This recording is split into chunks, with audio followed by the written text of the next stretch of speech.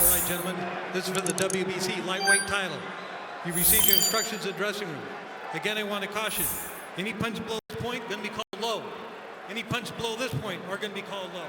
That said, I want you to obey my commands, protect yourselves all times. Touch them up now. Good luck to both of you. Good luck. And here we go. Vic Draculich's final instructions.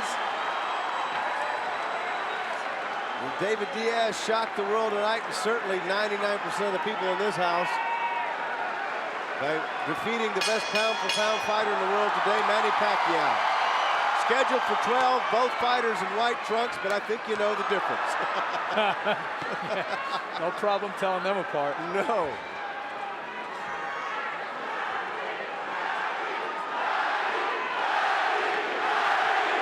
Crowd chanting, Manny, Manny, Manny, as we expected. And Wally Doug and I were talking, good overhand left hand right there.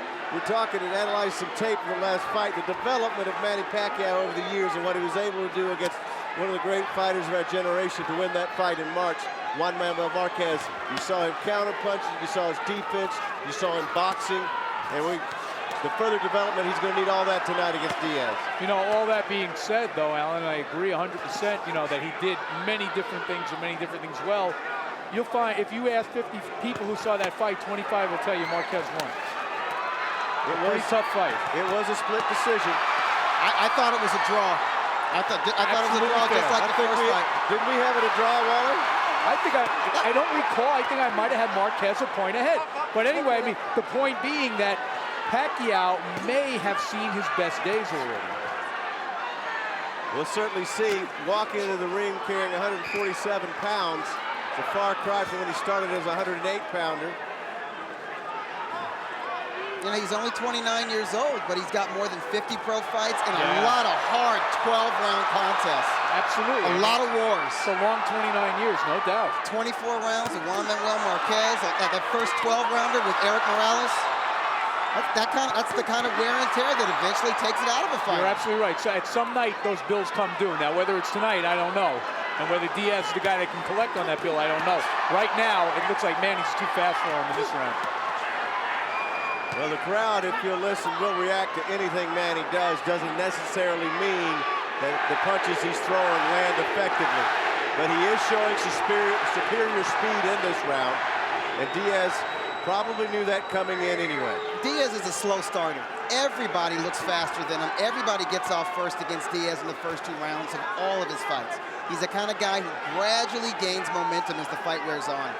You're so right. I mean, it's not easy to beat David Diaz because every one of your fights, I don't care who you're fighting, is going to be tough. And you're going to lose the early rounds. You're going to have to battle back late when you're tired. And he goes in knowing that. He's just covering up now while Manny goes on the attack. Davis says, bring more, bring more. That's fun. Trying to plant some doubt in the head of Manny Pacquiao, which is not going to be easy to do. Well, it's hard to figure a lot of times what's in the head of Manny Pacquiao. And you heard Freddie, don't get in there and go toe-to-toe, get in and out, in and out. Land your combinations to get out. Well, he also doesn't want Manny to allow David Diaz to rough him up, but he may not have a choice. Exactly.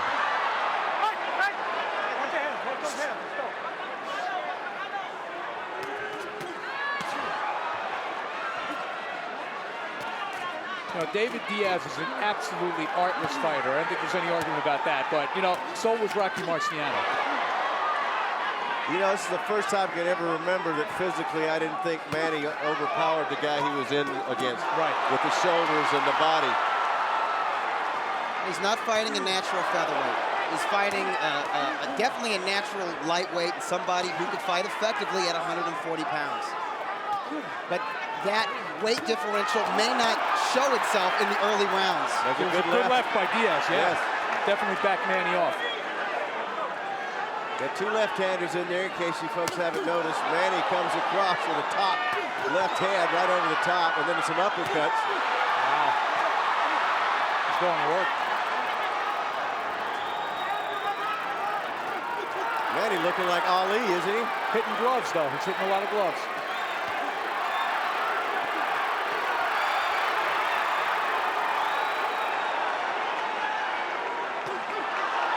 lead left again from Pacquiao. Is Diaz cut on the ear or above the ear? I wouldn't be surprised if he was. Right here. We're seeing some of that trademark body work from Diaz finally. You see the blood in his hair? Blood in his right hair. Side? He's got blood in his hair. Top of the head. Yeah, it's high. It's in the scalp area. A lot of speed to contend with here. Diaz having trouble with Manny's speed. And Manny doing what Freddie Roach wanted him to do. Don't get roughed up. Oh, uppercut also. Diaz acknowledging the power. Left hand. Oh, good left hand from Diaz on a counter punch. But Pacquiao pouring on the combinations. Oh, Manny fighting a supremely confident fight. Blood streaming down from the scalp line of Diaz. I'll tell you what, Manny's fighting like the bigger man right now. Very well said.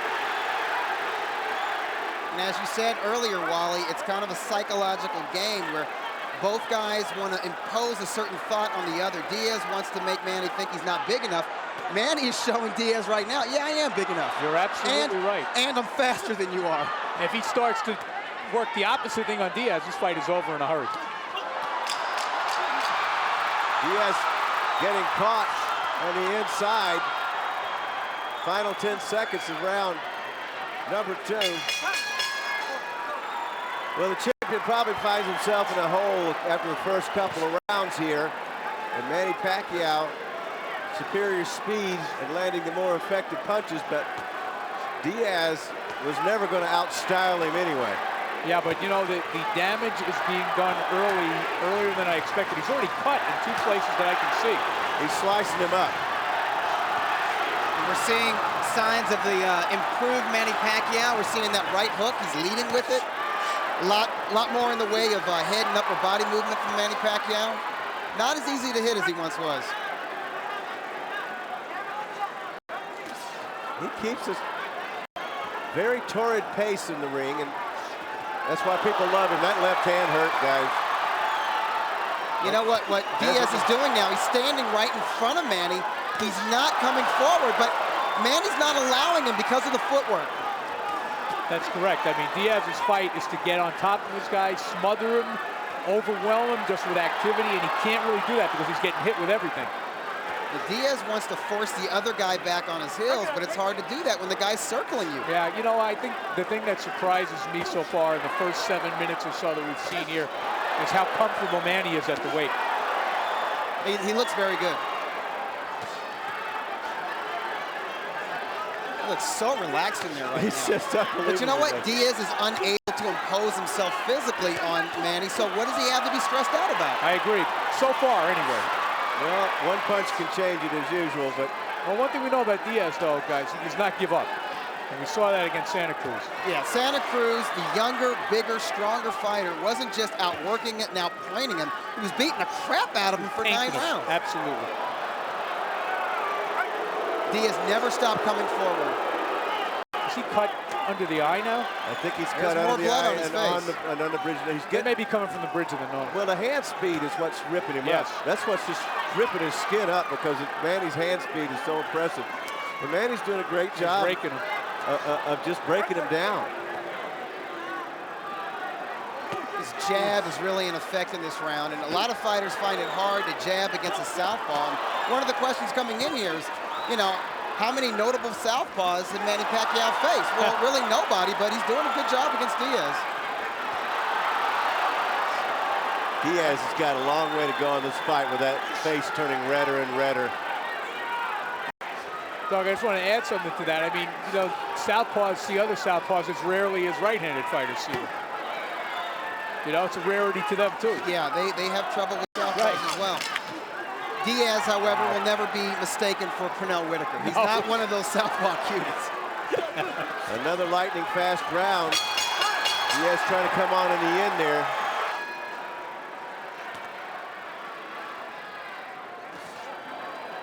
Round 4. The champion Diaz with the white gloves. The challenger Pacquiao with the red gloves. Pacquiao tried to make Philippine history.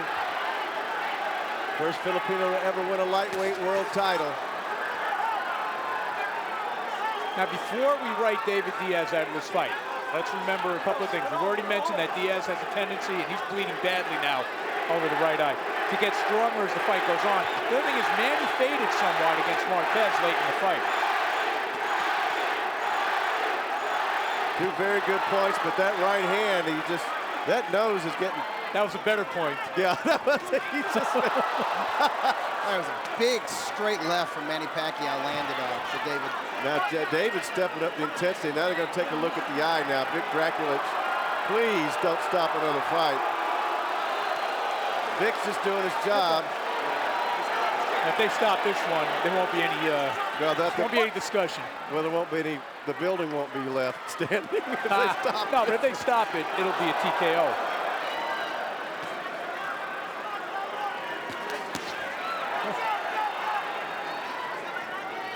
And it's amazing. Well, we saw how swollen Diaz's eye got in it. Oh my goodness, he's just right hand. Diaz might be wobbled a little bit by that big left hand. Yeah. He definitely took a step back. He's got to let his hands go. Can't just cover up in there. It is a dominating performance by Manny Pacquiao. The full package, folks. Up to this point in the fight, if you want to see what it takes to have the complete package as a professional boxer, you're watching it. He's looking like the best fighter in the world, pound for pound, right now. You know what? Floyd Mayweather walked through the door. He left it open for Manny, and I got to say, Manny has really done his part to step through the door. And the great thing about Pacquiao, he's got all the talent and skill in the world, but he's an aggressive fighter. Absolutely. He's exciting to watch, which you couldn't say about Mayweather all the time. No, you're right. He's not a safety-first guy at all. Diaz is just a mess. They're going to get worse. But the footwork. Oh, that left. And David says it. Anytime a fighter shakes it off, it means it hurt, man. There's no doubt that hurt. That almost sounded like the jaw crack from over here, guys. I think David, whenever he gets anywhere near close, he needs to put those punches to the body. He's having such a hard time hitting the head of Manny Pacquiao. And whenever he misses, he gets countered so bad. Yeah. His only chance, Doug, I think, it lies in his tenacity. Just to make the fight so grueling for Manny. Yeah. Do just what he's doing now. Right. Get in, rush him, and work the body on the inside. Mug Manny Pacquiao if you can. Which, by the way, is how he beat Santa Cruz. Certainly outgamed, I'm not outgamed, but outskilled, outspeeded in that fight as well. His tenacity kept him in it. Diaz is actually starting to flinch now, which tells you that, the so-called smaller man is hurting him.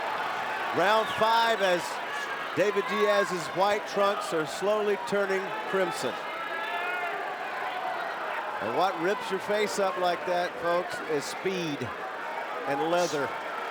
He is cut in 3 places, left eye badly bruised. Of course, we saw the bruising that he suffered against Morales when he fought with one eye. But his hope right now, as Wally said, is just tenacity. Let me just say this, and I don't in any way mean to, compare David Diaz favorably to a Rocky Marciano, but if you've seen films of Marciano against Archie Moore, against Edward Charles, this is the same fight. Yep. Joe Walcott. Yep. Sometimes the guy that just will not quit is the guy who wins. Oh, he just caught a right hand on the chin.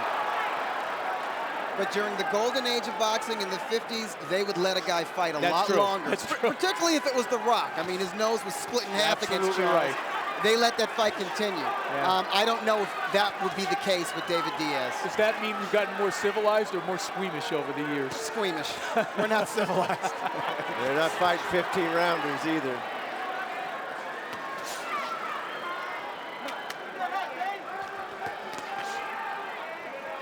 Round 5.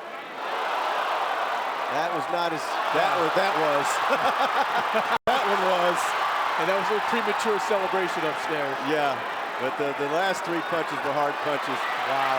These are good, accurate, quality punches from Manny Pacquiao. Oh, look he's at the not going blood. all out. I mean, the way he's punching, he David could keep Diaz. this pace up for 12 rounds. Because he's fighting at his own pace. You know what? Diaz is not making him do anything he doesn't want to do. But if you remember Manny Pacquiao from 4 or 5 years ago, it was like he was double parked. I mean, he was in a rush. He was in a hurry. Yes. He was just going crazy in there. Much more poised now. That's years and years of season and experience. They're going to really have to take a look at the blood damage because unless they got a pint standing by in the corner, this could get bad. No, I agree. I don't see how much longer this can go. I really don't. Because they're going to have to take a look at it. He's just getting chopped to pieces. I mean, this is, I know it's almost silly to say, but with the hand speed and the way he's moving, it's almost Ali-like to me, guys. I don't think Ali ever hit like this. No. This is the Thriller from Manila. Yeah, there you go. Look at the See, blood. you know, this is target practice right now. Yeah, it really is. Vic Draculich is looking in, the referee, to see what the damage is being done to David Diaz's eye. He is getting this is a beatdown, guys. This wouldn't be a bad time to stop. I expected Diaz's face to look like this, but like in the 9th or 10th round, not in the 5th round. No, he's on the accelerated program right now. You know he'll never let the corner stop it, but they should. Go. They weren't quite finished with the patchwork. Going to round 6, scheduled for 12. Dominating performance by Manny Pacquiao against the world champion David Diaz from Chicago. I would say Pacquiao is fighting the perfect fight against David Diaz. Yeah, he really is fighting fabulously, and I'll tell you what, they have no chance of stopping that cut. Freddie Roach told me at his camp a couple of weeks ago that it was very close to Manny going back to the Philippines. Nobody wanted him. And they came, and he was in New York, and he made his way west through Vegas and wound up at the Wild Card Gym. They went in.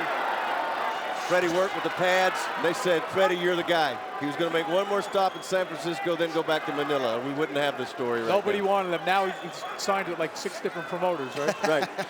He has been. At the same time, of course. Round 6. And there's that cut again. There's just no stopping that. No, it's just deep. But on the bright side, it is running down the side of his face and not into his eyes. Well, he's not going to stop. No. He doesn't sound deterred at all in between rounds. Neither does his trainer, Jim Strickland. They seem like they expected this. Yeah. See, the one thing I don't think they did expect, though, is that they're not slowing this guy down. They're not firing him. They're not putting in the work to really come on in the late rounds. Yeah. You got to do something to stress Manny out, wear him down a little bit to the body, and Diaz is just not able to mount a sustained attack because of punches like that. Yeah, he just cannot get past that.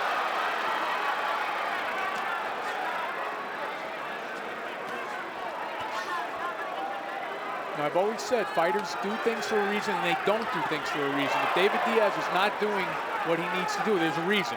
And the reason is Manny Pacquiao. Manny Pacquiao has convinced him that he cannot walk in on him without severely being punished for it. Absolutely. So we're seeing David Diaz bounce around on his toes on the outside and not really fight to his character. He actually landed a pretty good right hand there, but I don't think it had the kind of effect he expected it to have. He's going to have to follow up on punches like that, and Manny's not letting him do it. He can't. Manny's keeping him too busy. Keeping him too busy playing defense. A beautiful swarm of punches, and that's what Diaz has run into, a swarm. Every time he tries to impose what he wants to do, Manny keeps him at bay with his fist. They're going to take a time and look. Yeah, they got to look at that. Vic doesn't like what he's watching, this dominance in the fight. You guys don't have a run for Diaz, do you? No. Oh, of course not. It's 5-zip for the Pac-Man. Doctor said it's okay. And the right hand, not just the jab, but Manila Ice, the right hook, it's found its mark tonight. You know, Doug, obviously, I may look like I am, but I wasn't old enough to see Henry Armstrong, but I don't think it could have been that much different from this, seriously. Hey, Henry Armstrong, a frenetic fighter, boundless energy, he could box a little bit. And Pacquiao's doing the kind of things that Henry Armstrong did, dominating division after division after division. Round 7, the domination tonight by Manny Pacquiao. We'll see if the champion can turn it around. And I heard in the corner, Diaz, probably the most true statement, that said it's not the punches, it's the speed. But you have to admire his willingness. They said, "You all right?" He said, "Yeah, sure." Like you know, like it was a stupid question.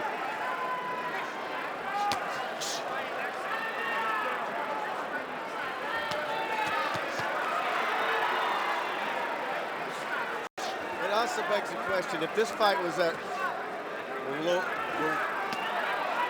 Pacquiao used to fight, would he be able to take the guy out? Is there a difference between fighting a guy that's a bigger guy like this and more difficult to take out?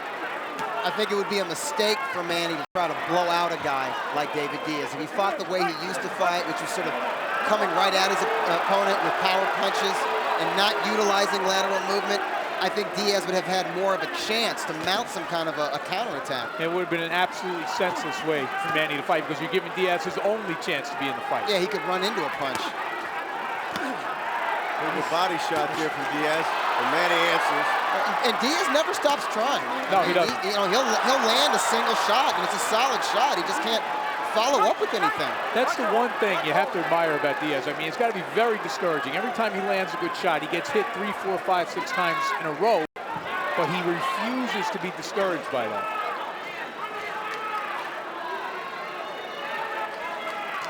So far, anyway.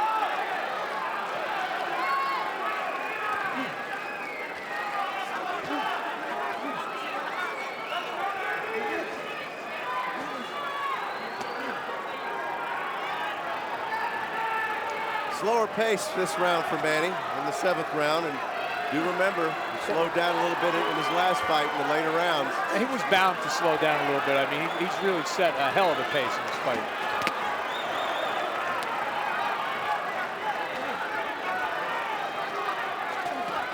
See, the thing is, Diaz is not going to slow down. He doesn't have much to slow down from. Right. But no, seriously, he fights at the same pace every single round. He's starting to land more punches, Yes. and just like the final minute here of this round 7. But it's not because he's doing anything differently. It's because Manny's a little bit slower. Yeah, he is having trouble taking his with foot his off the vision. gas pedal a little bit. He's having a blinking problem, and that's never good. Blood getting in the eye now, guys. Still, I think he's having his best round of the fight. I think so, too.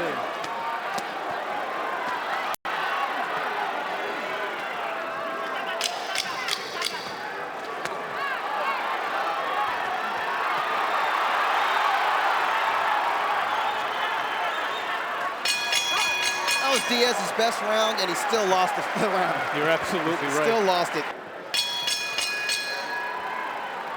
But under theory, if Manny's won the first 7 rounds, Diaz cannot win this fight, even if he won the last 5. Well, there's always the old knockout. I'm saying on the card, yes, the knockout. I agree with you on the cards. There's no way. Oh, now there's blood coming from the left nostril. Manny is backing Diaz off. Loading up with single power shots in this round. Interesting way to start off round 8. They're going into the late rounds. Less activity from Manny, more power in single shots. He may sense that Diaz is starting to soften up a little bit. I didn't see it in round 7. No, I was thinking that Diaz might be sensing that Manny is slowing down and that he might actually try to step it up a little bit. And maybe Manny is stifling that combination. momentum. The left landed. You're right. Diaz Manny may have realized that. a little bit. You know, let's nip this in the bud Yeah, before this nipping guy. the enthusiasm in the butt. Yeah, curb your enthusiasm, Diaz. I'm still the man. He may not be softened up, but he's certainly mushy. Yeah. Diaz going backwards in the protective mode now. Yeah, he's getting He doesn't do pounded. much of that, man. Yeah, he don't want to be there. He doesn't do much covering up, so you know it's having an effect.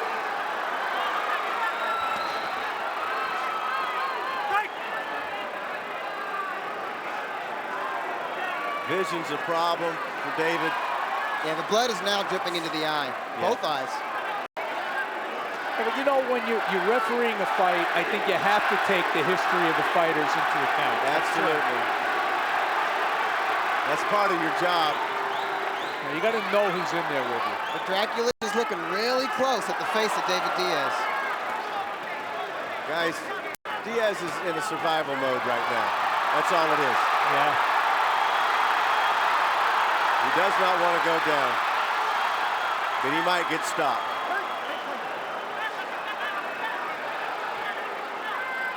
He needs to do something. He's got, I mean, because Manny is just getting bolder and bolder. If Diaz is playing possum, he's doing a great job, but he's not. It's all Manny Pacquiao. Yeah, I don't think that's part of his arsenal. I really don't. I don't think there's any kind of guile or artifice in the way this guy fights. I mean, no, he's an honest man. He's an honest fighter. And he's giving you what he's got. I mean, this is it. In other words, he's doing what he has to do right now. That's what he's backing up because he has to prevent from getting knocked down or knocked out. Yeah. Yep. Oh, he just wins. The heads came together there. Yeah. Well, he couldn't. That was a big roundhouse that would have said good night, but it missed over the top of Diaz. Well, they stopped it. Round 9 temporarily, but it'll be bloodied up here pretty soon.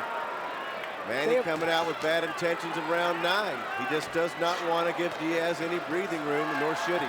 Alan, they have as much chance of stopping that cut as I do of holding back Niagara Falls.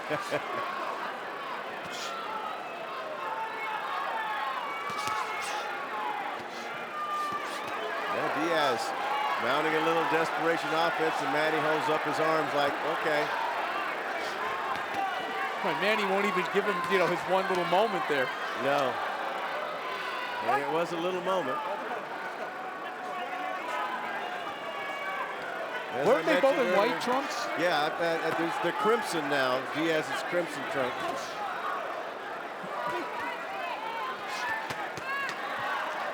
We're in round 9. The champion is the bloodiest one in there. That's not coming out in the dry cleaning, I fear. No. Could be done. A little club soda that might help. Well, that's for wine. Same color. Same color. Ooh, good left by Diaz. He snuck one in. Snuck one in, and now he's got a little pumped up a little bit.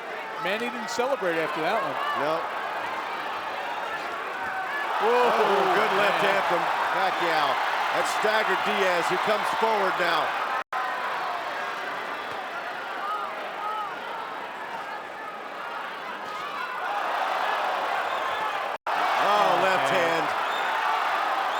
We've referred to the Santa Cruz fight several times as evidence why Diaz is not out of this yet. He was never hurt like this against Santa Cruz. Yeah. Manny Pacquiao is a full level above Santa Cruz. Absolutely. A good, strong, young contender. Pacquiao is a truly elite fighter. There's a certain dynamicism to his punches. He has speed, power, and technique that Santa Cruz will never have. And I hate to say it, Diaz will never have it. No, Diaz is never going to be that kind of fighter. But I mean, the thing is, we wondered whether Manny would be able to rise to the level, but he seems to be one of those. Down it goes with the left hand. Fight is over. Fight's over. Thank you. Big left hand. It came from not too far away. About 6 inches. And you just hope Diaz isn't seriously hurt. That's what I was just getting to, guys. I was getting worried about that because he's fought and taken so much damage. And your reputation to carry so far, he is still down. Diaz is still down. I mean, that was a devastatingly wicked punch. One of those inside ham bone jobs from about 6 inches. I think they're keeping him down. I think he could have gotten up. They're keeping him down. I hope so. He's all right. He earned his money tonight. Wow, look at the egg on that left eye. That's where he just hit him. What a performance, huh? And with this victory, Manny Pacquiao becomes the first fighter from the Philippines to win a lightweight title. Wow, that's huge for the Philippines. I mean, in size for a fighter to be that big. And I bet you Floyd Mayweather has just decided to come back. It's calling out Manny Pacquiao. Not this guy. Let's take a look at the punch that finished off David Diaz. The left hand that traveled about half a foot. Diaz lunged right into it. Yes, he did. And when you see a guy fall face first, you know he's neurologically, he scrambled. Oh, yeah. The body was limp. Yeah. It was limp before he hit the canvas. He was certainly knocked out momentarily. Oh, yeah. Like a marionette whose strings were cut. Just last time I saw one like that from that distance when Foreman knocked out Moore. You're absolutely right. Remember that punch? Yep. Except it was a right hand, but Manny's left-handed. Those inside devastating punches. And my question I was going to get to is that sometimes you're so brave. I was beginning to worry about Diaz's, mental health coming out of this fight. So was I. You let it go and you let it go. And sometimes those long fights, you guys know, cause Those are the worst. Absolutely. You see the emotion in Pacquiao's face as he climbed up on one of those turnbuckles to acknowledge his fans and say a little prayer. This is a huge win for Manny Pacquiao. He's made history with this win, Alan. And the way he did it, I'm telling you, you just, how are you going to counter what that is? Let's go to Buffett. Ladies and gentlemen, before we give the official time, a round of applause for a young man from Chicago with the heart of a lion, an Olympian and a world champion, David Diaz. Referee Vic Draculich calls a halt to this bout at 2 minutes, 24 seconds. Round number 9, the winner by knockout victory, the fighting pride of the Philippines, now a 4-time world champion and new WBC lightweight champion of the world, Manny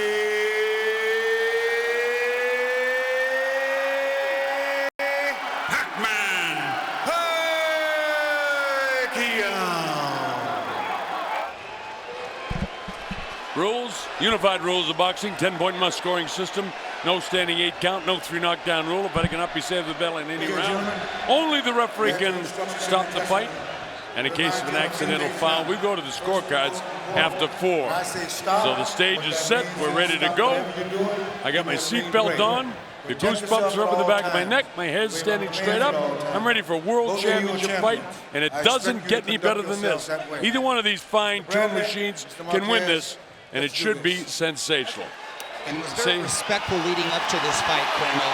But I think that all goes out the window once the bell rings with these two. These guys are both gentlemen outside the ring, and they're both animals in the ring. And that's what I love about boxing, the transition from the street in. How about this change? Marquez trained using yoga, and Bradley is a vegan. And it's been a pick'em fight all week long. We're about to have a lot of questions answered right now, Colonel. Yes, we are. You mentioned one thing, Christina, very important, the calmness of Tim Bradley. He must maintain his equanimity. Both guys in dark trunks, you know the fighters. So the one with the yellow on it is Tim Bradley. It actually is a TB on his trunks. Tim Bradley, Desert Storm in the middle. And of course, Juan Manuel Marquez with a white trim on his black trunks with Tecate across the front. I think one of the first questions is, how long is it going to take before Marquez tries to test the chin of Bradley? I don't think it's going to take long, Larry, but we're going to find out very shortly, I think. I mean, even more than usual in a fight because of what happened in that Providnikov fight to Bradley. It's a very good point, Larry. And Marquez, who, as you pointed out, started out, I believe, as a junior featherweight, really has a lot of pop in his punches now that he's a welterweight. Tim has got perfect distance. His timing is perfect. Marquez with his wide shots a little bit slow with them, and Tim able to block him in the back of his glove so far. Tim came out popping that jab, has since laid back and is studying Marquez. Both fighters sizing each other up in round 1. It'll be interesting to see who's the aggressor in this fight. Well, that's true, Christina, because if Tim Bradley becomes the aggressor, he's going to be in trouble. He cannot be sucked into a brawl. They're both natural counterpunches. So we can have some version and variation of what we're looking at right now for rounds and rounds. And that'll be hard to score if it stays like this. Well, let's hope not. Well, Bradley is beating Marquez to the punch here, but Marquez, you know, his mind is going at 110% to try to set something up. He's tried a couple of lead left hooks. Bradley's blocked them pretty well. And that's a beautiful vintage uppercut by Marquez. A lead uppercut that he so successfully lands. And there he tries it again. And it worked. It didn't catch him flush, but it worked. Bradley, as soon as he had hit, the Warrior comes out there. You notice he didn't take a step back. He took a step in after he got hit. He didn't, Colonel. And there's another big left hook. And he's caught him a couple times with the uppercut and the hook so far, Larry. And he also hit him with his head, you know. That's important, Larry, because there's an inch height difference here in favor of Bradley was notorious for using his head physically in fights up until recent fights. Yeah, well, he'll use it tonight because he has to when you're fighting a tough Mexican-style fighter. He'll use it for sure. And a prominent head that is. That's a rather large head that Bradley has. You know, no matter how Marquez has built up his body, which he has, you can see that Bradley is a naturally bigger man. Very good point. And naturally quicker. It's the bell ending round 1. That's a Bradley round. A little swelling on the forehead of Marquez due to the headbutts. All right, this is round number 2. Colonel Bob Sheridan. We got Larry Merchant, Mario Lopez, and Cristina Pancha alongside. Glad to be working with all of these true sensational professionals. And four jabs in succession. 4 jabs in a row. The 2 professionals in the ring are truly professionals as well. Timothy Bradley, and of course Manuel Marquez. Timothy Bradley coming out popping those jabs and landing a nice left hook to start the second round. Giving him more of that left shoulder dip, blast to the liver. Giving him different looks. Coming out a lot more aggressive in this round to start than he did the first. Leonard has found a home for that liver shot again. Low punch. Being warned. One thing that's great about a low punch, Larry, it may not count in terms of the referee, but it certainly counts in the body of your opponent. And now we know how you fight, Curtis. I'm a dirty fighter.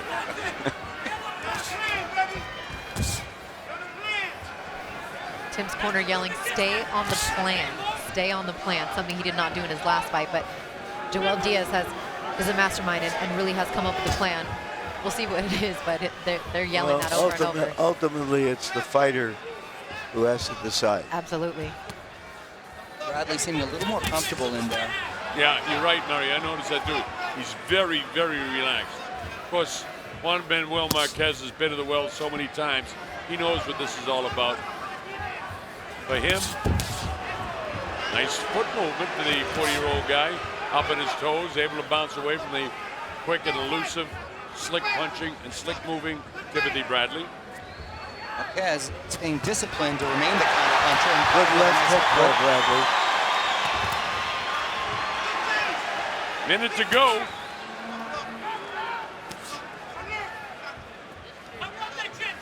Second round, Thomas and Mack loaded up the right, didn't quite connect.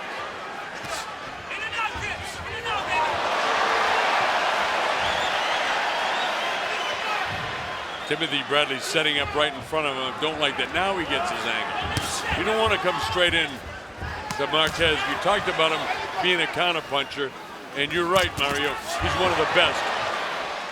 He got ripped to the body that time by Tim coming in.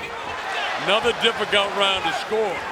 I don't think it is. I think Bradley's winning this clean. Oh, I'm giving it to Bradley. I agree. Marquez seems a little gun shy to me in there right now. You know, you get the feeling that he's trying to set something up. Yes. Trying to define what is he doing, where can I get him? It's working, and now he got in the brawl. Closing seconds, Tim brawl.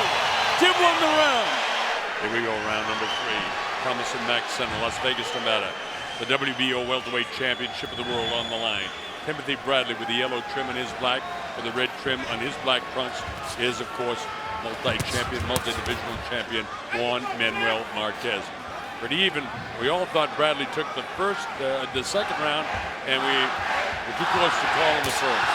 It seems to me, Bradley coming in with those looping punches and his head leaning forward, Marquez will eventually time him and counter him. But is this an older Marquez that can't pull the trigger to do that? Remains to be seen. Well, I think it is, because I see his punches very wide. I see his punches looping.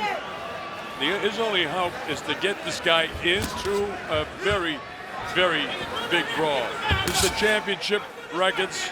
Bradley's 8-0 in championship fights, and Marquez is 9-4-1 in world championship fights. Remember, we think of Marquez, obviously, because of his fights with Pacquiao. But Pacquiao was a good matchup for him in the sense that played into his strengths. He was coming forward. He was always looking to land big punches, and Marquez could play off that. on paper, Bradley is a tough style, but we've seen Bradley change it up as of late. And as we've discussed earlier, if he bites down on that mouthpiece and chooses to exchange, then that's when he can get into trouble. Well, he's on the bit to intelligence tonight, because I think he's fighting a perfect fight. He's hitting him more in this round, too. Cleaner shots. Continues to circle to his left, then he bounces back to his right, stops, plants, anything but straightforward. And that's the way to beat Marquez. At what point, too, gentlemen, does Marquez change his game plan and become a little more aggressive? Well, that would be out of character. He may have to, but that's not how he's fought. But Tim's head was rolling. There's nothing on that punch. But in the seats so far, they get really excited. You got to remember, anything that Marquez does, the crowd will cheer because it's about 80% Mexican fans in attendance tonight. That's being generous. Saying that's being. I think it's like 90%. That's not being generous. Excuse me. Conservative. Conservative. Excuse me. Yes, exactly. Well, I'm definitely a conservative in every way. My man James Carville doesn't particularly agree with me, but neither does his wife agree with him. Marquez sort of waiting. He's a counterpuncher, as you know. Larry's pointed that out, that it's not likely that he'll change. Tim makes a miss again. Beautifully slips the punch. He's rolling with the punches. It looks like he's getting hit, but he's rolling with them pretty well. Still ends. That, to me, is a definite Bradley round. This one getting more interesting by the round. This is round 4. Little Bob Sheridan here with Larry Merchant. Glad that you're going to be with us. Mario Lopez and Christina Poncho with us as well. Wow with the punch. A little frustration by Marquez. Or is he a little too old to land accurate punches, which is what I believe. I'm starting to feel the same way, Colonel. Don't forget one thing. We talked about it before, Mario. This man is an absolute warrior. And great champions like him could do things that other guys can't. No doubt about it. So don't be surprised, you know, if he comes back and lands some shots. But I don't think his timing is good tonight. I think his shots are too wide. I think he slowed down with his arm speed. I think Tim could just outbox him like this all night. Could be wrong. I've been wrong before. Arm shot. And a little desperation there. Yes. Trying to compensate. All right, let's see what this is all about. Time has been called. I think some Vaseline. He's got a ton of Vaseline on his head and his Wipe that forehead. off his body. Wipe it On off his body. Vaseline on the body. I don't know that I've It ever probably seen just fell. that. I think it just fell from That's the not your fall. Morris Stein unless it fell like Christina says. Angelo Dundee used to do that. On the body? Yeah, and try to get it on the other guy's gloves. Well, if you pull it off, it'll help. Or you try it. You get caught, you get caught. They're going to find you. Round 4. That's why I love the referees with the Nevada State Athletic Commission, because they pick up things like that that would go missed. I'm not talking about New York and Miami and, They're the best in business. and Los Angeles, but basically those are your places where you get great referees, in New Jersey as well. Stiff jab there. Not quite the war in the Pierce section we expected, but that's all in favor of Tim. He's the ring general. He's dictating that. About a minute to go in the 4th round. As far as I'm concerned, it's all Bradley.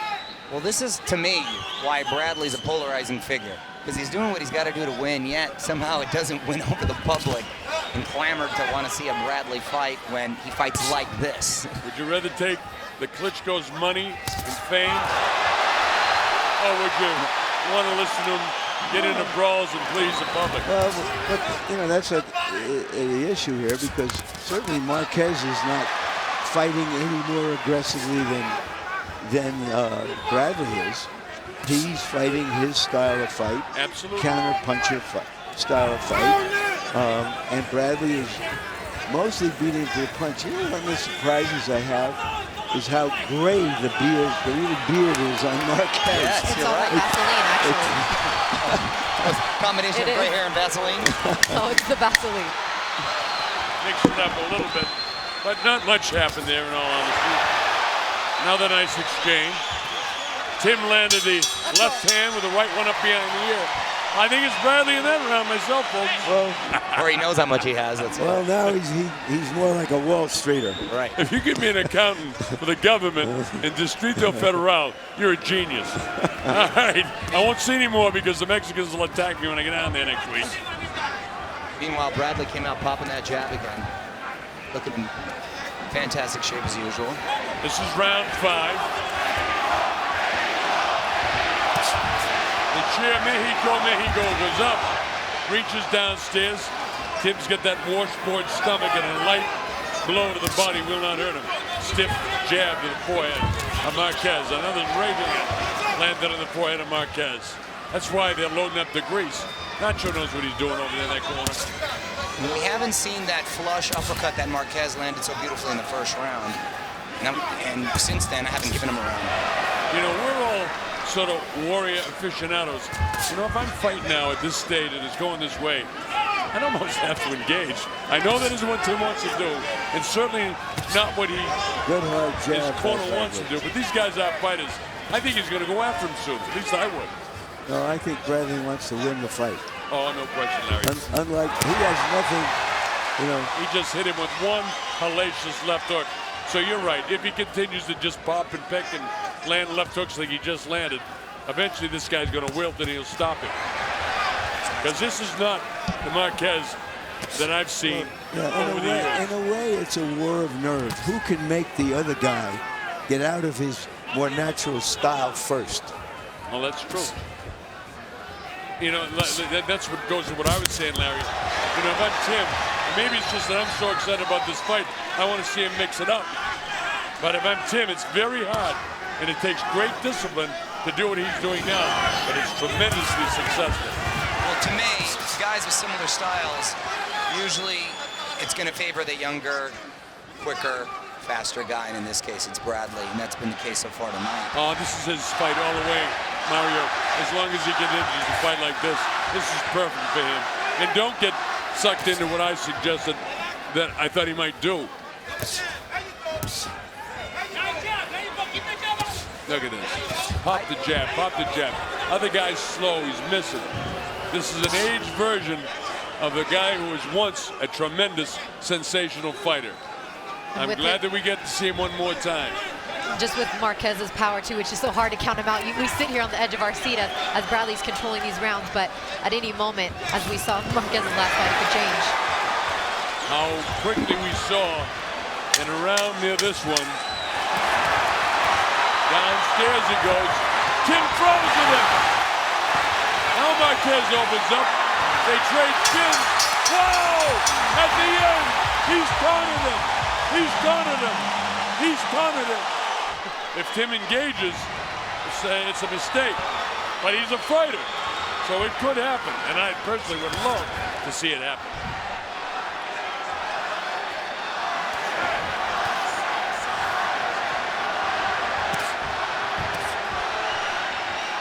Tim goes hunting with that left jab. Squared up a bit is Marquez, looking to throw his right hand, but it's wide as it's been all night. Tim in and out, in and out. The old Angelo Dundee style of hit, don't get hit. And moving his head very well as he moves out. Tim rolling and throwing that right hand, and it's finding a home tonight. Hasn't landed as many as he did in the last round at this stage. Good lead right hand. Finally landed. Marquez threw 5 punches, they all missed. Colonel, but I think you're right. I think he'll have his moments, you know, catch a punch here and there, or a land a blow, I should say. But this is an older Marquez we're looking at. I think so, because I've seen this guy perform, and all of us have, at such a level, and this is what I'm seeing out of him right now. Again, it's the opponent, and recall that I said earlier yeah, you're right, Larry. that an older fighter can conceal his aging, but a younger fighter will come along who exposes it. Whether this can go on for 12 rounds is what we're here to find out. I'm more concerned about the beating that he took in the last fight as opposed to the dramatic knockout that he landed. And I think that affected him more Sure, it was great that he knocked him out in the, what they call it, the shutter around the world. But in reality, his body can't take many more beatings like he took for the first few rounds of that fight. And I think it shows tonight for the very first time I see this guy wilt. Right, and 40 years old. It'll show. Yeah, and Mario, there's a long way to go. We're only approaching the middle of this fight. And in every interview we did this week, he talked about how much they worked on his speed with Marquez, but I'm not seeing any of that speed thus far in the fight, guys. He doesn't have the timing, Larry. You know, his mind is there, but he can't pull the trigger. Well, you know, Sugar Ray Robinson famously said that you know you're getting older when you see the openings before you punch at them. When they're in their prime, they're punching as the openings develop. And there's another big counter right hand that Bradley's had success with all night. See, Larry, you pointed out another thing, too, that's so true. Tim is doing a great job moving the head. Never coming straight in. Gets the angle. He stops, works his way back out, pulls out at an angle. Sets up in front of him now. Closing seconds of the 6th round. Marquez wants to try to catch him. He's been successful, you know, in the last couple of seconds of the round. That ends the 6th. Very good point, Larry. That was one of the things we wondered about going into this fight. How would he take a punch after that concussions he took in his last fight? And of course, that was at the hands of Provednikov. We're going to see him in action next week. So we'll evaluate his progress against Alvarado in a place called Denver, Colorado in the United States of America. And that's going to be 2 men in their prime and the potential barn burner. Meanwhile, we have a bit more of a chess match here as opposed to the barn burner we were hoping to see. Yeah, and as far as that chess match goes, as much as we've we've scored a lot of these rounds for Bradley, they are still fairly close. It's not like he's won them by a huge margin. It's not like they're dominating rounds. So you never know with the way the crowd goes into play how closely they have them scored. Well, you know, this is an interesting graphic we got up there for you. Knockouts after round 6. Marquez, 18. Bradley, 1. Wait a minute, that's a 19. 19 rather, and that is telling, and I think that's more to the experience of Marquez, of course. It's the conditioning, Mario, sorry, it's the conditioning of a younger Marquez. Yes. This isn't the Marquez that did that. And don't forget, he is a warrior, and he's going to test Tim. He's frustrated right now. He wants Tim to mix it up and brawl with him. He's starting to move forward gradually, trying to test the ground between them, see if he can find someplace comfortable a little closer. Tim is beautiful, though. In and out, in and out. Wow, with that shot, he took the shot. Look at the job he does defensively. Yeah, he's underrated as defensively. You're right about that. He made Pacquiao miss a lot. That was the punch heard around the world when it landed on Manny Pacquiao's jaw, the one that just missed. That straight, big right hand. Windmilling. But you know something, Larry? That punch to me doesn't look as crisp, but looked pretty dramatic. But I don't know how much is left on his punches. See, he's missing. That's an indication to me that you had the best line. What was the fighter that said, you know, your mind's there, your brain does it, and you see it a second later? Something of that nature? Somebody named Robinson. Yes, Sugar Ray Robinson. And could there be something said for the fact that after such a high and such dramatic fashion with that knockout, do you think he got up for a Bradley post-Pacquiao? Well, you can say for both of them, but I think your point is a point. But we know how hard he trains and how professional Marquez is. Remember, it's still a 40-year-old body that has been in 60 wars. That's a lot. Bradley wins that round. For Bradley, he didn't want to go to China to fight Pacquiao. And maybe not open up that story anymore. All right, here we go, round 8. Bradley with his back to you. That's Juan Manuel Marquez stopping up, as I've said a couple of times in Las Vegas, to pick up a paycheck and thumb his way up to Canastota, New York, where he'll go into the Hall of Fame 5 years after he quits fighting. Good right hand, a quick little right hand by Bradley. And he's been pot shotting like this most of the evening. And again, Juan Manuel It's just not there. The timing isn't quite there. Punch is a little bit wide, but he's an experienced old pro. And if you don't believe me, ask Michael Moore about an old pro. Well, you were almost reading my mind, because what happened, we're talking about George Foreman and Michael Moore winning every round. And what George did was trap him. He was setting a trap to land that big punch.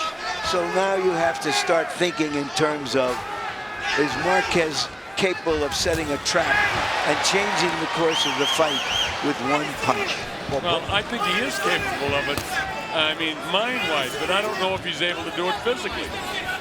You know, with George, it's different because George throws clubbing punches at a heavyweight his size. The last thing to go is the punch. And George, with one punch, could stop anybody. And he has to create the opportunity, and Bradley's not giving him the opportunity to create it. Well, we don't see some consistent pattern. He's changed up. He can't.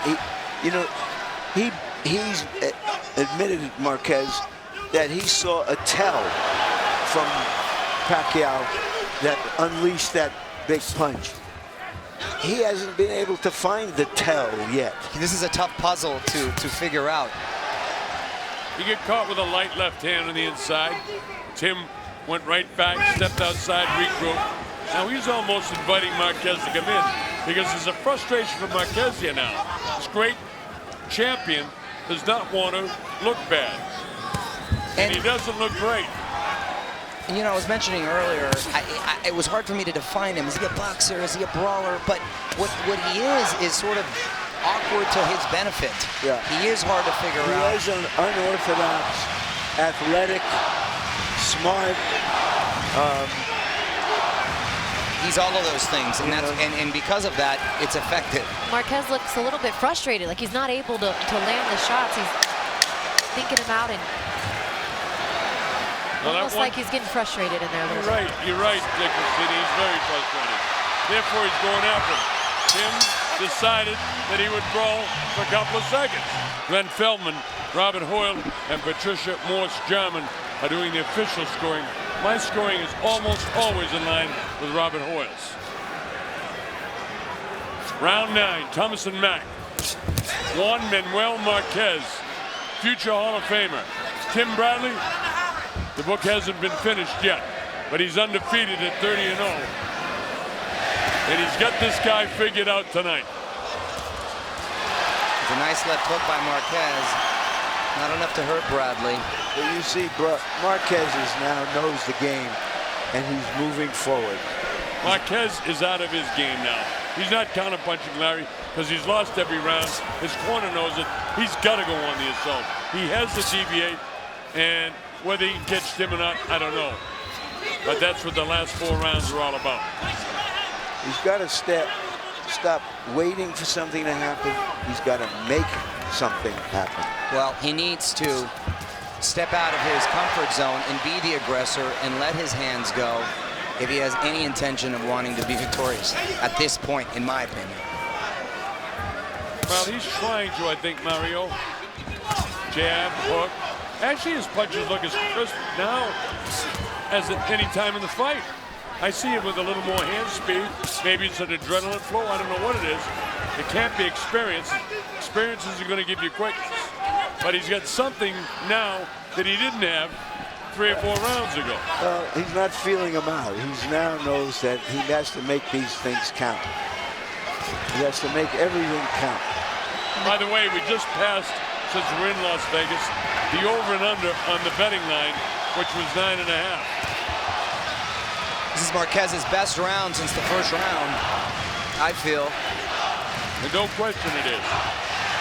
But this is a different Marquez than, as Larry said, doing all that feeling out earlier and strictly counterpunching. He's frustrated, and he's after Tim. Great thing that Tim's doing is not getting sucked into the war.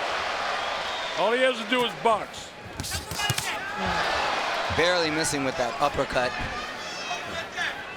He's thrown some hellacious punches, and he missed them, or Tim rolls with him. So he hasn't hurt Tim at all.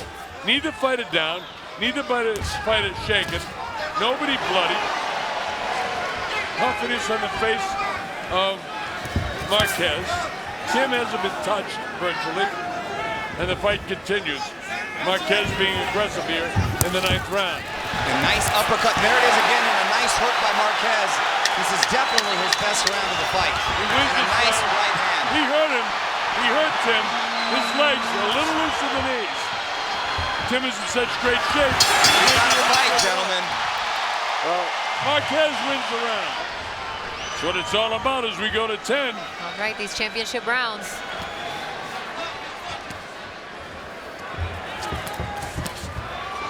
All those punches missed by Tim Bradley.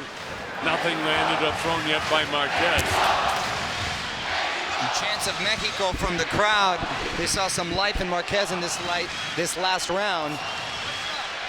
And we're going to see if it's the start of something new. He's got to drop him, or he's got to hurt him, or he can't win this fight. But I thought he staggered him just a hair, just a bit, at the tail end of the last round. But Tim is in such magnificent shape at 30 years old, as opposed to 40 years old, that all his brain cells are clicking right on the money. Big left hook from Marquez, barely missing. Marquez's left eye is sort of a little semi-closed. There's the brawl you want. Here he comes. He nails him. Marquez, I thought he was off balance and maybe would go down, but it was more a balance situation. Nice recovery by Marquez, but he got nailed. Marquez is a little surprised that Bradley came back at him instead of trying to avoid him. And let's hope we see a few more exchanges like that. I thought Marquez still landed a couple shots there. Bradley answered, though. Marquez has definitely landed some maybe more shots, but I think the shot that Bradley landed hurt him. Don't know that for a fact because he didn't go down. Just the feeling I have. Marquez stalking, trying to still counterpunch. Tim bending way over, so he really can't do anything but hit his back at the top of his head. You can be knocked out on the top of your head if you want to break your hand. And I'm surprised Marquez hasn't adjusted a little bit and gone for the uppercut a little bit more with the bobbing and weaving, taking a step back from that beautiful uppercut of his. I just don't think at this age, in this stage in his career, that he can execute like he one time could. Oh, the heart's there. You can see the skills. You can see the courage. But I don't see the electricity. That was a decent right hand that he almost landed. But he's almost landed a lot of shots. Well, I agree, but I think he's been busy enough to still maybe escape with this round. He might get it. I wouldn't fight with you, Mario, over this one. Caught Bradley bending over with the right uppercut that time. And based on that, I'm giving Marquez this round. Slip, of course. That's a slip because if there was a punch and the hands were down, that's a knockdown. This is round 11. It's championship time. And the great multiple division and multiple time champion Juan Manuel Marquez pull this out against the reigning champ Tim Bradley. Now, these have been very close rounds, and we discussed that the judges may have been seeing it in different ways, too. So these next two rounds really, really could determine the outcome of the fight. They're very, by the way, because I have it 98-92, doesn't mean the judges don't have it even the other way, because there have been enough close rounds. Remember, our scoring is not official. We're just trying to give you an indication of what we think the judges might be doing. Christina just showed me some scores from Press Row. Kevin Iole from Yahoo. Yeah, from Yahoo, and Dan Ragnell from ESPN Sports have it 96-94 Bradley. So they have it a little closer, but like we said, yep, but they're talking to each other. Back there in Press Row, no, they shoot the breeze back and forth. I respect these judges. I respect their view. I do too. I absolutely do. The best journalists in the world. I sit down with Dan Raphael before every fight, and Kevin Iole and I sit in the Nevada Boxing Hall of Fame together, so I respect them a lot. And that's why I said it wouldn't surprise me if it were even or the other way. Doesn't surprise me. This is the way I see it. And I'm not backing up on it. Marquez definitely being the more aggressive one in this round. And he's winning this round too, Mario, halfway through it. But again, 2 rounds ago, he left his fight plan and made a big adjustment. But he hasn't been able to catch Tim with a big shot. He hasn't, but Bradley has slowed down, and he has stuck to his game plan, but hasn't been as active. But for Tim, it's been a fast-paced situation, moving in and out, making sure he's not caught, picking when he goes in, side to side, a lot of movement. Where the other guys had to try and cut him off all the time, try and catch up with him, and counter him early. Bradley doesn't look great right now, I'll tell you. He actually looks a little winded. The mouth is a little open, and maybe it's being on his bicycle all night, but a young Marquez would make this really interesting right now, but does he have enough in the tank to maybe close it out strong these next couple rounds? A round and a half, rather.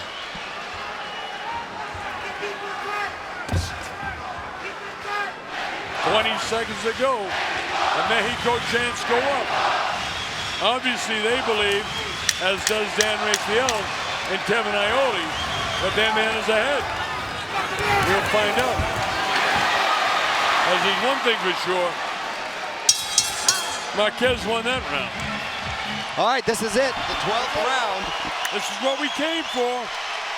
I have Marquez needing a knockout or at least a knockdown to end with a draw. I got a 107, 102. He'd have to knock him out of my score sheet or knock him down a couple of times. Tim is too smart for that this time around, I think. But it's not the nature of a fighter to coach. Let's see if he engages. Crawford final round. Las Vegas, Nevada. WBO welterweight championship of the world on the line. Is there one more great night for one great champion in history? Juan Manuel Marquez. Well, I'm thinking of 2 younger fighters in which the younger fighter thought he had the fight wrapped up, and he didn't try to win the last round and wound up losing the fight. And that was De La Hoya against Trinidad. Yes. Great example, Larry. Gil Clancy told me that it was the greatest mistake of his life not to tell him to go out to win the last round. And Bradley has been trying to defend his title rather than to win it in these last rounds. Get hooked again. Marquez on the assault, trying to catch him halfway through the last round. Tim needs to put his hands up. Bradley is giving this round away. Could be a mistake. We've seen strange things happening in boxing scoring recently. Let's hope this isn't the case tonight. And it's a mistake if he wants to win the fans' approval, which he so desperately seeks, or that he says. He feels he did that against Providnikov, and he just wants to win this one. He hasn't shown any excessive testosterone tonight. Yeah, he's stuck to the game plan very well. Unfortunately.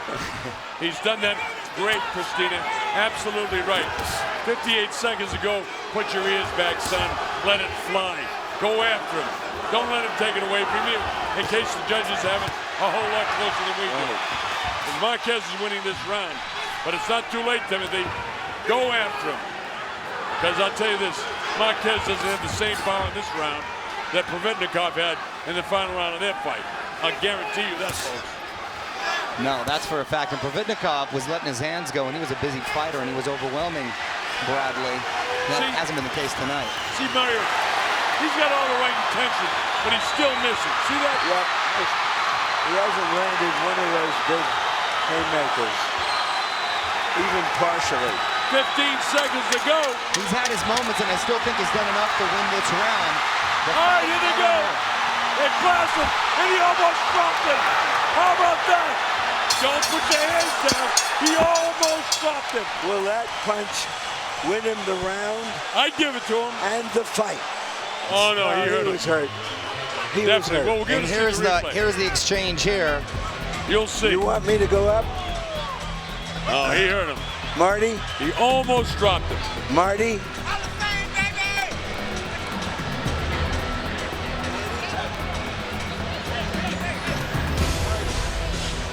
Wow. Glenn Philbin scores the contest 115 to 113. He scores it for Marquez. Robert Hoyle scores it 115-113, and he has it for Bradley. Patricia Morse-Jarman scores the contest 116 to 112 to the winner by split decision. And still WBO welterweight champion of the world from Palm Springs, California, USA, Timothy Desert. This man retains the title, and our judging gave the fans the indication of exactly the way the judges had it. Let's pick this up. Before, and you are familiar with the rules of the University Health Commission. Here are some of the most important ones. If you score knockdowns, you must go to the farthest neutral corner and stay there until I tell you to come out. The mandatory 8 count is on its way. 3 knockdowns in any round will end the fight right there. Now 40 seconds. Angelo, Eddie, if a fighter is on the floor and the bell rings, the bell will not save anybody from being knocked out. The fighter must get up by himself. Please stay away from the ring. The only exception is the last round, which means the fight is over. Any questions? I'd like to know what you're going to know about wrestling, punching. I'll enforce the rules. Okay. I enforce the rules. I want you to be sure of the hip punches he throws and the low blows. I enforce the rules. Very good. Good luck to check They were the respective managers talking. First Eddie Futch for Frazier, then Angelo Dundee for Ali. We're waiting for the bell for round 1, and there it is, and here's Don Dumpy. Thank you, Van Patrick. Smoke and Joe pouring in. He will try not to let Ali have too much of the ring. He'll try to cut him off.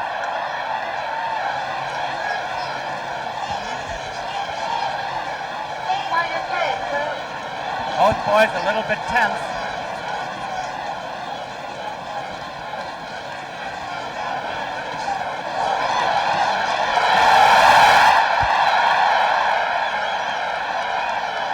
Frazier's coming in wide open, wide open.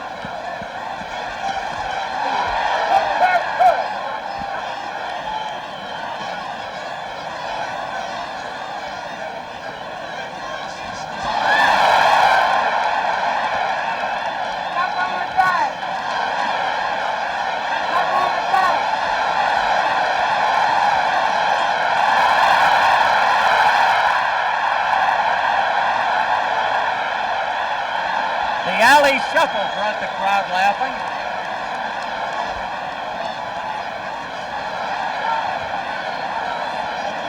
Ali making the clinch.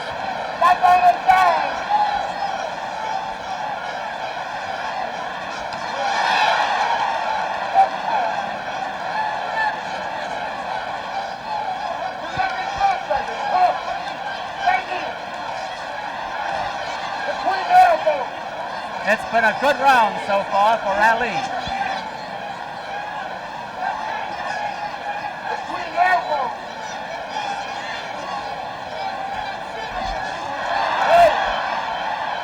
Frazier finally gets into the body.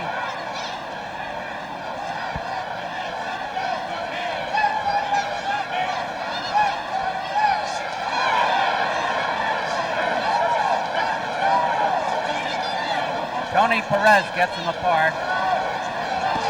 Less than a minute to go.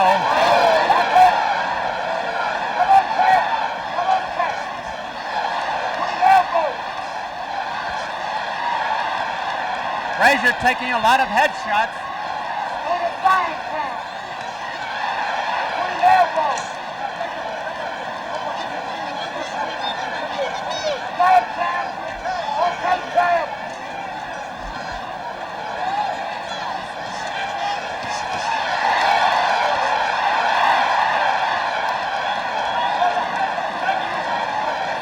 The round almost over.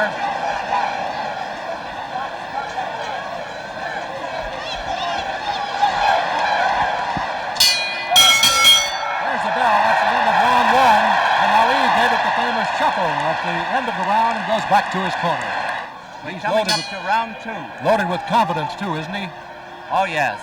That's the old Muhammad Ali before the previous Frazier fight. Frazier is smiling. Good left hook by Frazier.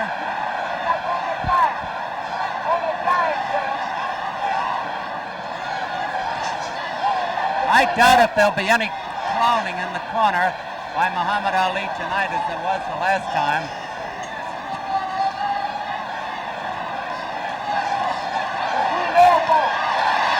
Now, Ali is starting to miss, and Joe is countering him. Frazier smiling, talks to Ali.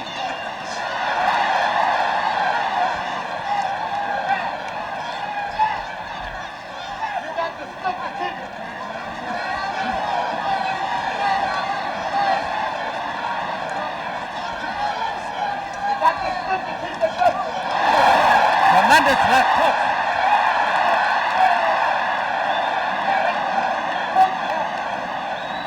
Ali is dominating the fight.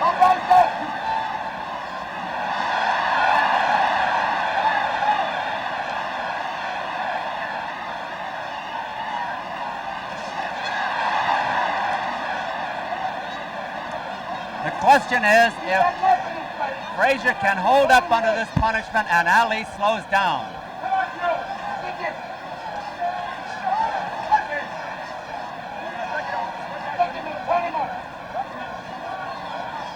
Frazier always a slow starter.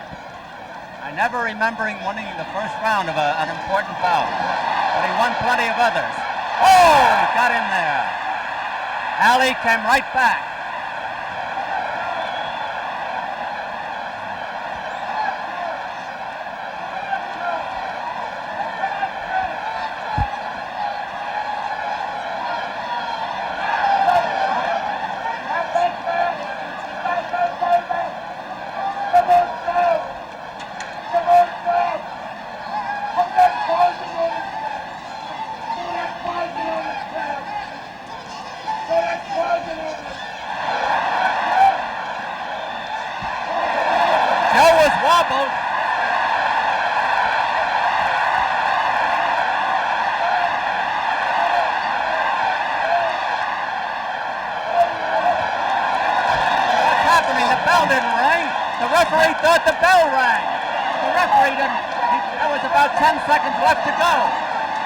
Thought he heard the bell.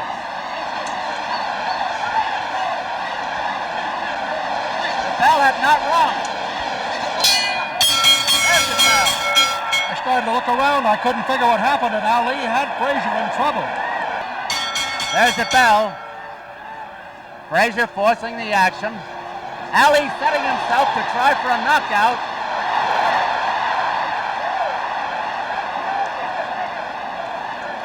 They're putting everything into this. Ali is going to try for a knockout here. He thought he had Joe in trouble.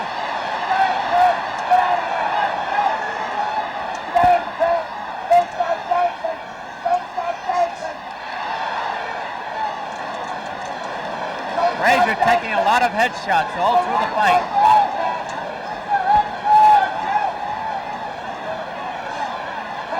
Ali misses a lot.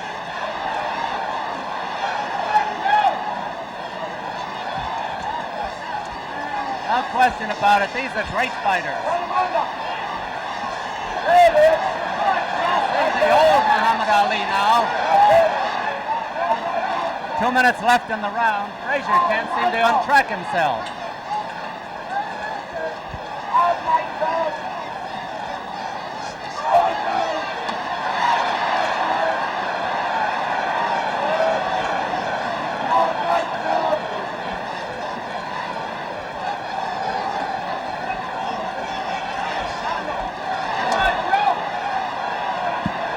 Ali tires, Frazier could get him in trouble.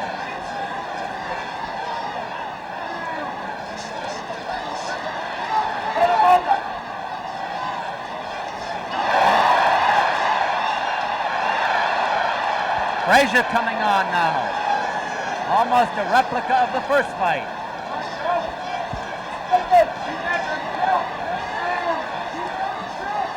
Ali is missing a lot now and getting minute to go in the round.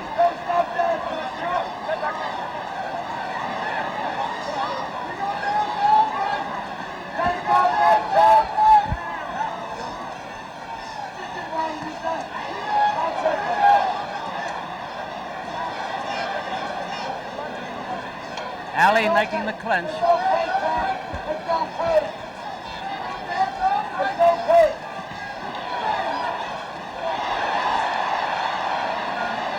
Frazier coming back after a bad 2 rounds.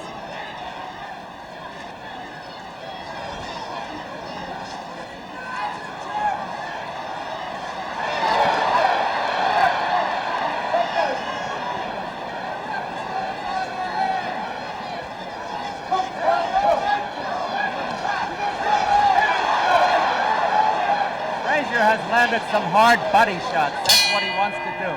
There's the bell ending round 3. We're coming up to round 4. It is scheduled for 12, and plenty of excitement at old Madison Square Garden.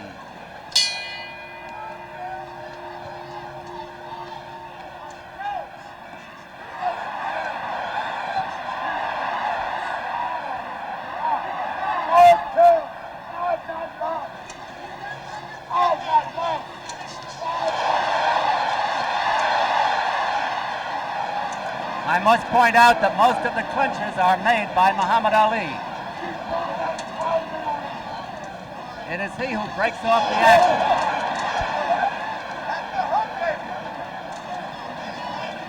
Wait for that trumpet cop. Go back dancing. Keep dancing. Keep dancing. Don't get anxious. Back into it.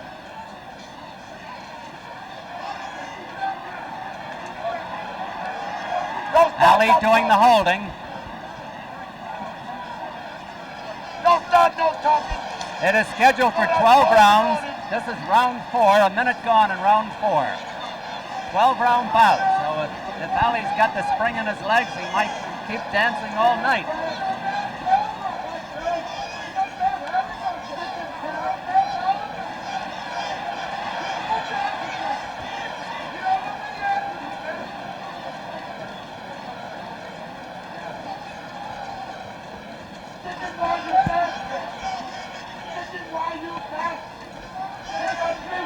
One of those jabs landed. They're just above us. Tony Perez gets them apart.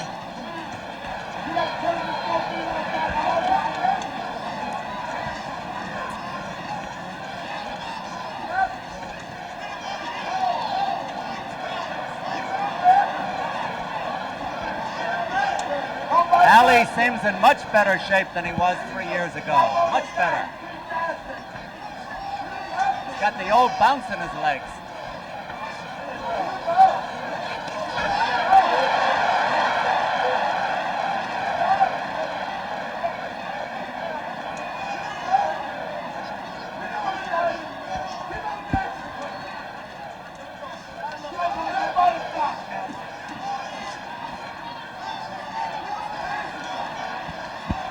Aggressiveness counts in New York State, and Frazier is the aggressor, even though Ali may be scoring the more punches. 30 seconds left in this round. Frazier's still smiling.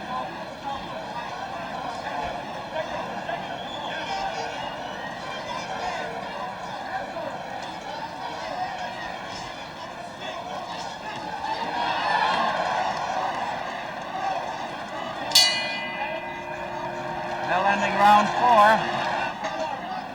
Muhammad Ali, round 5. It's a 12-round bout.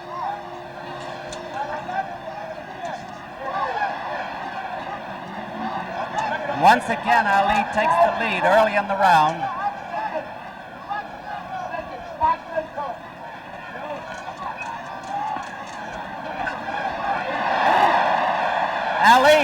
Ali has been dropping his gloves a little bit, and that's dangerous because Joe Frazier has the fastest left hook in the business.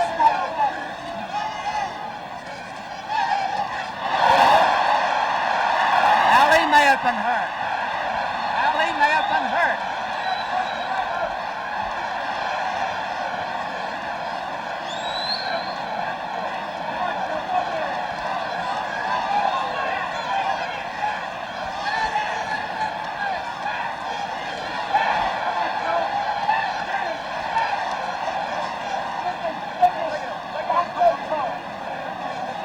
2 minutes left in this round. Round 5 of 12.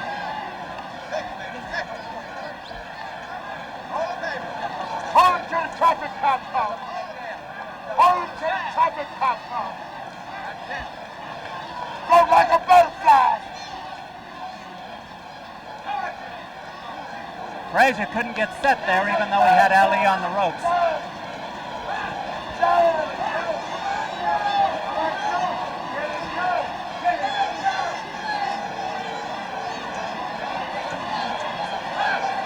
That box, tap box. Frazier getting a little puffy around the right eye.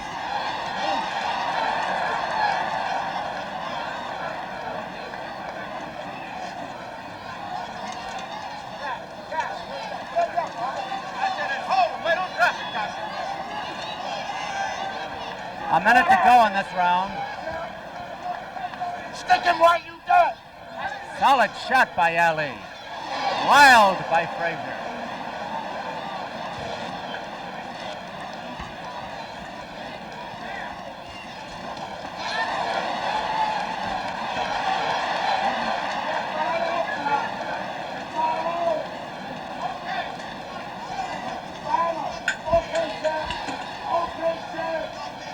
Half a minute to go in the round.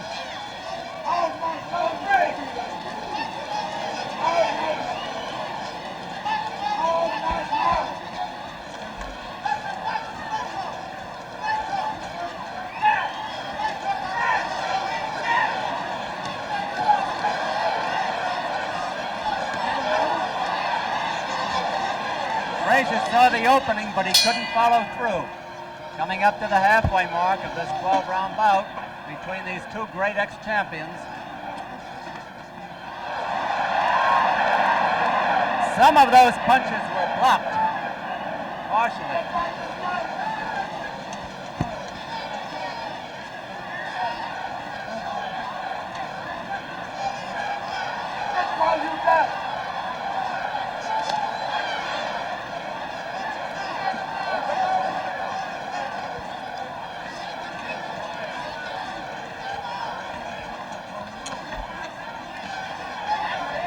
Ali keeping Frazier off balance, leading into the punch.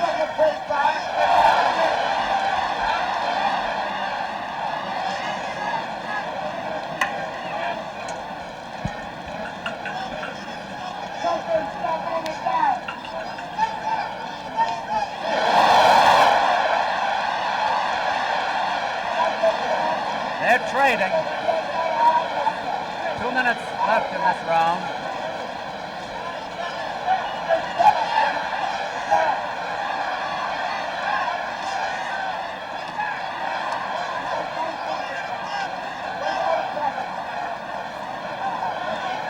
Wait for the traffic cop. The old Ali jab.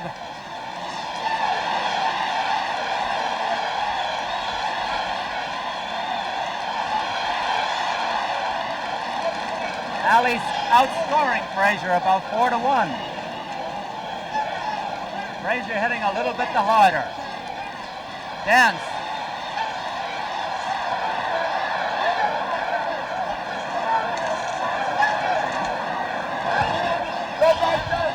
A minute to go in this round.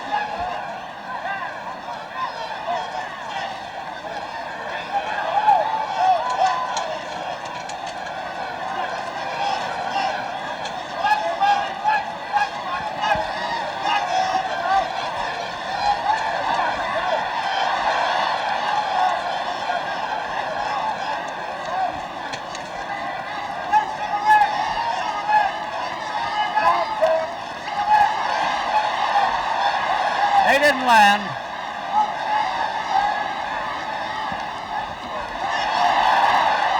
They did.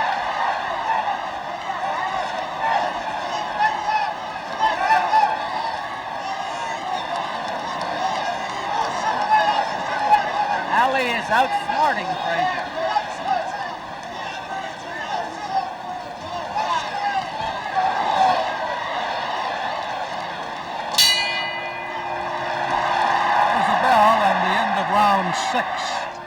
Round 7, it is scheduled for 12.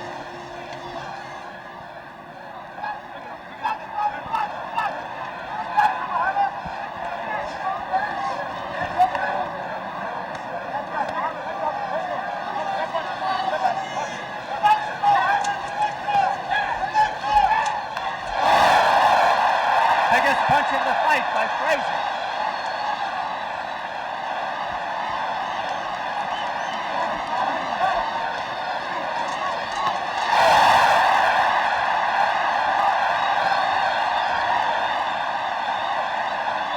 Frazier's getting to Ali.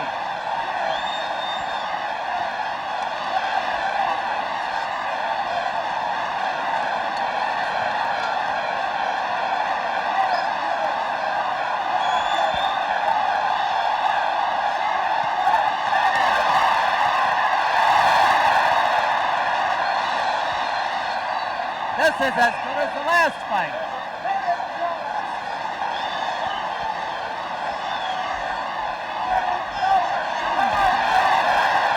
Frazier is grunting as he throws those punches in.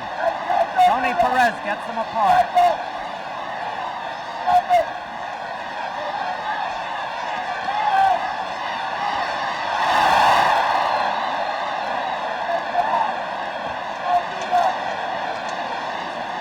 Ali is not clowning in the clinches as he did in the first fight.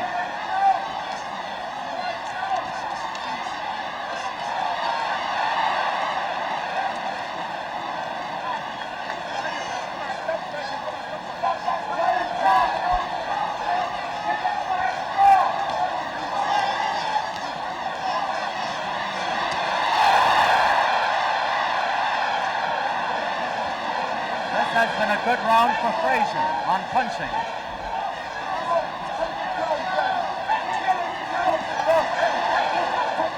Frazier's left hook unquestionably his best punch. Ali with a half headlock. Frazier talks to Ali.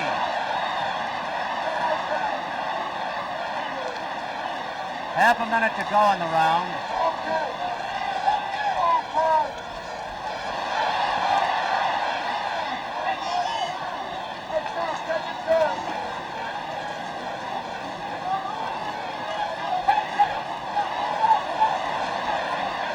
Perez is talking to Ali about something, I don't know what.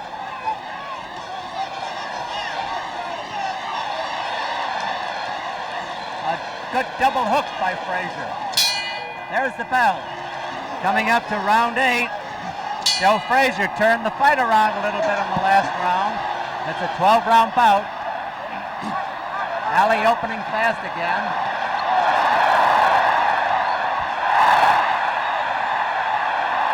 Oh! Good thing for Ali that missed.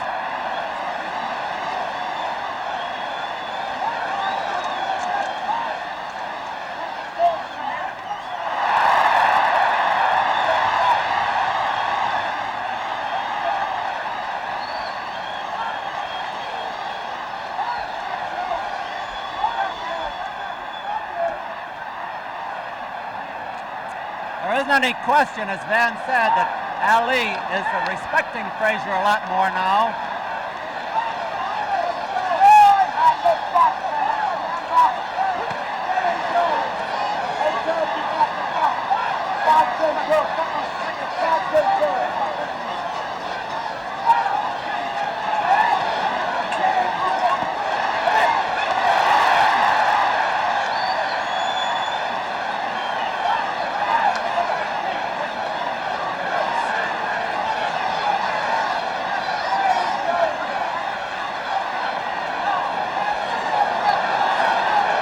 Has come on tremendously.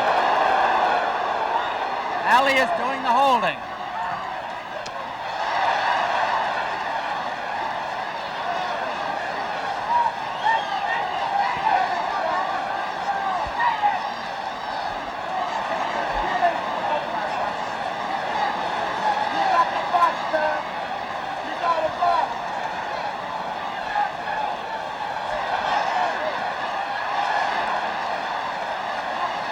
Ali doing the holding.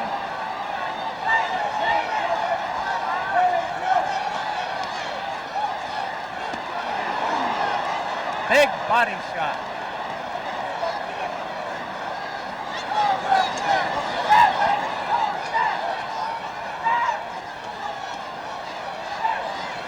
Ali looks a little bit arm-weary for the first time.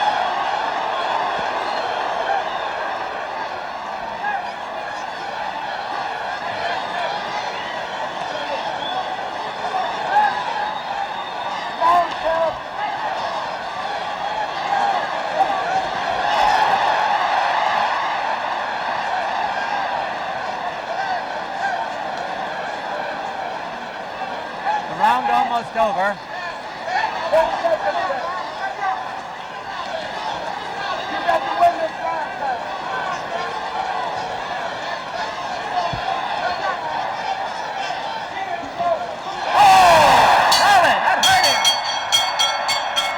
There's the bell, and they have to pry them apart.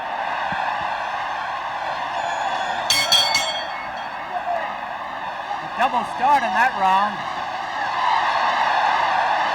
Frazier is so confident at this point. Round 9 of a 12-rounder.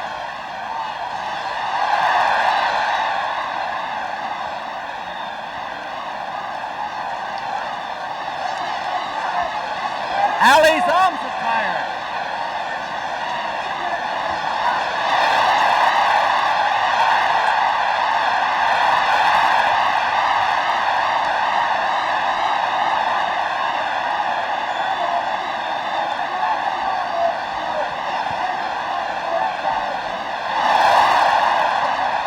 Ali coming back.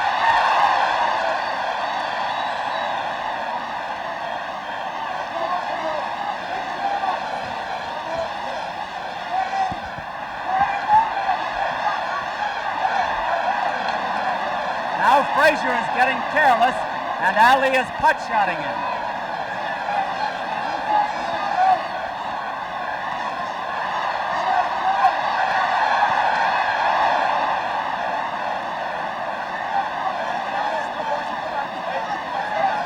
Half the round over.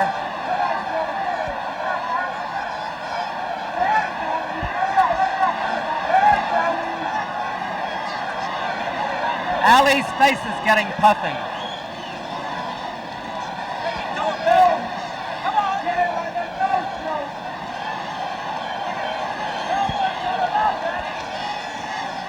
Ali is bleeding from the nostrils. I'm not sure it's the left or the right side. Could be both.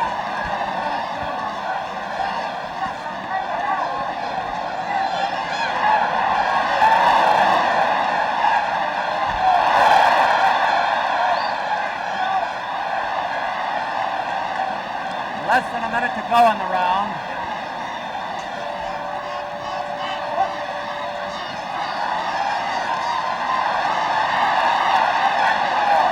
Now it's a battle for survival.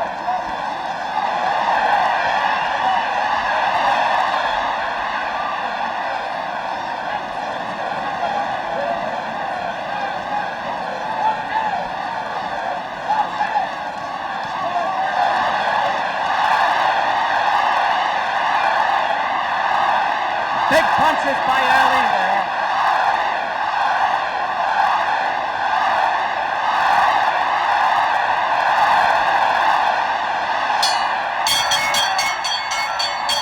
There's a bell, and once more, Tony Perez has to get between them. Let's go back to Ali's corner. Round 10.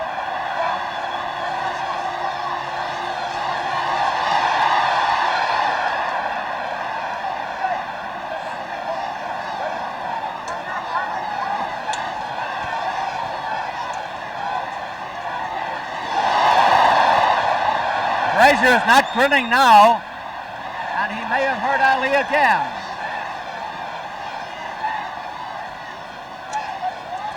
Frazier getting puffy around the eyes, below them, and there's a welt below his right eye. This bout, I must say, has been fought at an amazing pace for heavyweights, unquestionably, faster than the last. There's a A spot or two of blood on the white trunks of Muhammad Ali. His blood from his nose.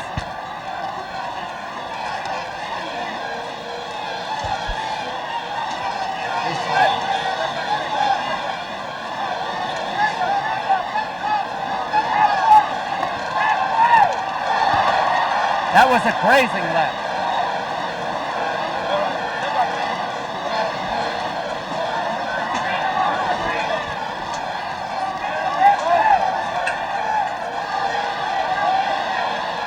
Ali short with those jabs.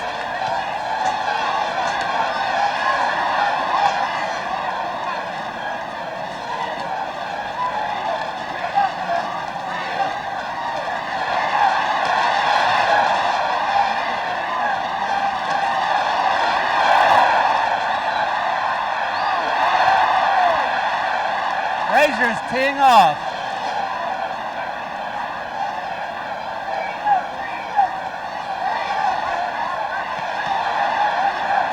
Frazier's new strategy is the right to the body and followed by the left to the head. A minute to go in the round.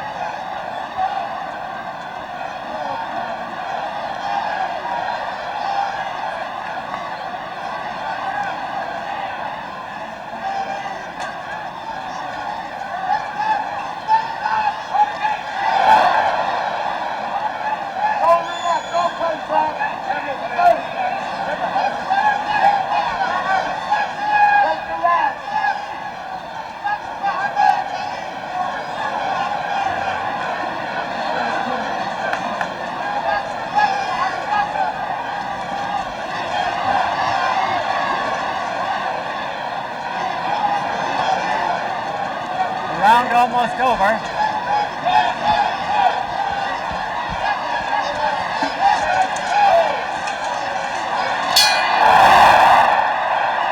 Right at the bell. I think they're both aware, Don, that these 2 rounds right now could tell the story in this fight. There's the bell. Round 11 of a 12-rounder.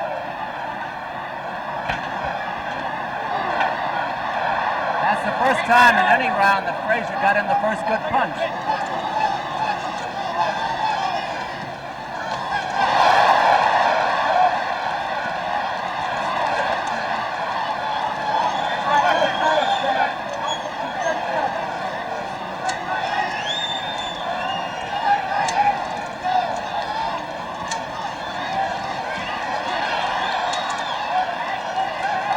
Ali has been doing the holding. Making the clinches.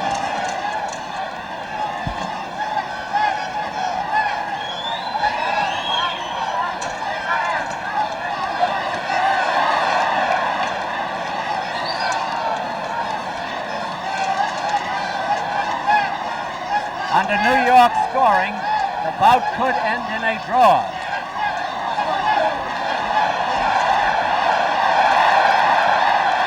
Ali opening up.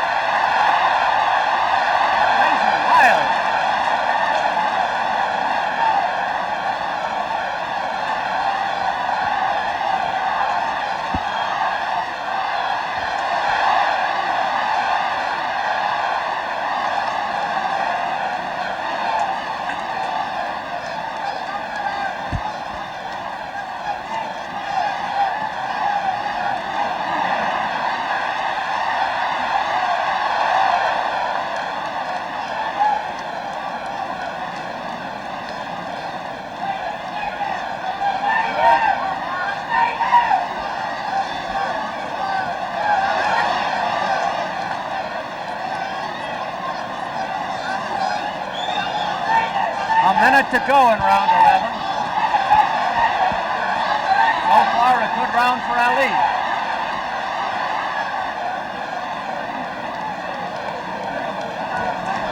It was in round 11 the last time that Frazier staggered Ali.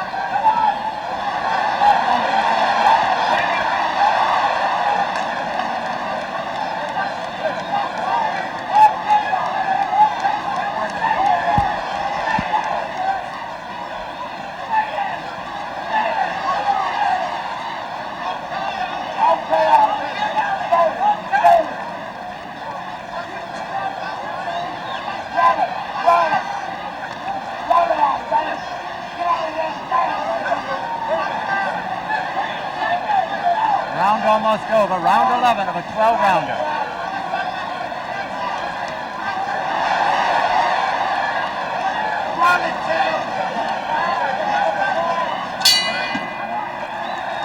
The final round at Madison Square Garden. Frazier's already out there. Now they shake hands, and here is done.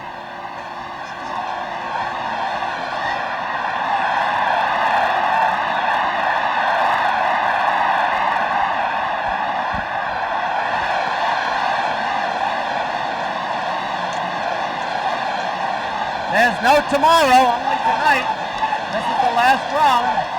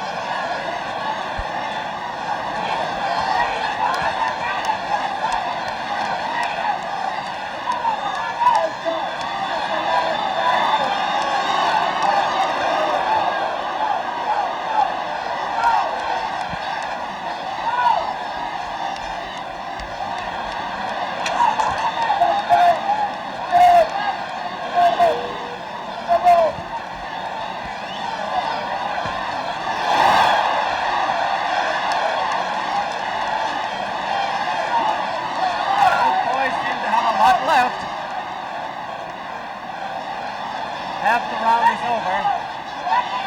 They're in Frazier's corner. Now Ali seems a little more tired.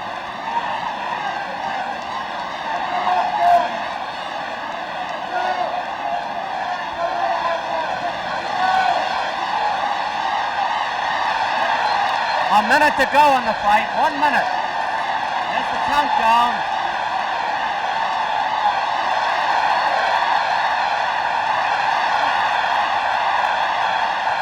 What a finish!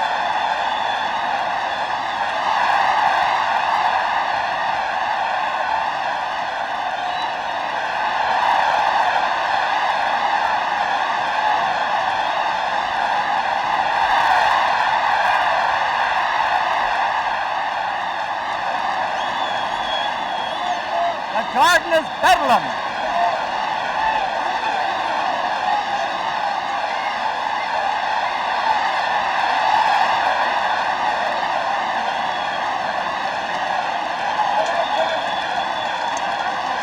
There will be no knockout, no knockout. It's almost over.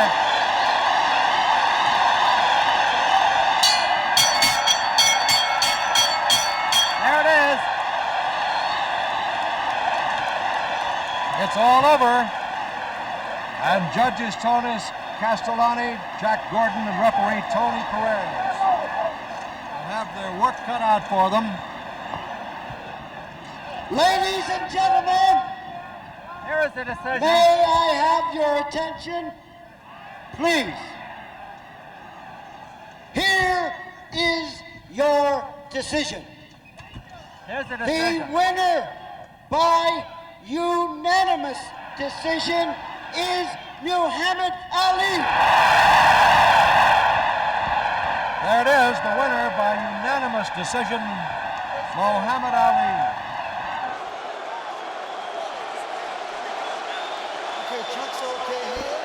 Chunk's okay here. Gentlemen, Miguel Manning, we went over the rules in the dressing room. I want to caution you again to keep your fight clean at all times, protect yourself at all times, and what I say, you must obey. Good luck. Touch him up. 11 years after he won his first world title at 112 pounds, Manny Pacquiao goes for number 7 at 147, but a strong, determined, outstanding champion stands between him and that. Determined is the word, Rich. Plenty of fuel for the fire. Miguel Cotto, a champion, just a single debatable tainted loss, and almost a 3-1 underdog. That is fuel for this firepower show. And Miguel is serious. Manny reached out to give him the touch of the gloves in the opening round, and Cotto refused it. He's been dead serious, start to finish, it seems. And the jab in the face rocks Pacquiao back. Wow. And just off the jab, you see the power from Cotto. And that's it. And what an opening salvo, and a little bit of a statement there. I think a very big one. That was my first key to victory for Pacquiao, for Miguel Cotto tonight, was to use the jab, which he did against Shane Mosley. Very effectively against Mosley. Pacquiao cannot lunge in. He's got to fight fast. But he's got to be aggressive, but he's got to be careful. They know how dangerous Cotto is, and they think especially early. You know, Nick, I hate to interrupt Joe, but I'm just so impressed that by the couple jabs and the counter left hook that we've seen him land, they really have jolted Pacquiao's head back, and you can really hear them and seem to feel the difference in power off the bat. He's got to do something to take this guy's speed away, to get around the speed, and the jab will help. Time those rushes, and so far, Cotto having a very good time of it. Pacquiao taking his time here. He's in the red.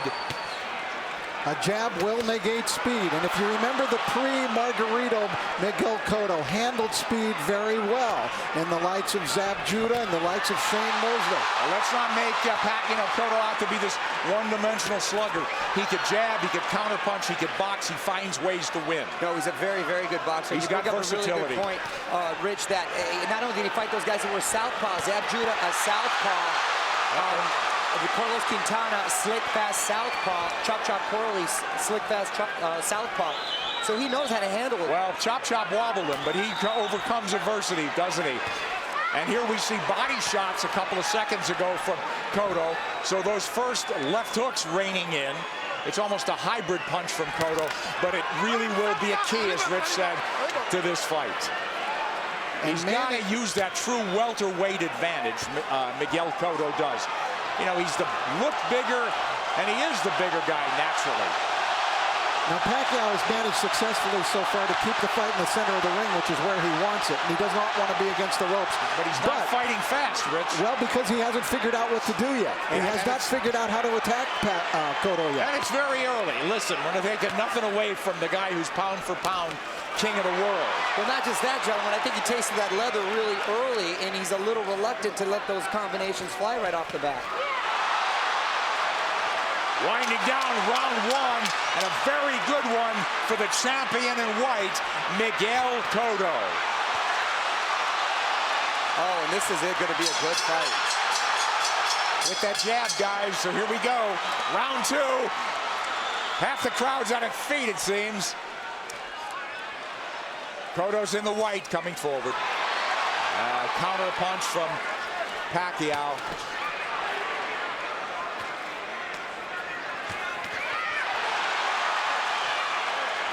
The exchange here, but Cotto's the man coming forward. Pacquiao hesitant to lunge in the way he's been prone to do. Cotto doing a good job with that stiff jab, overflying Pacquiao's speed. Pacquiao letting his hands go a little bit more in this round. Again, what happens, Rich, when you get hit by a true welterweight? Right, that's the question. I don't think Manny can win the fight backing up. He's got to go side to side, and he's going to have to show him angles and show punches to Cotto that Cotto hasn't seen before. He's taking his time, but Cotto's timing Pacquiao well. Cotto gives up any kind of advantage there by going to his knees.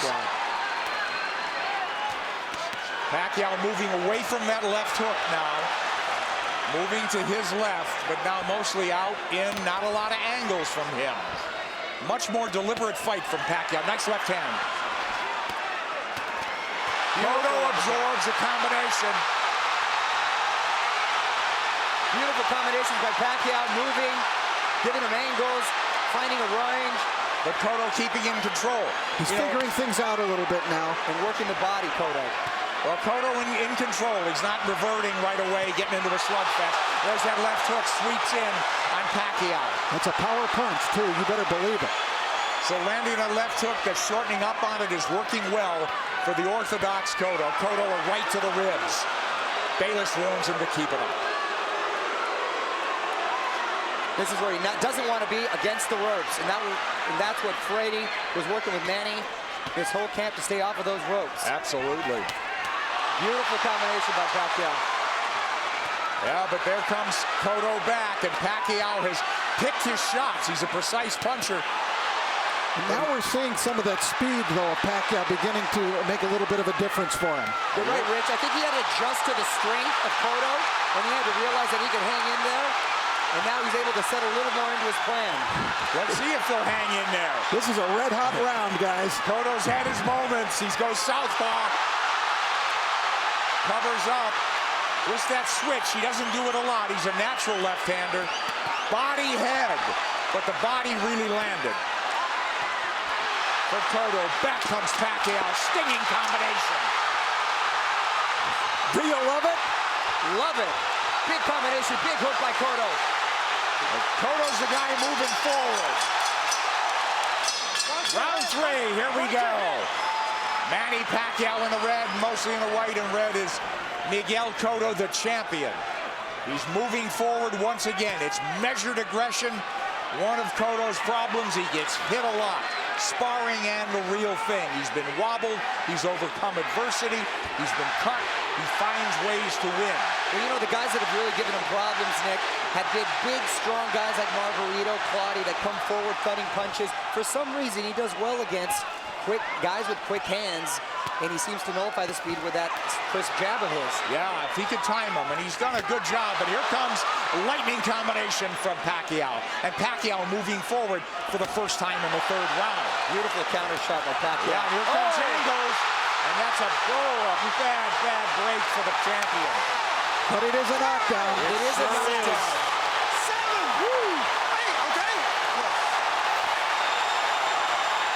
Is he hurt? Did he get slipped? Is Manny going to try to close it out big? Could be very dangerous for him. Here comes Pacquiao coming forward. He's off the jab now. Pacquiao's in front of him. Taking the lead here. Driving the champion back, but here comes Cotto southpaw again. Cotto's been down. Now he's bullying Pacquiao there. That's the right thing for him to do, which he shouldered him off. Oh, he runs into a hook, Pacquiao. But the champion retreats and resets. But I'll tell you, I like the speed of Cotto. He doesn't look so slow. Cotto does not look slow at all. He seemed to matching him with counter punches, and Pacquiao cannot get overconfident and think he has his man hurt and at the point where he's going to go for the knockout. But this is so huge if it's a 10-8 round for Pacquiao.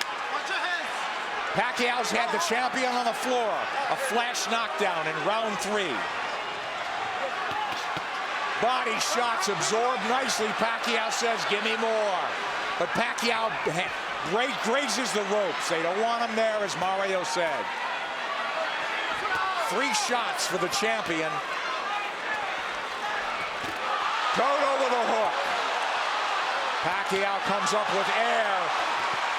Cotto bites down with more power shots.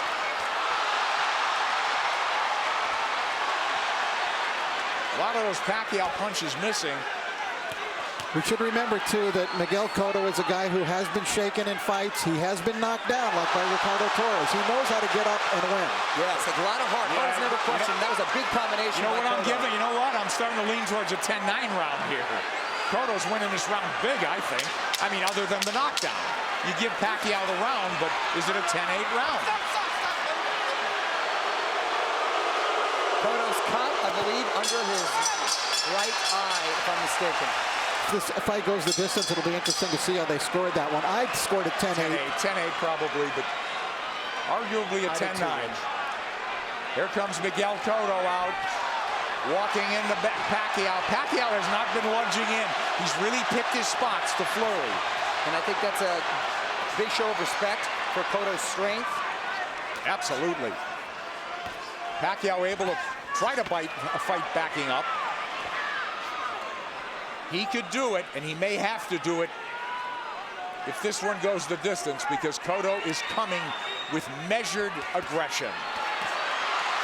Oh, left hand lands to the face. Pacquiao did not slide off those ropes, and he had to pay the price. Another left hand, but Pacquiao answers with a counter left and then a right to the body by Pacquiao. Clearly, this is the most Pacquiao's been hit in the last 3-4 fights. Since Marquez, maybe, huh? Sure. Nice body shot by Pacquiao. That's what he should be doing, turning, and reloading. And usually when he was, you mentioned Marquez, it was due to counter punches. This is the first time he's gotten hit so much with him not being the aggressor. Well, Cotto looks strong, but Pacquiao is fighting back very well. But I don't think Cotto's doing it with counter punches the way Marquez did. I think he's doing it more like Eric Morales which Mario said, right. He's much more aggressive. So this is a different kind of a boatload for Manny Pacquiao to handle. Pacquiao turning, perfect. And a nice body shot by Pacquiao as well. Whoa, that's textbook. But does he want to get into a slugfest with him? Cotto wants to make it a war, it looks like. Left hook lands from Cotto, and now they're slugging it. And much has been made, Nick, of Cotto's body attack, but Pacquiao himself has a great body attack, and his punches come so fast, it's very hard to see. Wow, that was a beautiful, beautiful two-way action bit. It's deafening in here, and you've got 17,000 on their feet. It was a close round, guys. Man, these rounds are clicking on like they're 2-minute rounds. And I didn't think I'd see Manny be just resting on the ropes. Manny's been driven back at times, but here he comes forward. Boy, he had flashes of brilliance in this round. Turning Cotto, running him into shots. Cotto's left-handed now, trying to tee off with that left hand. Now he's back orthodox. And he can switch because he's a natural southpaw. Oh, nice movement from Cotto to avoid those shots. And he's down again. Combination puts him down. He's hurt this time. He's very wobbly. I'm watching his legs. He's trying to get his legs back. He is very wobbly. He's been down twice. He'll get saved by the bell, it seems. Maybe.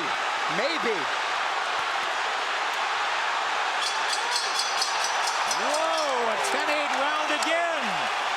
How does a kid who was a flyweight continue to carry this power? Well, not only bring his power, Rich, he still has that same speed.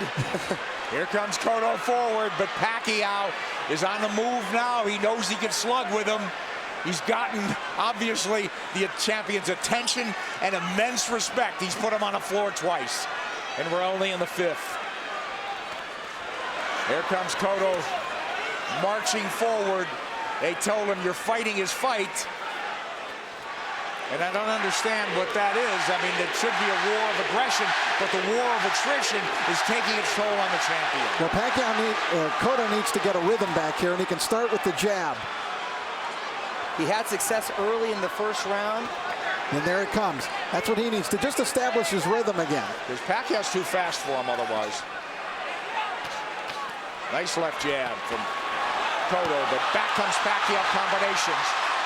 And he's coming forward. I thought if they stood and traded, Cotto would get the better of the exchanges due to the body attacks, but it's been the other way around. It's exactly outslug the slugger. Pacquiao turning, looking for angles. Right hand, he's looking to line up that left, isn't he? Much like he did with Ricky Hatton. Absolutely. Cotto barrels forward behind the left hand. At least he's coming in punching. It's absolutely crucial that he does. He's going to walk into something big.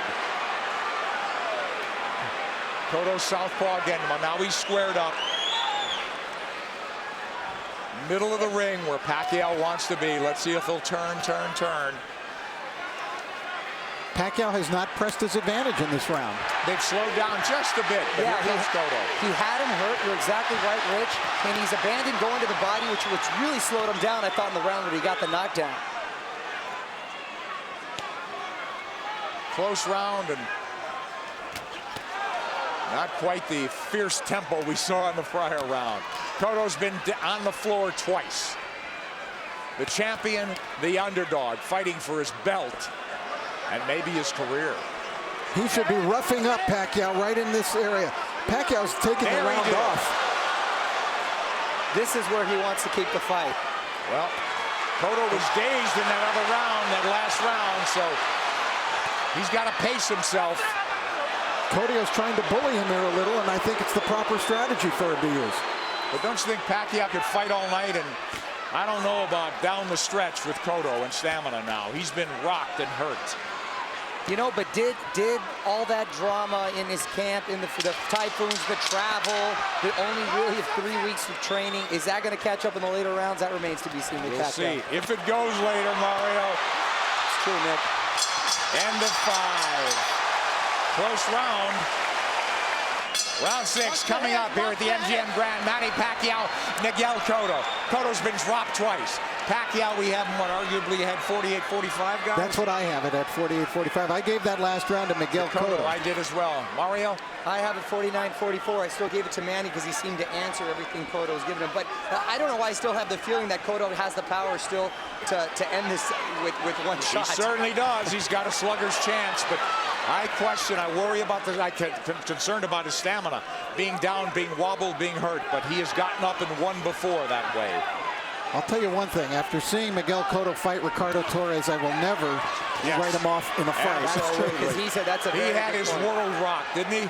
And by a big puncher. Yep. But Pacquiao's inexhaustible. He's fighting a very measured fight. He really hasn't overextended anything in terms of energy. He's had his tremendous bursts, but very much in control is Manny Pacquiao on the left.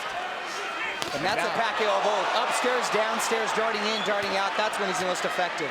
Yeah, 3 shots here as Cotto can't dial in round 6.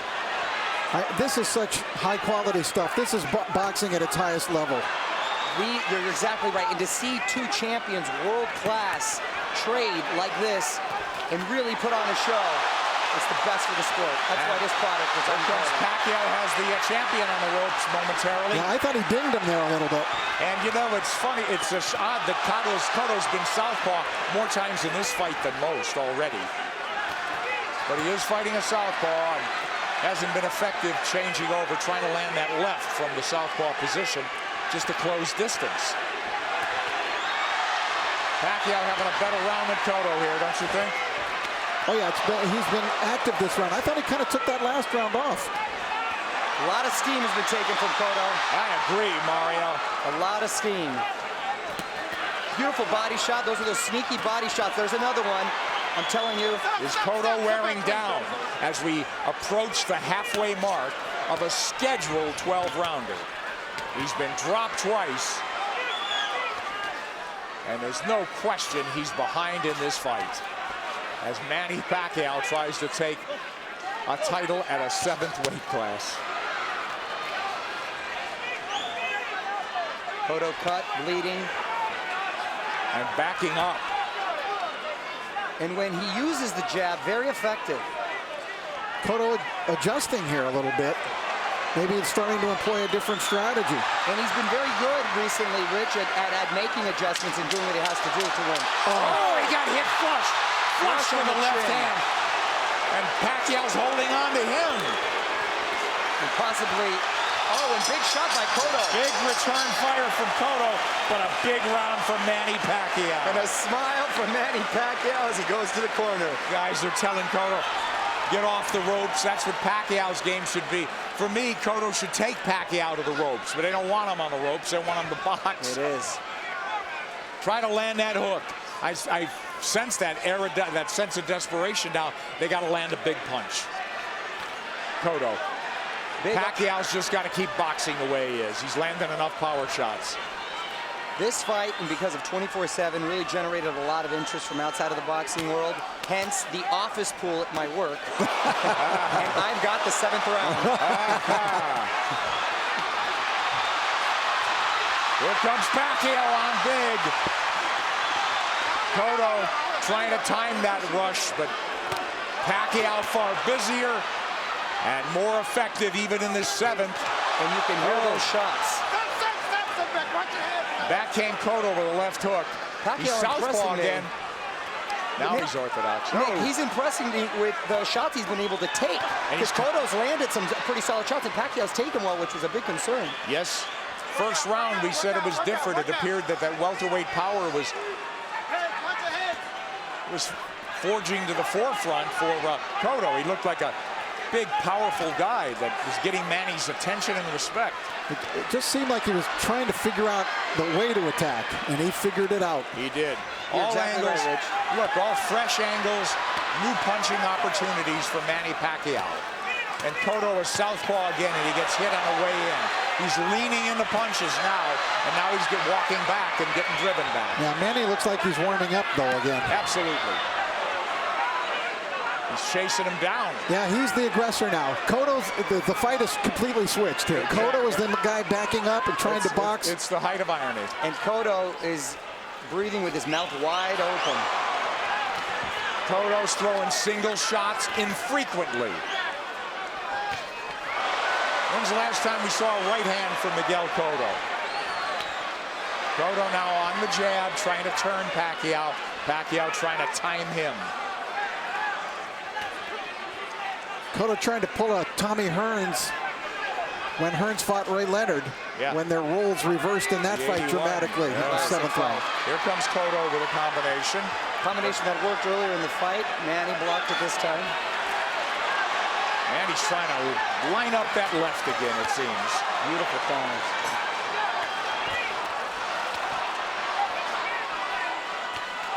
Left hand from Cotto.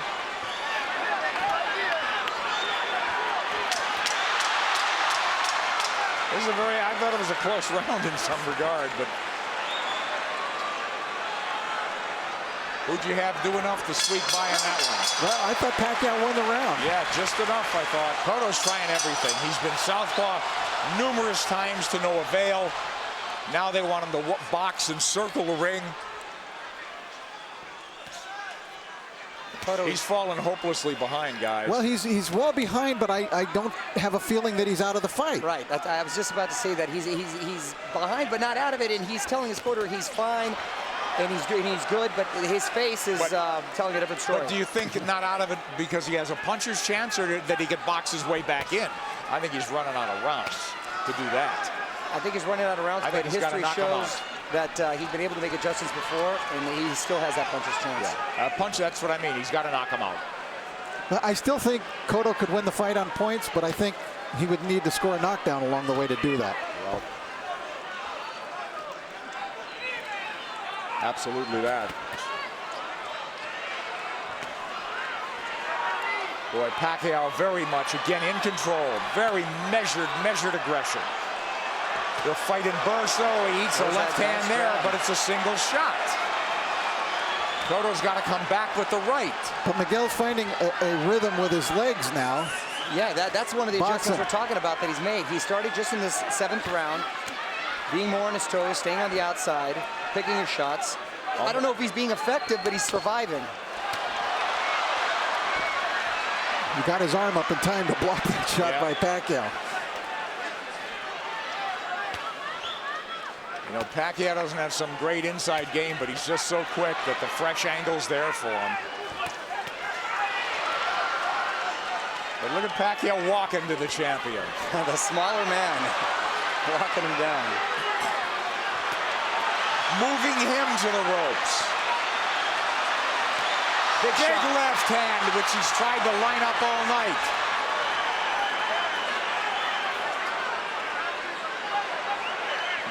And this is the very same arena and ring where Cotto suffered his last defeat. Will there be deja vu? There you go.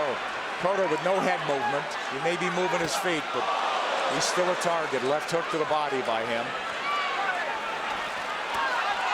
So Pacquiao with that burst of firepower, winning this round as well, it would appear. There's the right hand from Cotto. Tries a combination. Cotto had a great first minute, too, in this round. Pacquiao combinations land. Cotto in retreat. He's on the ropes now. And Pacquiao with free shots after free shots. The faster man and standing up to the power of the purportedly bigger guy. And the roles been reversed as far as the aggressor getting against the ropes. And Cotto Another one for Pacquiao, huh, guys? Cotto bleeding, and he's bleeding in the eye, the same gash that Joshua Clottey, in the Joshua Clottey fight early. Will that be a factor? It's pretty late in the fight now. We don't think so. But Cotto needs a knockout. And these rounds are flying by, gentlemen. We're in the 9th round. Wow. It's hard to believe, isn't it? Oh, Nick, I can watch him fight all night. There's body work. We haven't seen that in a while from Cotto. They want Miguel to keep moving, and it's not a bad idea. He did good. He seemed to find a rhythm, but he's got to throw the jab when he moves. He can't just move. Just dancing and not throwing will not win him the fight. He might survive, but he won't win. Knockdowns or knockout. Multiple knockdowns or knockout at this point, guys. You know, does he have the strength at this point?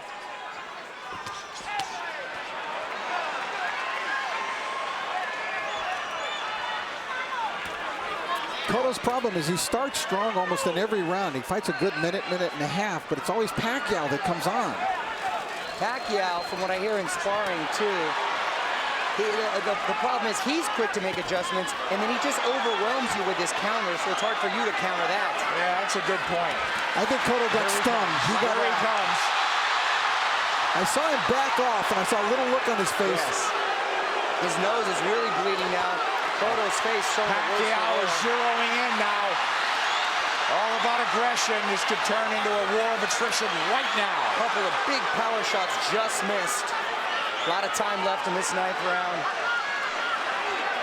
Pacquiao's work rate has been so measured. Oh, and now the champion absorbing punches. It could turn into a systematic beating unless the champion could turn things around. And now he's wobbled badly and holding on. As Pacquiao launched a furious assault. A minute left, gentlemen. That's a long minute for Miguel Cotto. Stay on his feet. And to get out of this fight, get to the next round. We'll see. He's trying to get his legs. He's on the ropes. Oh, and a big combination by Miguel.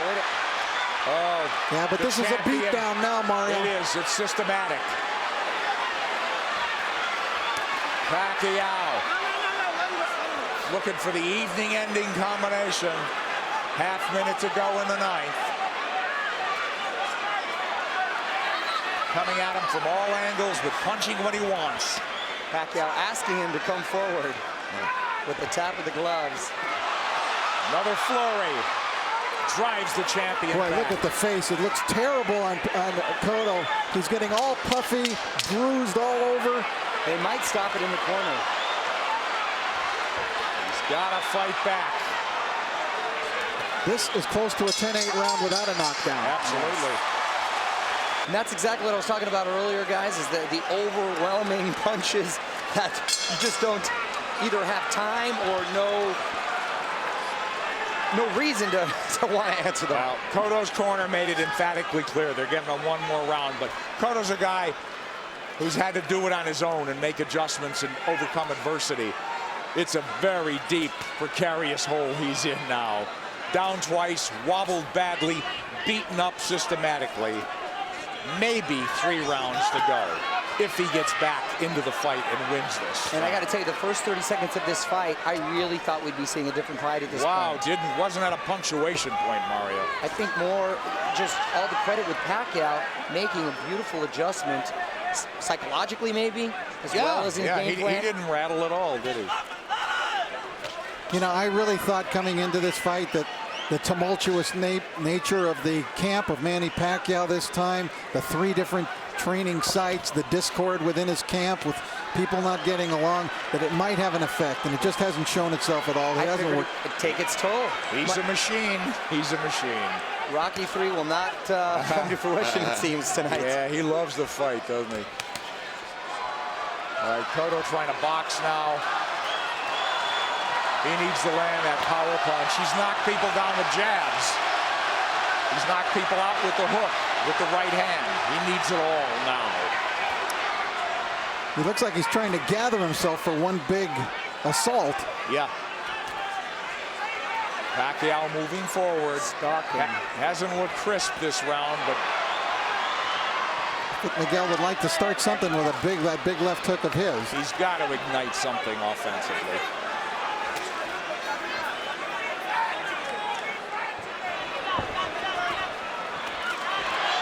Who knows how he feels, how tired, how exhausted. Well, he's moving around like he's had a lot of energy, and I think Manny's just waiting for him to settle a little bit. It's almost like a matador waiting for the bull to slow down for the final sleigh.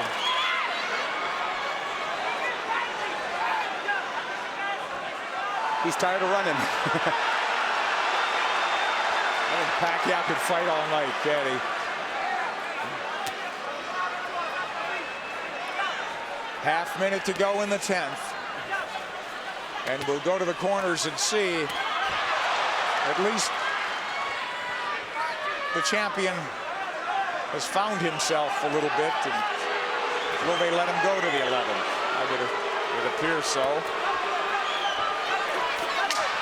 Well, he didn't get hurt any worse in this round. And he gathered himself a bit.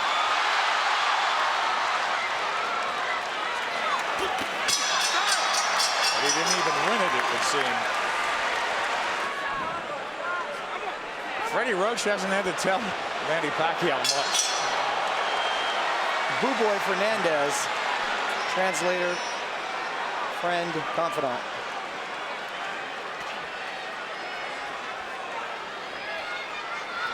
These 3-minute rounds must seem like 30-minute rounds to Cotto at this point.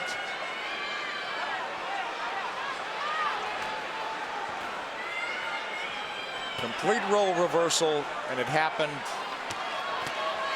before the halfway mark of this fight. Now, is it a matter of just pride now, Cotto finishing on his feet, as opposed to really trying to win this fight in the last 6 minutes? Because if he does what his corner is asking him to do, which is box like he did the last round, that's not going to win you the round. Not going to win it. So, you know, how do you land the left hook that hasn't landed much of the night? How do you suddenly land it?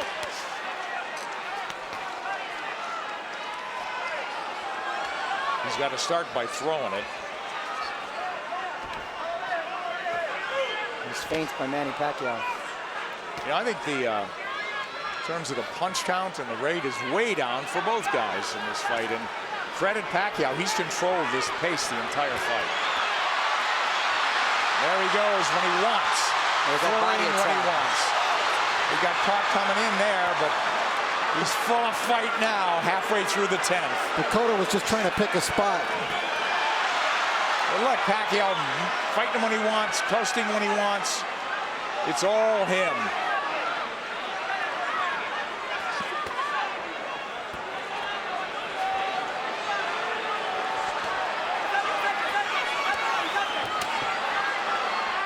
Cotto just has not been able to offer much in return in the last couple of rounds. No, it's turned into survival mode. That's exactly what it is. I mean, he's moving well.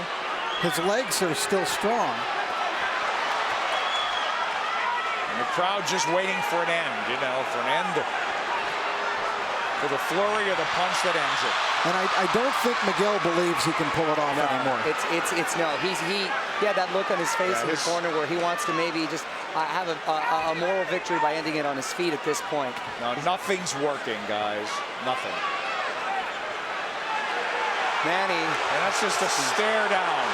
Wow.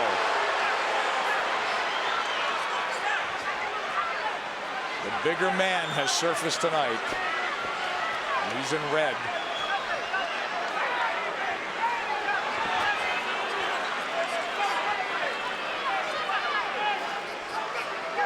Rich, I know they're totally different fighters, but assuming deal can be made, anything you've seen tonight give you indication that Pacquiao can handle himself with Mayweather? Sure. Funny. Because let's hope pride doesn't get in the way of good judgment, because you know this guy may not fight again if he takes a beating now. And Manny's going to try to close this out in a big way. I would think so. 3 minutes to go. And there he goes. Pacquiao is all over him. It looked like they were trying to stop the fight when they came into the ring, but Kenny Bayless was collecting the cards and didn't see them waving it off. One of the photographers was actually on the apron saying, "Congratulations," and Kenny had his face turned. Well, now we're in the 12th, needless to say. And Manny is in the house as the champ. lifts up from every seat in the house, it would seem. The Puerto Rican crowd has gone silent. Stinging combinations, and Kenny Bayless calls it off. Round knockout for Manny Pacquiao. When will it ever end for Pacquiao? There is no limit, it seems, to what this man can do. I said it. As he's now welterweight champion of the world. Nick, I said it after the Ricky Hatton fight. I'll say it again, and I feel even stronger about it. We are looking at one of the all-time greats. This guy stands with the greats in the great pantheon of boxing in any decade, in any era. Manny Pacquiao stands tall. He is one of the all-time greats. 7-division champion from flyweight to now welterweight. Too much speed, too many shots. Kenny Bayless realized it in the end. Pacquiao coming, landing strong shots. Bayless jumped in. He didn't want to see Cotto take any more punishment. Just too many shots. It really wasn't any harder or more dramatic than any of the other punches, but Kenny realized that enough is enough. You know, Rich, and the tribute to the winner is that the guy who lost did everything he could right, it seemed. He didn't do anything wrong, from his training to his strategy and tactics, but it just didn't work against this man,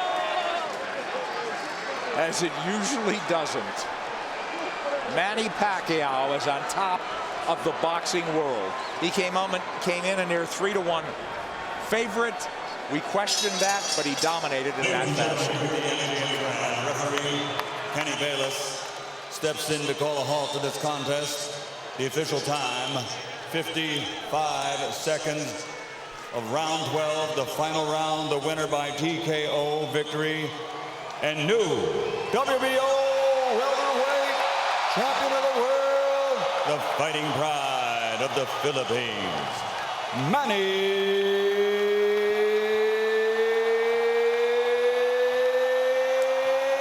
Pac-Man Pacquiao. All right, fabulous night for boxing, but I think a great night for boxing, Rich, in that this guy on a roll like none other in the sport.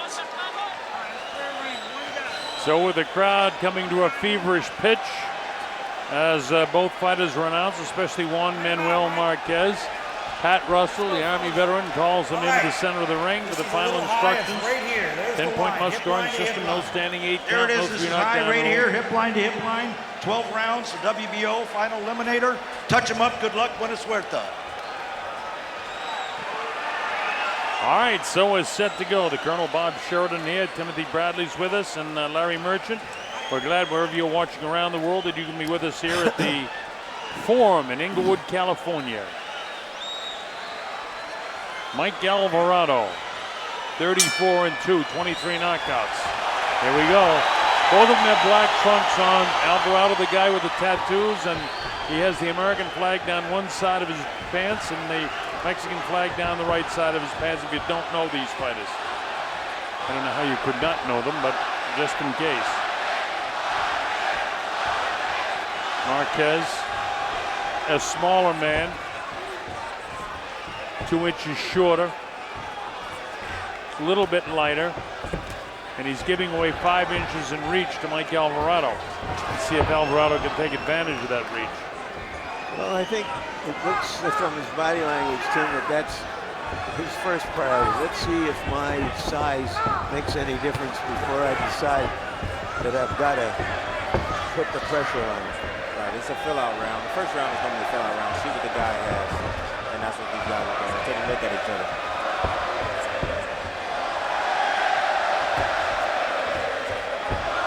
Set up right in front of each other. Marquez comes in, catches him with a light right hand across the nose.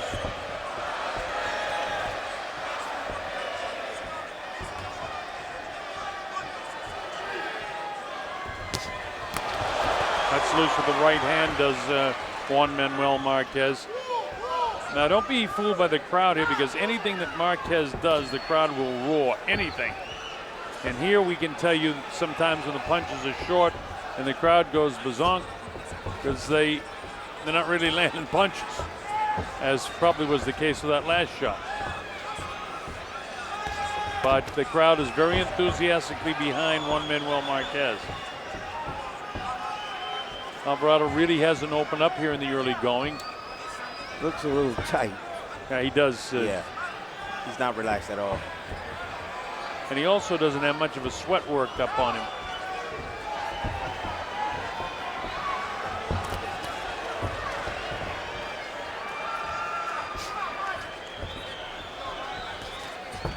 Short with those punches again is Marquez.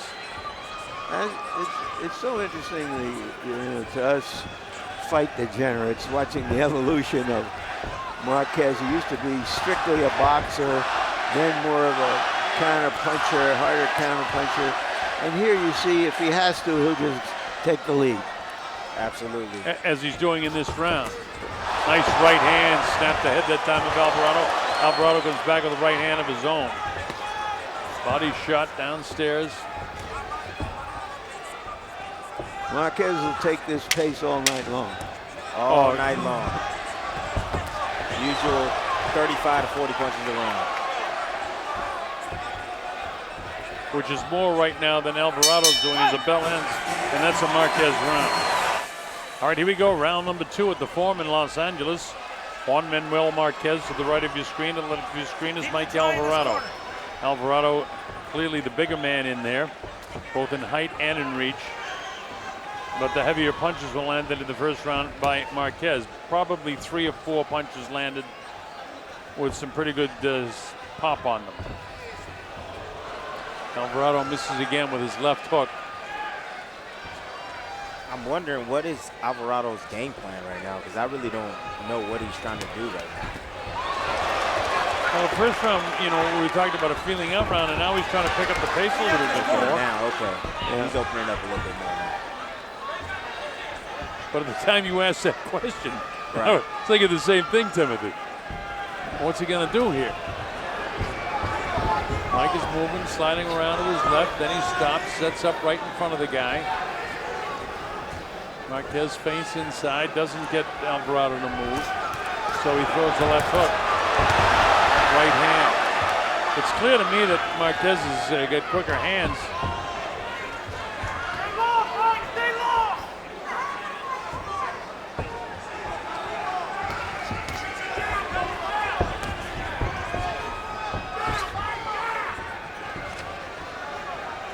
Timothy, why is he so conservative in the early going? He doesn't seem to want to mix it up with this guy. I mean, when this is stage early in the fight, you want to certainly present your will against this guy? Because Marquez is a very seasoned veteran, very smart, and he has dynamite in both hands. So he's being cautious in there right now. That's the reason why.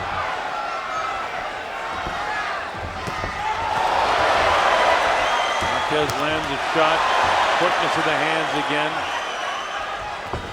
Things are not going particularly well at this stage for Mike Alvarado. It's early going with a little less than a minute in round number 2. But he's being outboxed at this point by the seasoned vet and future Hall of Famer Juan Manuel Marquez. Mike sooner or later is going to have to take a chance and do what Mike does and what got Mike to the top. And that's applying pressure, throwing lots of punches, and landing big shots. Stand on the outside like this, he's not going to have any success. He'll never be able to outbox this guy at this. No.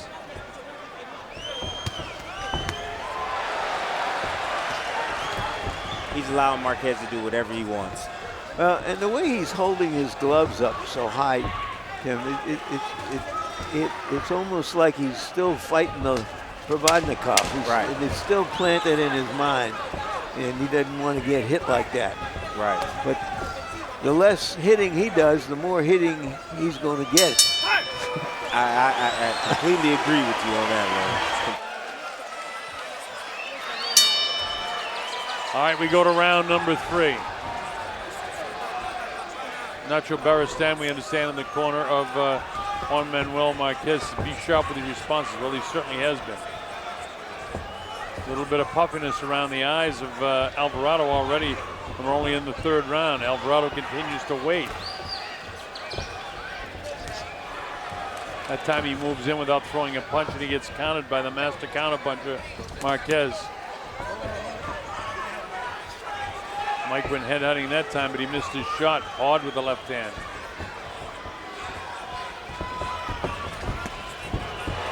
Wow with the left hand, and then the counterpunch again by Marquez, but it didn't land.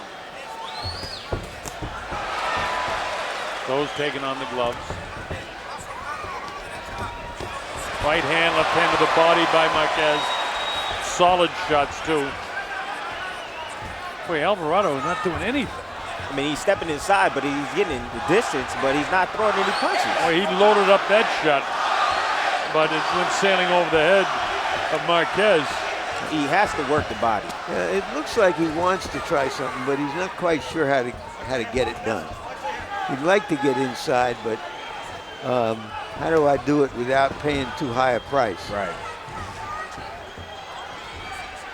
On the other hand, does he think that he can just land one big shot and turn this thing around instantaneously? Not likely with Marquez. I think he's trying to be cautious with his approach. He's walking him down now. He's closed the distance a little bit. Now all he has to do is find the range and let his hands go.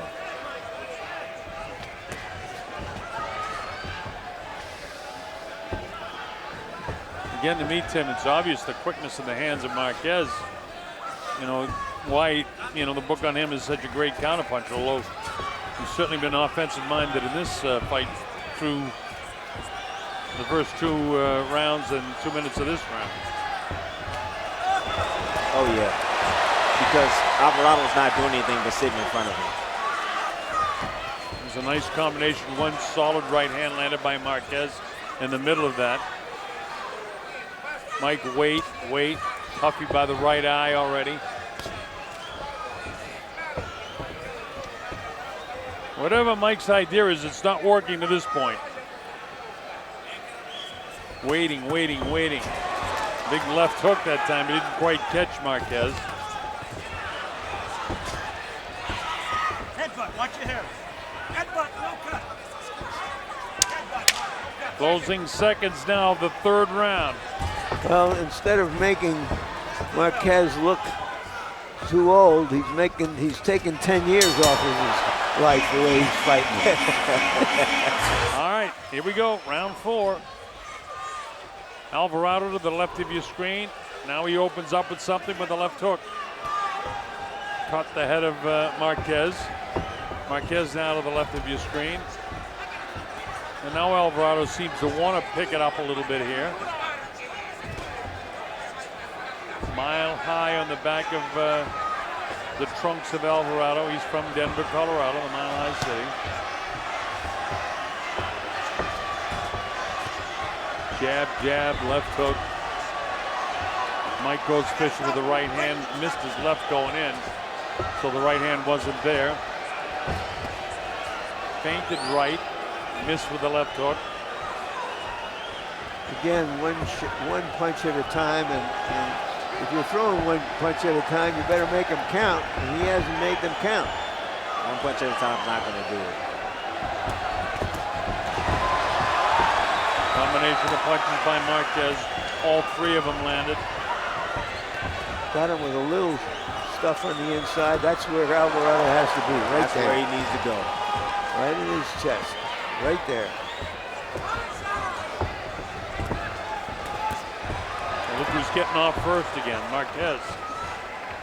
Mike almost paused with the heel of his hand forward. Marquez right back throwing hard punches. Spins out of there. Well, he knows what he has to do now. That you can see. Right. He knows that whatever it was he was trying before wasn't working. Well, first of all, that right hand that he's throwing over the top keeps missing. He needs to bring that right uppercut. Good jab. Mike Alvarado. And another decent jab by Alvarado. You didn't see it when we were cutting the camera switch there, but it was a nice second jab. Mike goes with that right hand lead. Needs to do more stuff like this. He's got to get this guy off his very comfortable fight plan right now. Look at this. Man. Well, he did block most of those shots because he has his gloves high, but he's got to let those gloves go. He needs to let him go right after. if he wants to influence the judges.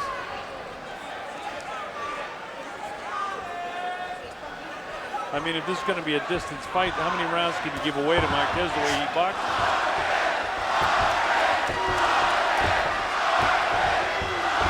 Alvarado having a better round, but he's not winning this round. Not winning this round.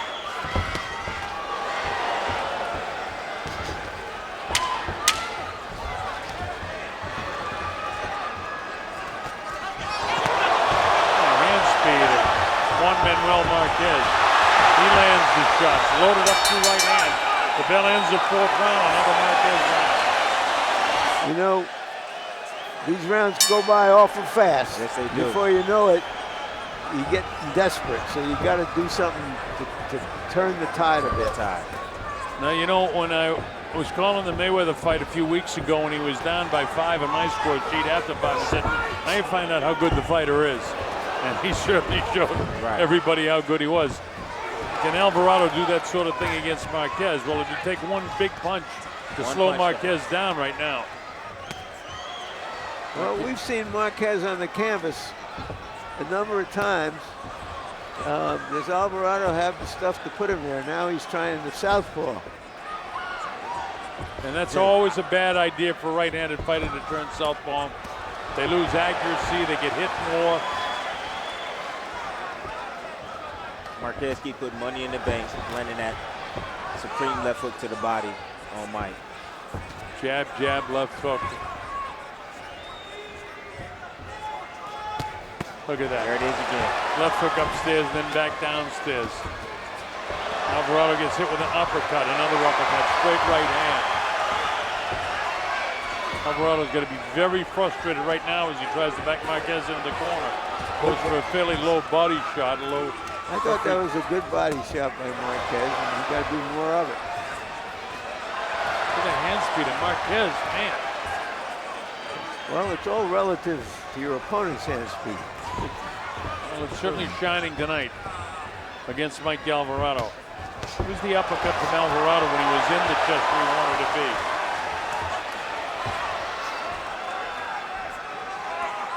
There's the uppercut. And right back comes Marquez with an uppercut of his own. Only followed by 2 hooks to the head. Even though he feels the ropes up against his back, there's no desperation for Marquez to get off the ropes, although he slides down now. Mike comes to the uppercut, but he pays with a straight right hand. Everything that Mike Alvarez does is counted by Juan Manuel Marquez.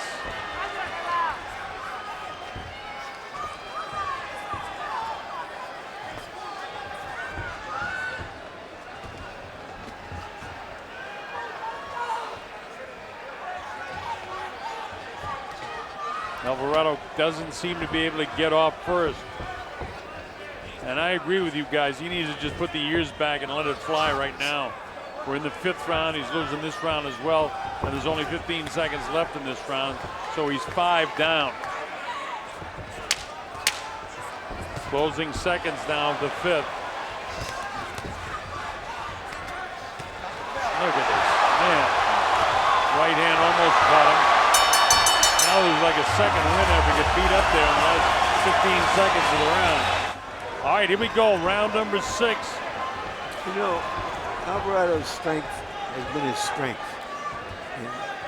He must impose his strength, his size on Marquez. Otherwise, we're going to see this movie for the next 7 rounds. Nice jab. Well, he's trying to impose his will right now, Larry. Let's see how long he can sustain it, though. And we're in the 6th round, and he's given 5 away. If he didn't start, like, right now, it's going to be too late. He'd have to win every single round the rest of the way, and it's not likely, because he cannot box this guy. Well, I think Marquez took most of those rounds. He didn't just give them away. Oh, no. I'm not inferring that at all. But in terms, I'm talking about in terms of just imposing your will. the 6th round, and he's trying to do that, but Marquez is doing a nice job countering it. He's got to keep the pressure on this guy.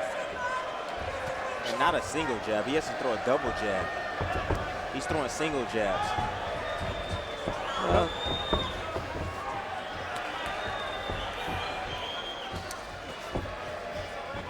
Where's the right hand, Mike? Let it fly. Timothy, you use the term, he's got to let those hands go, and that's exactly what he has to do. And he's not doing it right now. He started off the round all right. Mike is trying to go for the kill. He's trying to land a big, just knockout blow. He needs to let his hands actually fly. Combination punching. Try not to land a hard shot, but just place his shots. Try to land punches. Well, Marquez is a naturally smaller, quicker guy. Remember, he was a featherweight for a long time. And the bigger guy's got to fight him like the bigger guy to show that.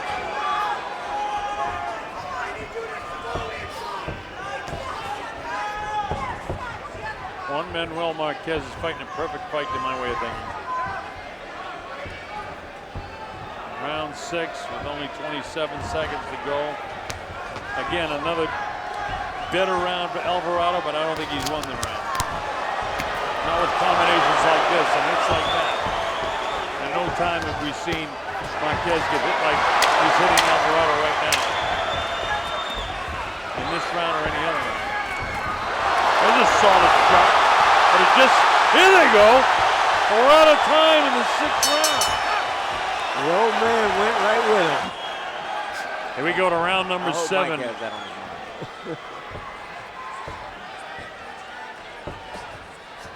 The Forum in Los Angeles, California. You're watching Top Rank Boxing. Larry Merchant, Tim Bradley, and I'm the Colonel Bob Sheridan. Glad that you're with us. Our principals, Juan Manuel Marquez, a great champ, future Hall of Famer, giving a boxing lesson to the former champ Mike Alvarado.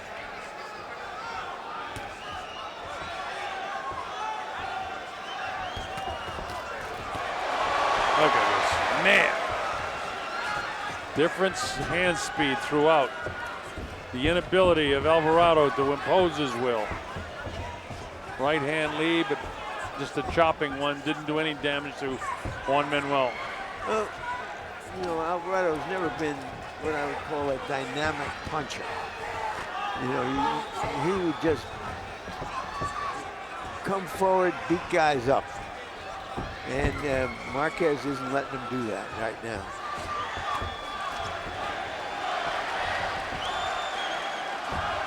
And he's trying. Alvarado is trying. How frustrating is this, Timothy Bradley, when you're giving it all you have like Alvarado is and just nothing has worked? How would he know? Yeah, well, hey, yeah, when does that happen? Well, he can analyze that. It can be frustrating for a fighter. There are times during a round when things won't go. When things don't go your way. Yes, there is. Straight right hand. Good right hand by Alvarado on the inside. But now the fight is turning into a bit of a war as Alvarado has tried to impose his will. Uppercut inside. Right back comes Alvarado, but not as clean a punch as what Juan Manuel landed. Mike touches him up with that jab. Oh, why didn't he throw the right hand there? It was there. It was there.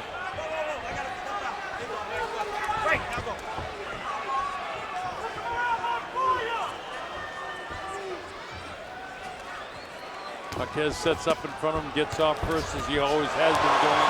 Throws a combination of punches, and Mike comes right through him. He's letting the hands go now, but he hasn't been able to land the clean shot.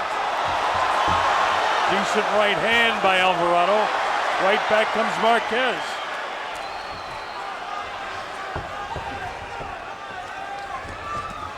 Whoa! Right hand over the shoulder that time of Marquez. Closing seconds now of the 7th.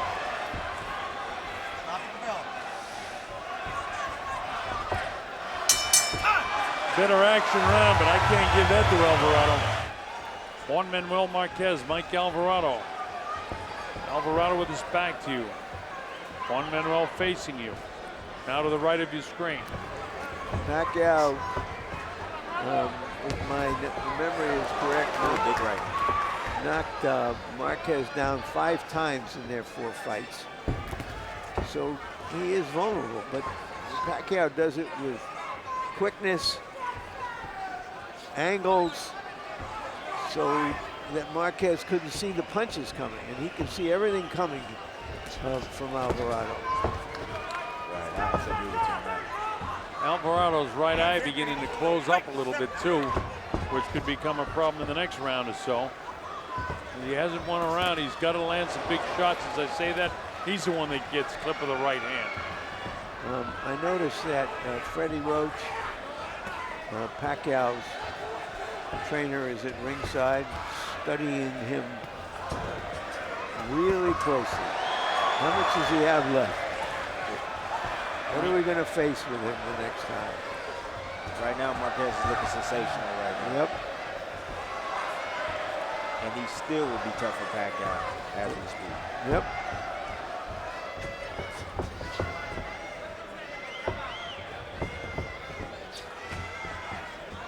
Halfway through the 8th round, Alvarado's still not imposing his will. He can't.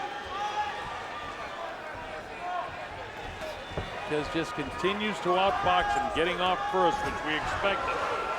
And the inability of Alvarado to land the big booming right hand, which he's thrown about, I would say, 6 times, and really hasn't landed any of them. Nice left hook that time by Alvarado, but it doesn't shift Marquez. They trade punches. Boy, it's something the way Marquez will dictate at different times, or he'll just stay in there and he'll go ahead and punch with him. He's not afraid to exchange. I think he already has, entered into his computer that I'm quicker than this guy, and I can do that on occasions in the fight. Right. I can just stand there and I'm going to hit him more than he's going to hit me, and then we'll go on with the rest of it. What that does is it discourages your opponent, because anytime he has a good arrive, then you come right back on him and just silence what he just did. And that's what Marquez is doing. Every time Mike tries to throw a combination, Marquez throws right with him and let him know that, hey, I'm here, buddy. The nature of a great champion fighter. Oh, yeah! And he drops Alvarado. Right hand almost knocked him out of the ring. Counts up to 5 and 6 and 7. Can Mike get up at 8? He does. Come here, Mike. Mike, come here. Alvarado got landed with a big shot, and the round is over. How about that, folks? We'll show it to you again. His legs don't look great to me. He comes out and he almost sets up as a southpaw, trying to bounce to get some life back in those legs. And Juan Manuel may be sensing the beginning of the end here. Well, but he's coming forward.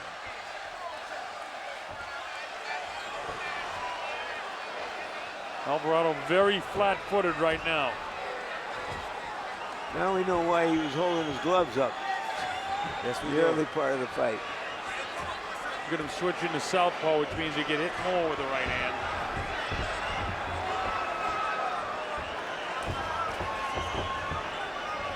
Very patient right now is Juan Manuel. Looking for the clean. Oh, and he drops Juan Manuel! How about that? The left hand of Mike Alvarado drops Marquez. How about that, folks? Now can Mike try to finish him off? Although I don't think Juan Manuel was hurt. It was a flash knockdown in his case. Mike has got to go for broke right now if he can. Juan Manuel is right down on his heels. And looking to pick up the pace. He wants to turn it into a pure 6-ball right now. But his legs aren't totally there.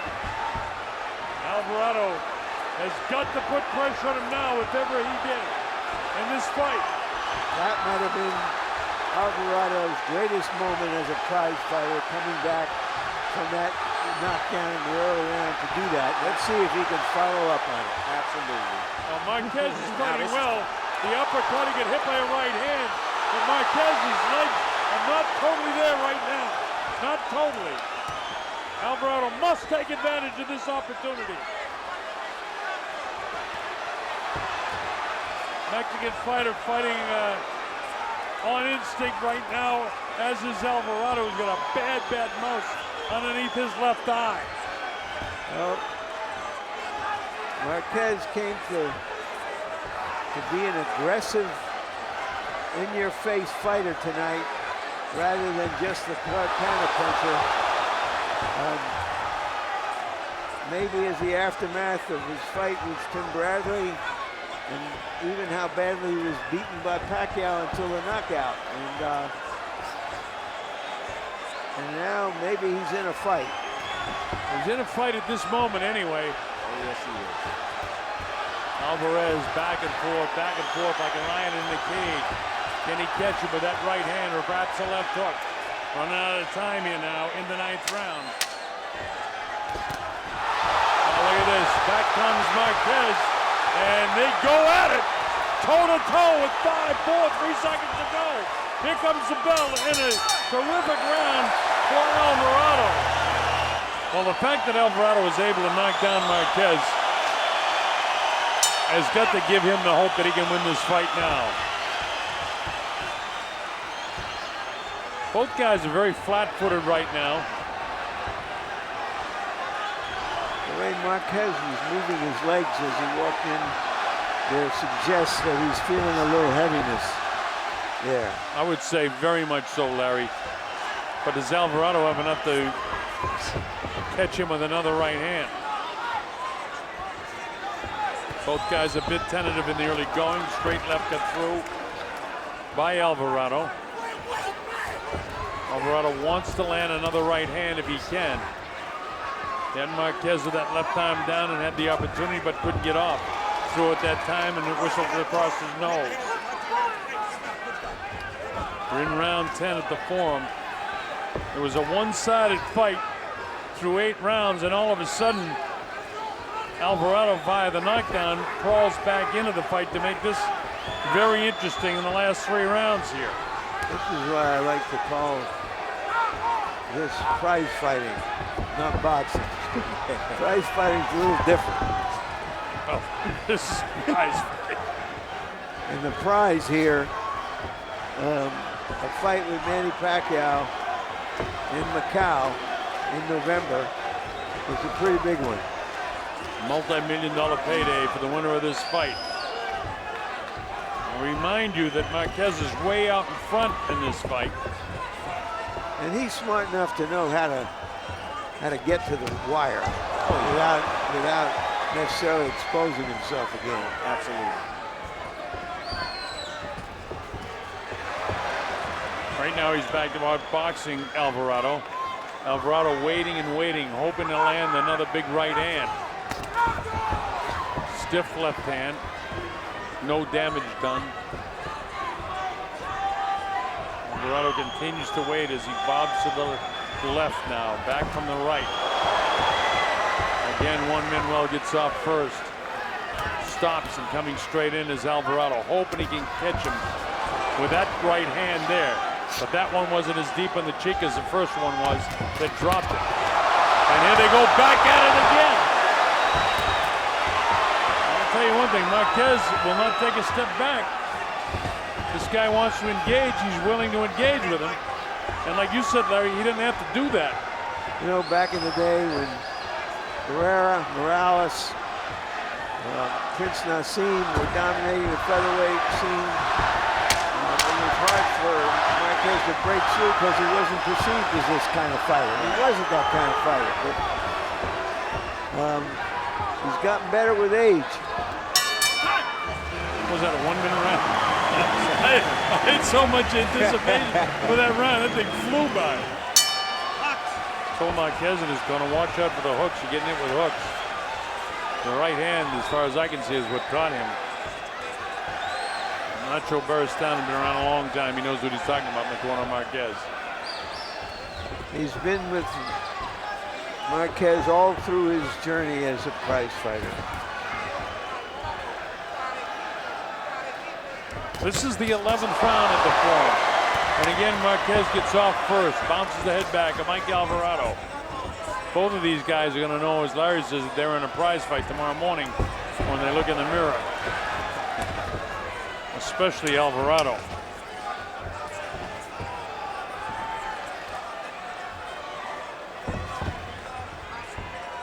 Alvarado still having a tendency to wait, and he can't. He's got to let it go. Got to let his hands go. Back as a southpaw, now getting squared up. Now back as a right-handed fighter. See Alvarado trying to land that right hand over the top. Marquez just keeps ducking that right hand. He needs to set it up with that left hook. Throw the left hook and throw the right hand behind it. Got 45-degree angle, and then Marquez throws 3 or 4 punches again. Nice uppercut. Heaviest punch in this round was that uppercut by Juan Manuel Marquez. Seemed to take a lot of toll on Alvarado. Alvarado was down in the 8th round, and then he knocked Marquez down in the 9th round. And while Marquez's knockdown didn't seem as bad as Alvarado's, there were about 30-second period of time where you got the idea that Alvarado might be able to finish him off, but he couldn't. Yeah, well, he injected drama and in this fight, and watching it, we think Marquez has it, but we're not sure. Never know. I'm sure. I'll commit myself.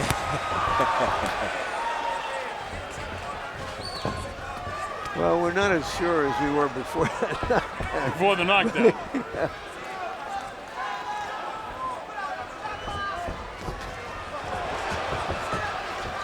40 seconds ago, and Marquez outboxing him again, and this is the 11th round. The only round on my score sheet that I haven't given to Marquez was the round in which you get knocked down in. Oh, look at that. He said no because the seat didn't hit the canvas. I thought his glove might have touched the canvas, and if it did, that should have been scored as a knockdown. Absolutely. We'll see in the replay.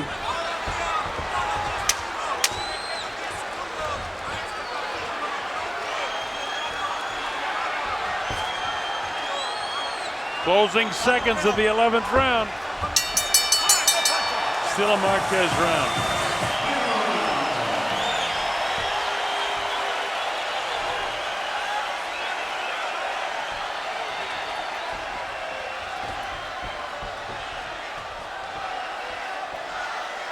This is the 12th and final round.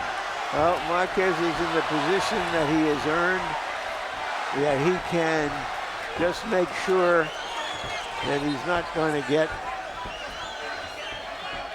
clocked out here. Is that the nature of the type of fighter he is, though? Nope. I don't think so either. I don't think so. What you say, Larry, is 100% true. That seems to me more often than not that fighters like this guy will fight to the end. He learned his lesson when he fought, I believe it was the 3rd fight with Manny Pacquiao. When he cruised, he thought he won. But for Alvarado, for sure, he can't afford to do anything but just let it go. Can't wait. 1 minute's already gone. His only hope is to knock this guy out.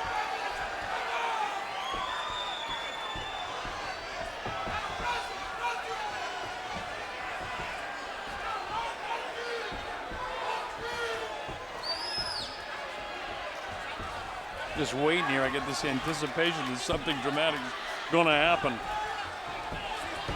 Midway through now, the 12th and final round with Juan Manuel Marquez way out in front, and you get the sense Marquez is not going to let anything happen. He's not going to let him land that right hand. No, you see him just weave one just a minute ago.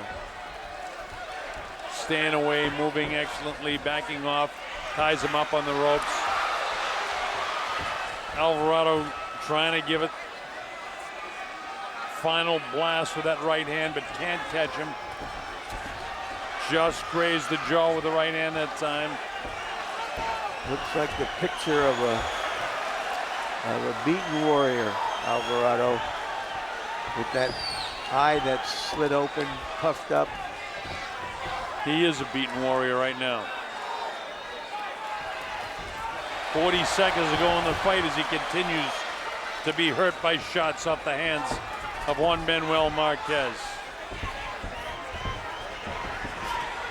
Alvarado is a warrior, but there's inside of 25 seconds to go in the fight. and Marquez is landing shots still.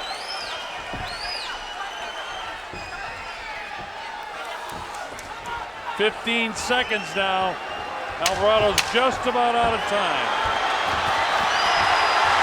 And it's Juan Manuel that finishes with the flurry with 6 seconds to go in the fight. He battles right to the end like the warrior that he is.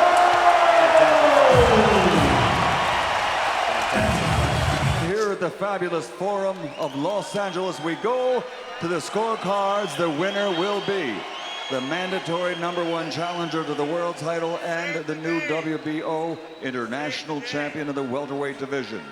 Max DeLuca and Julie Letterman score it 117-109.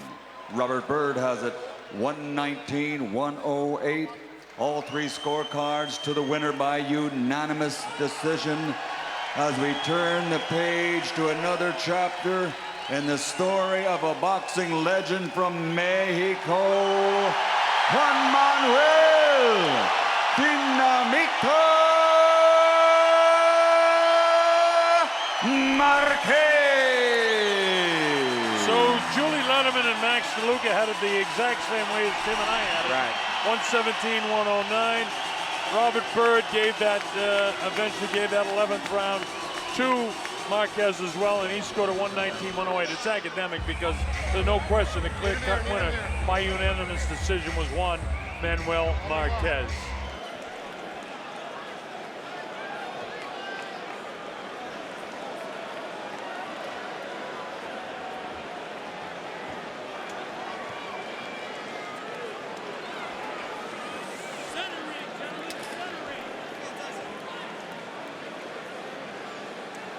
Okay, trunks here are good.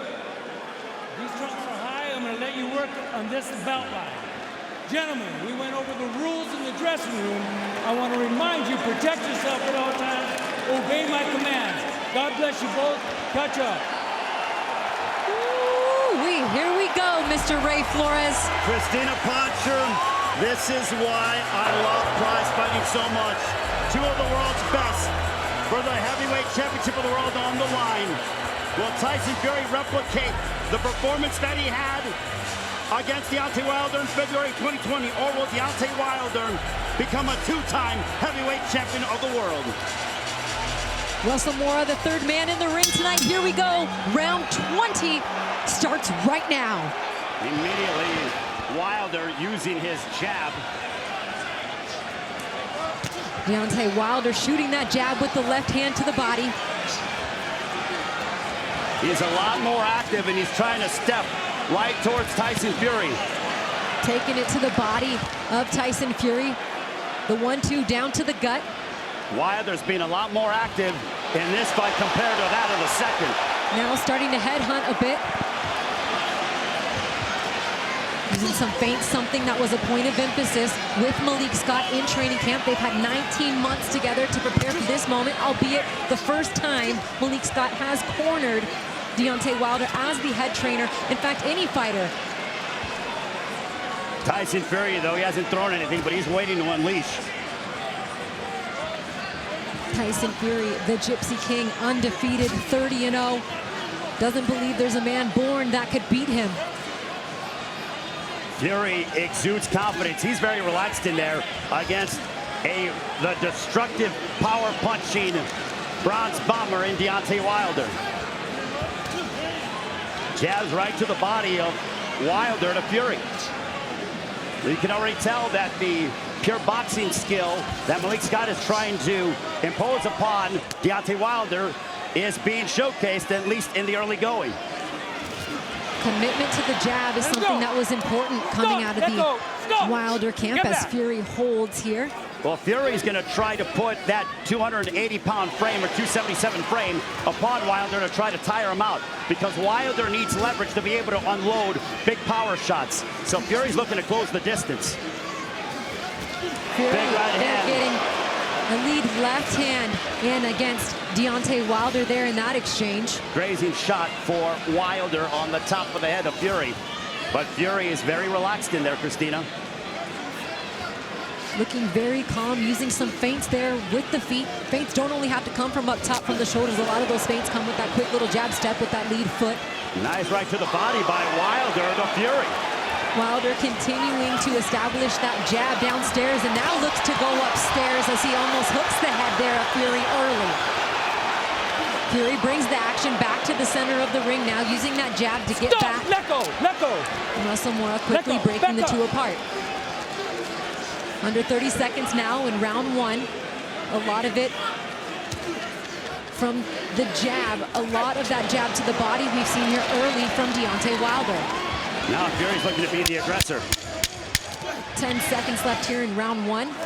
And a good right hand lands, and a counter right hand from Fury. But that shot from Wilder on the counter was close, but that was the best punch of the round so far in the last 5 seconds there from Tyson Fury. Round two, let's see if he tries to pick up where he left off, as Tyson Fury has now planted his feet in the center of the ring.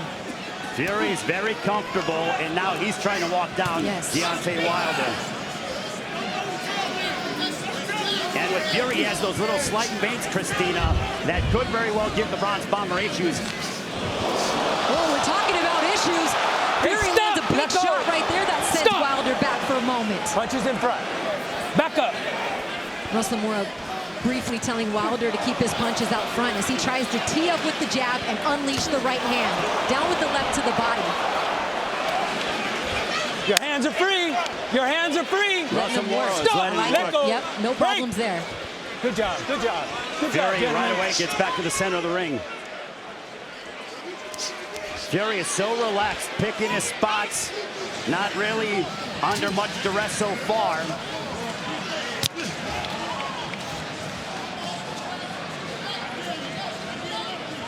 I wonder, though, if Wilder picking up the, gaining, being the heaviest that he's ever been, how will his conditioning be in the second half of the fight if it gets to that point? No, Deontay. Because he's carrying around quite a bit more muscle than what he ever has. All right, you good? Okay, keep Deontay it clean. Keep it clean. Warning there about holding and pressing down the back of the head there about Tyson after Tyson briefly made mention of it to Russell Mora, and then now Deontay's backing Tyson up a bit. They both have had moments where they backed each other up. This ring feels small. It does. Isn't it? Well, with these two Bohemians, Back up. I understand why. Yep.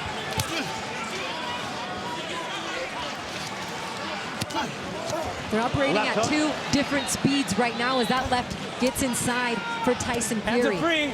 You're holding. A lot of that energy coming from the upper body of Deontay Wilder, but Tyson Fury. I got you. Cool and calm. Come on. As we're under a minute left to go here in round two. The Gypsy King deflects that right hand and then looks to deliver one as they clinch once again. So Wilder threw a right hand, landed a shove, but Fury answered right back. And Fury is trying to close the distance and put all of that body weight upon Deontay Wilder to try to tire him out. Let him go. He's following a similar path as he did in the second fight. Hey, if it's not broke. Yeah, keep going with it. It worked just fine in fight number two, absolutely. Let him go, let him go. It's becoming a wrestling match. He pushed him forward. He put his weight on him in that second fight. Part of the reason why Wilder said he bulked up for this third fight. Didn't want to get pushed around like that physically. If I'm Wilder, you throw an uppercut, because when he's coming in like that, you throw an uppercut, big right hand by Wilder. Fury's got a hard head, I'll tell you that. We get to round three. Fury has a gas tank. My goodness, a man that weighs 270 plus that can move like that is absolutely mesmerizing. And it's been a really long training camp for both of these guys. They both talked to us about how it was a start, stop, start because of the time that the fight was delayed due to Tyson Fury testing positive for COVID in July, just 3 weeks out from the original scheduled date. These two again clash in the middle of the ring. Was overtraining going to be a factor for either of these guys? Was it going to be more of a benefit or a detriment that it got pushed back and they've had more time with the respective trainers? Questions to be answered tonight, being answered right now. The action picking up here in the third round. The Bronze Bomber is in excellent physical condition, but Tyson Fury, he has a motor. There's a right hand, but blocked by Fury. Yeah, Fury using his gloves, using his hands to continuously block and then push forward against Deontay Wilder, as Deontay looks confident moving around the outside, fighting from the outside right now. Stop! That's what I'm talking about. Don't do it. Let him go. Don't put him in a headlock. Stop. Stop. Look at me. Don't put him in a headlock. Russell Moore literally having his hands full. No, he in does. just the third round. With these two guys, are you kidding me? Trying to wrangle these two heavyweights. You couldn't pay me enough money to be in the way of those two guys. Oh. Big shots landed by Tyson Fury here in round 3. Oh, now they are slugging it out. There was a moment. Big right hand. Wilder coming through with the right hand. Fury's hurt. He's coming forward with the right hand. Fury looking to hold here in the corner. Fury smartly holding. Legs seem to be fine. Backing up, bringing the action back to the center of the ring. Good stiff jab between the two. Left hook for Fury. Deontay there with the overhand right, partially blocked by the left hand of Fury, but nonetheless inching closer and closer. That one slightly to the back of the head. He has now Tyson Fury backing up, and that's where Deontay Wilder wants him. That's exactly true. Big right hands have made the Gypsy King retreat backwards. And I think Wilder knows he has Fury hurt. This is the best round so far. Fury pressing forward, and Deontay Wilder goes down in round 3. Deontay Wilder is down. 5, 6, 7, 8. You okay? Put your hands up. Come here. Give me your gloves. You want to fight? Yeah, let's go. And for the 3rd time in the trilogy, Deontay Wilder has hit the canvas, and Tyson Fury hits him with an uppercut. He is pressing forward, continuing to put the pressure on Deontay Wilder. Deontay has not recovered. Tyson Fury slips and looks to counter once again. Deontay's up against the ropes, and it is over. The Gypsy King. That is the end of the round. My fault, I heard the bell. That is the end of the round. He stepped in to break him up. That is the end of the round of round 3. My goodness, Deontay Wilder in some trouble there at the end of the round. And here we go, round 4.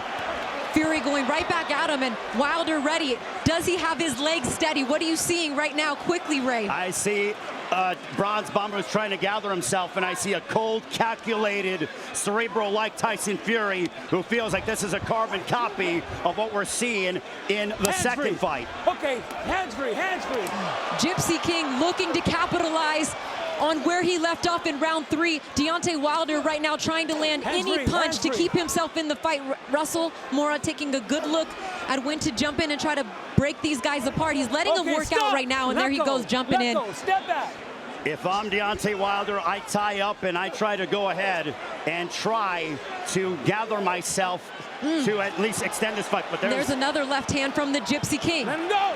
Let him go. Stop. I don't think that Deontay Wilder has fully recovered at this point. No, he still looks very unsteady, Christina. And you know what? Credit to the Gypsy King for finding that right or that left ear to affect the equilibrium again of Deontay Wilder. Don't punch back here. Don't punch back here, both of you. Fury is kicking it into another gear here. Fury said all promotion long that he wanted to end it sooner than he ended fight number 2. Well, we're in the 4th so far, and the Gypsy King with that shot to put down Wilder in the 3rd round. If you're Wilder, you got to go ahead and reestablish yourself. He was doing well working off the jab in the first fight, but Tyson Fury's not even really giving him a chance to get that reestablished, as once again backs Wilder up against the ropes. Stop hitting me in the back of the head, okay? Don't do it again. Go.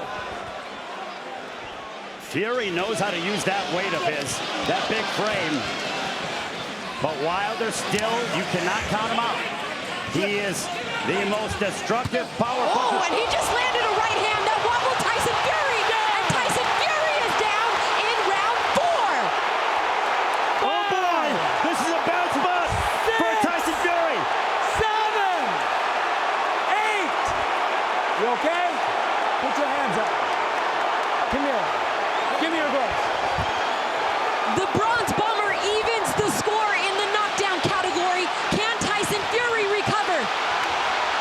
Tyson lands a big right. Fury piling on. The pressure. Is the Gypsy King able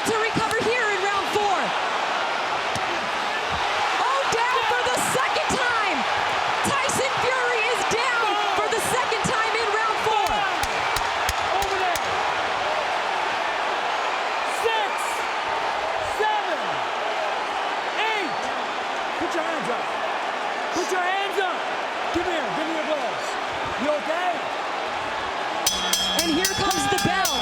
Just like the knockdown from Fury to Wilder in round 3, right at the end of the bell, both guys have hit the canvas, something you and I thought exactly what was going to happen. How has Fury been able to respond? Wilder answered that question. He did. And Fury, you know he's capable. And he comes and starts with a big lead. Left hand does Fury. My goodness. What a fight, Christina. Okay, stop. Stop. Oh. Stop. Let go. I got you. I got you. Let me deal with this. No. Don't push my hand down. Don't push my hand down. Russell Mora making sure that these guys are following the rules. What a fight, Christina. We knew this was going to be the best fight of the trilogy, and it has been living up to the hype. We've seen each guy hit the canvas in each of the fights, but never one where they both hit the canvas. Literally. This has been Back-to-back rounds. incredible in back-to-back rounds. Absolutely. Partner, I'll tell you, this is such a pleasure to be here with you. I agree, Ray. And another big shot right there from Fury, and Wilder's holding. Wilder's hurt.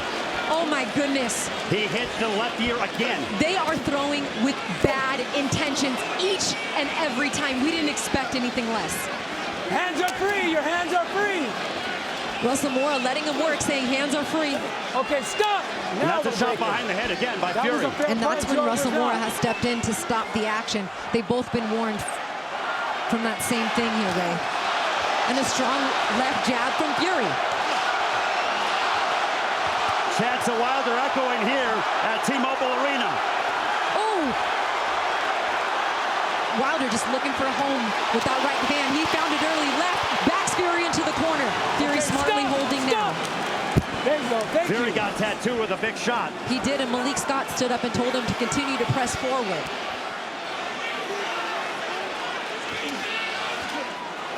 The WBC and Lineal Championships on the line. The first title defense for the champion, Tyson Fury. And right now they're meeting fire with fire. It is a tremendous battle between two of the world's best heavyweights. I know we were talking about potentially not seeing a fourth fight. Sign me up for a fourth fight already. I'm calling it now. I totally changed my mind. I love when these two get together. They have you on the edge of your seat. Oh my goodness. Each combination, everything, it's like almost they threw the jab out the window, and they're throwing everything with so much power and such bad intentions here in round 5. Deontay started off with that jab, but it's been power shots pretty much ever since. Oh, undoubtedly, Christina. I mean, this just, both men have really impressed me. They both made adjustments, and they both are pushing each other to the limit. Some guts these men have shown to both rise up off the canvas. Stop! That's what I'm saying. That's why this is a championship fight between two amazing champions. Here we are, round 6. What is the 6 going to bring, Christina? I mean, it has just been an entertaining fight to this point. We expected nothing less. I think the key is for Wilder, he's got to back up Fury. Fury wants to back up Wilder. That's the key. Who can make the other man fight off their back foot?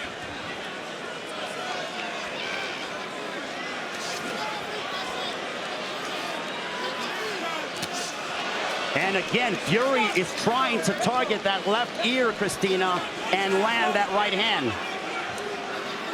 Yeah, I don't know if it's intentional strictly to go towards the ear, but either way, I mean, the right hand is a force to be reckoned with wherever he can land it.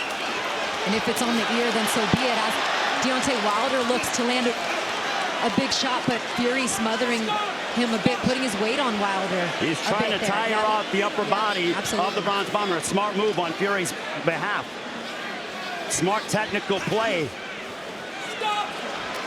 And I know that Wilder, fighting at the highest weight of his career, said, you know, he wanted to bulk up the upper body, even saying, you know, after the weigh-ins that he felt like with the amount of weight he could bench press Tyson Fury. Wilder is breathing heavy, by the way, Christine. I don't know if you saw, but he's breathing heavy, and that right eye is starting to swell. Oh, and he just ate a big shot from Tyson Fury.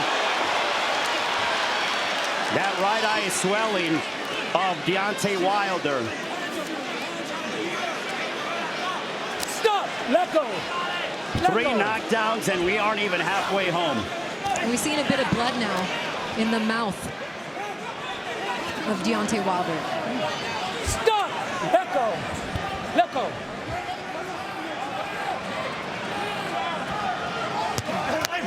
Oh, a nice right hand gets in. Nice combination there from Tyson Fury. Back comes and Wilder. Back comes Deontay Wilder. Back and forth. Another big right hand from the Gypsy King. Backs up Wilder against the ropes, and he smartly tries to hold. Uppercut from Fury. Left hand. And go. Stop. Wilder's tired. He is tired. Give me your gloves. He can barely. I mean, it is clear that Fury, his ability to put his body weight on him and the movement's giving him issues. He went down there out of exhaustion, and here he is with his back up against the ropes once again, but he's just letting his body flail around somewhat loosely here, Ray. There's a right hand on the top of the head by Wilder.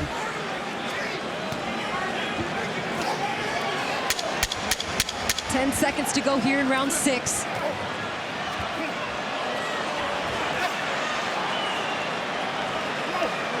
Tyson looking to shoot that uppercut on the clinch, but Deontay Wilder with that mouth ajar making his way back to the corner. Hold on. On to the 7th. Ooh, the second half of the fight begins now. Round 7 is where Tyson Fury got the stoppage in the last fight, saying that he wanted to get the stoppage earlier than that. But here we are. Can he do it here in round 7? Well, this is the round that he finished off Deontay Wilder in the second fight. In front, in front. Look at Fury go. And yet his body language is still so calm. Like, he throws these hard shots, but you don't see it coming with there you go. Good. not even a crazy sense of urgency. They just are such powerful shots. Deontay just hasn't been able to take them very well at this point in the fight. Fury is a great poker player. You don't know what he's thinking. And when he throws it, he doesn't show his hand at all. Whereas Wilder, I mean, he throws with bad intentions all the time. Okay, stop. Let go. And also, Christine, as we know, because of the travel restrictions, the British fans weren't able to make their way here to Las Vegas, much to what they were able to do in February of last year. Oh, big right hand again from Tyson Fury. Backs up Deontay Wilder. Again with the right hand. Stop. Yeah, those oohs and ahs that you would hear from some of these punches from Tyson Fury, had the crowd been able to be here, would have been amplified for the judges, but not the case. Christina, when Russell Mora tried to separate them, he did so, and Wilder was off balance. I think that he is again being affected with those right hands on the left ear of Tyson Fury. That's a shot below the belt. Oh, and a chopping right hand from Fury on the break. Wilder looking to throw with any and everything that he's got left. But Tyson Fury, cool and calm, just continues to back up the Bronze Bomber. Big right hand. He's blocking these shots. He is, and he does it in a very small and calculated way. Oh, he hurts him again. Deontay Wilder is hurt. Tyson Fury looking to go for broke here in the corner. Stop. Let go. Let go. Russell Mora breaking them up here. Just about 30 seconds to go here in round 7. But again, Deontay Wilder looks like he really has no legs. He looks just completely exhausted, Ray. I don't know how much the Bronze Bomber has left. He's fighting on sheer guts and determination. And you know that he told Malik Scott, do not throw the towel in. That's why he fired Mark Freeland. But how much more does the Bronze Bomber have left? And yet Fury just so calm.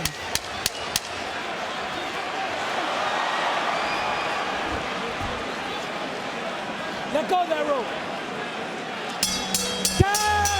What a beautiful performance thus far. Despite hitting the canvas, Tyson Fury has been able to recover, and since the 2 knockdowns in round 4, has been dominant in these recent rounds. You already see Tyson Fury making his way into the center of the ring like he is ready to pick up for action here in round 8. Well, he had Deontay Wilder in deep trouble in that 7th round. We are now on to the 8th. Starting off strong with the jab is Tyson. Fury's still looking to continue to dominate, pick up where he left off there at the end of round 7, now to the 8th round. Wilder is trying to bounce his legs up and down, and that to me says he's trying to get his legs back underneath him. There was so many reasons that Deontay felt like the second fight didn't go his way. I really don't know what he's gonna say in this fight, other than the fact that maybe 20 months was a long time to prepare, but the Gypsy King has continued to get him backed into the corner, continued to land the right hand. Wilder has had no answer. Just look at this. The fact that Fury has his body on Wilder, he's tying him up. He is exhausting the Bronze Bomber, thus negating some of the punching power of the former heavyweight champion of the world. But again, you can never count out Deontay Wilder. When you have that eraser of the right hand, you are a live dog until the final bell or until the referee waves this off. But Russell Moore taking a good look now as Tyson Fury lands another big shot. Wilder's rocked. He taps Fury in the back of the head there. Fury looks like he could fight another 15 rounds. And that's after being put on the canvas twice.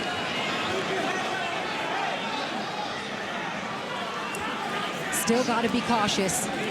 Keep his hands up. He's done a great job deflecting a lot of these shots from Deontay Wilder. Again, and just faster and quicker as once again he backs up Wilder.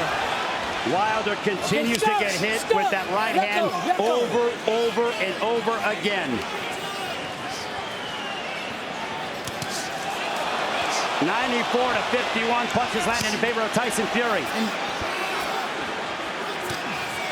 He's taken a few right here from Deontay Wilder, who for a brief second seems to have caught his breath as Tyson Fury takes a deep breath there, but almost 2-1 in punches landed for Tyson Fury against Deontay Wilder here. And we're almost through 8 rounds. What we are seeing from Tyson Fury is almost superhuman. I think he might very well be the actual Undertaker. I mean, we knew he was the best boxer in the heavyweight division. He showed that. He showed that in the last fight. All he wanted to do was back it up tonight. I don't know of any other man that would be able to get up from a rocket right hand twice in the same round as Tyson Fury has done.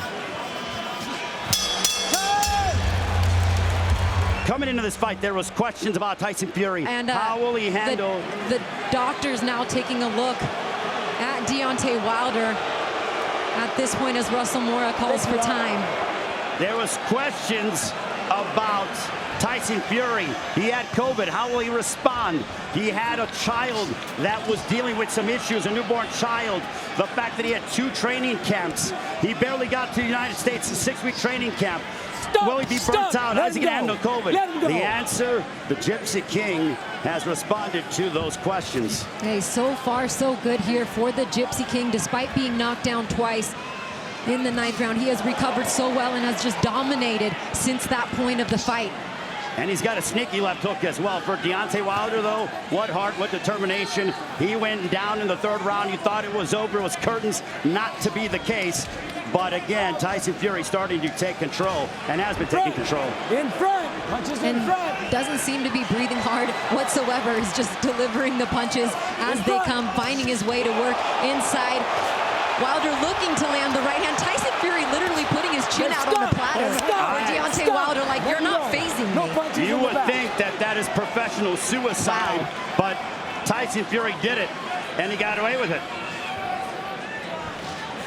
Styles make fights. Deontay Wilder could probably... Even just those jabs right there. Just stiff jabs. I still believe that Deontay Wilder is one of the best heavyweights in the world, but he's fighting the best heavyweight in the world tonight. The Gypsy King continuing to come forward. A mild-mannered, demeanored man who is looking to go for the kill. Stop! Let go! He has had him hurt in pretty much every round of this fight, Ray. And the right eye continues to swell, Christina, of Deontay Wilder.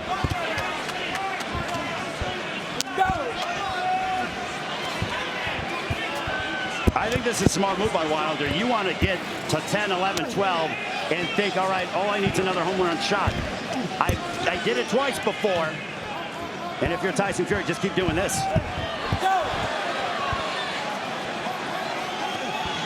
Mora letting him work here.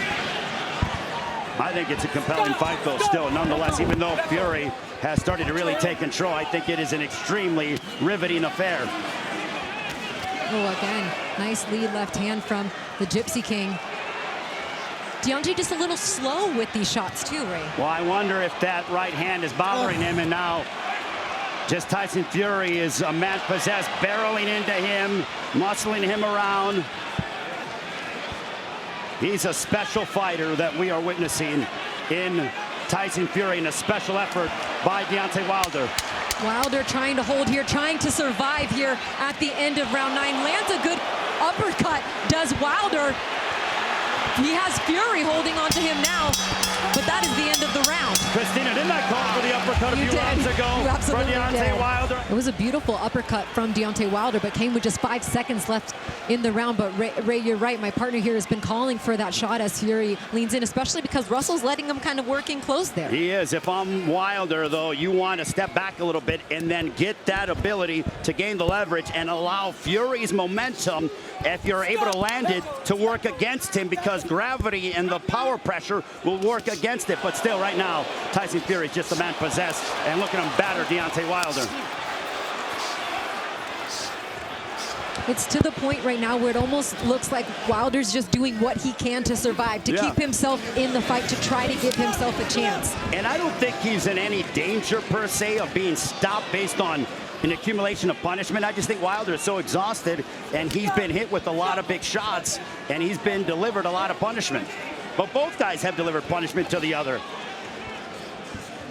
Both guys have hit the canvas. Fury floors Wilder in round 3, and then Wilder has floored Fury twice in round 4.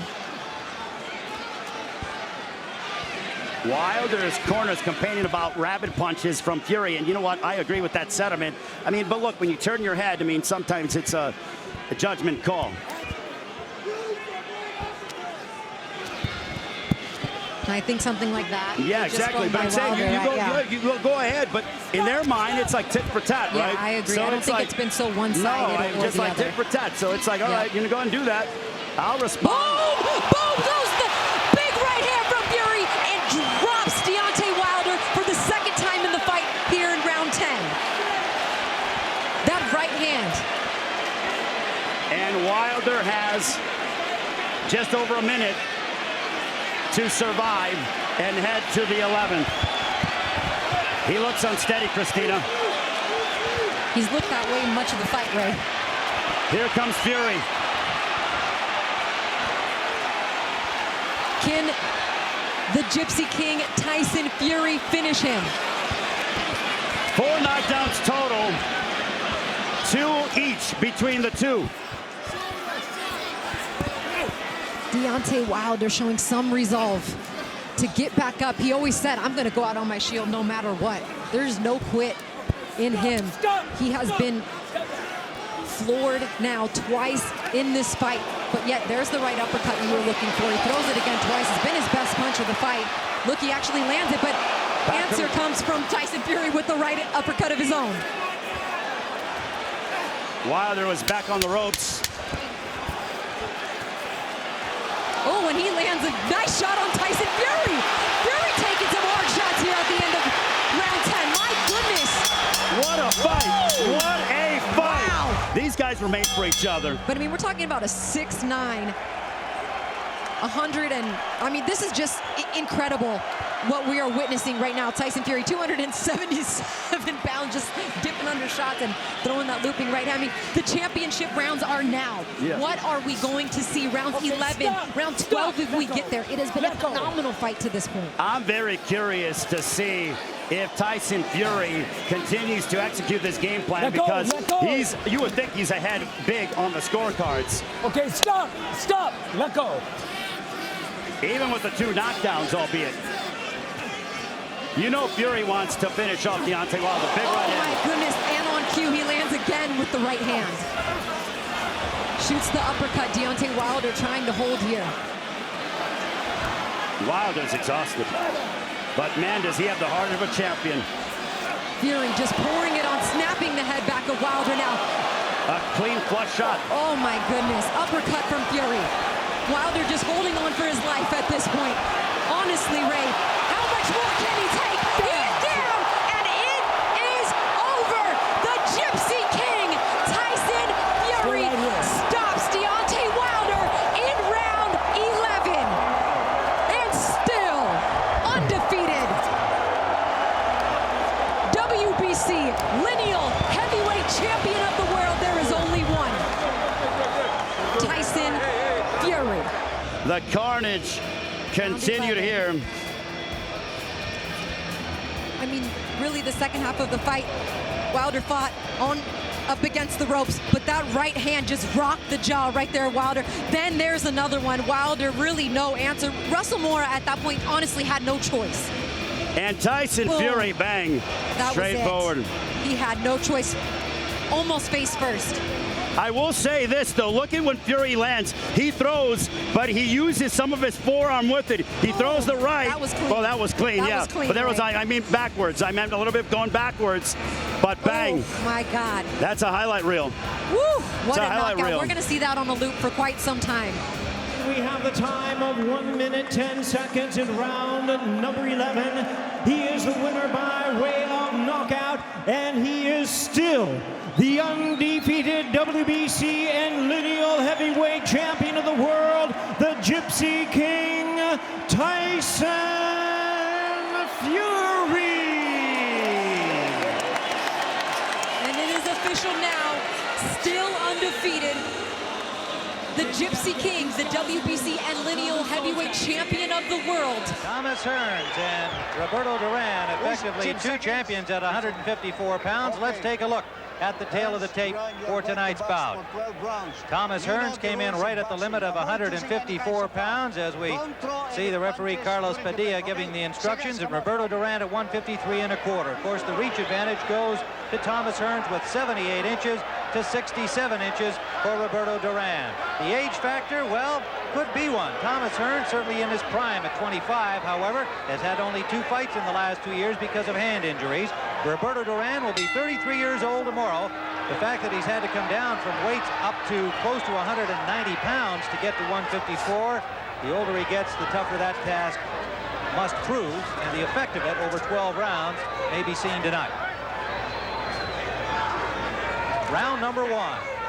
Carlos Padilla is the referee. He will not score. Harry Gibbs from England, Newton Campos from Brazil, Hans Desver from Belgium will be the scoring judges on the 10-point must system.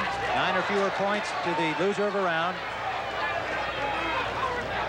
Tim, Roberto Duran has a real heavy beard. In most states, that's illegal. I'm surprised that Emmanuel Stewart didn't complain to the commission about that. Well, Thomas Hearns has a real light beard, so well, so far the beard championship has gone to Roberto. But your point is quite well taken, Gil, and we'll see if it has some effect that you can pick up in terms of Hearns landing his blows to the face of Duran.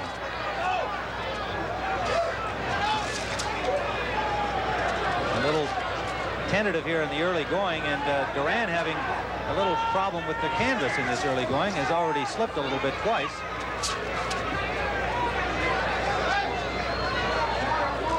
.90 degrees at the time of the bell for the first round here in Las Vegas, with the sun starting to sink in the west. Tim Ryan and Gil Clancy, round 1 scheduled for 12, remember, under WBC rules, a 12-round title bout. Tim, Tommy Hearns should be working that jab overtime. Instead, he's looking to land the big bomb, and he landed a good right hand. A good right hand to the ear of Duran that sent him back into the ropes. Of course, the Macho Duran quickly saying, "It didn't hurt me." There's that left jab of Hearns backing up Roberto Duran. But Duran is making a mistake, Tim, of standing straight up. He's fighting a tall guy. He should get lower. He's not going to be able to reach up to Hearns. He's got to slip the punches, get underneath him. Can't get his head moved back with that jab, or he's really going to get nailed. Under a minute to go, and Duran slipped. However, there is blood over the left eye, the left eye of Roberto Duran. A slice, it looks like it's on the eyelids in the corner of the left eye of Roberto Duran. And Hearns is backing Roberto Duran up at will. A solid right, and down goes Duran. Duran is on the canvas and looks stunned. Gets to his feet, but he's staggering. He's hurt. Approaching the 20-second mark remaining when we're in round number 1. He's bothered by that cut eye, Tim. He's very seldom ever been cut in a fight. Hearns lands a combination, and Duran waving at him to come at him, but meanwhile taking punishment. Down he goes again. That's going to save him, Tim. By the fact that he went down, the bell is going to ring. Got quickly to his feet at the end of the first round. And he must finish the 8 count, and there's the bell that ends round number 1. Here comes Tommy Hearns out now, Tim. He knows he's still in trouble. He's going to try to finish him off right now. We're now into round number 2. Thomas Hearns was quickly to the center of the ring. A cut on the left eyelid of Roberto Duran. Whether Duran can survive the knockdowns of round 1 remain to be seen. He looks still a little wobbly to me, Jim. Yeah, he's still straight up in the air, Tim. You have to get low when you fight a fighter like Tommy Hearns. Good left and a right behind it by the champion. Duran in trouble again in his corner. Is not hung on at all. Now finally he grabs Hearns. Hearns got several free shots with Roberto. He's wobbly, Tim. His legs are still wobbly. Just trying to cover up. Another solid right hand by Thomas Hearns in the combination. The referee Padilla watching. There he's up in the air again. Duran just fighting on instinct, though, Gil. He's just hanging a big right hand. That's it, Tim. Anytime you fall forward, the fight's over, Tim. A huge right hand by Thomas Hearns. Right to the cheekbone of Roberto Duran, and it is all over. A second round knockout for the hitman, Thomas Hearns, who said he would knock out Duran in 2, and he did just that. He sure did, Tim. We've said so many times before, a fighter can go into the ring and he can age overnight. And that's exactly what happened to Roberto Duran. He didn't have it from the opening bell.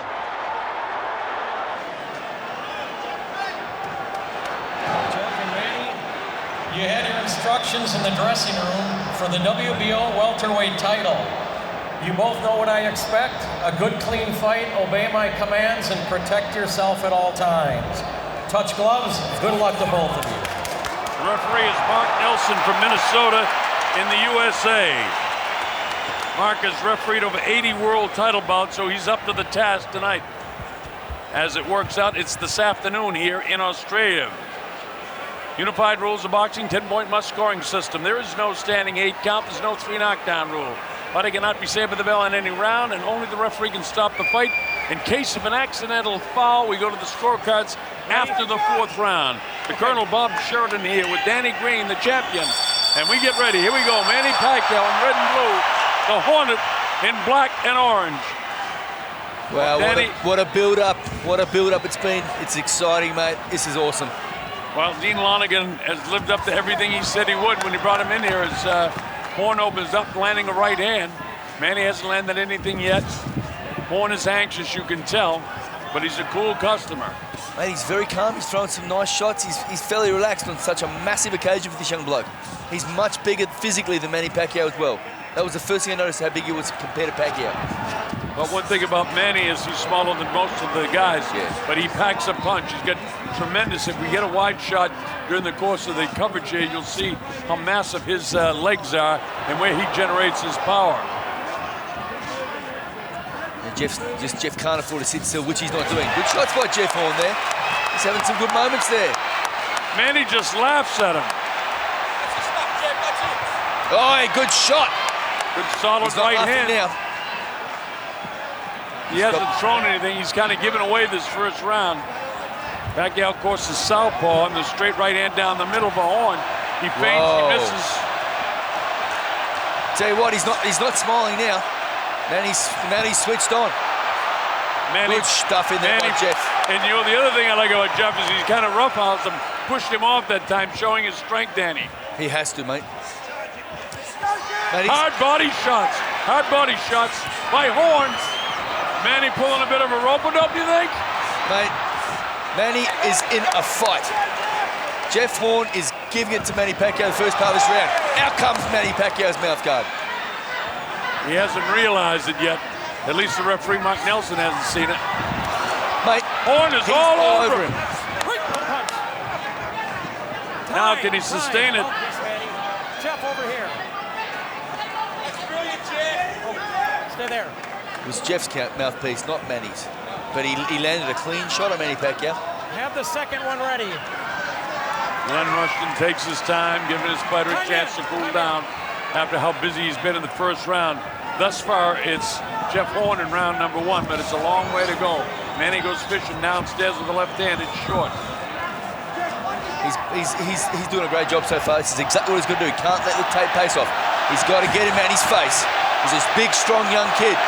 He's got to impose his will and his strength, Colonel.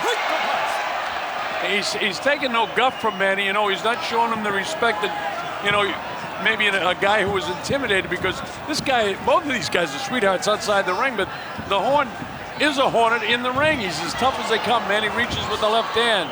Jeff whiffs with his left. As I said earlier on an interview on Fox, Jeff is a very tenacious young guy. Manny Pacquiao landing there. Danny, Jeff is showing some nice hand speed here. You know, Manny said he had the power. He clipped him. Manny bent over. Horn never stopped. There's nothing that's intimidating Jeff Horn. He puts the pressure on Manny Pacquiao, and when the bell sounds, Jeff Horn is going to have won round number 1. Manny's been down the road a lot of times. Let's see if he turns it up now a notch. He wanted, Manny likes to feel out early to see what a guy's going to do. Let's see if he turns it up here now. Jeff Horn is very, very aggressive, trying to get Manny off his game, show his own hand speed, and try to land the power shots when he can. And the thing with Jeff, he's imposing his size and his strength, and he's not an easy guy to hit, Colonel. He's not making it easy for Pacquiao. Pacquiao's hardly landed many clean flush shots. Very hot here. That should be a help to Manny Pacquiao, because he trains in the humidity of the Philippines. He got his left hand through. Horn is not landing as much right now. A little bit of feigning. Pacquiao's movement is tough, but he does land the right hand that time. Horn clips him with the left as he comes in. Manny's all serious on his face right now. Jeff spins him around, and he hasn't been afraid to hit him when they're in a clinch either. He cannot afford to show Manny Pacquiao, the all-time legend, any respect if he's to win this fight. It's doing just that. And I was just going to say that, Danny, and so far he hasn't done it at all. This is round 2. Of course, it's scheduled for 12, the championship length. Horn off to a nice start, but Manny's been here before. They trade on the inside. Mark Nelson has to separate the two fellas. No intimidation at all. Manny bent over. He's very awkward sometimes, almost to the point. On the inside, Jeff keeps throwing. Manny answers to the body on the inside.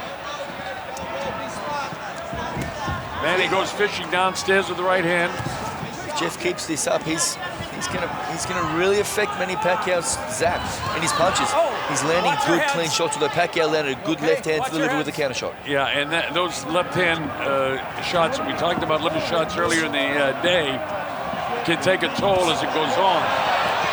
Good right hand there from Jeff Horn. Lovely shot. Now here's Manny, catches him. Back foot slips out from Jeff, but he's okay. This is a difficult round to score with a little less than a minute to go in round number 2. I think Horn has still landed more shots than Manny has, but Manny's clipped the body, a very solid left hand to the liver. Oh, good chopping left hand, clubbing right hand to top of Jeff Horn's head there from Pacquiao. Straight through with that right hand, and that's the way to beat the southpaw. Jeff is winning some of the battles on the inside, which Manny usually wins. Nice movement, he backs out, he gets clipped with the left hand. Listen to the crowd reaction when Horn get hit. Then all of a sudden, Manny smiles. Good fight so far, Colonel. Great fight. Jeff Horn's giving the crowd what they want to see. Well, if they want to see action, they're seeing it. Manny tries the cut. Nice feint, and Jeff walked right on to the straight right hand. At the very end, Manny stole around. We moved around number 3. Jeff has been damaged. Let's see how he reacts. Battling on the inside. Manny knows how to protect himself on the inside, but Jeff got the best of that. Digs a hard body shot to Manny Pacquiao. Manny's so slick in his movements. He's so subtle some of the things he does. That right eye beginning to pump up at Jeff Horn here. We're only in round number 3. Jeff's got to keep coming forward. He's got to muscle this guy out of there. He's got to rough him up. Those inside shots that he was getting in the first round, he's got to continue doing that, show him absolutely no respect, which is a hard thing to do when you have such respect for a legend like Manny Pacquiao, but he's a fighter. Good shot. Took most of the power of that in the back of his hand, Danny. But Pacquiao is so slick. His moves are so subtle. Jeff just trying to keep the pressure on him, and he's doing a nice job with that. And a nice job closing that cut up above his eye in the corner. When they get on the inside, Jeff comes over with that right hand and blasts him every time they're on the inside, but that cut's opened up again now. Good shot by Jeff. Well, I'll tell you what, Colonel, those little right hands that he keeps clubbing over on Pacquiao's shot. Whoa! Solid left hook. Big left hook.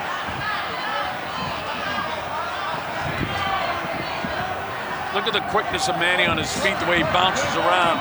Very tough to get that target. Manny clips him with the right hand coming in. Jeff walks him down, bends him over, and he's not afraid to throw a punch when he has him in that situation. Nice back and forth movement by Jeff Horn. He nails him with the right hand. Backs off Manny, but Manny's so quick as he clips him with the left. Manny throws a combination of punches, shoots at punches, but nothing lands. He tries to get the jab upstairs. Horn slides around to his left, sets up. Manny comes in, gets off first.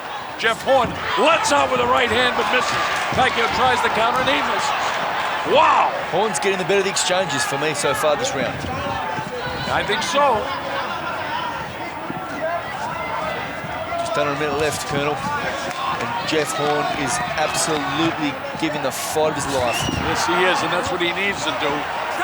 He pushes Manny down. Manny's smart. He makes himself smaller when Jeff pushes him down. They touch the glove, showing the sportsmanship. Nice straight right hand through there. Digging body shots. Uppercut in the inside by Horn. Manny misses it over the head. Catches him with the left hand. That stung Jeff then. He got it right in the chin there. He wore it well, though. Nice combination of punches by Manny Pacquiao, but there's no quit in the Hornet. Turns his back to him.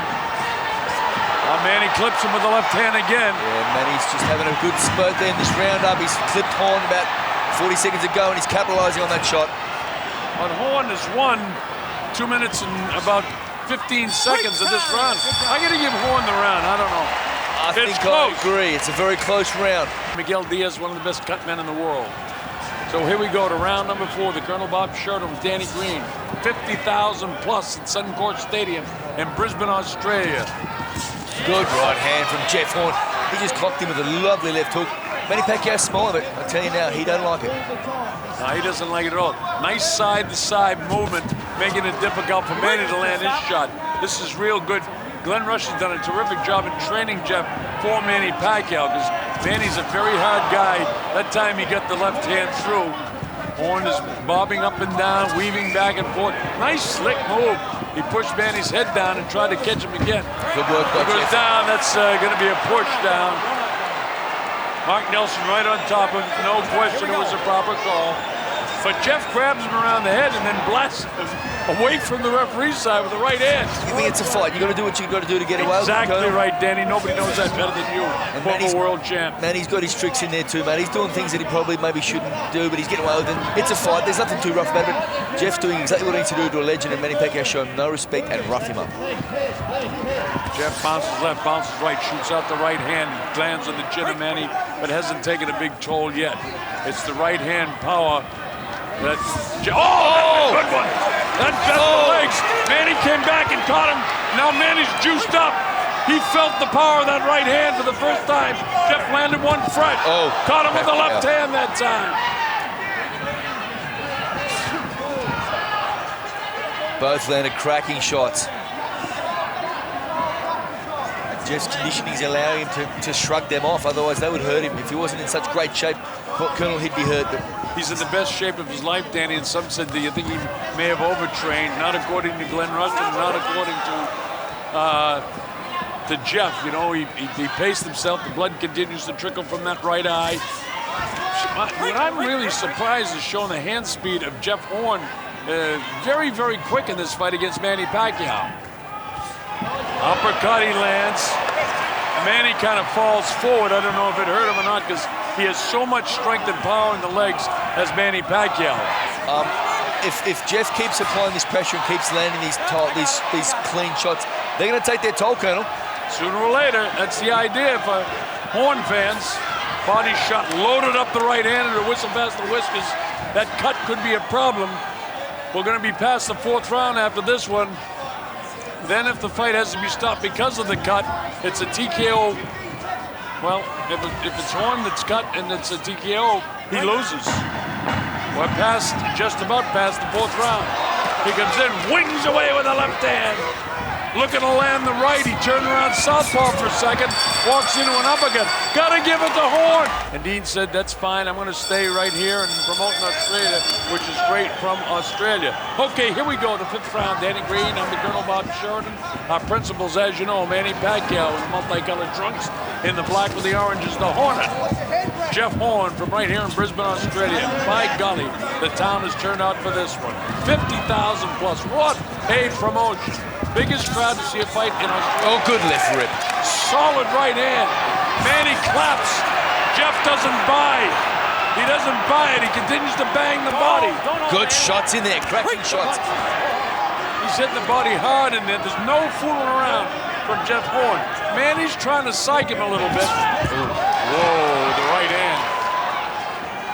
And that's the one, you know, Jeff has a tendency sometimes to drop that left hand, and Manny's right hand can be dangerous. Horn has him back in the corner, and Manny fights his way up. And Manny's power comes from those big, heavy calves that he's got in his legs. Downstairs again. Jeff seems busier than Manny, you know? Way busier. I'm trying to look for a reason to give Manny this round, and I'm telling you, Jeff is just busier, landing more shots. Gets counted that time, does Jeff as he comes in. He felt the power of that right hand from Manny. He's pressing the action, Colonel. He's throwing more shots, and he's landing. Goes right for that body. Catches Manny with his left hand down by the liver, and he walks him and spins him and continues to hit him on the inside. No respect, and that's exactly what Horn has to do. Don't give him any respect. Manny wants to grin at you. Go ahead and grin. Surprised Manny hasn't stopped that, picked it up, you know? At least get his hand up there and stop it, but we'll see as it continues to develop. Jeff has got to, he can't do that. He's got to step up in there, just like that. Catch him with the jab. He can't be fading with his jab. He can't be posturing with his jab. He's got to get a piece of him, whether it's on the chin or the body, just to stop Manny from coming in. While with the left hand is Manny Pacquiao. Horn's positioning is good. Get a little squared up that time and allows Manny Pacquiao to come in on him. Jeff bounces left, back to his right. Manny lets go with the head down and no power behind nose. Jeff goes right back with his own, and he clips him. Fades to his right. Manny gets clipped again. Now there's no smile on Pacquiao's face right now. Jeff clipped him with some solid shots, and Manny missed his left-hand power shot. Wow, how about the pace of this fight for welterweight championship fight? Fantastic fight, mate. And that sun's going down a bit, the cool air started to blow. It's going to cool these fighters down. They need it. Very hot in there. Manny comes back. Oh, Jeff got hit and rocked. That one set his legs down. He got hit right before the bell that time. 50,000 plus here. Biggest promotion in the history of Australia. What a job by Dean Lonigan to put it together. And now we see Manny Pacquiao in the red and blue and white on his trunks, and the Hornet, Jeff Horn in black and orange. Let's see if Horn can sustain what he's been doing as he crashes with the body. Nice uppercut on the inside. Horn tries to capitalize again, blasts the body again downstairs. Good work by Jeff Horn, just bullying Pacquiao in there. Now Manny is annoyed. Let's see how he reacts to this. They've done a terrific job on that right eye of Jeff Horn. Kudos to the corner. Yeah, very good job. Manny's getting out hustled. And Pacquiao's normally the hustler in the fights, you know? Jeff's doing it to him this time. That's a butt. Pulling him in close. Time. All right, it was a headbutt there. Headbutt, okay? Pacquiao got a cut in the side of his head. It's not gonna affect his vision though. That's an accidental headbutt, but it's up in the hairline, so it's not a problem. It was a headbutt, Manny. Ready to go? Okay, I'm gonna. You know what I'm saying? this corner, okay? Remember, we're after 4 rounds, so if that fight had to be stopped because of that cut, we go to the scorecards because it was a butt as opposed to a punch. Very important to remember, folks. You ready? Okay. Time in. Here we go. Of course, your scalp, as you know, Danny, bleeds a lot, so it looks a lot worse than it is. No quitting Horn. He keeps coming forward. Then he bounces around to his left, tries to counter with his own right hand. Horn keeping the pressure on him. Boy, Horn's coming in and getting to that body every time. He is all over Manny Pacquiao. It's a ripping performance by Jeff Horn so far. So far. And I haven't seen an answer yet from Manny. He hasn't really worked Horn's puzzle out. He's a very, very difficult guy to work out. But you know, Danny, you said it. He's just flat out hustling Manny right now. But Manny's so slick, and there's a long time to go in this fight, and it's close. We're in the 6th round. Pacquiao's been through the wars. Jeff just doesn't sit still. He just throws punches from all over the place. He's unorthodox, he's awkward, and he's effective. Good body shot there by Manny Pacquiao. Just threw that right down the red box. And that's his power shot with the left hand downstairs. He caught, that'll show you the hand speed. He caught Jeff that time too. Jeff goes digging downstairs. Boy, he's doing a lot for the body as he leads in, you know, both in the area of the liver. That time Manny gets his hands up and prevents Jeff from whacking him around the head anymore. And I wonder when that was going to start. Swan trying to put the pressure on him again, goes with the right hand lead. Anything to get Manny just a little bit off. Of course, the right hand is a way to beat the southpaw down the middle. Horn feints, Manny misses. Now this is usually where Horn whacks him inside, but not in position to do it that time as the referee was watching him. Oh, yeah! Set Manny down on his heels. Jeff realizes that Manny says, come on. The way Jeff Horn's fighting, if he keeps this up, he's going to stop Manny Pacquiao. He's taking a lot of punishment. Yeah, Manny is taking a lot. He's not smiling anymore either. But remember, he's been down this road so many times. Greeny, we don't want to get too excited right now. No way. He's an all-time legend, 11-time world champion. But he's just, he's getting outworked, he's getting outboxed, he's getting outpunched, he's getting out muscle. There's one thing for sure. Jeff Horn has come to fight and putting on a great show. Horn. Black and orange. Now Manny wants to pick it up, and he cracks him pretty good. Good start, the best start to a round he's had so far, but tenacious as Horn is, he's just in his face. Well, Manny's getting real serious now. It looks like he's got the adrenaline flow in his face. I remember when Larry Holmes would see him, his head start to rock back and forth when the adrenaline flow would come. Manny doing a better job countering Jeff coming in now. Jeff has got to get a piece of him with that lead hand every time. If he doesn't get a piece, Manny does counter him. Remember, this fight is close. Another right hand lead that scores. Wasn't flush, but still scoring. Manny able to get that right hand out there and hold off Jeff. Jeff has got to get a piece of him. He feinted that time, and he's very fortunate that Manny didn't pull the trigger on his left hand. This is a better round for Manny Pacquiao now. Good right hand there, but good counter for Manny Pacquiao. And solid stuff to the body. This is hard stuff there right above him. Just bangs him with the left hand again inside. He's done that so many times during the course of the fight. I definitely think that Manny Pacquiao wouldn't have realised how strong Jeff Horn is physically. He's not a one-punch knockout banger, but he's got strength and power. Oh, if he catches him with a flush one punch, you know, the only trouble is that Manny's legs are so strong he can gobble up a solid shot. Although I have seen him knocked out with one punch. Loads up the left hand, and that whistle past the whiskers of Jeff Horn. Horn sets up in front of him. This round is very even, about midway through it. Manny came out fast. Jeff clicked him with the right hand. Yeah, good shots there from Jeff. Just keeping it simple, nice and straight. Then he'll mix it up. He'll come around the body, he'll come up the middle, come over the top, come in the middle again. He's just not letting Manny get his rhythm. No, that's the right thing. And Jeff, he's got to catch him with his lead hand, whether he throws the right or left hand. He's got to get a piece of him every time. If he doesn't, Manny will counter him. Manny doing a nice job here, but Jeff catches him, walks him back, but he takes an uppercut to the side. Right hand lands by Jeff. Jeff comes after him again. Pacquiao bounces off the ropes. Jeff Horn using his weight there, leaning on him, taking Manny Pacquiao's energy. He's fighting a very clever fight. Stay here. Time has been called. I think the heads came together again. Accidental butt. Another accidental butt. accidental butt here. Head up, head up, head up. Same thing, small, bleeding, not going to go in the eyes. Let's clean him up a little more. Well, we'll need the cleaner. It's going to keep bleeding, yeah. All right, so Manny's cut to the left side. Okay. It often happens with a taller and shorter, and also with a southpaw and an orthodox fighter, Danny, as you know. Now there's an urgency, but Jeff lands the right hand. Now Pacquiao picks it up. Jeff cracks him with the right hand again. Left hand, right hand upstairs. Jeff Horn. Does he have him hurt? I don't know. Oh, nice uppercut by Manny Pacquiao. Just when you think that Manny might be in trouble, he comes back and cracks Horn with a left hand and a nice uppercut on the inside. Fantastic. Closing seconds now of the 7th round. Fantastic action there by Jeff Horn.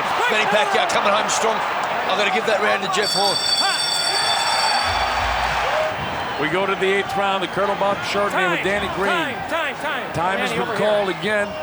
Let's see what Mark Nelson is doing. Well, cut it. There's tape off the left glove, and they're telling Glenn to tape it up or cut it. About 10 hours to do that, which is what a good cornerman would do. Take as much time as he can to give his fighter a bit more respite. Time in. Time is back in, so here we go. This is round 8. Long way to go. Horn out in front in the fight to this point. But Manny's in a real series. But see that blood trickling down from the eye? Straight left in. There is a sense of urgency to Manny right now. I can see it in all his movements, his legs, the way he's bouncing.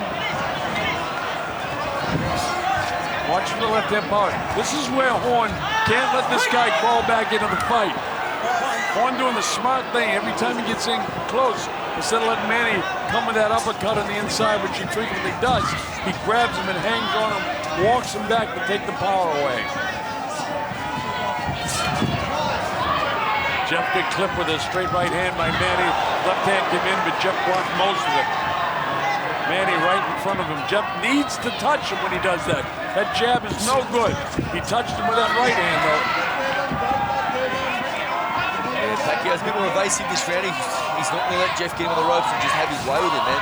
But he's not landing many clean shots, Pacquiao. Horn is evasive. It's awkward, he's evasive. As his nickname says, he's buzzing around like an angry hornet. Well, he is, but he himself has missed some punches, too. He's lunging in sometimes, but every time he goes in, he's got to catch a piece. Nice straight left hand. That is a push, not a knockdown. Good job by Mark Nelson. No knockdown. Had Nelson called that a knockdown, this fight changes immediately. Yep. It's dead even. He actually stunned Jeff a little bit there. Jeff scored a beautiful jab, but Manny countered with the left hand. And this is the experience of Manny Pacquiao. Jeff Horn is only in his 18th professional fight. Manny has 38 professional knockouts. It's just such a great effort from Jeff Horn so far. He can sense he can do this. His Listen to the crowd. Jeff's self-belief is immense. And as a fighter, Colonel, you have to have that self-belief, and Jeff is oozing it. Yes, he is. Round number 8, it's scheduled for 12. We got Horn out in front, but Manny coming on a bit.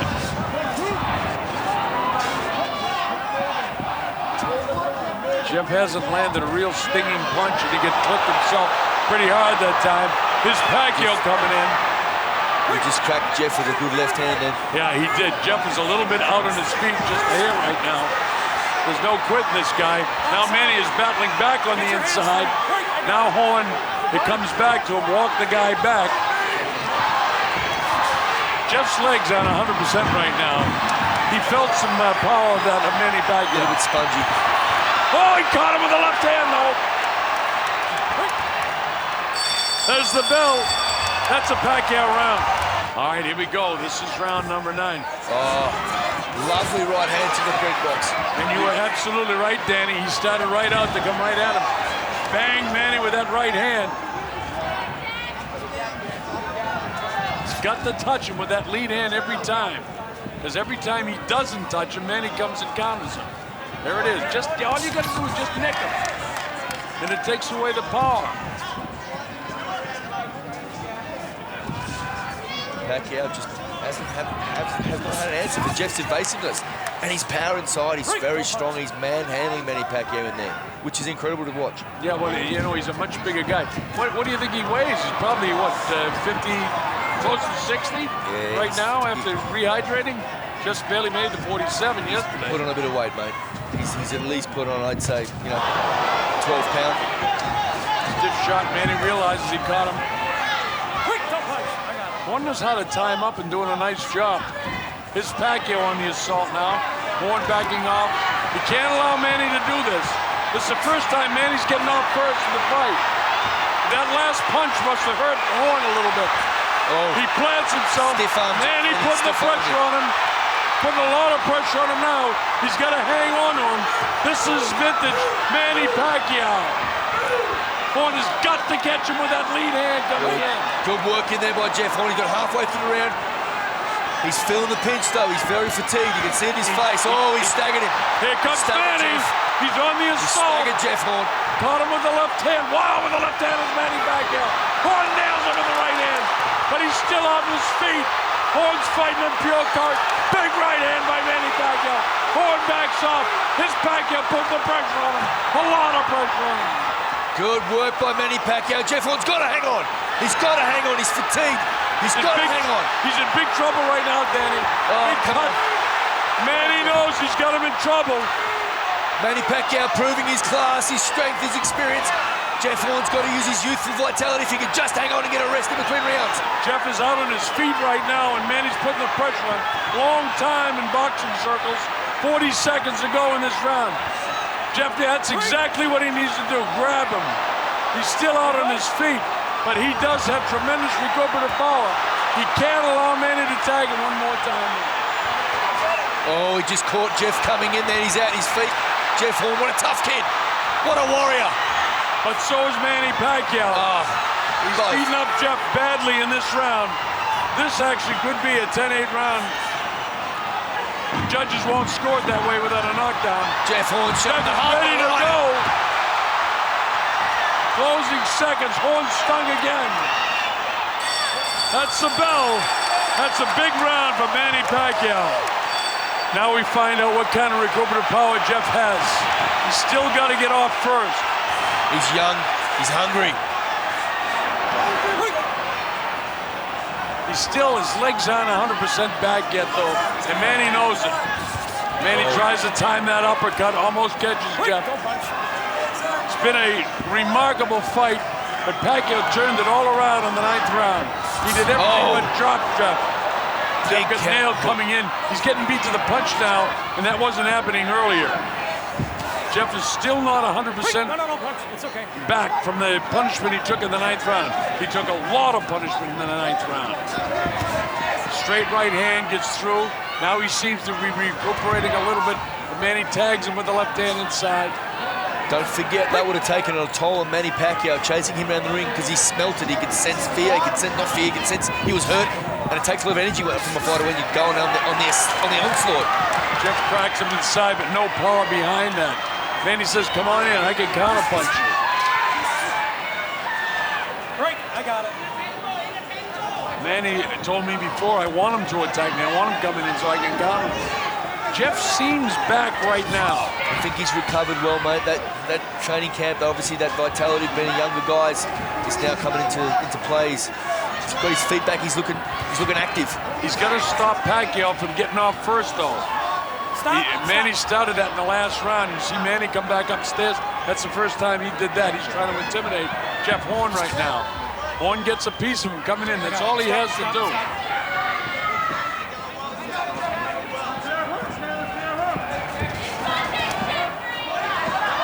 Jeff up on his toes. He makes Manny Pacquiao miss. Manny sets up in front of him. Jeff comes in, but he doesn't get a piece of him. And that's lethal with Manny's power. Good shot in close there by Manny Pacquiao. Jeff he's in trouble, Danny. Jeff is not landing anything real clean right now. He's putting the pressure on Manny Pacquiao. Look at this! Jeff does catch him with a clean shot. Pacquiao battles back. Very good shot there by Jeff Horn. Wow, what a cracking fight. This kid's he's won a nation's heart so far. I just don't know how much sting Jeff has in his punches right now. As if you notice, he put his heel down first when he walked forward. That's a sign that his legs are a little tired, and they should be. There's that saying, Colonel walking on his heels. He's fatigued, he's a little bit stung. He's up on his toes now, blood streaming from that cut that they've done a real nice job on throughout the course of the fight. Manny'd like to land that left hand on top of it. Beautiful counter right hand there by Jeff Horn. 12 seconds to go. It's a very key round in the fight. I think the judge is going to give that round to Manny Pacquiao, though. Look for Jeff getting off first. If he can do that, he's got the bounce in his legs again, Danny. He has, mate. He has. He can smell it. He's 6 minutes away. 6 minutes away from just absolute elation. But again, in that 9th round, if the judges win 10-8 and they well good, you got a dead even fight. People yelling, Hornet, Hornet. And the Pacquiao people will chant as well. Manny not getting off first in this 11th round, so you wonder how much is taken out of him from all of his aggressiveness. Jeff back, you notice that he's touching him again, Danny, when he comes in. Jeff is certainly fatigued, but so is Manny. This is where Jeff wants him on the ropes so he can go to work like he's doing, start clubbing. They're hurting him, they're hurting Pacquiao, they're slowing him down, Colonel. Hands free, guys. But more important, he's got the old, what do we call Jiniger, he's got it back again, the friskiness back again. He's got the bounce in the legs. Jab, jab. He's got to touch him with the jab. But Manny can do things like that. You can't miss. You've got to touch him. You got to get a piece of him. Come down a little bit. Get him in the chest. Right hand. Big left hand. Good counter by Jeff Horn, but he got stung there by Pacquiao. Oh, hard. His legs went right down. He buckled in the knees with that shot. Good jab by Jeff Horn. Jeff has got tremendous recuperative power because I thought his legs were gone. They're not 100% right now, but this kid is so tough, and it means so much to him. Horn right in this fight as the blood trickles from the right eye and the nostril. He's got to get off first. There's a lot of time left in this round. Minute 17, 16 seconds. Got to get off first. Watch that, folks. And he's got to get a piece of him. He's not getting a piece of him now. Pacquiao will count him. Every time Jeff misses, Pacquiao will count him. Manny's got his full wherewithal right now. He's tired, but he's still got plenty of bounce. Jeff Horn's got that pop back, or he just missed with the right hand there. He's still throwing some good shots, Jeff Horn. Oh, good body shot by Manny Pacquiao. Terrific body shot, and that's the kind of shot that takes a toll. Both fighters need this break. It'll help them both, Colonel. Take your time, Glenn. Don't rush it. Time in. Jeff's legs aren't 100% right now, but boy, he has really let everything go. And no matter what happens in this fight now, Horn is on the scene. Pacquiao comes forward, misses. Horn's got to catch him. See, Horn missed him coming in. Pacquiao clocked him when he came in then. Jeff looks totally exhausted, and he is. See, he's not clicking with him when he comes in. He's missing the shot. Earlier in the fight, the heads came together again. Closing seconds, Manny missed that. It grazed the nose, but didn't catch him. That jab caught Jeff. Jeff couldn't let the right hand go. Wow. Got to give it to Pacquiao. There it is. The hair is standing up in my neck. The crowd are on their feet. It's championship time. Everybody is on his feet. Here's Jeff Horn, the last big 3 minutes of this huge promotion. Pacquiao's been here before, Horn hasn't. Jeff roughhousing Manny Pacquiao and then inside there, and then he knew what he has to do there. It's very good tactics from his team, just headlock him, push him away. It's great, but he's got to get a piece of him coming in. Manny seems to have the more powerful punches right now. Jeff powering, he feints, he comes in, goes with the right hand lead, doesn't catch Manny. Misses Manny again. Every time Manny gets off first, he catches a piece of Jeff, and Jeff is missing him right now with his lead hand. Both fighters exhausted.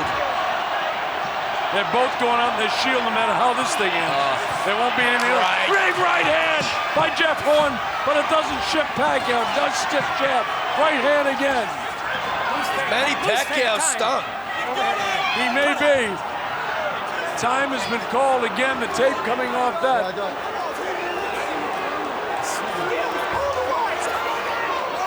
Glenn Rushton taking his time. Both of these guys were exhausted. Manny catches him downstairs. Horn back upstairs. Minute 51 seconds to go. What a fight! Look at this! They both want it so bad. The World Championship on the line. Pacquiao scoring with a lethal left hand there after that combination. Jeff's legs, are they okay? Yeah, he seems to have the bounce in him okay. Big right hand that time by Manny. Jeff has got to catch that lead hand coming in. Pacquiao catches him again. Right hand. Good shots there by Jeff Horn. He's got to keep him in there. He's got to just keep on the onslaught. He's got a minute 16 seconds to have the best feeling he's ever going to feel in his boxing life. Both guys bleeding profusely. Manny's got 2 cuts in his hairline on the inside. This has been some war. It's been what a great tremendous fight. Pacquiao seems to be beating to the punch. Jeff loaded up the right hand. It sailed right up over the shoulder of Manny Pacquiao. What a fight. 52 seconds. 50 seconds to go. Does Horn have it in him to finish strong enough? It's that close. Very good. Manny Pacquiao started out smiling, isn't smiling right now. Oh, he puts Horn back on his heels with that left hand. Oh, big left hand, Manny. Oh, right hand by Jeff. Back and forth it goes. He refuses to give in, Jeff Horn. There is no quitting, Jeff Horn, and he's been stunned very bad back in the 9th round. Jeff's got a bit of pop in his feet now. Well, if he has, he's got to catch Manny. We're almost out of time. Look at this. He's finishing like a warrior that he is. Both of them. It's all over. What a fight.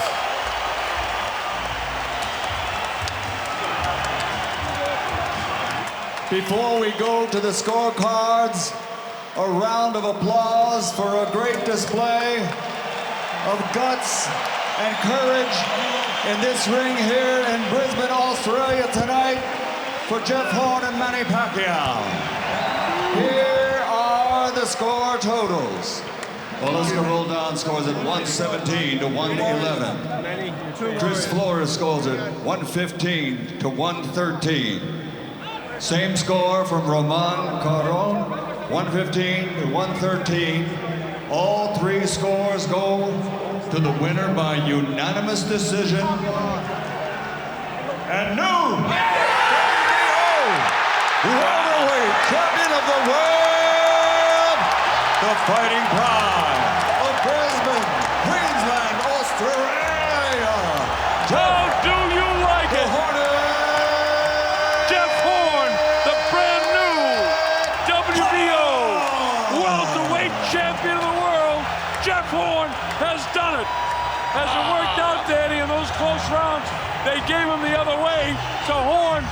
He wins by a couple of points. We had it dead even. Okay, I spoke to both fighters in the dressing room. I'm cautioning again, obey my commands at all times. If there's no question, shake hands, good luck. No nonsense, Richard Steele, the referee. His usual very concise self, and we're ready to go. The war, Leonard, Hearns 2. Thomas Hearns, 162.5. Ray Leonard at 160, scheduled for 12. Tim Ryan, Gil Clancy, marvelous Marvin Hagler at ringside. An historic boxing match about to begin. Leonard in the striped red and white trunks, waiting for Hearns in the middle of the ring in gold. And you know, Tim, Leonard seems strangely subdued all during the introductions. Very quiet, not bouncing around too much.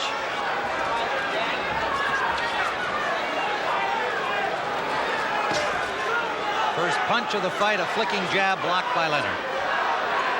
And Leonard is starting this fight the same way he did the first fight, side to side, moving around, which is a surprise to me.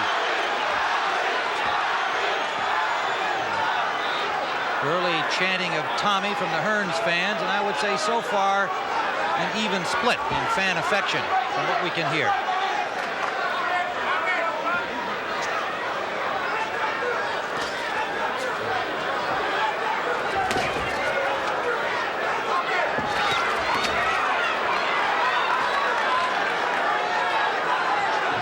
I like the way how they're starting off now. Being very cautious, both of them. Any surprise in that, do you, Marvin? No, no surprise at all. But I think Leonard wants to end this fight very early. Both of them, really. You can expect anything in this fight. Leonard trying to jab up through that defense of the longer-armed Hearns. I don't understand how come Tommy's not shooting that right hand when Leonard's laying down there like that. You know, Marv, I don't like that dragging jab when Leonard throws that jab to the body either. Well, he's got something he's up his sleeve for. Good defense by Leonard on the right hand from Hearns. He blocked it.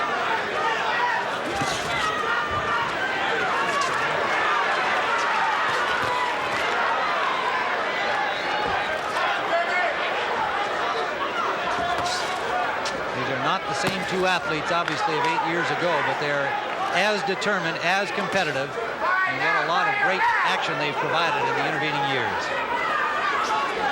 And just about 20 pounds heavier than they were 8 years ago.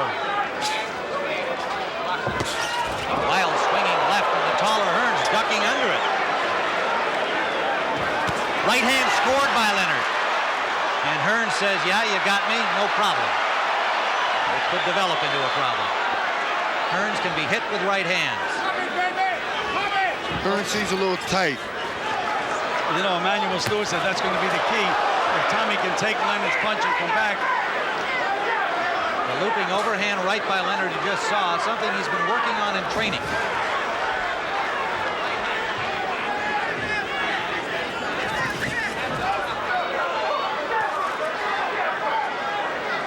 Final seconds of round one. 8 years later at Caesars Palace, a long-awaited rematch. Most thought would never happen, and we're underway. Temperature has dropped to a cool 90 degrees compared to more than 120. And this evening began at 6 p.m. Pacific time in Las Vegas. Round two, scheduled for 12. You know, I'm surprised to see Leonard moving around the way he is, Tim, because in the first fight, he gave away the first 5 rounds with just exactly those tactics, and then he settled down, and he did much better when he fought flat-footed. That's the way I thought he'd fight the fight. Well, we scored round one on our card for Hearns. Well, you know what's interesting in this fight? You know, both of them go down now, so that's what everybody's waiting for. It's no secret no more. Both have been down, indeed. Hearns suffering knockout defeat at the hands of Iran Barkley and Marvin Hagler, of course. Knocked down by James Kinchin in his last outing before coming on to victory late. A very close call. Leonard knocked down by Donnie Lalonde before stopping him in his last outing. Well, starting off, you can see both of them look very slow. No hand speed like they used to have. Well, they're bigger men, Marvin. And you can see Leonard throwing big power to the bodies. There's a right to the body from Leonard. That's where he got Hearns at in the first fight, was to the body.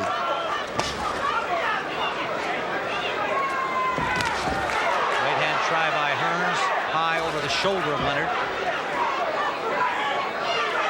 Leonard's waiting for him to try it again with the right hand so he can counter. They look like two fencers at this point in round two, waiting to see the other thrust and then make their own parry back.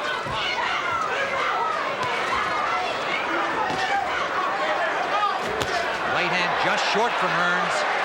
Had the opening, but Leonard pulled his head back. Well, it got Leonard's attention, Tim. First time I see someone push somebody off the ring and tell him good luck. Short again from Hearns on the last right hand. Leonard missing with a wild left. You know, Leonard is depending on his punching power, Tim. He's been training that way to hurt guys with every punch. You can see he don't use that hand speed like he had years before. Looking to bomb you with one punch at a time, which is not the usual Ray Leonard. He gets caught now with that type of tactics. Hearns smiling confidently as again Leonard short. Jab raised the chin of Hearns. Hearns short. Leonard's having trouble getting by that left hand of Tommy Hearns. Well, he's trying to sucker Tommy in so he can throw the right hand.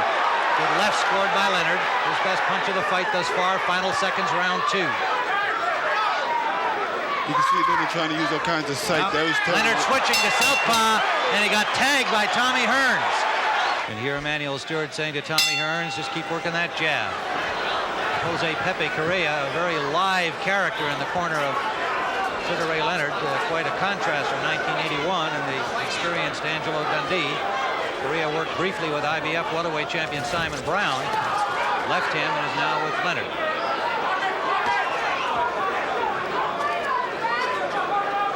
Round 3 scheduled for 12. Tim Ryan, Marvelous Marvin Hagler, and Gil Clancy. Hearns got a left hand through. Every time Ray starts to make any kind of a move at all, Tommy pops that left hand up. He's keeping Leonard right at the range he wants him in, right in his moment. You kind of wonder, looking at Ray right now, why would he want this fight anyway? Well, I think you answered that question before the fight, Marvin. You think that he needs to somehow redeem himself from the way you judged his performance over you. Exactly, but you know what's happening, though. He's got a better fighter here. You don't have a guy like a Donnie Duran in there. He's got a real champion in there. And also, Ray doesn't agree with your thinking about his victory over you. Yeah, I know that. But that's great. Hearns jabbing effectively. Emmanuel Stewart, his manager and trainer, said that he would do this and expected that as the fight went on, Gil, it would work in his favor, that he would be the stronger man in the later rounds. Well, again, he's popping and scoring points, Tim. Little short with it. Did land it, but Leonard picked it up. But you see, when you throw a punch like that, Tim, it keeps the other guy, it intimidates him a little bit, keeps him from coming in. See, Leonard knows right now, he's a little confident that Tommy don't have no chin, and I think that's what he's aiming for. Well, he may be aiming for big right hand. Right to the jaw of Leonard. Leonard took it, but it was a big shot. And another one sends him down. The right hand of the year of Leonard. It was the short right hand that staggered Leonard that really hurt him, although he tried to show that it didn't, but it did. Hearns bangs a hook to the body. A right to the body. The crowd roaring here at Caesar's Palace. A right to the chest from Hearns. Leonard looks very unsteady to me. Trying to gather himself, not punching. You got to stay on top of Leonard right now. That's what Hearns has to do. I think Tommy's taking a little too much time. Too much time. Landed a left to the cheekbone. Short with a right hand. Tommy can't get careless in there because Leonard's trying to be slick. He's bluffing right now. Tommy shouldn't let him relax so much like this. Overhand right, missed by Leonard. Right back from Hearns, not much on it. Again, Leonard is trying to punch too hard, Tim. Right hand. Timing is not there. Landed by Hearns, right to the body, back from Leonard. End of round 3. Round number 4. There was also a little delay. That's right, Marvin. There was a little delayed reaction. A short chopping right from Hearns. I expect Leonard to come out now, trying to act to show that he wasn't hurt at all, and try to take it back to Tommy. Hearns a little looser with the jab, a little more confident as you might expect. Well, his corner told Hearns to go out and fight him, and that's the only way to do it. Well, he was very successful using that left hand. I just keep using that left hand all night. Make Ray reach and then nail him when he reaches. Ray's having a lot of trouble getting any distance on Tommy up to this point. And as long as they stay in long range, Hearns is going to score those points. Ray has to get inside that jab, start banging to the body. That's what he's looking for, the big hook. He's waiting for Tommy to jab so he can counter. You have to take the confidence out of the eyes of Thomas Hearns because it's apparent right now Thomas Hearns believes he's the boss. And Tim, this is not the Thomas Hearns that we saw fight James Kinchin. That's for sure. He looks a lot more better today. He said he wasn't motivated against Kinchin. He certainly looks like a different fighter. There's that overhand right tried by Leonard. It grazed Hearns, and then Ray came back with a body attack. Hearns would have to keep the pressure on Leonard. So Tommy's starting to drop that left hand now, though, Marvin. Look where it is. That could be a bad mistake because Leonard's looking for that. Tommy should fight him, and that's the way to fight him. So Leonard knows he's got to fight him. And Richard Steele just warned Ray Leonard to keep him up. See, Leonard just can't get the proper distance. He's trying for the big knockout. He's looking for the chin. You know Tommy's got that weak chin there. Left hand blocked by Hearns handily with his right glove.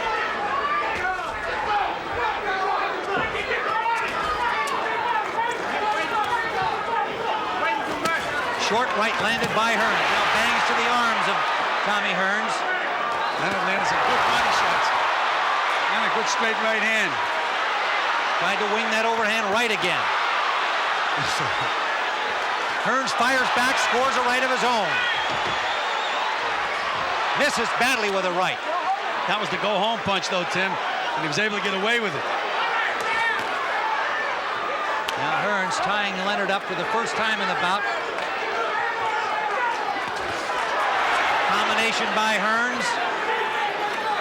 No full impact with the right, but it did score. Leonard missing. You can see that Leonard's trying to build back up his confidence now. Well, Hearns now knows that Leonard's going to try to land that overhand right. He's seen it frequently. Final seconds of round 4. A better fight to this point than many people expected. Marvin Hagler says he's worried, and Leonard comes out with a charge. That means Correa, the trainer in Leonard's corner. Round number 5 scheduled for 12. And again, as long as Tommy can keep Ray out there, this is almost a duplicate of the first fight, where Leonard's giving away all of the early rounds. Can't get inside, can't go to work. And he didn't go to work until he landed the one big punch on Tommy in the 6th round. We have scored the first 4 on our cards for Tommy Hearns, including a knockdown in round 3 and a close round 4. There's that scoring jab of Hearns. The 4th round was a very close round. Leonard's looking for the big hook, though. And Tommy shoots the jab. And Tommy's dropping that left jab again. But he does it all the time, Gil. He's done it forever. I know you'd like to see him change it, but you know he won't. And he's got hit on the chin doing it, too. Yes, he has. Do you notice how slow Leonard's jab is coming out? You notice that Ray just can't seem to reach him. He tries to throw it. He's got to get closer. He's got to get closer. Now is when Leonard should go to work. Right now is when he should go to work. Short right landed inside by Hearns.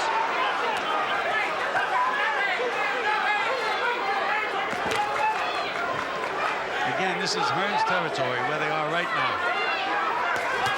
Right hand by Hearns, landed, and a left hook drops Hearns. Leonard after him. Leonard, Hearns trying to tie him up, and he does.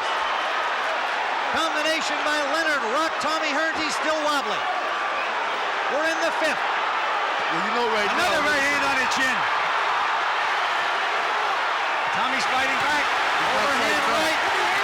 Hearns fires a right hand back, but he's reluctant to tie up Leonard. Leonard's using a lot of energy, Tim. Hearns just covering up. Right hand landed again by Leonard. Hearns covering up. Leonard trying to find an opening. Hearns fires back and misses. Now finally grabs onto Leonard. Tim Hearns is not out of it yet. No, he's not. There's solid punches by Leonard. Leonard to the body. Right hand right down the pipe and another. Hearns in trouble. Hearns has got to fight back. He is fighting back. Left to the body and a right. He's got to get him back. He's got to be throwing punches right now. Right now. Hearns' legs a little shaky. Scored a right hand inside. Leonard may have tired himself. Spent a lot of energy, Tim. Missed a lot of punches. Under 30 seconds left in round 5. A swinging left on the break, scored by Leonard. Nice, a left scored by Hearns. Short with a right hand is Leonard. Hearns is dropping back and dropping his hands. Hearns trying to load up on the right after taking all of that punishment. Final seconds, round 5. Jab by Leonard, not much on it.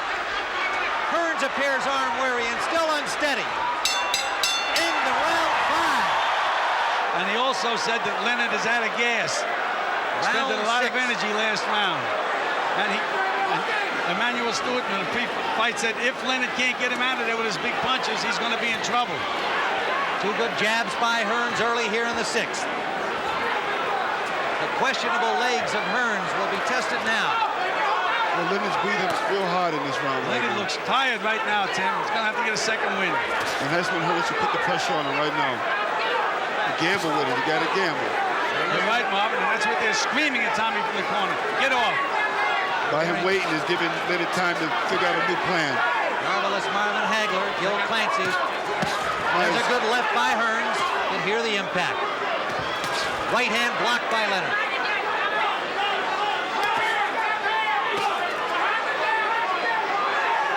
So Leonard's waiting for that jab now. He's giving Leonard time to think. Well, anytime Leonard starts moving that head around, Tommy should go to the body. Just feint.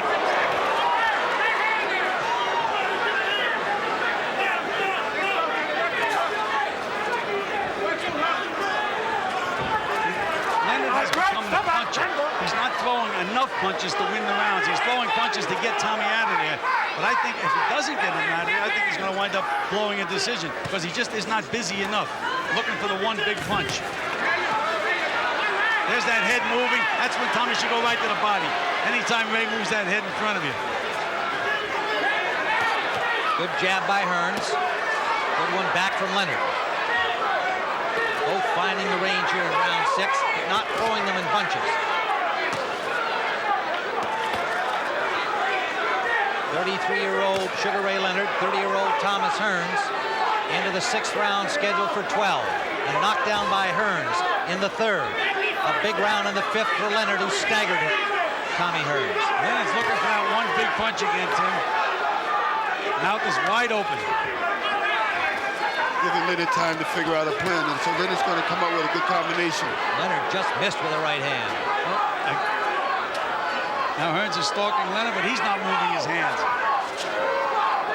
There should have been a hook right there. Tommy should throw the hook. Leonard's dropping his hands now like you ain't hurting me. And Leonard ducked under a right hand from Hearns, but takes a left on the next exchange.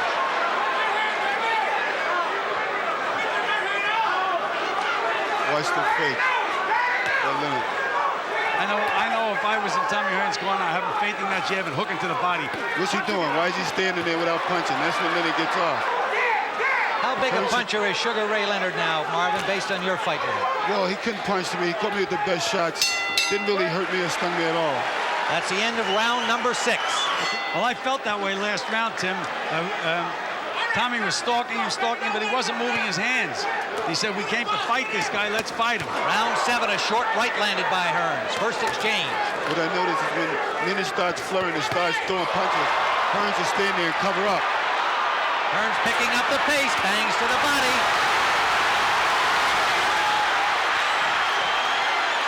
Leonard trying to block punches, but not punching back.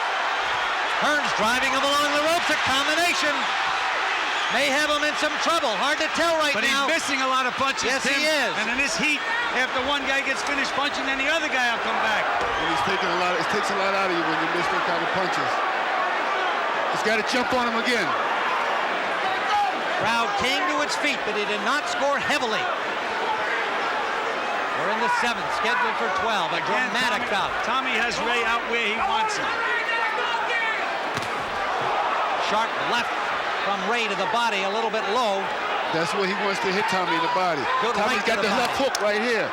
There it is. And throw it again. Throw it again. This is where Tommy sits there, and that's how Ray gets off. Can't sit there. Left and a right from Leonard. Short with a right hand back from Hearns at lands. Shows that it looks like Leonard's a little weak right now, Tim. He got moved by that right hand. It wasn't that hard a punch. 90-degree temperatures here at Caesars Palace on a June night. More than 15,000.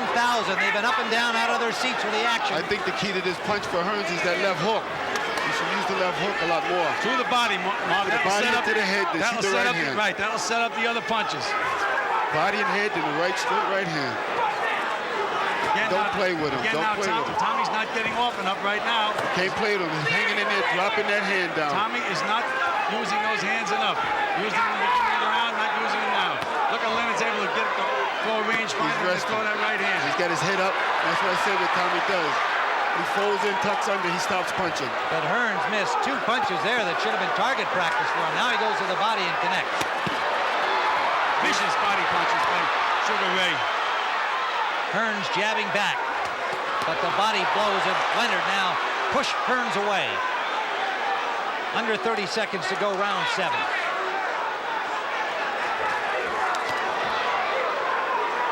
Tommy looks tired. Well, Ray looked tired at the start of the round.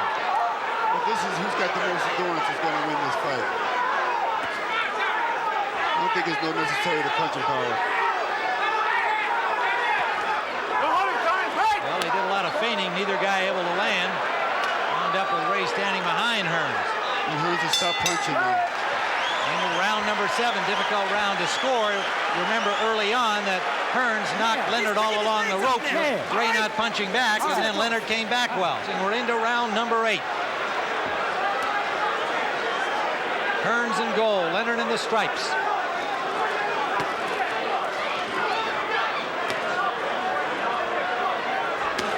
If Leonard can start reaching Hearns with that left jab, Tommy's going to be in a little trouble. He has to keep that jab going to keep Ray out where he wants him. I'm looking at Ray's left eye right now, too. One of them started to look a little smaller than the other one. Maybe Tommy hit him in the eye a little bit.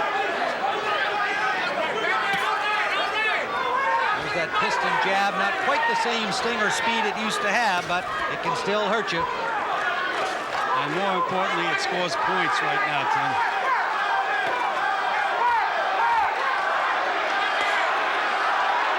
Well, the odds makers thought the fight probably wouldn't go past 8 rounds. We're into the 8th. The so-called over and under in Las Vegas betting circles.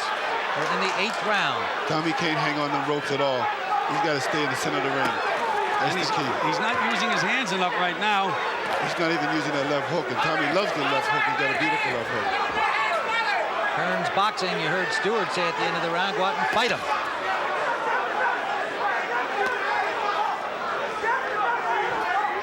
Then he's trying to take his confidence away from him. You have any sense he's been able to do that, Marvin? I don't think he's taken his confidence away. Double hook to the body, the hook to the head, come back with the straight right hand. Ray is going to have to explode and explode soon.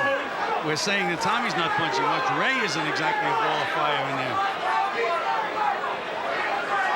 But this is where you give Ray that time. Right hand landed. Not full impact, but it did land. That's what I'm talking.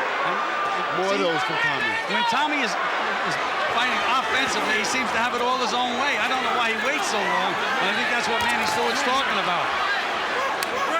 It seems every time he starts to unload, he gets the best of it. Under a minute to go in round number 8. Hearns forcing the attack. That's what he's got to do. Keep Leonard's back against the rope. Waiting a little too long to get off.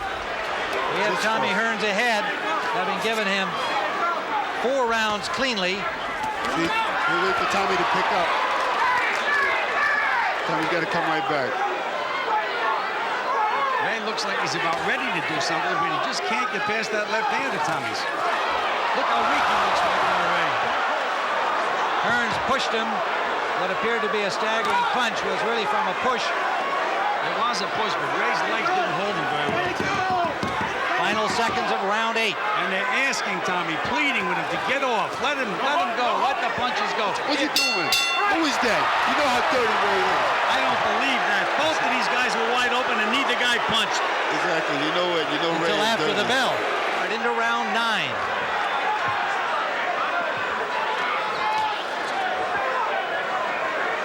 I noticed that they're starting off very slow. Well, at the end of that last round, Marv, they both stood there looking at each other. Both guys had their hands down. Neither guy threw a punch.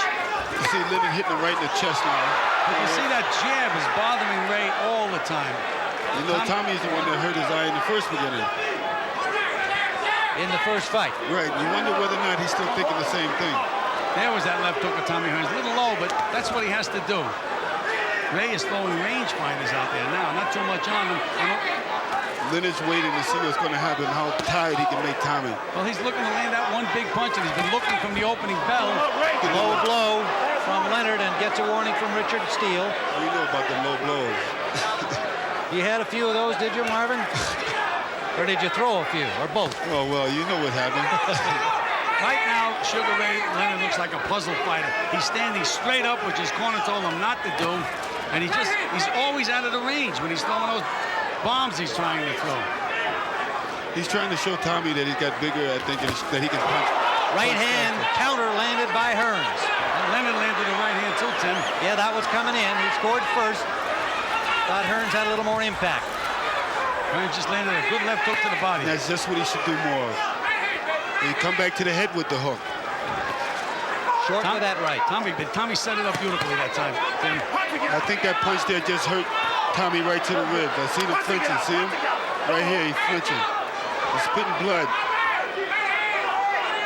And that's what Leonard's doing. He's attacking the body now. See, Ray is looking for that one big punch, though, Marv. And sometimes you can wait in the fight. There it is again. He's just out of range. You can be waiting and the fight's over. And you say, well, never found it.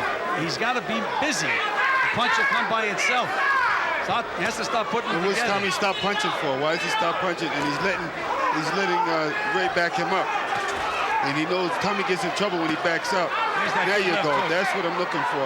And now coming back with the straight right hand. That one hurt Tommy. Short right scored by Leonard. Right and a left and a right. Hearns fires back, but Leonard had the better of it. He's got to fire back. Well, this is what Ray has to do. Come on, Tommy. He can't fight from outside. Big right hand by Tommy Hearns. A good one right to the chin of Leonard. Didn't move him, but it was a good left hook back from Leonard. See him drop his right hand. Tommy dropped his right hand, and that was his downfall. Leonard trying to spring to the advantage of that left hand. Tommy's tired. Final seconds of round 9. And Tommy doesn't have a leg under him right now. One good solid punch. He's gone down. Into round 10. There's Roberto Duran working the Spanish telecast, Spanish-speaking telecast tonight. The WBC middleweight champion with a remarkable win over Iran Barkley, talked about as the next opponent for the winner here. All right, Ray feels that he hurt him in the last round, Tim, and he's right on him. And this is where Tommy doesn't belong. On the ropes, allowing Leonard to get within punching range, which is what he's doing. And he's not punching. Right there, Leonard's right in front of him, and he's not getting off. Now Leonard has the distance. Hearns is letting him have the distance. Leonard's jab starting to take effect. Well, because he's getting a little closer. Tommy's not pumping that jab anymore. And the Hearns legs don't look so good. A left to the neck from Leonard. You heard Emmanuel Stewart saying to Hearns, you've got to fight. You've got to go get him. Tim, Leonard started to put his punches together. That's what he has to do. Get close enough. Just keep those hands moving. The big punch comes all by itself. Tommy looks sloppy every time he backs up. Legs aren't there anymore, Marv. Maybe the fact that he had to make that 163.5 pounds, maybe not. But the legs aren't there. I don't know why he's not firing that right hand a lot more. Because even if he misses it, he'll keep way back a little bit. See, this one Tommy looks good when he's coming forward. And when he's sticking that left hand out, keeping Ray away from him. He has to move and keep him away. Round number 10 scheduled for 12.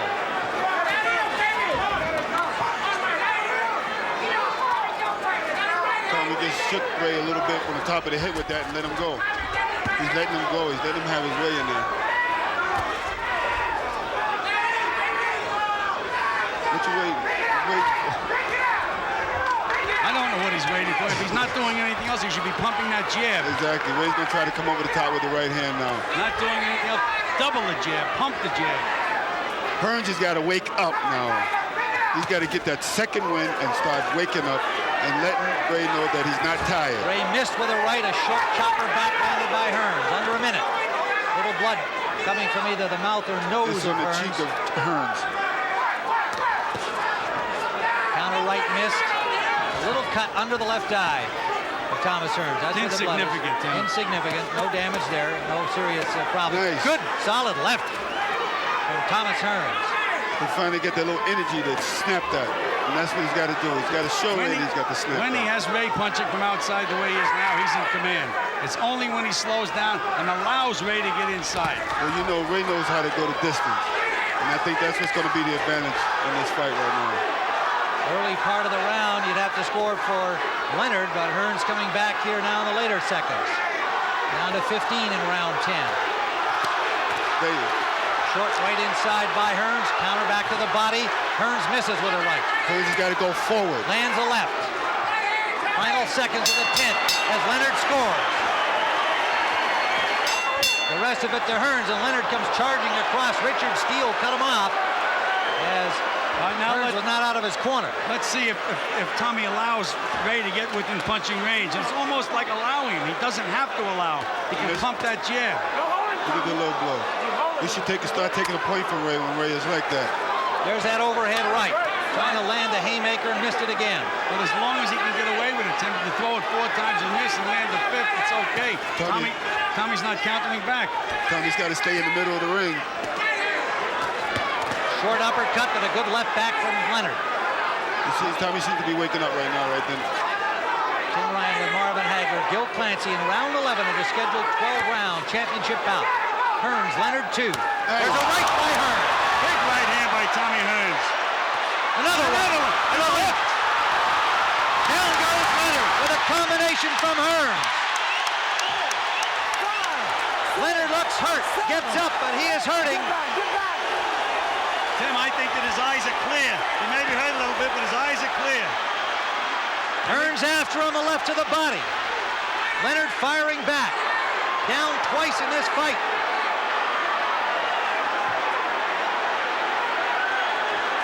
A short right by Leonard. Well, believe me, Leonard's in this fight. A short right by Hearns. Hearns, I'd still use that left jab. Keep pumping that jab. The other punches will come. Hearns just got to make sure Leonard don't get that rest. You got to use it. There you go. Hearns counters with a right. Leonard tied him up. Boy, both of these guys are showing all the championship heart in the world, though. More than anybody expected tonight. The kind of action they've been able to generate. Their hearts were never in doubt, but the ability they've shown here to struggle into the 11th round firing bombs has really been remarkable. I don't think Tommy needs that right hand business anymore. I think all he needs to do now is pump his jab and coast home. Well, he's got 2 knockdowns on the scorecard, too. And we've got him ahead handily. Man, look at Ray bang him Ray back. Bangs him back, a good left hook. Big mistake to count Ray Leonard out of this fight. I'm not counting him out. I'm just pointing out the score. What Ray's doing is he playing possum, and he's doing what Tommy should be doing. Under 30 seconds to go in the 11th round. This is a 12-round fight. There's a right hand by Leonard. Right hand shot from Leonard. And then bangs inside. Tommy lets him go, lets him have it. And Tommy's a little tired. Tommy shouldn't be backing up. Right hand by Hearns grazed the chin of Leonard, but he punched right back. End of round number 11. If I was in Tommy Hearns' corner, I'd say pump that jab, pump that jab. Don't let this guy close to you. Don't let Leonard be too nice to you in there right now. Right, and you don't have to take any chances. No, when he tried it, Marvin, he smiled. He smiled, tried to say, come on, we friends. Right. All that what? Hearns after him. Now Hearns busy here early in round 12. That's something he doesn't have to do. Well, he is a gallant guy trying to put him away. Look at Hearns wail away. He scored 2 knockdowns already. May not have to do it, but there's so much pride at stake. Both of these guys gritting their teeth, giving it their all. Tommy Hearns wants this so badly. Sugar Ray Leonard, of course, one of the proudest champions ever, will not concede anything. And do you notice the way Hearns... Right hand by Leonard. Both guys landed right hands, Tim. Hearns is waiting again, backing Another up. right hand, backing Leonard into Hearns into the rope. Ray Leonard. Got to fight him back. And here's what Tommy didn't know how to do in the first fight. Hold on. And walk him out of there. Leonard's trying to push him to the rope so he can bang him. Referee supposed to break him. Leonard did not break that time. He's slick. Marv, you know that. Oh, yeah, that's what I'm saying. Here he goes. Come on, Tommy. Leonard rallying, backs up Hearns again, but Hearns fires back. But like you said, Tommy's getting a lot smarter. But Tommy's this is right on the ropes now where he shouldn't be. Left hook landed by Leonard. And Tommy has nothing left. Leonard in desperation now trying to put his hand away. Watch the clock now, Tim. Tommy has nothing left. Right hand by Leonard and Hearns in difficulty along the ropes. Another combination. Punching back, but he's wide open. Leonard firing away. Could we see a replay of 1981? Oh, but here's Tommy Hearns holding on. Look at that clock going around. That's what he couldn't do in the first fight. Exactly. Under a minute to go. Wild right hand by Leonard. Landed on the back of Hearns. Hearns wobbly-legged, but holding on, as you point out, something he failed to do. Leonard trying to walk in. That's what Tommy gets in trouble. That's what he's doing better. He knows enough to hold, though, Marvin, which he did not know how to do before. But he's backing up on that rope again, and that's where Leonard wants you, so he can flourish. He's got to punch back. Leonard giving it everything, and Hearns trying to punch back. Not much sting in his punches. staggering around the ring. Under 30 seconds we go. There was the big left hook by Leonard. See, Leonard knows the last 30 seconds. Leonard to the body and now up to the head. Hearns punching back, but no effect.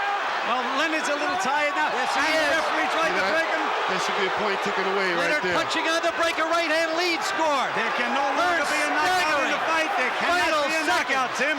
Final seconds with Hearns still on his feet. The crowd is on its feet. What a war! What a fight! Very good fight. Here's the official scoring. Jerry Roth scores the bout 113 to 112 for Thomas Hearns. Tommy Kazmarek scores it 113 to 112 for Sugar Ray Leonard. And Dalby Shirley scores the bout 112, 112. This bout is a draw, ladies and gentlemen. The bout is a draw. The bout is a draw.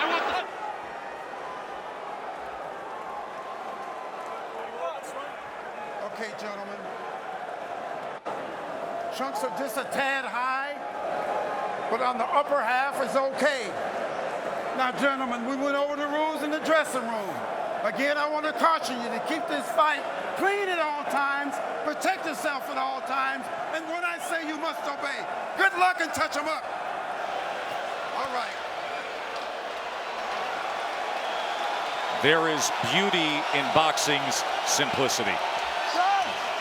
So after a year of debating it, after months of training for it, after a promotional tsunami that has hyped it, it's now just the two of them, opposite each other. The long lineal line, the WBC belt that has included Ali, the greatest of all time, they are set and ready to answer who's the greatest of right now. Wilder, Fury 2, here we go. Andre Ward, Lennox Lewis, round number one. Dre, what's the big reveal early? It looks like Tyson Fury is sticking to his word. He's not moving backwards, he's moving forward, and he's forcing a man in Deontay Wilder who's not used to going backwards. He's used to pushing his opponent backward. Interesting first few seconds in this first round, and I want to see how it plays out. And that's true, and he's doing some really good things by feinting and not coming out straight with the jab. He's feinting, he's still doing that twitchy movement, which is good. Fury does so at 273 pounds. Trying to sweep across with a right hand. Is Wilder able to roll with it and get out of the way? Then probing with a jab to the midsection. Wilder comes in with a right hand. Tries to back him to the ropes. 6'9" Fury able to get that big left arm up in the way of it. You know, Wilder's showing his right hand reveal straight away. And sometimes you can't just go out there and just throw the right hand. There's punches you have to throw before that. Guys expecting the right hands. Plus, it's the first round. Remember how herky-jerky and awkward and all the upper body head movement and feinting we saw out of Fury. It does not show up here. Fury on the attack, going to the head of Deontay Wilder. And now coming in again, exactly like he said he would. Even though Fury is pressing forward and he's having success right now, Deontay Wilder is still looking for the big hammer, the right hand, to land on the chin of Tyson Fury. Most dangerous puncher in the game, Deontay Wilder. Fury trying to inch ahead, showing a little bit of a feint. That was basically the first 9 rounds of their first fight. The constant awkward movement and feints. And Deontay's taking his time. He's looking very poised, calm, collective, thinking, warming up into his first round, which he should be. They have talked about wanting to utilize the jab more, the camp of Wilder.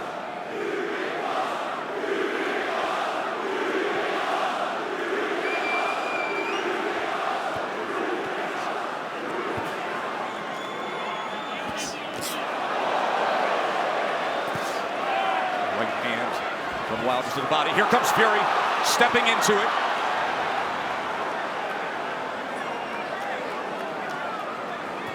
Good jab by Tyson Fury.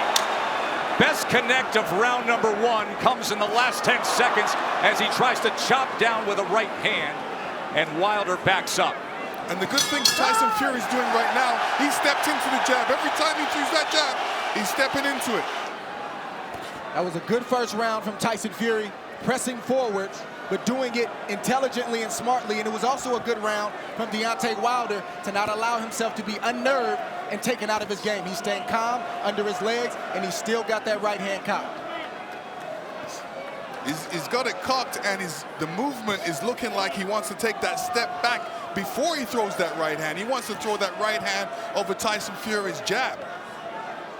Let's see if that opportunity presents itself. There's another good jab from Fury. Wilder probing with that left hand. You never know when the right's going to come behind it. Fury able to close range with that left. There's a right hand by Wilder that comes in from long range, and then a jab to the midsection. A bigger midsection than we saw back in September. Fury at 273 pounds. Remember when they first fought, he was 256 and a half.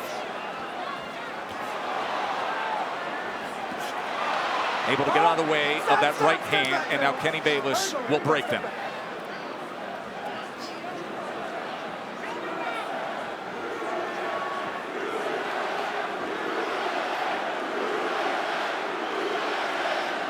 Listen, if Deontay doesn't jab, Tyson Fury would jab. And, you know, Deontay shouldn't allow he shouldn't allow him to jab before him not jab him. So he should jab with the jabber.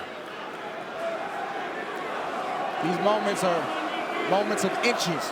One mistake and the fight can be over for either guy. That's the beauty of a Deontay Wilder fight. Any given second, no matter where things stand, the fight can be over.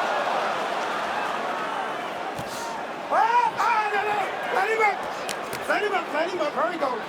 Stop punching. Let him up. Remember, Fury in the entire lead up to this fight, during the entire promotion, said, I'm going to knock him out in the second round. 45 seconds remain in the second round. Another jab off the hip from the 6'9" Irish traveler, Gypsy King. Listen, when you tell a guy you're going to knock him out in the second round, like Evander Holyfield told me in the third, I was prepared for it. And I said to myself, he's not going to knock me out. And I'm sure Deontay's saying the same thing. Of course, your rematch with Holyfield, much like the parallels here, this is only the third heavyweight championship rematch in history after a draw.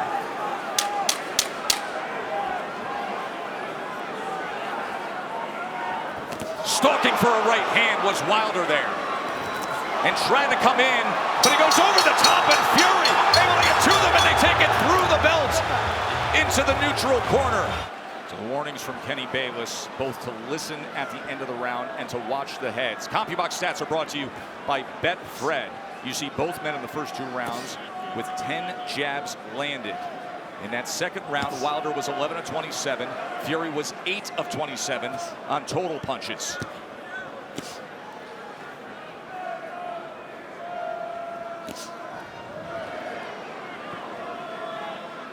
In that second round, Deontay was throwing that right hand, but he was throwing it from a distance. Fury comes in behind the jab. The right hand came behind the jab and then tried a short uppercut on the inside. He was also telegraphing the right hand. He's got to get closer to Tyson Fury before throwing that right hand. Big shot from Fury right Sure there. was. Top of the temple of Deontay Wilder. Awkward but effective in the first minute here of round number 3. But the right hand of Deontay Wilder has a mind of its own. You never know what angle it's coming from, and you never know when it's coming. So Tyson Fury has to be alert at all times. All time great power. The highest knockout percentage of any heavyweight champion in history is Wilder had. 95%. But the big shots that Fury has landed, Deontay Wilder has taken them well. Was able to blocked that right hand, and then tried to land a right of his own on the inside. Boy, Kenny Bayless really has his work in front of him with these two guys. Yes, he does. And Tyson Fury is doing the right thing, too. All that weight, he might as well put it on Deontay. Make Deontay carry a bit of that weight. That's the whole point of the weight gain. And get him tired a little bit. He is having an effective jab. And now comes in with a sweeping right hand. This is exactly what Fury wanted, to utilize the size and the strength to make it a different kind of fight. There's that jab again. Short right hand behind it. Let's see if they can work out of the clinch or if Bayless has to get involved here. Stop, stop. Hold on. Come on, fellas. Let's go. He's leaning on Wilder. He puts him down! Fury scores the knockdown in round number 3. 30 seconds remain, and Fury has floored Wilder. Deontay looks a little shaky on his legs right now. That was a good right hand by Tyson Fury. He said he would knock him out. He's going for it here in the 3rd round. Wilder is down again. That is no Wilder's knockdown. getting up. He's still shaky. Kenny Bayless says no knockdown.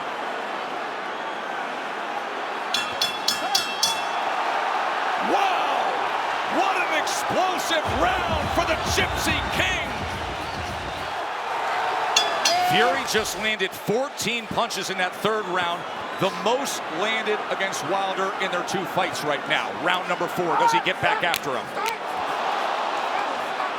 Tyson Fury's doing the right thing right now. He's not allowing Deontay Wilder to tie up without some resistance. If you tie me up, I'm going to hit you every chance I get. He's doing the right thing right now. Kenny Bayless admonishing both men, saying, I will deduct points.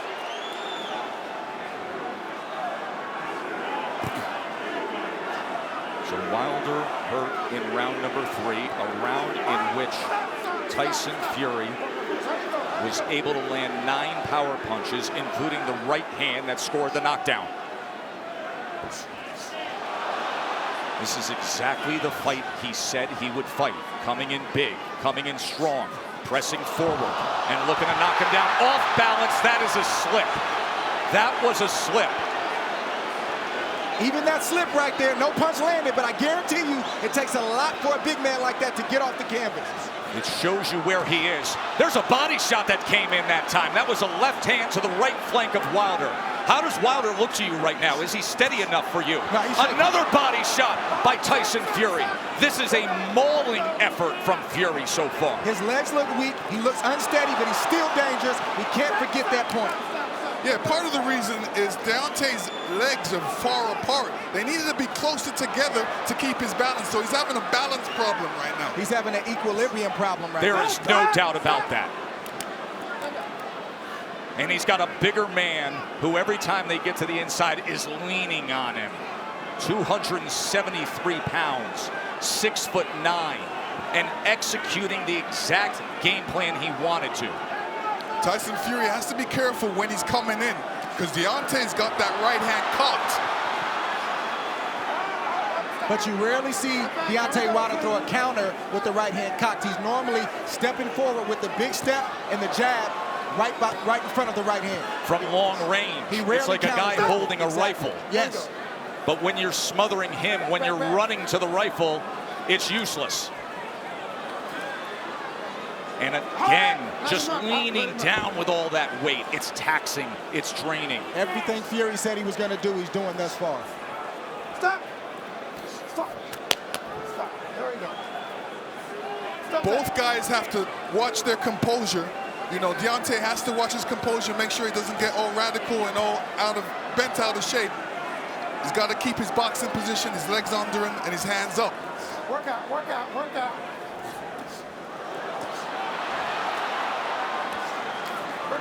Even all this hugging and grappling on the inside, it takes its toll.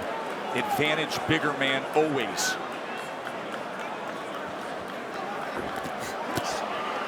Good counter from Tyson Fury. 4 rounds in the books. The point to be made there is at 231 pounds. It's a career high that Wilder is dealing with. And look at this as he opens up the round on the attack. Fury's all over him. Round number 5. You heard Sugar Hill Stewart from the famed Gronk Gym tell Tyson Fury, you can make this easy. He's ducking, so just feint and then send it. Chopping shot to the head on the inside. Wilder's holding on with that left hand. Bayless is going to look for another break. And you know Fury's going to come right at him, Lennox. Yeah, I mean, Fury's doing the right thing. Make it a rough fight. Put that weight on him. Fling him around a couple. Make it a rough fight. Don't make it an easy fight for Deontay. But Fury is getting in there with that 1-2 so quick for a man that's 271 pounds. It's a quick step, boom, boom. Deontay Wilder doesn't have time to compute that shot. That has always been the thing with Tyson Fury. His physical stature, it belies his skill and his nimbleness. Another knockdown is scored. A body shot to Wilder. Second time he's been down.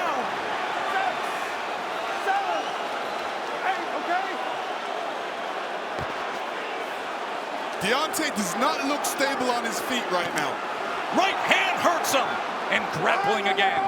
Halfway through round 5, Fury has scored 2 knockdowns already. Oh! He's chasing him down. He's head hunting. We could have history made right here already. On the attack, looking to close the show. Wilder doesn't look good at all. Still just over a minute to go in round 5. Fury's just missing that right hand, Joe. Look at the mouth of Wilder, wide open and blood coming from it.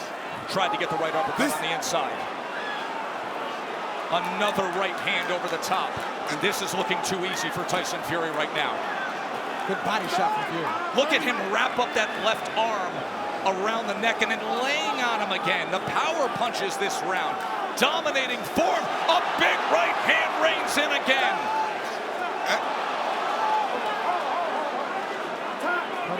Kenny Bayless is calling for time here. Oh. He's taking a point deduction when Tyson Fury is trying to close the show. So Deontay Wilder benefits of getting a break with the point deduction. Oh, absolutely. I mean, when the ref steps in like that, he's giving Deontay a little bit more time to recover. And, you know, Tyson Fury doesn't want this right now. But right hand to the body. Deontay does not look stable on his feet. He looks a bit tired. He hasn't caught that second wind yet. Look at this rally to close out the round. All Fury every which way. Round number 6. Watch for the equilibrium and the balance of Wilder with what we just saw.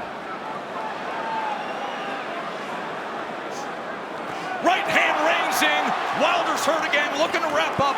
Fury goes to the body, trying to swarm him. I don't know what Deontay Wilder's feeling right now, but he's got to try to get a right hand in there. The same punch that made you famous, the same punch that got you here tonight. You got to try to get one of those shots in to slow down the train of Tyson Fury.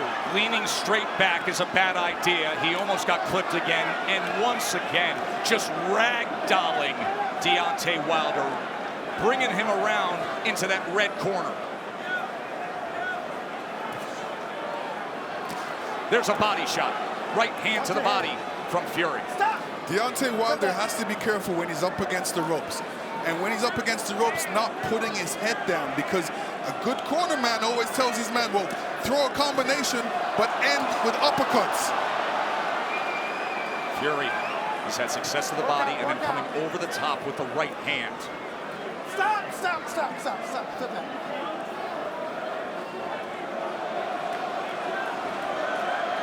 Sometimes rematches are exaggerated forms of the first fight. In the 12th round, when Tyson Fury got up after the brutal knockdown, he flipped the switch. He said he figured something out. Step to him. Be big. Be strong. Take the fight. Go for the knockout. And that is what he has employed here tonight, and it has worked to near flawless perfection. Stop. Wilder, look at his face there, battered and beaten and bloodied. Blood coming from the mouth, blood coming from the ear, and a 273-pound wrecking ball continuing to press forward. Tyson Fury is smothering himself after he throws the combinations. What he needs to do is take a little bit step back and then throw a combination, short punches. And now blood is spraying across our position here ringside.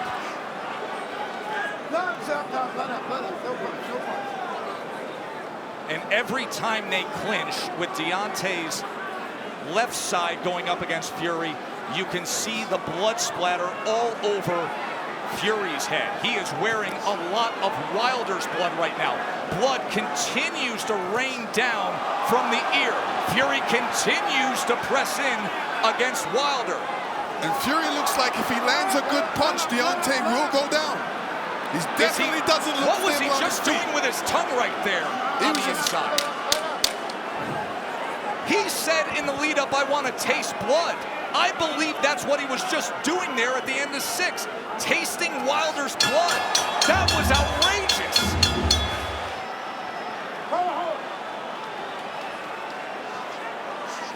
Yeah, Deontay Wilder's in a bad way right now.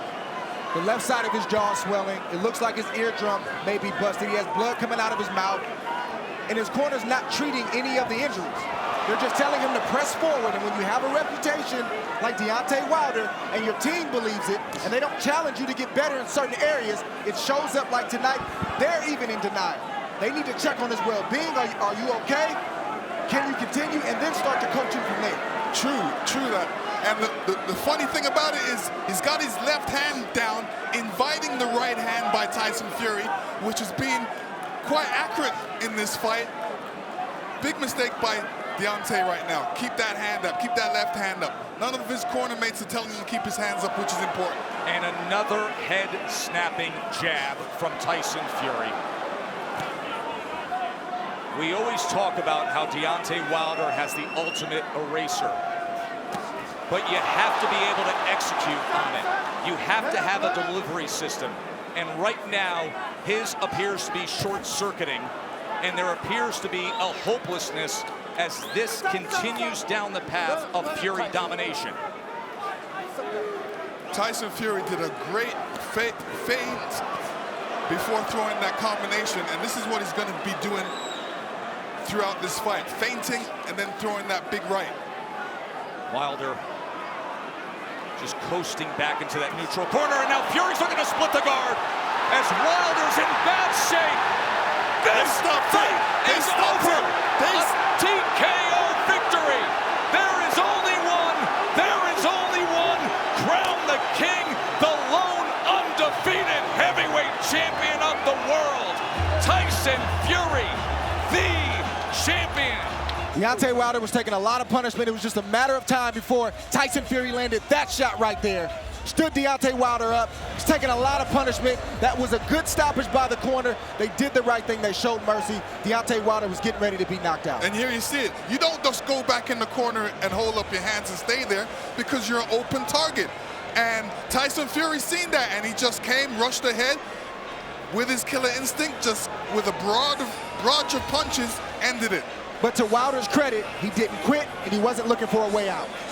We have the time of 1 minute, 39 seconds in round number 7.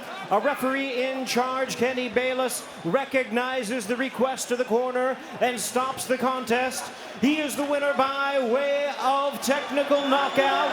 He is still the undefeated lineal heavyweight champion and the new WBC heavyweight champion of the world, the Gypsy King, Tyson Fury. Okay, right, trunks here are good. Look, anything below the navel is a foul. Trunks here are good. Anything below this point is a foul. Anything below the belly button. We went over the rules in the dressing room. I want to remind you, protect yourself at all times. Obey my commands. God bless you both. Touch up. Boxing history has taught us that there is nothing light about the lightweight division. These 135-pound titles, they're like stone slabs chiseled with legendary names. Roberto Duran, Julio Cesar Chavez, Pernell Whitaker. Now we go one step further. For the first time, it's 4 belts. It's undisputed lightweight supremacy. The vibrant, young, knockout puncher, the American, against the unequaled skill of the pound-for-pound king. It's Lopez, it's Loma, it's winner take all. Let's do this. Now, one thing to be noted in the opening round, as Lopez comes out with the right hand, is that Lomachenko has been a slow starter. He lands half of what he lands in rounds 2 through 12. He throws 20 fewer punches than the lightweight average in the first round. It's later that he typically picks up the pace. Yeah, it is later that he typically picks up pace, because what he does is he takes a read on his guy. You know, Loma's like, you know, Aaron Rodgers or Peyton Manning, you know, going up to the, you know, the line of scrimmage. That pre-snap read, that's what he's doing. Just want to get a look at his opponents before he executes. Like what Lopez is doing in this first round, he's getting that jab going. Oftentimes righties don't throw jabs against lefties, and that's a misnomer. The jab can land. Lopez hasn't really landed it, but he's getting himself in position to land other shots. Not only is it common to not see orthodox fighters do that against a southpaw, it's uncommon to have any productivity with the jab for Lopez. That's just not who he is. He looks for the right-hand power punch. And remember, in the lead up to this fight, often he discussed the fact that he felt his skill set wasn't being represented or talked about enough. That's not why the world fell in love with Lopez. You know, he's shown more power than he has IQ and skill set. But he does have the skill and the ability to box with Loma, and we're seeing it right now. Halfway through round 1, this is exactly what we told you about Loma. About being a slow starter, about downloading the information and not firing off the way we typically see. He finds range. He gets distance calculated. I'll tell you one area where Lopez should attack, and it's the body of Loma, to slow down those legs. 1, 2, he has a big frame. You know, for a small guy, he has a long torso. Go down to that body. You see how Loma keeps his hands up real high? Throw something up top and then drop something down to the body. There it is. And there is the right hand to the body from Teofimo Lopez. These are the rounds why Loma is downloading information Lopez can put in the bag right now. Just keeping his hands working. You heard his father say after that right hand to the body, that's what I want. There's the jab again from Lopez. More jabs than we're used to seeing from him. Perfect round so far for Lopez. So you see all the hand gestures, but you see how Lopez, how calm he is, how relaxed he is. Tried to come across with that right hand to the body again. Remember, there were so many who thought that Teofimo would come out as the brash, young, bold fighter and jump on Loma.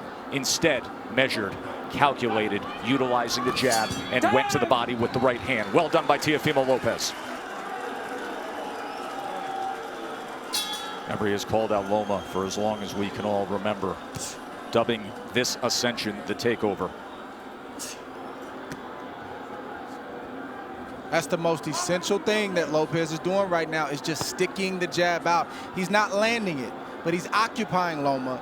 He's not allowing Loma to get comfortable or to be able to gauge his range. And in the meantime, he's flicking jabs out and he's landing that straight right to the body. That's a beautiful shot right there. And he got his foot outside the lead foot of Loma to land that right hand to the body. But what I like about what Lopez is doing is he is shooting a jab, but he's staying inside to land his jab. We don't talk about this often, but if you move to your right, you're able to find the angle with your jab a lot easier than moving left. Goes to the body again, and then a right hand comes in from Teofimo Lopez. Yeah, you see that power, and you see Loma respecting that power. He felt it already. So the body work continued, and then all of a sudden Lopez goes up top with a right hand. I already started to see redness on a rib cage on the left side of Loma. Yes. He's going to touch to the body. Good work so far. 6 body connects for Teofimo Lopez early on here. It's going to take about 4 rounds for Loma to get acclimated. He's been out of the ring for about a year. 14 months or so.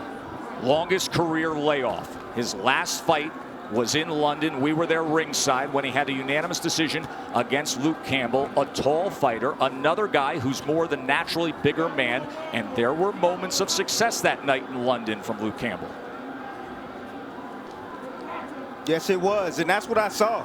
I saw that Luke Campbell, when he was able to establish distance outside, he was able to isolate the offense of Lomachenko, just as you see here with Lopez. He's isolating the offense. Left hand from Lomachenko. For the first time now, you see Lopez has to be concerned of crossing the threshold as the process that Lomachenko goes through, the range finding, and he just pulled the trigger quickly with the left hand there.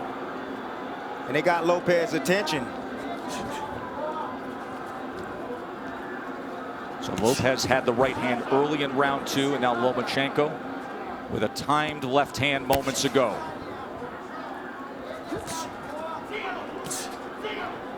It's a high level of skill. Yes, it is. From both fighters on display right now. And you may say, well, how's that possible for Lomachenko? It's because you got to watch the indirect attacks, the feints of foot, the feints of hands, and all of the positioning that he's doing before he even lets a shot go. He makes you work even if he's not throwing punches. He's so angular, all the movement. Ooh. It can be exhausting. Good exchange, got to him.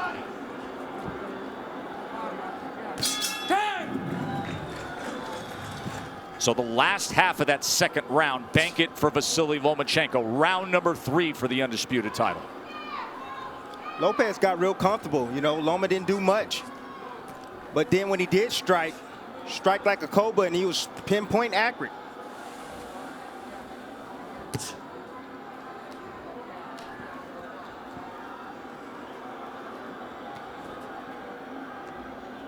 You brought up how exhausting it can be with the non-punching activity. How Loma can outclass his opponents mentally.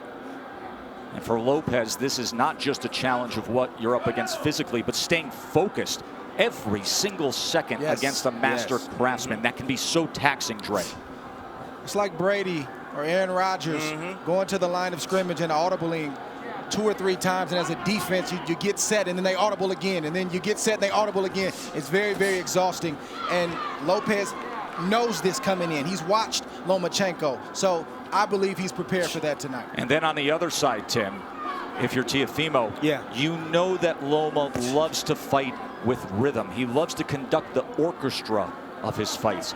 At some point, you have to find a way to be disruptive. You have to find a way to take full control and make him uncomfortable. You got to be a little bit aggressive to offset that rhythm, but he fades in and out of range. You know, that's why he's so effective. You know, you come in and see him, he stepped out of range right there, made Lopez miss, then he'll come back in range. It looks like you can hit him, and then he slightly gets out. Then he moves his head off to the side. You have to be alert, really alert, when you're in there against a sharpshooter like Lomachenko.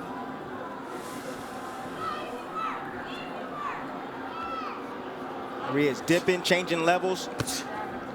See, what Loma's doing is he's trying to test the young guy. He's trying to see what he knows. He's changing levels, dropping his head down low, trying to see if he can get a response. And if he sees the right response, then he'll attack. He'll come up shooting with shots. Loma found himself in the pocket for a moment there, and Teofimo threw the 2-punch combination.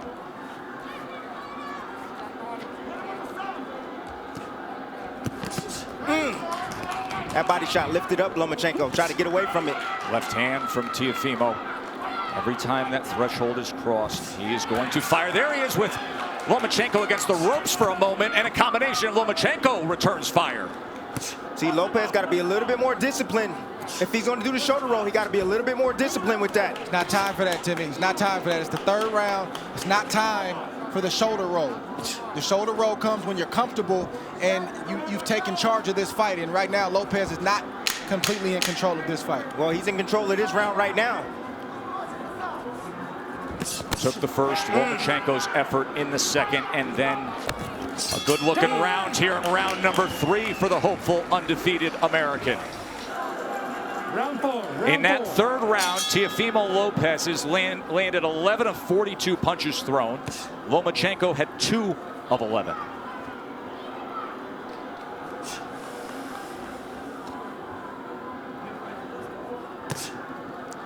26% was the connect percentage in that last round for Teofimo Lopez.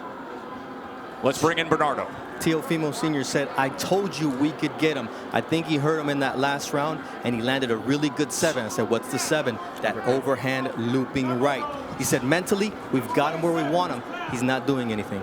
It's a big early statement, but it's a guy who is often very confident. His father, his trainer, who has molded him throughout his amateur career, throughout his pro career. Whole lot of trainer, whole lot of hype man. And Lopez is boxing good, like we've said, these first 4 rounds. But it's way premature to say that they've got Loma where they want him. It's a lot of fight left. Especially considering the way a typical Lomachenko fight goes. That nice little jab over Lopez's jab. It's nice by Lomachenko. I'm looking forward to seeing the uppercut from Lopez. And I like the pace that Lopez is fighting at. He's not wasting anything. He doesn't seem to be over anxious. And he's not throwing a lot of punches. He's only throwing what he needs to throw. So he should have plenty left in the tank as this fight progresses on. It's going to be about concentration, Dre. He's going to have to concentrate every second, That's every minute of this round. Yes, both fighters. Yes. Neither fighter can fall asleep for 1 second.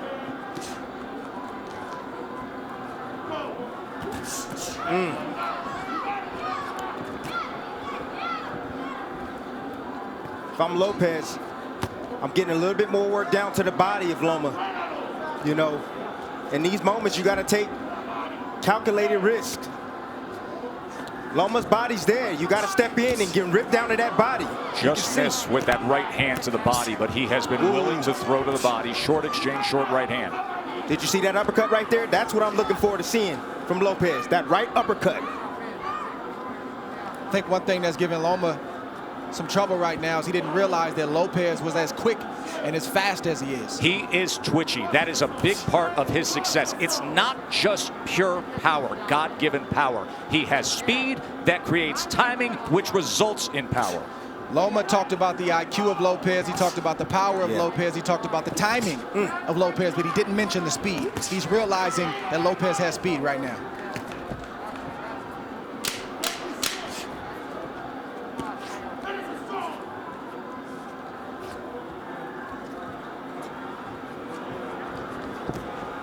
End of 4, and things are real interesting for the underdog, aren't they? The IBF champion. Round 5. Back up. So far, Round 5. you're getting the answer that it's no problem for Lopez. Staying composed, staying with a plan, and looking good against the #1 pound-for-pound fighter in the world. Round number 5 here from the bubble at the MGM Grand in Vegas. Look, Lopez, keep it like this. He's winning these early rounds. A lot of these early rounds, he can keep it just like this. He don't need to rush anything. Take his time.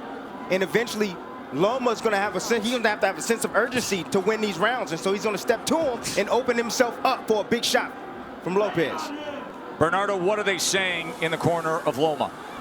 Papachenko told Egas, look, don't rush. Take your time. Be careful and be patient. So this is their plan. Anatoly Papachenko, the nickname for the father and trainer of the 3-division world champion, a driven boxing mind who taught Vasily how to first get into a boxing stance at 4 years old. And then at 9 years old, after bringing him to the gym for those 5 years, he said, no, you're done with boxing for now. You're going to learn traditional Ukrainian dance. He did that until he was 13. Didn't box. Why? Because Papachenko wanted him to have the best footwork on earth.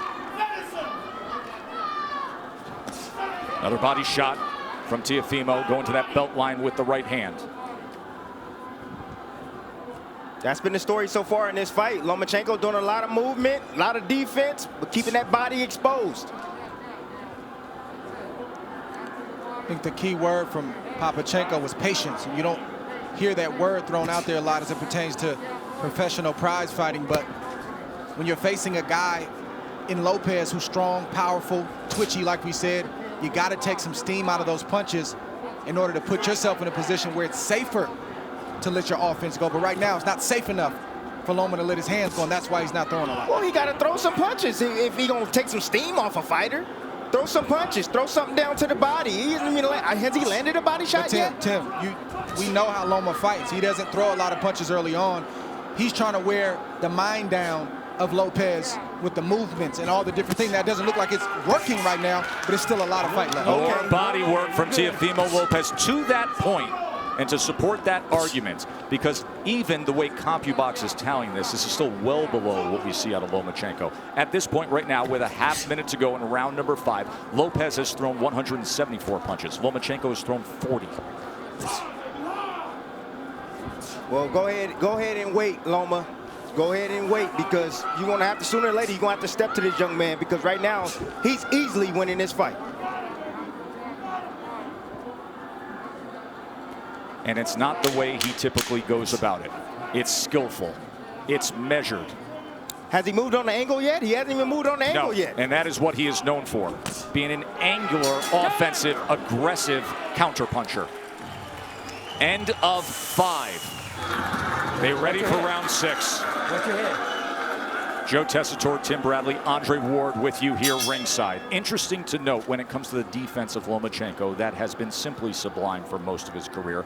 In his career, opponents only land 18% of their punches on him. Lopez is ahead of that schedule. However, at 135 pounds, fighting bigger than his natural weight, here the champion at 135 with 3 belts, he has been getting hit more. Opponents at 135 pounds land 30% of their power punches against him. Right now, Teofimo Lopez is landing 36% of the power punches against Lomachenko. And he comes in with a 1-2 there, a right hand that tries to split the guard here early in round 6. Ooh, just missed off the mark with that left hook, Tess. I kept asking Teofimo in the lead up to the fight about the power. He said, you don't get it. His IQ is going to bring out mine. And what we haven't seen is Loma moving to his right the way he does against everyone else. He typically takes that angle mark to the right to try to get out of that lead foot and be able to place that power left hand. He gets around that left shoulder, that left elbow of his opponents. We are yet to see it tonight successfully. You take that away, he's ordinary. And that's exactly what this young man is doing. He's taking that angle away from Lomachenko. The critics grossly underestimated the boxing skill of Lopez to this point, but the master is opposite him. We knew he would be a slow starter. There's a little bit of an angle in the left hand that tried to go down the alley. That's what Lomachenko's going to have to do. He's got to close the distance, and I know it seems counterintuitive when you're facing an explosive puncher like Lopez, but you got to get inside that power to be effective so you're not on the end of his punches. Because right now, in the end, he's getting picked apart by Lopez. The speed of that jab from Teofimo Lopez, those quick hands. Once again, trying to go to the body with a long-range right hand. Southpaw jab being doubled and tripled up. Range finding by Loma. Now he's trying to get to the inside with a short left hand. That's where he's got to live, right there. Did you see the hook from Lopez, though? Well, that hook can be dangerous against the southpaw because it's sitting right on top of them. Closest punch to be landed. And that's the shot that's going to take away the jab of Lomachenko, that left hook. It's going to make him keep his hands at home. There's a right hand to the body again from Teofimo. Counter punch by Loma. Watch your head. Russell Moore, we haven't said his name much tonight. Getting the assignment as the third man inside the ropes, and that's a good thing. See, I'm starting to see the same sequence from Lomachenko. He steps in, steps out of range, and he tries to get a jab off. Lopez, let me see if he can pick it up. Nope, there, uppercut. And a right hand. Big finish to round number 6 for Teofimo Lopez. The 23-year-old undefeated world champion. Halfway through our 12-round fight for supremacy. And Andre Ward's card has it 59-55 Lopez, and it is really tough to disagree with anything there because Lomachenko has hardly put forth any offense. He had the short right hand in the second. He wins the second round, but all the other rounds seem to be obvious for Teofimo. Don't hold him down, but don't hit him. Let's go. Box!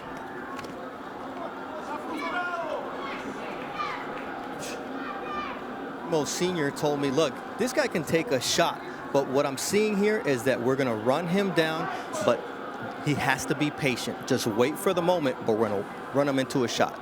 You can see some redness and just a little bit of swelling around the face of Lomachenko. Look at that focus on Teofimo Lopez.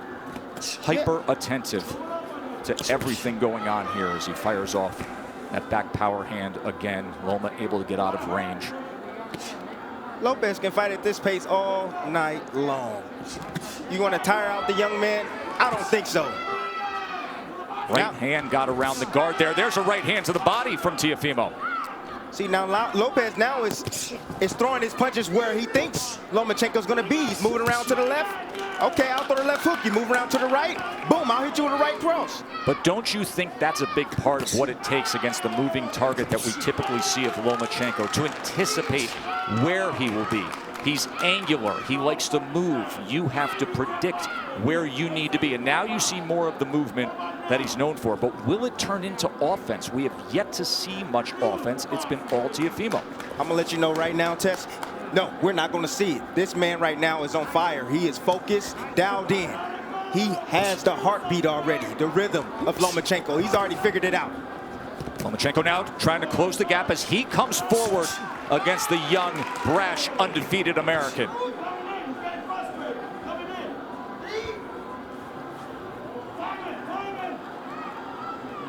Look at Loma trying to be more on the front end now. And a little rough stuff on the inside as Russell Mora is going to say you got to protect yourself, Teofimo. He's allowed to punch on the inside. Nothing wrong with that shot that Loma just landed. You got a free hand, you can use it. That's right. Says the guy who often did to have pound-for-pound status, Andre Ward, with short body shots on the inside. Anything it took from our partner. Just missing with a right hand. Coming to the end of round 7. Different disposition in the back half of that round from Lomachenko. Fascinating fight, isn't it?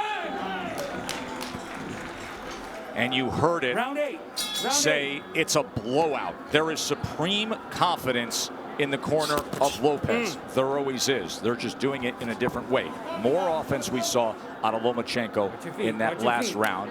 He landed 4 power shots in that last round. But overall in the fight, he's only landed 11 overall. Lopez has landed 38.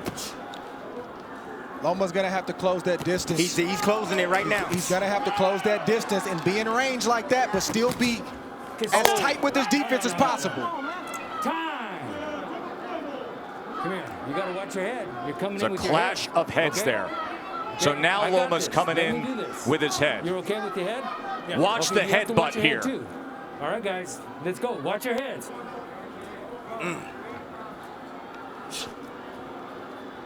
I mean, Teofimo has to understand.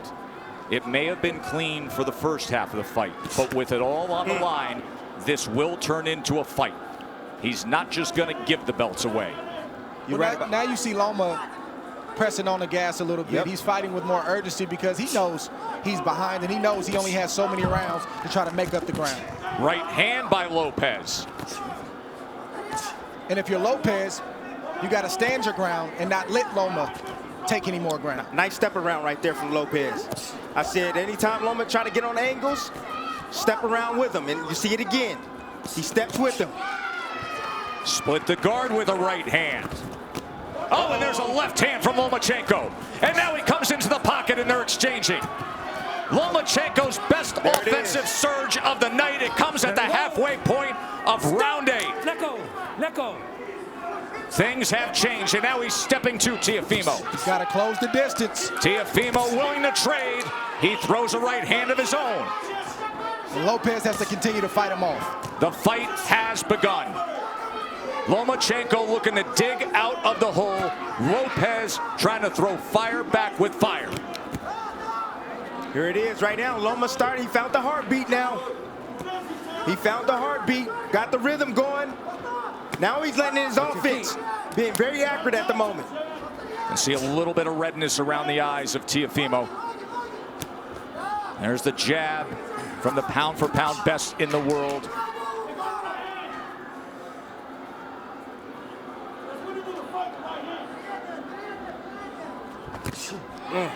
Right hand behind the jab. Lomachenko back out on the outside. Will he go back into the kitchen? Lopez can't abandon the jab. He's got to continue to use that. That's what's gotten him up on the scorecards and has him in control of this fight right now. Straight right hand moments ago. Looking for that right uppercut again. Remember, he had success a couple rounds ago with it. By far the most entertaining round of the fight. Mark down round number 8. Things changed. He was 19 of 38 in that 8 rounds. He was 10 of 20 in power punches. Let's see if he stays a little aggressive here. Round number 9, winner take all 4 belts. And Lopez comes out with a hook. If you're Loma, you got to continue to use your jab just like that. Sometimes you'll land it, sometimes you won't. But it'll get you in range. Stay tight and let your hands go. Get out of range and then reset and do it again. You can't lay on the outside like that, Joe. Lopez having banked all the early rounds. But now it is on the line. Anatoly Lomachenko said, I need him to establish that jab, get inside behind that jab, but throw combinations, not single shots. He just pushed back against Lomachenko. That is exactly what his father wanted him to do. After that 8th round, he said, and he did it again, he said, when he comes in like that, don't allow for it. Push him back. Stop. Watch your legs. Watch your legs. Let's go. See, Loma's in range sometimes, and he won't let his shots go. He's got body shots, and he's got short uppercuts and right hooks, but he's not throwing the punches when he's in range. Why is that, Dre? Is it because of the danger that exists opposite him, knowing what could be coming back? That's exactly what it is. Trust me, if Loma felt like he was in control and he could take the power, he would throw more shots. He's not comfortable yet. Short left hand. Oh, there's a good jab and a combination from Lomachenko. And Lopez comes right back. Loma's going to have to sell out to get the kind of shots that he wants. Some nights it's just like that. You got to back up your reputation, you got to back up your name, and you got to put yourself in harm's way to get the job done. And let me tell you something. If he has to sell out offensively, this is going to be an incredibly entertaining stretch run for the undisputed status. Tonight we're going to see what Lopez has inside tonight. Loma's going to test him. Lead left uppercut from Teofimo Lopez. Teofimo is not going to give way. He is looking to pull the trigger on these uppercuts. Lomachenko has to close the gap. He has to step in. And that is dangerous against a power puncher who, by the way, is showing very good boxing skill tonight. If you're Lopez, this is not the time to mentally go to sleep. He's got to stay alert. 3 punches touch him there from Loma. This is not the fight that most thought we would have. Most felt Teofimo Lopez's only chance was to have that dynamite in the right hand and be able to deliver it. They didn't think about this, the athleticism, the quickness, the boxing IQ. Looking for that right uppercut again.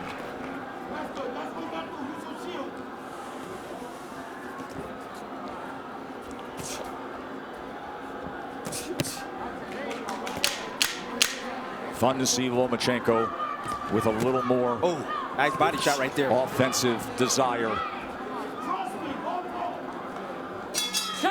And it's because of what Teofimo Lopez put forth early on.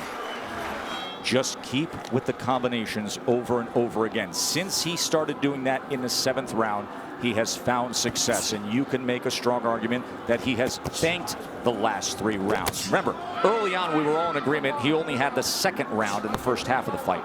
But the last 3 rounds you can mark down the ledger for Lomachenko. Not that Lopez has tailed off. Lomachenko has had to come on. Round number 10. No, stop! No. You know, Joe, this is why you don't see a lot of unifications in the sport, or at least as many as we should, and a lot of undisputed championships, because it's hard. It's not easy. You're risking everything. You could get knocked out. You could get beat. You might get embarrassed. And oftentimes, guys don't want to risk all that. But give credit for these two, because during the Floyd Mayweather era, when it was about managing the business of boxing, this is about the boxing of boxing. Well done by both men for taking this fight. One area where Lopez is neglecting is the body of Lomachenko. I told you guys earlier, if you got a guy that's coming in being aggressive, you start hitting him down to the body, he's going to start protecting that rib cage.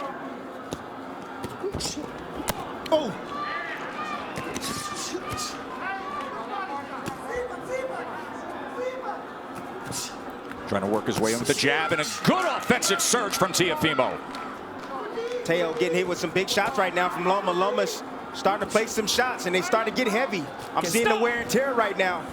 In front. What you see from Loma is just the heart of a winner. You see a guy who is not used to losing, and he's not going to lose easily. He's going to try to bite down what you see him doing right now to try to get his respect and win some more rounds. Not used to losing. A guy who goes 396-1 in his amateur career and wins 2 golds, and then becomes the fastest ever to be a 3-division champion. He lands the left hand on the face of Teofimo Lopez there. If you're Lopez, this is where you earn your money as well. You got to bite down and maintain the respect that you've earned in the earlier rounds. Can't give it up right now just because Loma decides he wants to come forward. That's what championship boxing is all about. That's right. Moments like this. How bad you want it. That's what it boils down to. You can see he belongs in the ring with Lomachenko. He's doing very well. But now he got to bite down on that mouthpiece. He's got to close it. And close the show. Left hand right to the midsection. Right hand to the body from Teofimo. Both guys trading. Both guys willing to get there. Loma gets into the pocket, fires off a combination. Poor discipline by Lopez. You know, he keeps his hands real low. He can easily block those shots if he brings his hands up.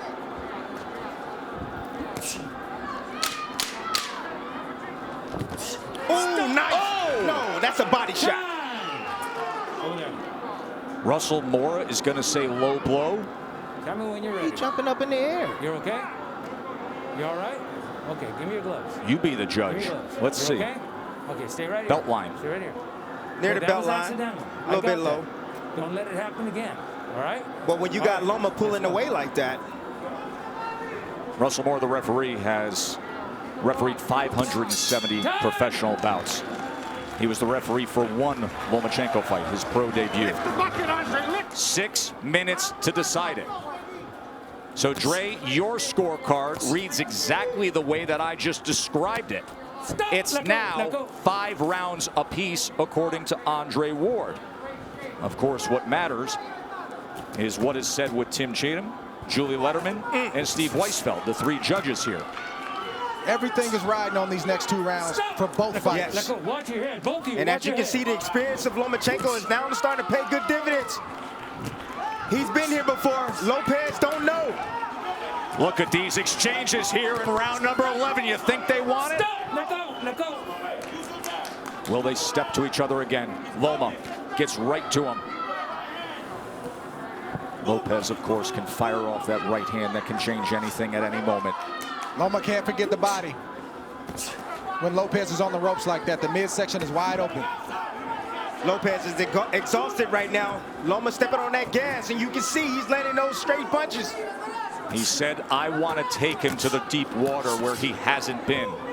I want to drown him there. These are the championship rounds where the veteran does that. And body shot hurt Lopez right there. You see him holding on, trying to get himself together. You can see more pronounced swelling around the eye of Lopez as well. Look at Lomachenko right into him immediately. Closing that gap, a short left hand and overhand right as well. And then an up jab. Listen to me, you can rest tomorrow. Lopez needs to bite down right now. Lomachenko's putting it on him. Lomachenko's looking for a knockout, gentlemen. He's looking to stop Lopez. Big 11th round here for Lomachenko. Right hand to the body from Lopez. Yeah, Lopez is still throwing, and he's still dangerous. Make no mistake about it. But he's not throwing enough, Dre. And then that big miss right there took a lot of steam out of Lopez. Lomachenko with that southpaw jab.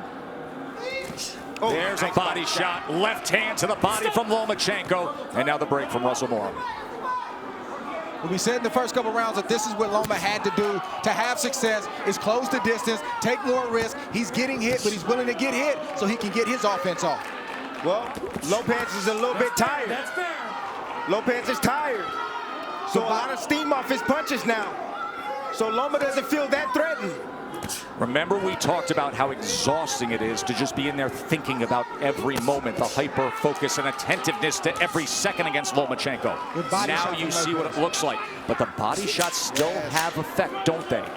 He has committed to that from the start. It was a good 11th round from Lomachenko, but a good finish to it from Lopez as he's stalking forward here. We have 1 round to go in a razor-thin, close fight to see who will be the undisputed champion. Final round, winner takes all.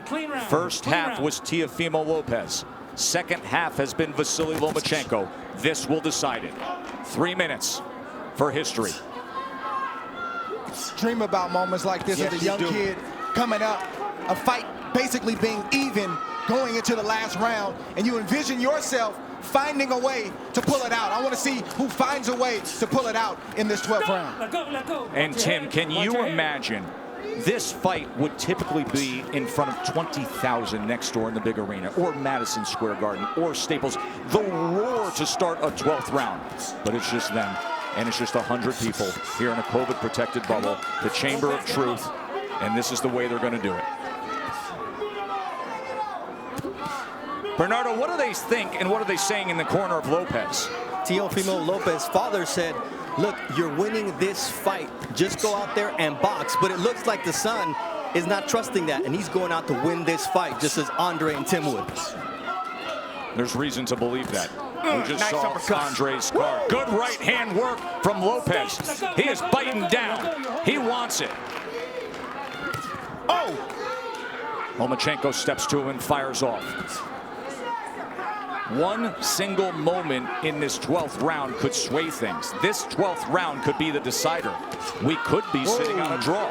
We could be sitting on something where a body shot swings it. Just landed again by Lopez. And he digs down with a left hand. Comes up top with a left hook. Fires a straight right. Body language can be everything in this round. Body language. Who wants it more? Sometimes that persuades the judge. Well, Lopez has definitely won the first half of that round, put on a great exhibition of power, speed, skill. Let's see if he can close the show, or if Loma is going to step on the gas. You know Loma stepping on the gas. Think about everything they put forth, their whole lives.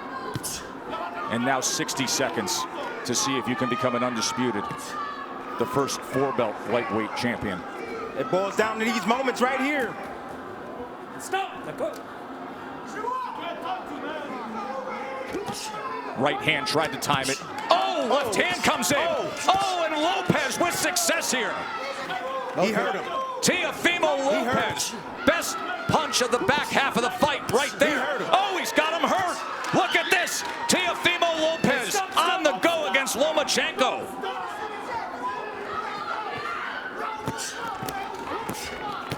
There is no doubt about this 12th round right now, is there, gentlemen? The young man wants it. Over there. What is he doing? What is he? Come here, Doc. It's the cut on the right eye. Accidental headbutt. He had complete momentum before that accidental flash of heads. You gotta be kidding me. Listen, 10 seconds considering what he did in this 12th round. Just coasted in its bank for Teofimo. I'm lost for words. I don't even know what to say. Good. He didn't hear the clack? He didn't hear the clack, clack, clack? You have to watch your head too, all right? Both of you guys got to watch your head. Clash of heads opens up the cut. Final 10 seconds to take it home. Power surge by Teofimo Lopez in the 12th round of a very, very close fight that will head to the scorecards to decide it. Well done.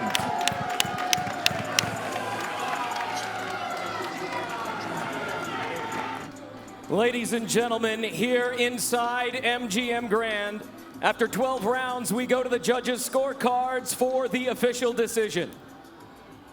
Tim Cheatham scores the bout 116-112. Julie Letterman scores the belt 119-109. Steve Weisfeld scores the bout 117-111.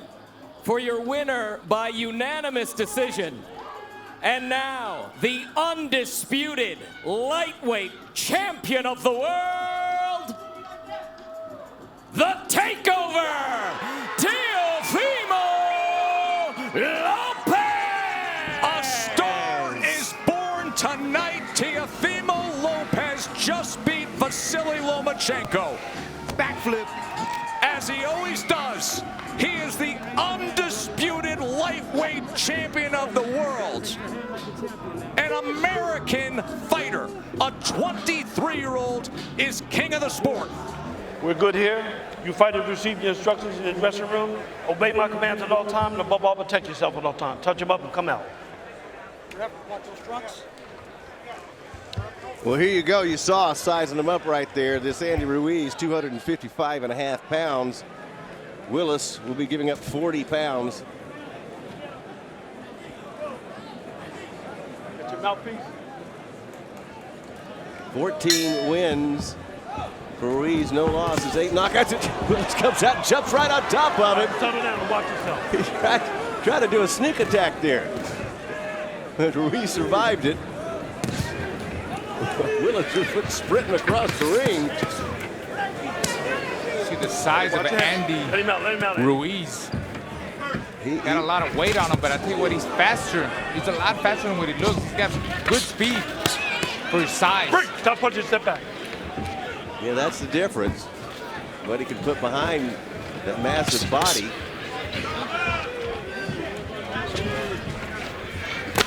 Willis is going to try to stay outside a little bit because he knows he's in a bunch of power here. Stop punching, step back.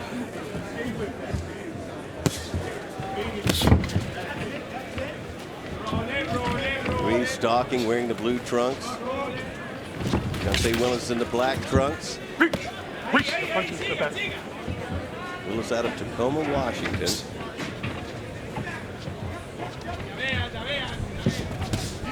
Scheduled for 8 rounds. Ruiz digging downstairs. All right, let him out. Step back. Ruiz is a good body puncher. Already some swelling under Ruiz's left eye. Well, he's digging in right here. Those are heavy, heavy blows. Willis won't be able to tag much of that. Watch your head, watch your head. I mean, some of them were low blows, but that was some good body shots by Ruiz. I mean, you got just this mass in front of you. Got him, off his head, off his head. You got to figure a way to slow him down somehow. Pretty nice jab Ruiz has, too. Quicker hands than you'd expect. Yes. He's very, you know, like I said, fast for his size. He's a big Mexican. Yeah. I would say he's one of the biggest Mexicans I've ever seen, Ro. 255 pounds of it. No doubt about that.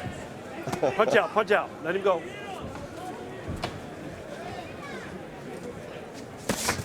Another nice body shot. Willis came up top with the left hand, missing Ruiz.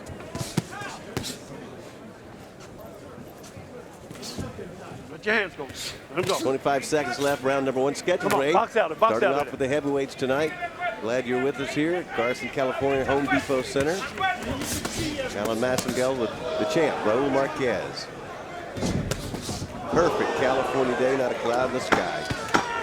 Final seconds, round number 1.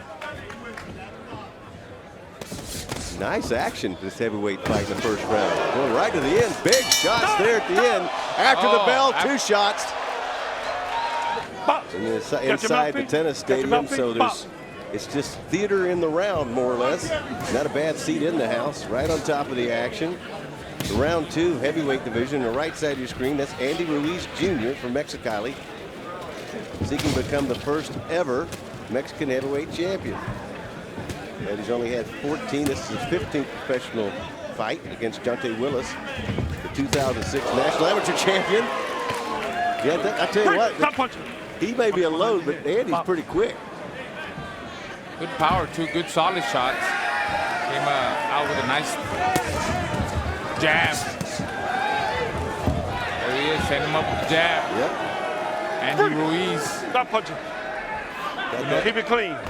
You know, the first Latino champion was John Ruiz, he's Puerto Rican, out of Puerto Rico.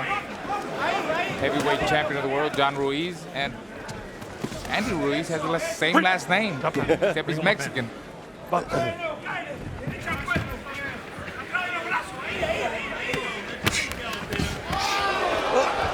we go. I mean, they're unloading. You see those fast hands of Ruiz. Yeah, Willis is holding on. Every time he feels that power, he holds on, grabs him. He just caught one back there. Good body shot inside. Ruiz likes having him over in that corner. Freak, I got you my time.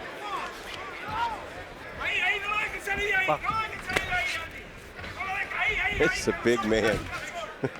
Look at his eyes. Willis' eye. I don't know if it's closed up or the sun's bothering him. Yes. I'd keep him over there. Oh, he's got it open now. Yeah. No boxing there, boxing. The sun's getting really low over the top of the arena here.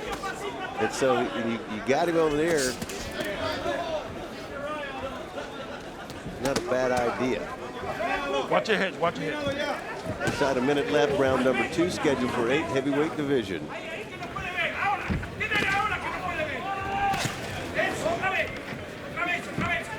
But he is, I can tell Willis is squinting a little bit. Unless he got his eye poked by yeah. Keep your punches up.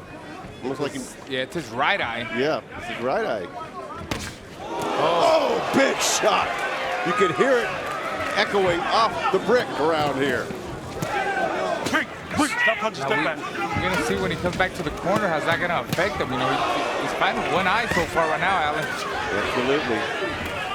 A little mouse underneath it. Ruiz will get on top of you. Break. I got you. 10 This seconds. punch sounded like a cannon shot from Ruiz. Stop at the belt. Willis took it.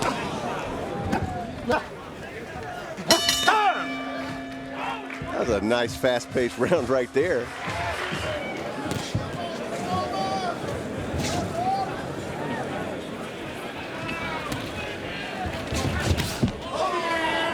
And that right eye is really squinched up. Yes, I don't understand. He opens it here and there, but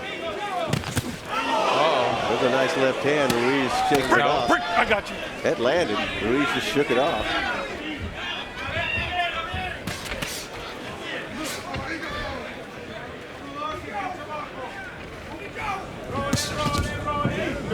Willis trying to work in behind his jab a little bit here.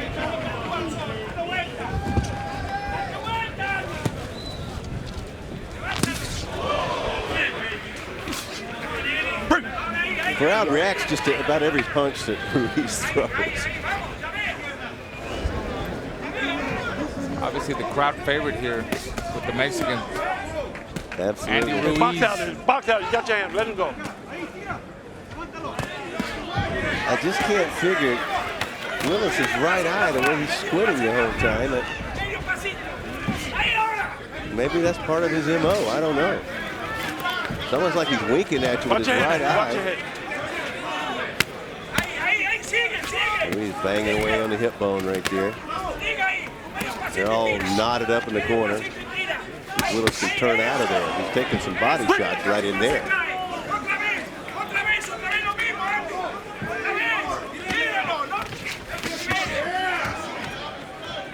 All right, let him go. Come on, step back.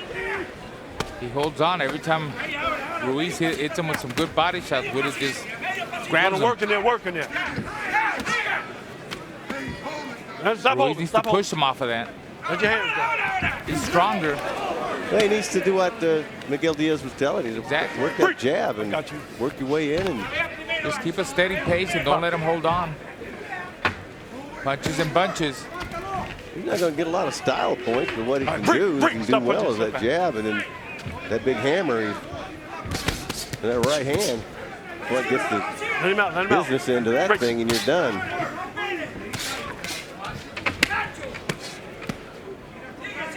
Let your hands go. Let your hands go. Oh, flash of heads right there. And it's Willis the way he's rushing in there. Yeah, he does just rush, but you know what? He's not even facing the sun here, and that right eye is still closed.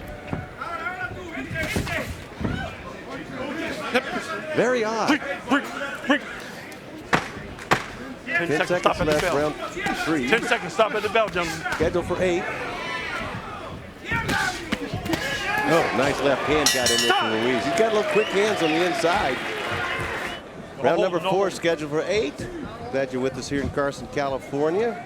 Andy Ruiz from Mexicali in the blue trunks with the silver stripe down the side. Dante Willis is in the black trunks. let him go, let him go, let him go. Let his hands go. And that was interesting that staggered right there. Ruiz letting it go right now.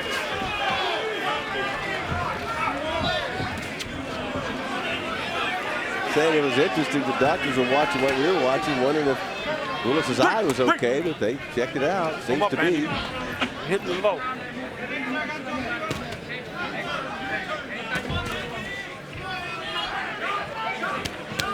Box him in. Let your hands go, box. Let your hands go. Let his hands go. Stop holding both of you.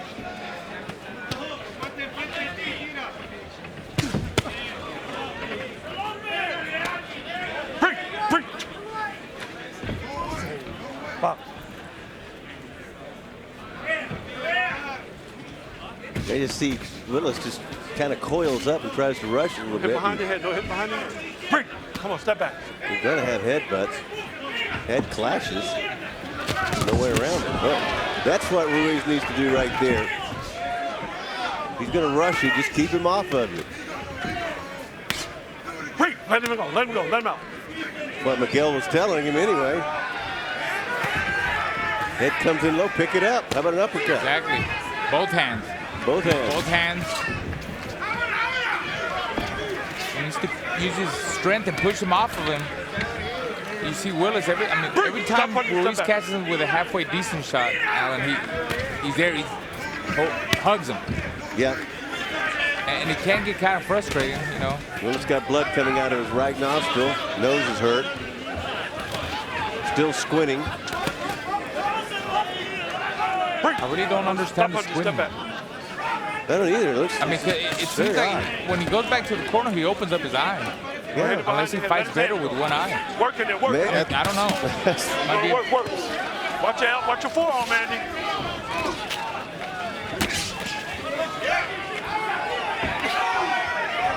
Maybe he's nearsighted like I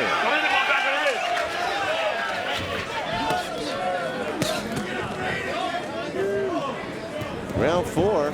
Go hit him back in the neck, Andy. Good. Heavyweight's been working really hard out there. Go hit it behind the head.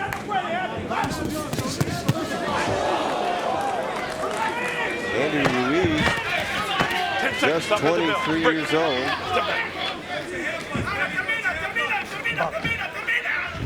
Stop at the bell. Stop at the bell. Time. 5th round.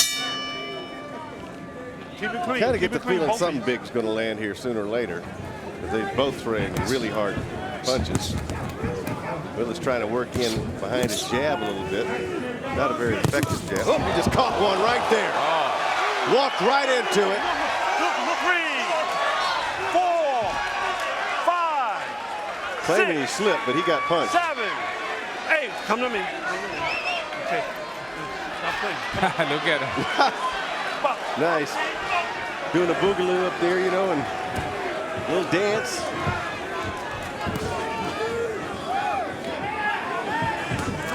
Watch your head. Watch your head. A lot of blood coming out of his nose now from Willis.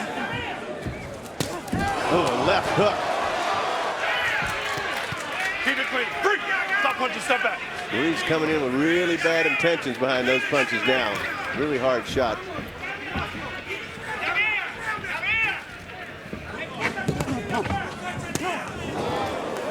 Break. Stop on that. Watch your forearm. Box.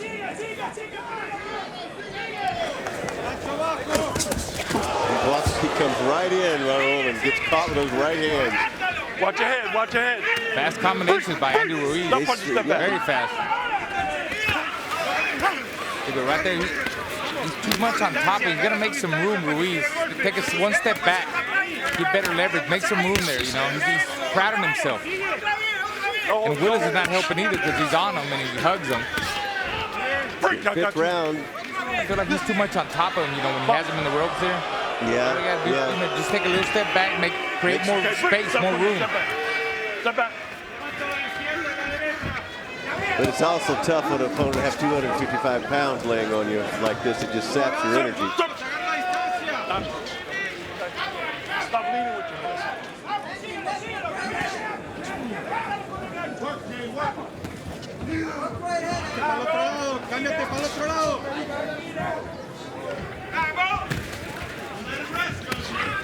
Work out of it, box out of it, both. Let his hands go. Work. Come behind the head. Good inside work right there from Ruiz. Willis is coming to him. He just got to stand there like that. Just stand there. Oh, big right hand over the top. Good body shot right there, holding and hitting bodies. Let your arms. Come on, step back. Both fighters getting a little bit sloppy there, but Ruiz getting the best of it. I got you. Andy, come on. Final seconds, round number 5. Come in with your head.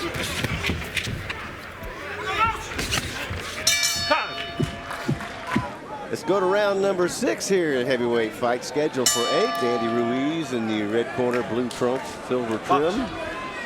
Deontay Willis, okay. Washington in the black trunks.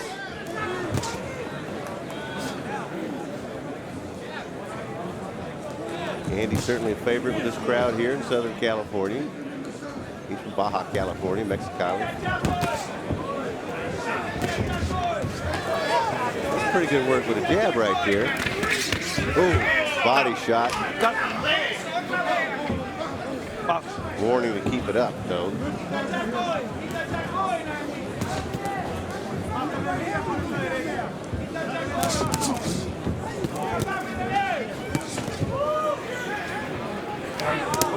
Let your hands go.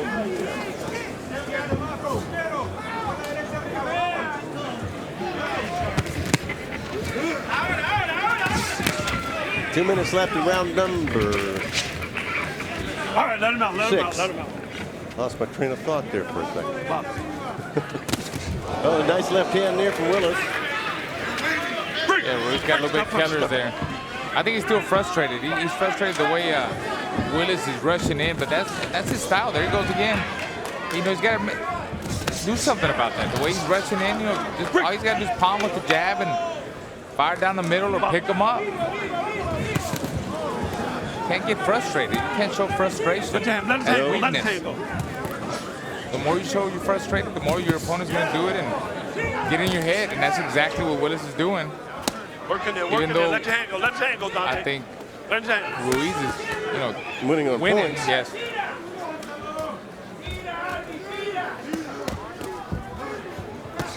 A lot of shoulders and elbows in there right now.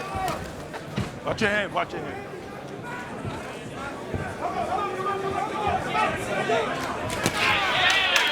Nice chopping little uppercut in there too.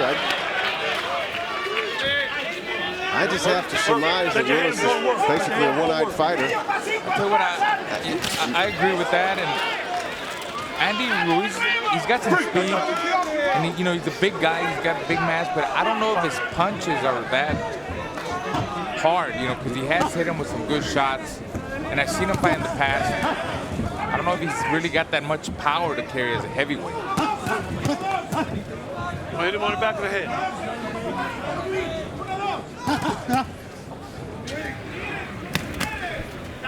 Let him out. Stop holding him, Andy. 15 seconds left, round 6. Settled into a pattern here.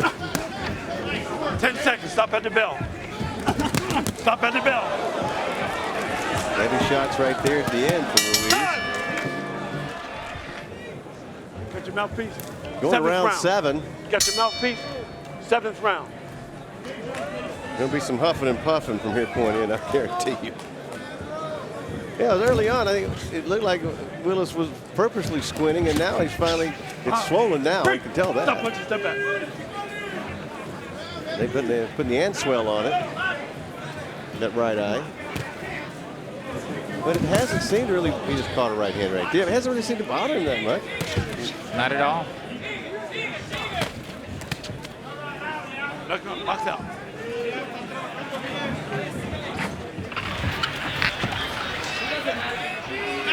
They've spent a lot of energy in here out underneath the sun this afternoon in Carson, California, going 7-round schedule for 8.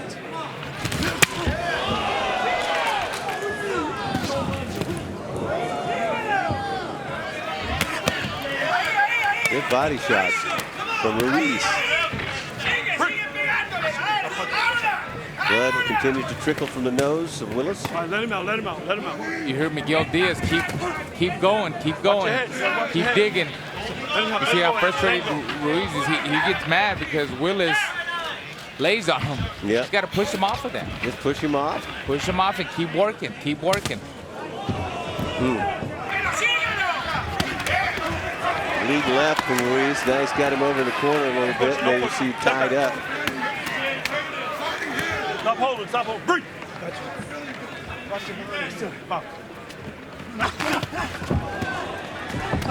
Good right left to the head right there from Ruiz. Let your hands go, let it go, let him go, let him go. Let him go, Andy, let him go.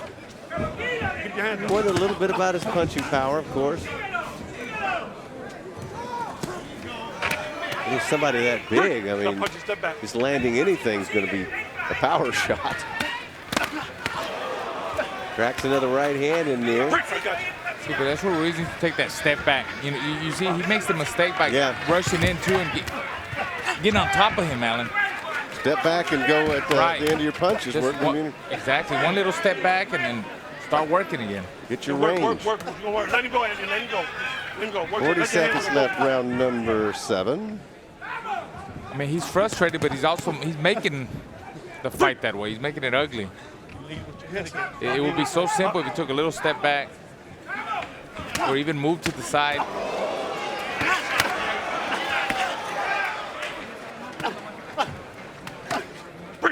That's what frustrates him because Willis knows how to tie him up. You really can't blame him.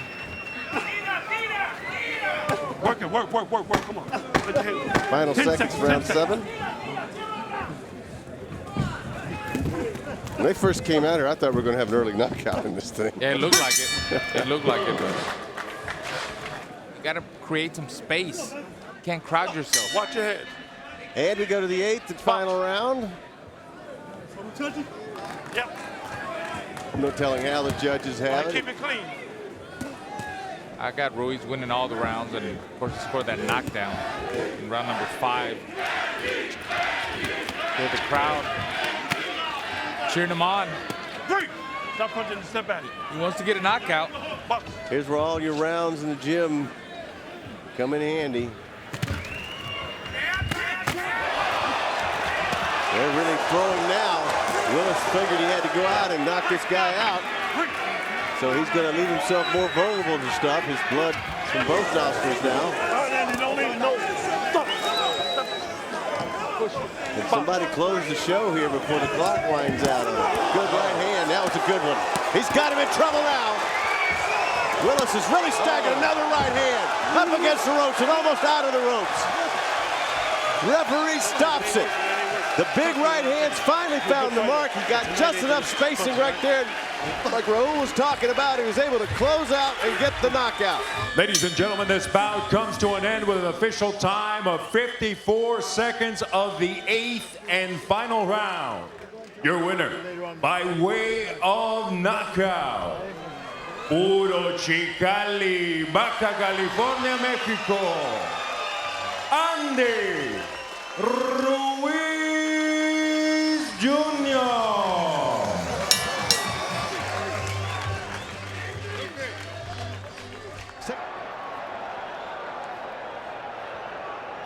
All right, gentlemen, we went over the rules in that dressing room. I expect a good, clean fight. Quiero una pelea limpia. Ya le regalé en camerino. Trunks here, this is a little high. Yours a little high too. Punches here are still good. Then we're not pelea limpia. I want a good, clean fight. Remember, guys, I'm fair, but I'm firm. Touch him up. They say that what happens in Las Vegas stays in Las Vegas. Happily, this one is for everyone, everywhere.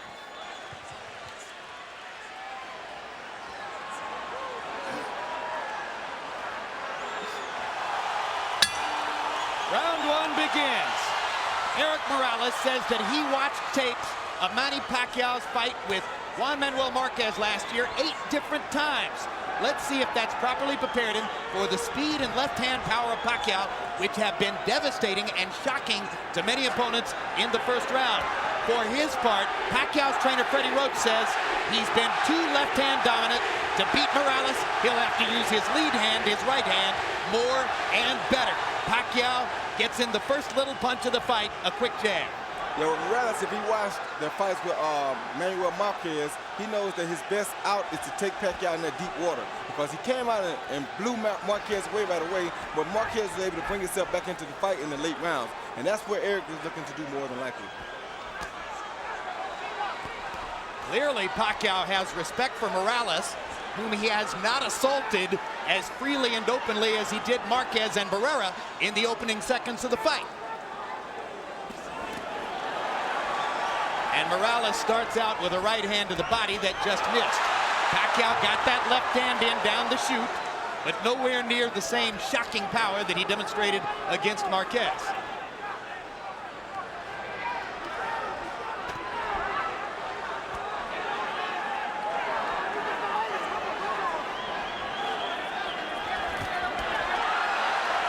Pacquiao trying to get to the body. Morales pushes him back.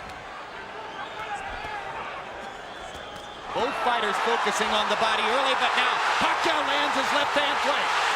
And again, and the blinding speed of Pacquiao's apparent, and Morales chases him across the ring and says, "Let's fight," and fires a right hand to the body after landing 2 upstairs. One thing about it, Morales ain't scared and he's here to fight. Like so many great fighters, if you come close to hurting Eric Morales, he's coming right at you.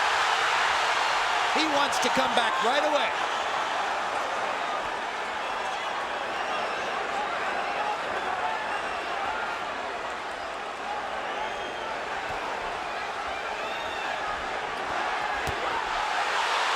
Another hard left hand, partially blocked, but doing damage anyway. Morales very wary about Pacquiao's left-hand power. Pacquiao doing some good work to the body, which we haven't always seen him do. And he lands a right hand upstairs. Morales is hurt. His body's hurt. He hurt Morales' body really bad. So the power is showing up as Morales wobbles away and then turns around and fires a combination to pin Pacquiao back against the ropes. And already in round 1, we see the seesaw action that everybody anticipated. Total in round 1, Morales 17 out of 48, Pacquiao 19 out of 83. So Pacquiao throwing more freely, Morales a little bit more self-protective, but nevertheless able to pick his spots and do almost as much damage as Manny did. Another left hand lands for Pacquiao. The speed is still there.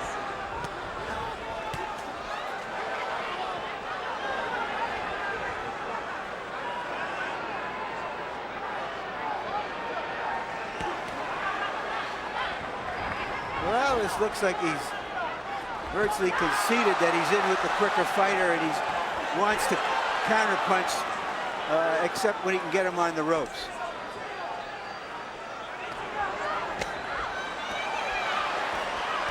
Now he takes a lead. And Morales lands upstairs after having focused mostly on the body up to that point. Pacquiao holds his hands out as if to say, "You can't hurt me." 2 hard right hand jabs for Manny Pacquiao. His promoters and publicists have been trumpeting a weapon called Manila Ice, and it becomes clear that Manila Ice is supposed to be the right hand. Maybe a hook, maybe an uppercut, we'll see. It's the left hand that opponents worry about. That was a good right hand body shot by Morales. And a great right hand counter upstairs as Pacquiao dropped his hands. Yeah, if Morales fights this fight like this, he's going to be okay, just has to not get caught with the big punches. Morales is disciplining himself to keep his activity level down, try to limit Pacquiao's chances, and keep it a boxing match rather than an all-out war. And that was a big left hand by Pacquiao. But that was a good right-hand body shot by Morales that drove him back.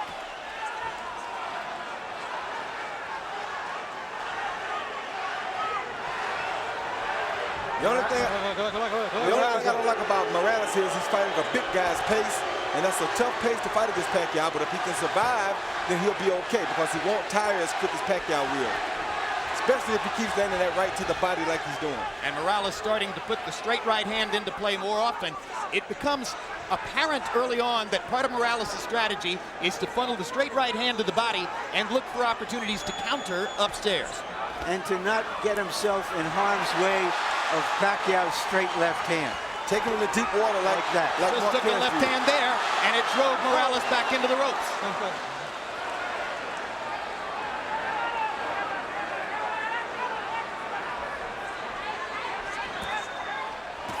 Good right hand uppercut by Morales. Saw his chance and took it. Morales is, in a sense, trying to impose his size on Pacquiao. He is the bigger guy. Good hard right hand by Morales. Pacquiao comes on with the left.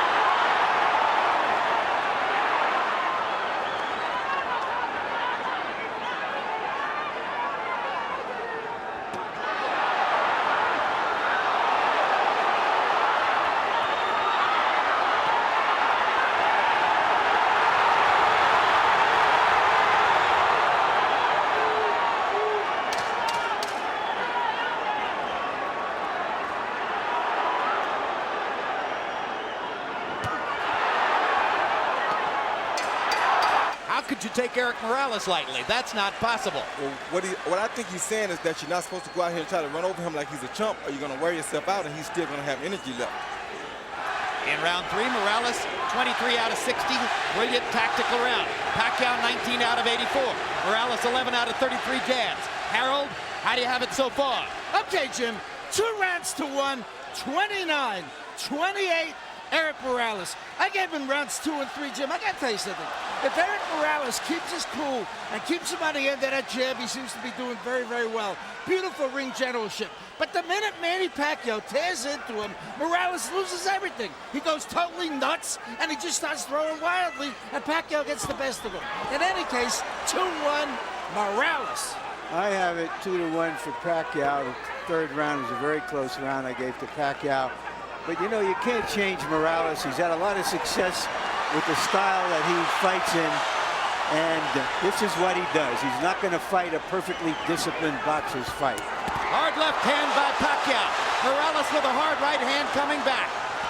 And I think it's clear right now, Manny Pacquiao isn't going to deck Eric Morales with one big shot. No, he's not, and I'll tell you something else. It's also clear that if Eric Morales continues to go to that with that right hand to the body, it's going to be a long night for Pacquiao.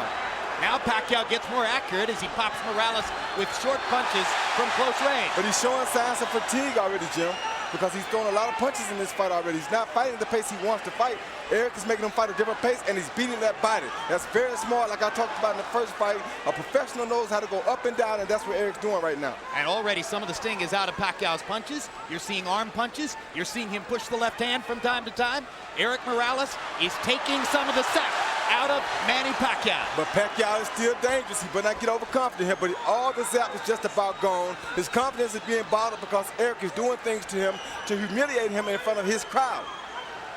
Well, I think that's an overstatement, Roy. You know, it's a long way to go in the fight. I think in part what's going on here is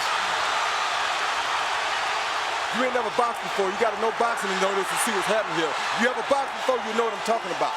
And that is not an overstatement. We can disagree, Roy, without having to pull rank. Hard left hand by Pacquiao. Again, Morales takes it pretty well. I just think that we're being caught up a little bit in the expectations that Pacquiao was going to come out and tear into Morales and do some serious damage. That doesn't mean he's still not doing well. Yeah, he's doing well. I'm not saying he's not doing well, but I'm saying he's in a bad spot right now for him.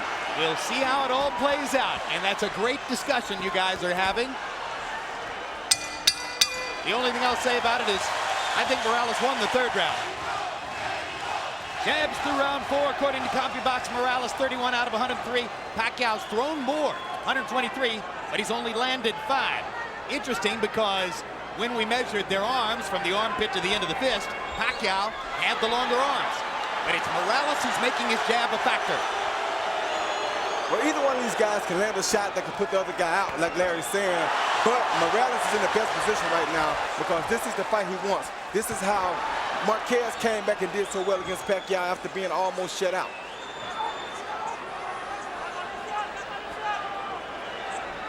And what Marquez was able to do was sort of use Pacquiao's relentlessness against him. And that's what Morales watched, and that's what he's trying to do. Hard left hand by Pacquiao, right down the pipe. But again, Morales is taking these punches well. Better than most previous Pacquiao opponents.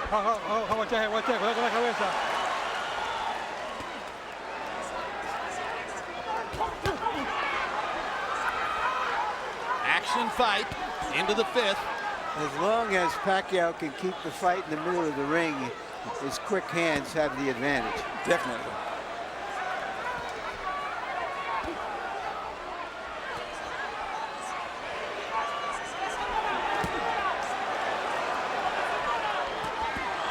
Good left hook by Morales. Inside. Pacquiao never saw it coming. There's another left hook he didn't see. There's a right uppercut that landed too. Pacquiao's doing some damage. Morales is landing the higher quality shots and because he's picking his spots. Somebody is bleeding. It's not Morales. It's Pacquiao who's bleeding from his right eye. Bad. Big time. And if that was off a Morales left hook or maybe a headbutt. All right, time. Doctor is going to have to look at Pacquiao. Yeah. I think this can take a punch.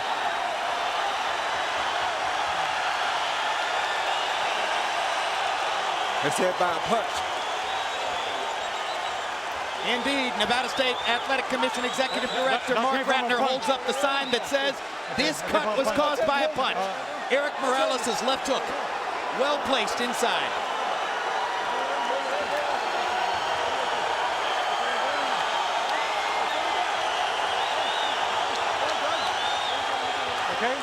Okay. I gotta get to that corner. All right. Pacquiao's clientele obviously worried as this takes a long time to evaluate.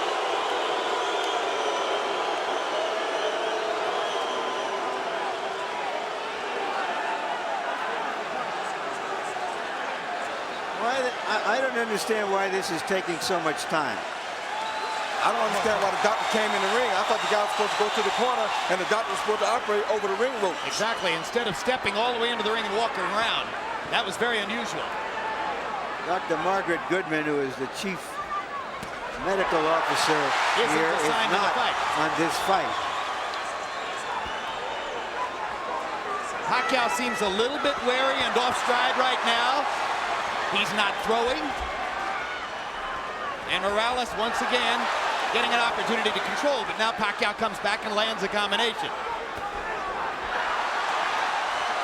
Left hook by Morales again. Sent Pacquiao reeling into the ropes. That jab right there is going to be a big factor for Morales. If he starts jabbing, it's going to be a hard night for Pacquiao. And Pacquiao stuffs the left hand right into Morales' mouth, and Eric just looks at him. As if to say, I'm a bigger man. You're fighting at 130. Welcome to my neighborhood.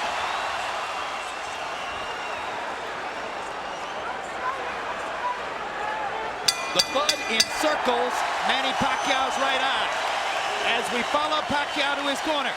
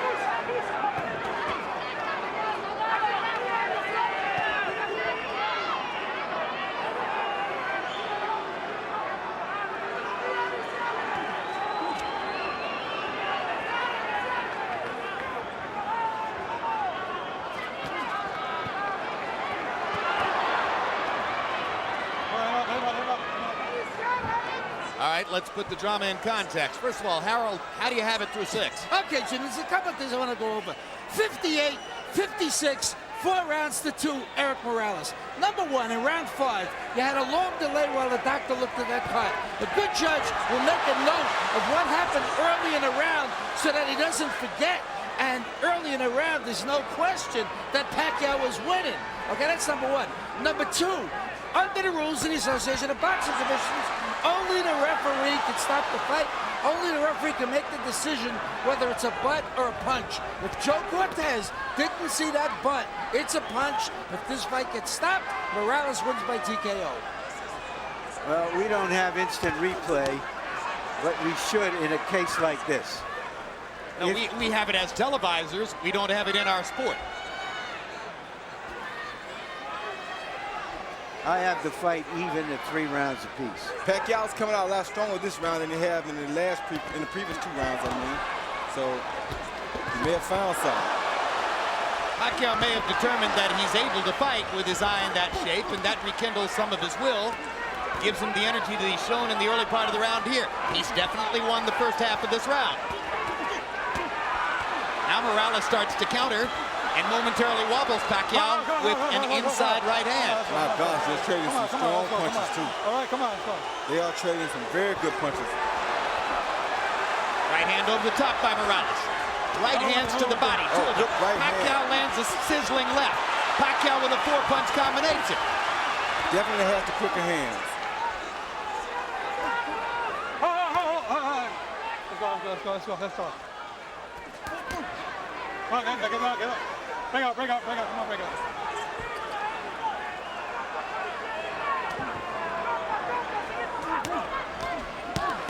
Great body shot by Morales. Yeah, that's what he needs to do the whole fight right there. Get him out. All right, bring out. Let's go. Got one in just under the belt line. Cortez let him have it. Oh. Great right hand lead. Oh. Wobbles Pacquiao again. Well, Pacquiao took that punch very good, though. You know, Morales has never been a big puncher, Roy. No, that was a good shot. He just beats you down.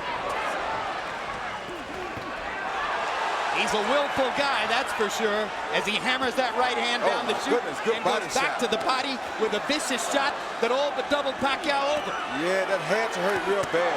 Great left hand by Morales stops Pacquiao in his tracks. Right hand wobbles him again. Morales senses a chance. Pacquiao comes back. Got to be careful about letting your hands go against Pacquiao, but Morales feels strong now. What a brilliant round.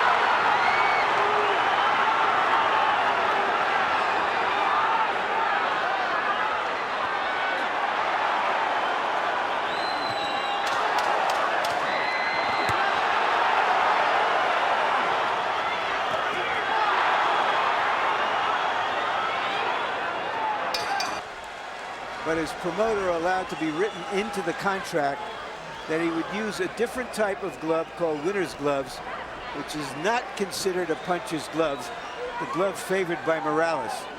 Nobody can say how that affects this fight, whether that diminishes Pacquiao's power or not, but it's something that has to be pointed out. I just got one question. Why wouldn't Manny Pacquiao want to wear a puncher's glove? He did want to wear the puncher's gloves, but his promoter did not talk to him about it before he signed the contract, agreeing to use the gloves that Morales wanted. Good stiff jab by Morales.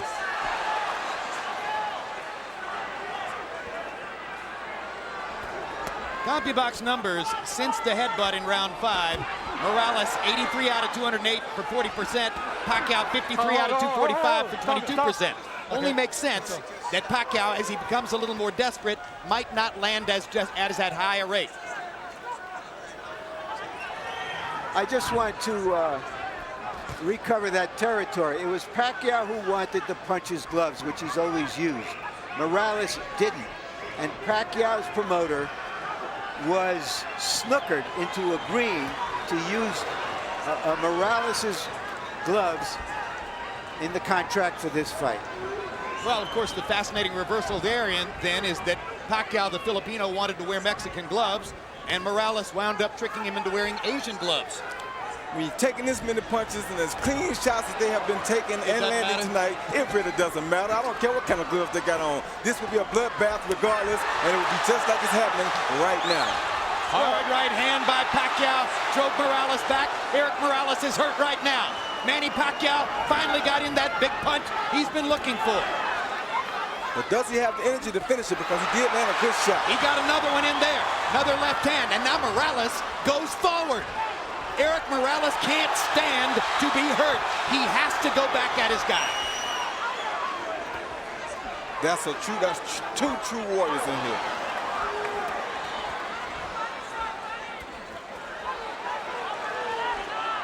Oh, stop.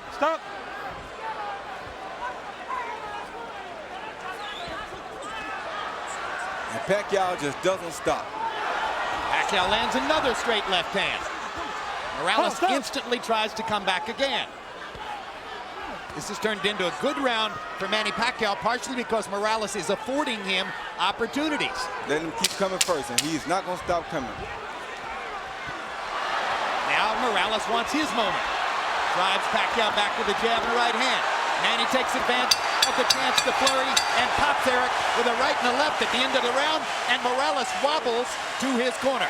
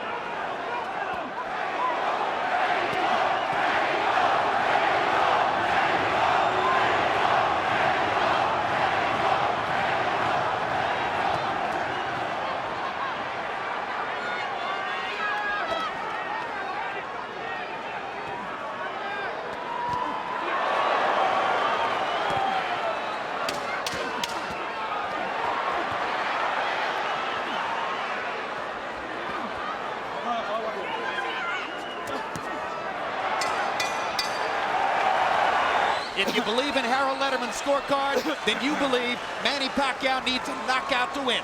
Erik Morales, if he stands up, is going to be the winner if Harold's got it right. And now, in addition to all the bleeding, Pacquiao's right eye has begun to swell shut. And it's bleeding really, really bad now. And that could give Morales some great chances with his jab and his left hook. But it doesn't seem to be bothering Pacquiao because he just shot a beautiful straight left hand out there. Hey, as a teenager, Manny Pacquiao sold stolen cigarettes on the streets of Manila just to try to survive. So he's been through tougher than this. Yes, he has.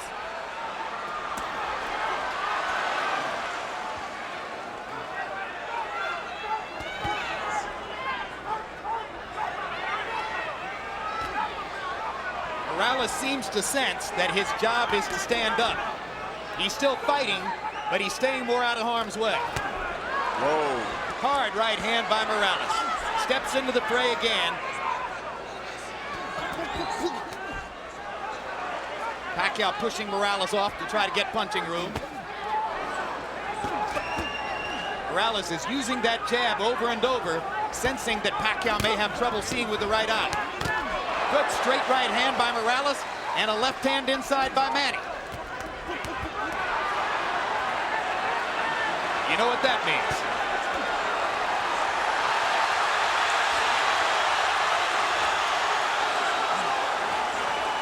Blood starts to flow again. More than a minute left in the round. People may Great combination by Morales. People may wonder if... Oh, good body shot. If Barrera handled Morales twice and Pacquiao demolished Barrera, why is Morales doing so good against Pacquiao? Because styles make fights. In part because styles make fights, in part because he's so big and strong now at this weight that he takes such a good punch that it keeps him in the game. And in part because he's always fighting Marco Antonio Barrera in some sense or another. And this was his chance tonight to beat a guy who had badly beaten Barrera, which in his view would be a victory over Marco.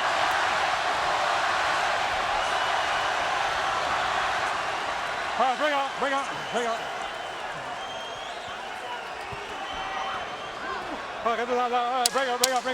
Pacquiao is going to need to be more active and more dynamic in the 12th round if he's going to create the knockout he appears to need. The featherweight division is a gift that keeps giving to boxing, and this is no exception.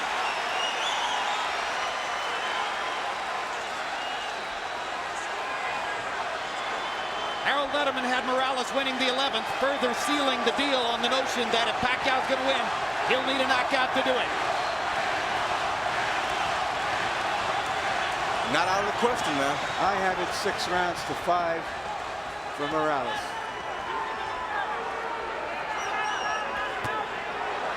Pacquiao's never had a knockout after the 10th round, and it's going to be extremely difficult to do it against the taller, extremely resilient Morales. But again, as Roy said, not out of the question. And then, of course, the judges have confounded us before. But in this instance, I think the tactical advantage has been clear enough. I can't conceive of the judges going against Morales. He switches southpaw, lands a couple of right hands, puts himself in harm's way, though, against Pacquiao's left hand. Yeah, and takes a big one. I don't know why he would fight Pacquiao. Why in the world would he switch southpaw? That seems dumb to me. I don't understand that. His father told him, don't do anything stupid. Please be cautious. He switched southpaw and got hit by a massive left hand. I think Morales wants to fight. Yeah, I know he wants to fight. Oh my gosh. Talk about going into the jaws of the lion.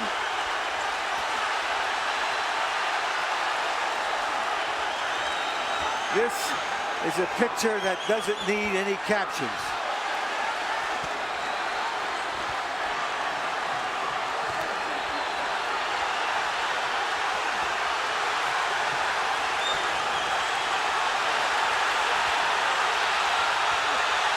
just stubborn.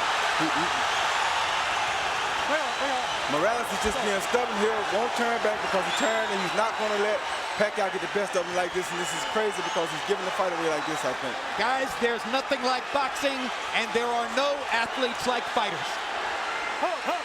We can call this March Gladness. Absolutely.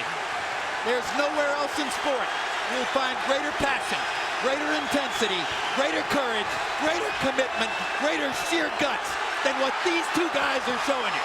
This is boxing at its best.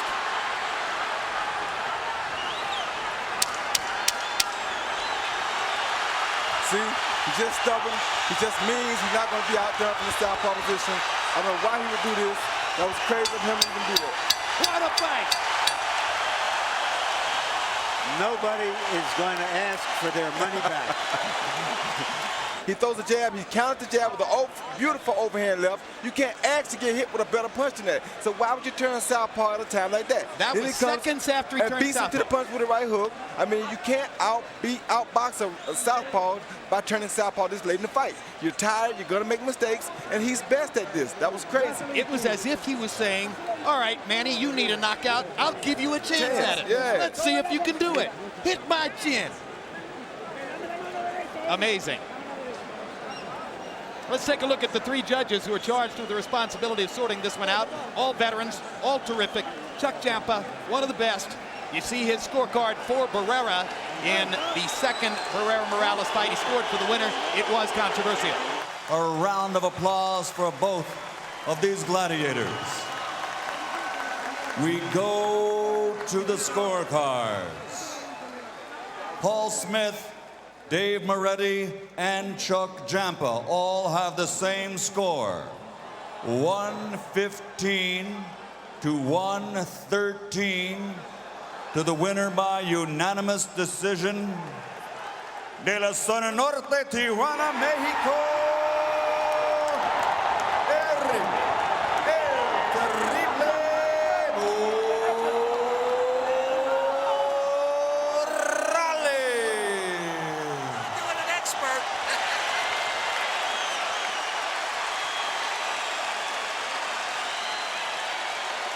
A close fight. At the end of the day, 7-5 in rounds on all three judges' scorecards.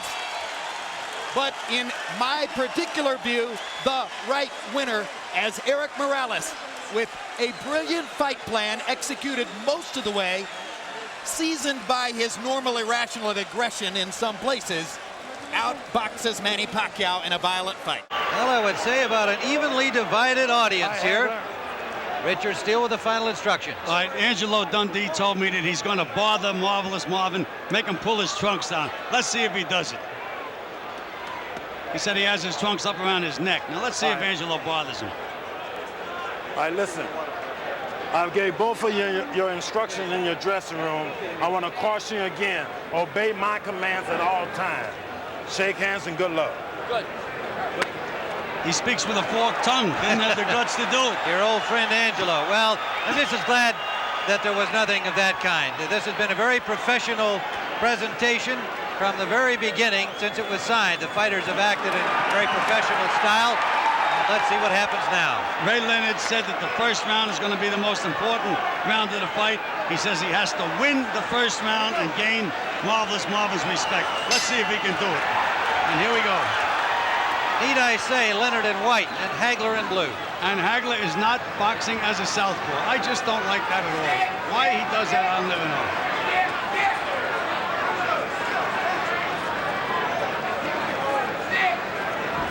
Well, part of the closed-door strategy this week on the part of Hagler may well have been to work on this. Coming out at the beginning of the fight, opposite his normal weigh-in. Sugar Ray Leonard throws the first punch of the fight.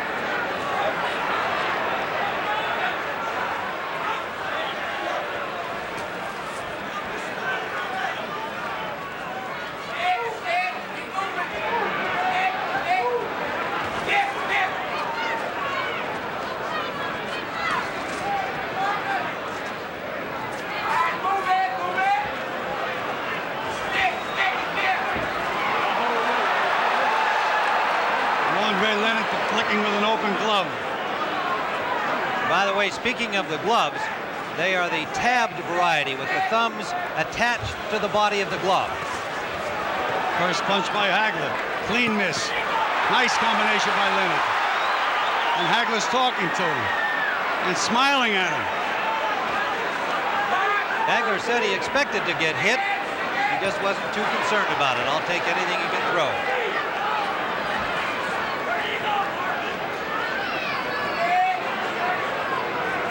Leonard has used all of this more than 21-foot ring so far. A brief flurry, no damage.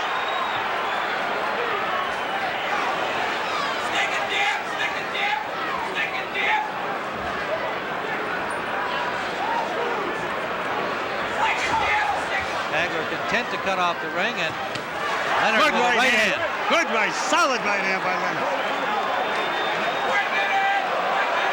Now Hagler's mad. Now Leonard's boxing southpaw. Trying to do a psych job on Marvelous Marvin, and now Hagler's boxing southpaw. Tough to keep up with these guys. There's the shots.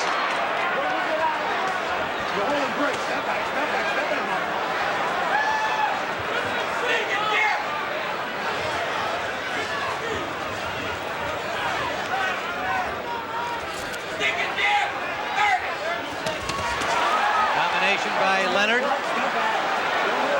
Left and a right. Hagler waiting for the break. Under 30 seconds, round one. Well, Tim, right now Leonard is floating like a butterfly and stinging like a bee. But can he keep it up? Feinting, moving, feinting. Final seconds of round one.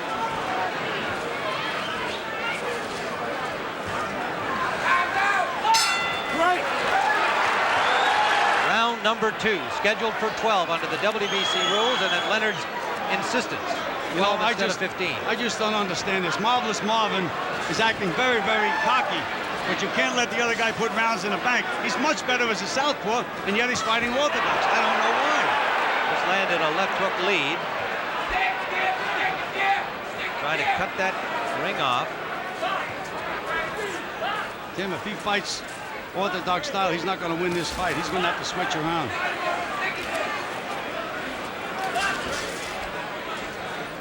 Well, that may be only a matter of time until he makes the switch, but it is a good question. I think each of them are trying to gain that psychological edge. Yeah, but Tim, the rounds go in the bank. You need psychology good for a minute to make sure you win the round.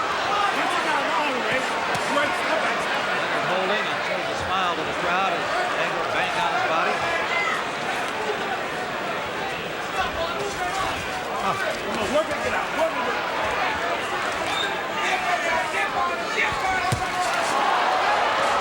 Lifting right hand by Leonard.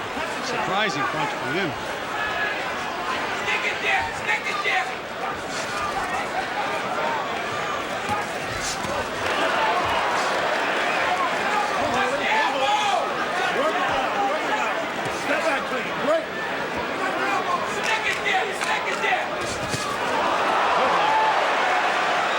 Snapping that punch that didn't land it. Not a snap. You know, I think Marvelous Marvin is making a mistake. He's trying to prove that he can outbox Leonard. It's not necessary. Just try to win the fight. And therefore, Ray has done a psych job on him.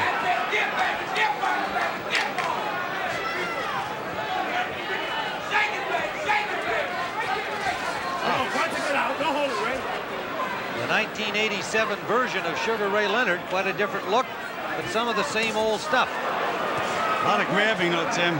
Starting to hold early in the fight. Hagler may feel correctly that Leonard couldn't keep that up for too long, doing all of the circling and dancing he did in round one. I'd love to know why he's not fighting as a southpaw. Fighting as a southpaw, watching Leonard in camp, he couldn't handle southpaws. Right hand by Leonard, combination to the body by Hagler. Into the 30-second mark at round two. Good counter punch by Leonard as a lunging miss by Hagler. Hagler now bulls him for the first time in the fight. And Leonard punched his way out of that clinch. Another combination by Leonard. Final seconds of round two. Another miss by Hagler, and Leonard made him pay again. That's the end of round 2. Round number 3, scheduled for 12. All right, now let's see. Now he's fighting as a southpaw. Let's see if there's any difference at all. Leonard at the moment circling to the right, and Gil, you note that he does that more than most fighters do, and in your opinion should. Well, and Tim, watching him in the gym when he did that, he was getting nailed with straight left hands. There he goes to the right, now back to the left this time.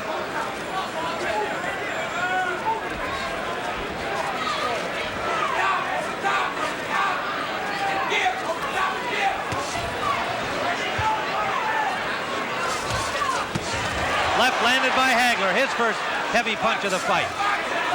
Much better as a southpaw, Tim. That's why I don't understand him giving Leonard the first 2 rounds. We scored them both for Leonard, and I would expect the judges did as well. They are Dave Moretti, Luke Filippo, and Jose Guerra. Las Vegas, Los Angeles, and Monterrey, Mexico. The judges. Right hand lead landed by Leonard. Just a glancing blow, Tim. The way Leonard is moving, he's moving right into a straight left hand. Body shots by Leonard. Shot to the head by Hagler.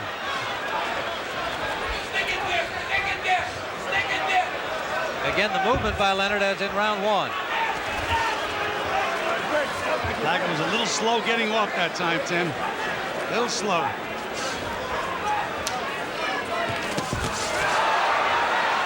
Hagler outpunched him in that exchange.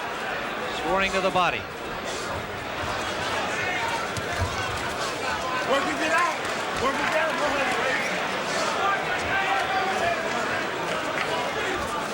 Leonard still showboating. Come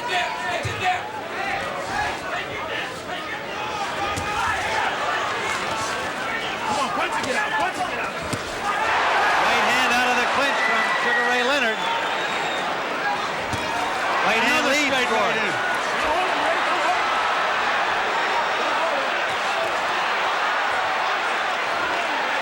Hagler's starting to lose his temper, Tim. Now Leonard's confidence is building, and he senses that Hagler's losing his temper. He wanted that. He said, you've got to frustrate Marvin Hagler. A warning for pushing against Leonard. But that was significant, Tim, because Leonard was able to push the supposedly stronger Hagler back. Leonard's mouth is wide open, Tim. Starting to breathe heavy. Leonard continues to put a lot of miles on those new sneakers. Good combination by Leonard, Tim. Right hand, left hook.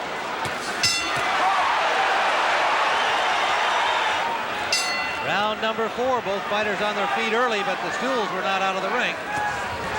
The left-hand lead scored by Hagler. A real sense of purpose on his face now, as there should be.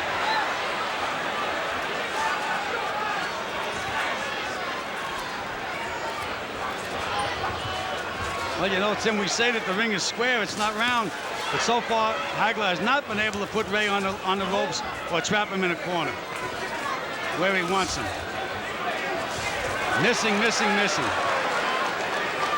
Ray's very relaxed in there, thinking all the time.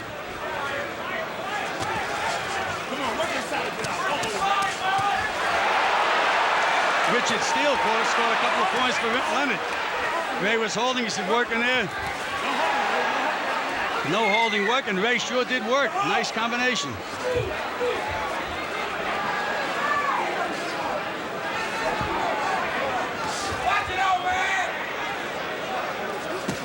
Oh, low blow. And a hard low blow.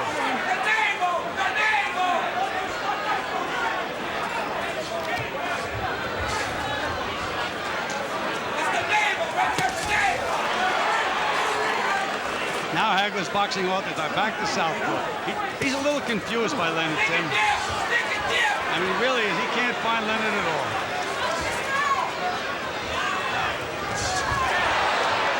Straight left hand by Hagler. Got the left hand, not a lot on it, but he scored it. That's what we call a range finder, Tim. He's had trouble finding the range thus far.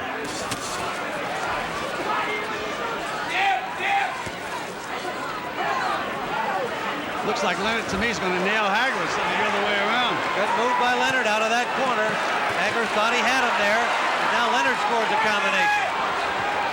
Confidence seeming to build as each second of the fight ticks away. Good body shots by Hagler, though, Tim. They're hard punches. Hagler's body punches, he's got to land them. And a little showboat punch from Leonard. That brought the crowd alive, many of them to their feet. It's a great performance by Sugar Ray Leonard so far, Tim. Great performance. Under 30 seconds in round 4. Well, good combination again. Leonard timing things perfectly. I don't know why Hagler's laughing, Tim. The rounds are going in the bank. Landed a left there. Leonard walking away contemptuously. Shook his head and it didn't hurt.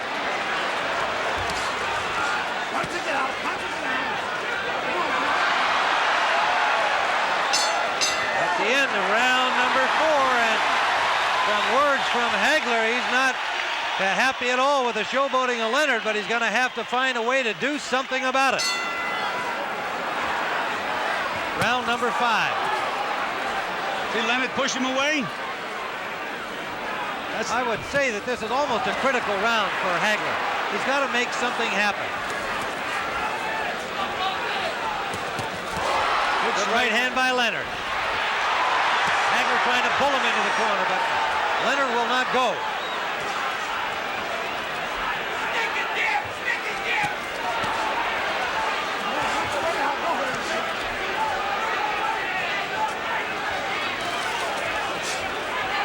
Looks like Leonard is starting to find the range more with his right hand. There it is again.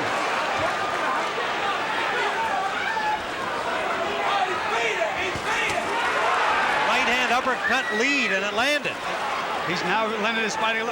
Tim, he's looking to nail Hagler. Got nailed himself that time with that right hook. Hagler still talking. Leonard would hope it's in frustration. And it is, Tim. No question about that. Leonard is definitely frustrating him. Short chopping right landed by Leonard.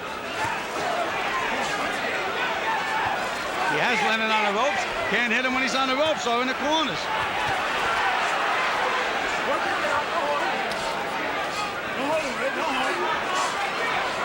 He's going to nail Hagler again. I can see the punches coming. He just missed that combination, however. Didn't miss that one. Wild miss by Hagler. Leonard tried to make him pay, but Hagler got himself in a defensive position. Ray told me that in the Mugabe fight, Hagler turned completely around when he missed, but Mugabe didn't make him pay. He said, I'm going to make him pay. And you see how he jumped on him then?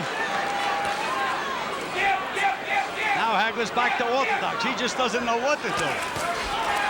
If I were him, I'd stay southpaw. His best bet. Now he's southpaw.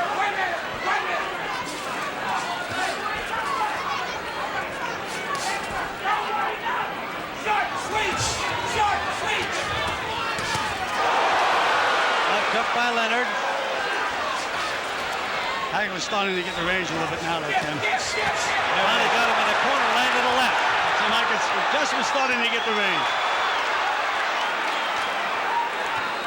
The conditioning of these two athletes is extraordinary. Hagler's solid right by Hagler. He's starting to get the range, Tim. You can just see it. That one forced Leonard to grab him. No question, Gil.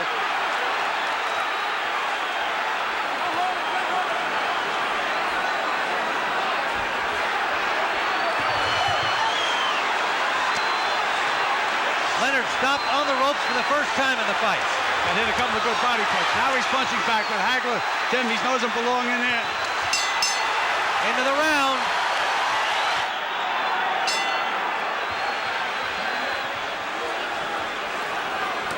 Tim, I think this is a key round. Has to be a key round. If Hagler can win this round, he's right back in the fight. But if Ray wins it, it's going to be a long way uphill for Marvin. Well, I felt that Hagler had to make something happen in the 5th round, having given the first 4 to Leonard, and he did. We scored the last one for Hagler.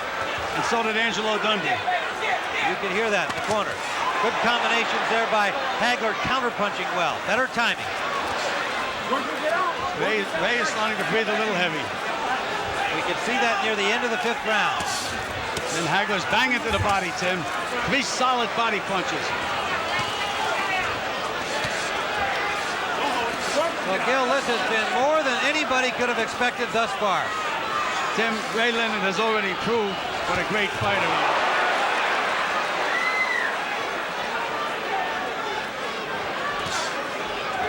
Hagler's starting to get the range, getting him where he wants him, and Ray is starting to breathe heavy.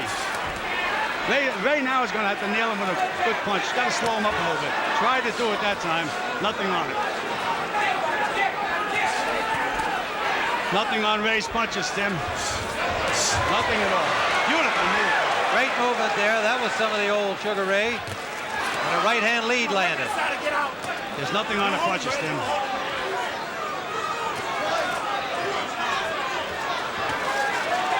Marvin is very, very slow right now, Tim, too. He's just plodding in there. Well, the pace has been furious. Even though Hagler didn't throw a lot of punches the first 3 rounds, he used up a lot of energy trying to cut off the ring.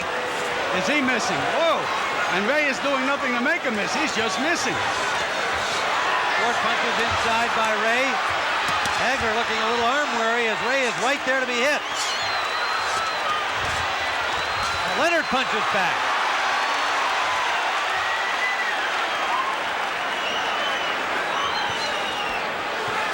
Hagler does not look sharp at all, Tim. Hagler missed with an overhand right. Leonard, pardon me, with that long right. Short right inside, scored on the break. Ray Leonard is holding and hitting. Twice Richie Steele warned him. 30 seconds to go. Round number 6. Marvelous Marvin Hagler looks very, very slow.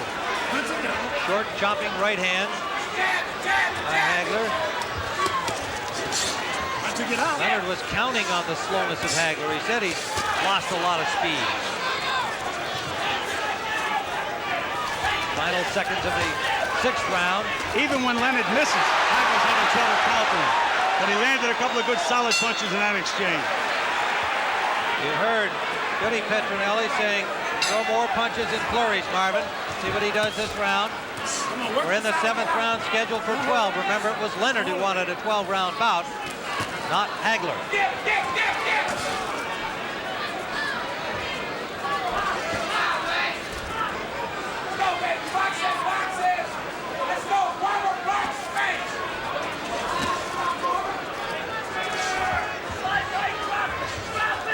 Hagler is just a little slow getting off, Tim. Gets Leonard in position. By the time he makes up his mind to punch, Leonard's gone. On the other hand, Ray has also slowed his footwork pace, but he landed a good left hook, and he got one back from Hagler. Hagler's was a harder punch. Nailed him again, Tim.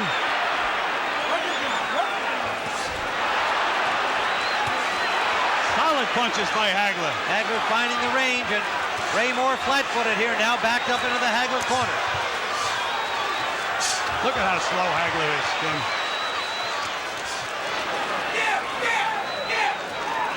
What Hagler should be doing is just banging to the body. Ray is moving his head. The body doesn't move, it stays there. There he goes to the body. That's where he should be banging away.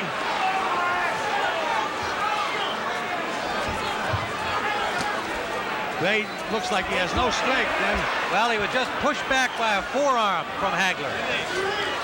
He's going to have to find it from somewhere.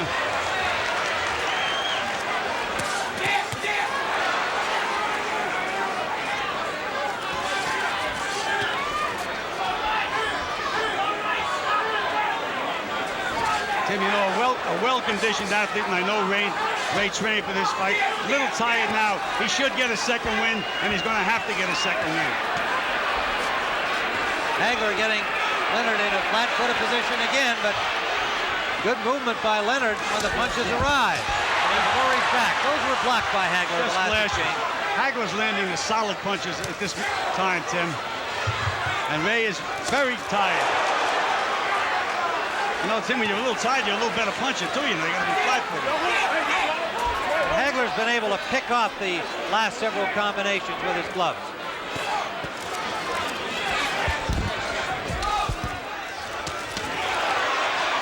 As he did there. And he smiles and laughs at Leonard, who gives him a grin back. Oh, and here we go to Muhammad Ali. And a nice combination. Working on the mind of Hagler. And Hagler just keeps plodding ahead in his workmanlike style. Those are the solid punches. Yep. Those are the solid punches. He has Ray in a little trouble now. Bang into the body. Uppercut scored at the bell. They don't hear the bell. The end of round 7, the crowd on its feet. Round 8, a 12-round middleweight championship bout that has more than lived up to its billing, no matter what the outcome now. Good solid right jab by Hagler, Tim. That's almost like a straight right hand when he hits you with it. And as you pointed out in the first couple of rounds, the timeout here for some tape loose on the right glove of Sugar Ray Leonard. As you pointed out in the early rounds, Hagler not doing well fighting in the orthodox style as a right-hander, doing much better once he turns around. Tim, if he loses this fight because he gave away those first 2 rounds, he's not going to be able to live with himself. Well, here we go. A re-tape job on the gloves of Leonard. We are early in the 8th round.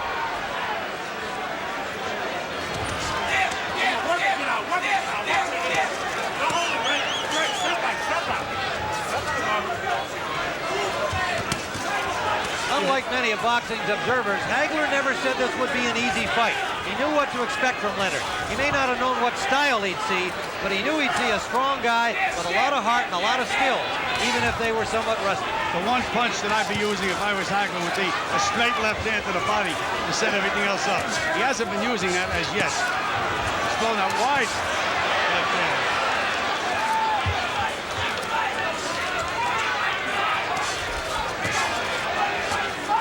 Ray is going to have to get that second win, Tim.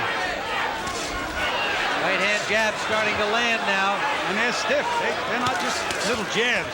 They're stiff. Good right hook. Right over the glove. That backed up Leonard.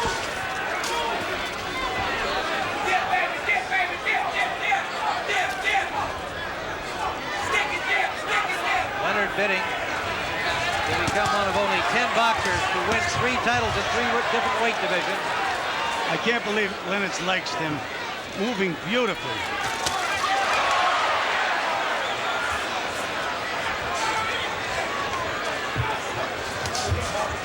See, there's nothing on Leonard's punches, Tim. Hagler's able to move right through him. Leonard hit him with a right hand, didn't move him. He was able to counter with a left hand to the body.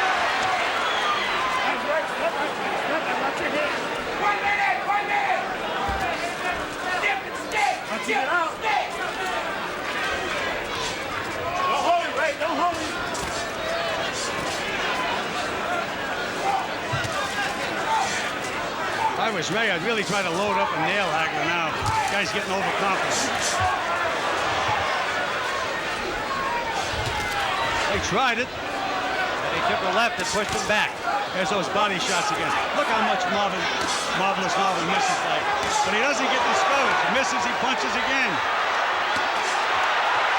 Leonard standing there willing to trade. Now that's a mistake. That is a mistake.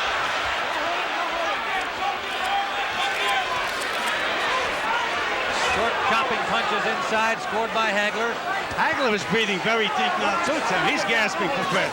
Not a one-sided thing here. Another punch after the bell by Leonard. 2 rounds in a row. Petronelli tells Hagler to slug, get out there and put some pressure on, be aggressive, brawl with him. You know, Tim, all these fights have ebbs and flows. Now, Leonard was very tired before.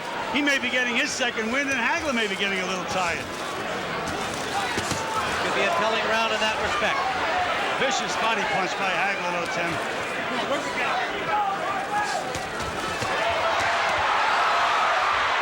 Flashy combination, but only one of the punches landed. He was able to escape, however. His footwork continues to be impressive. Hagler was just so slow getting off when he has Leonard on the ropes. He should let that left hand to the body go right away. And then he can throw the other punches. But he looks for openings. By the time he looks, Leonard's gone.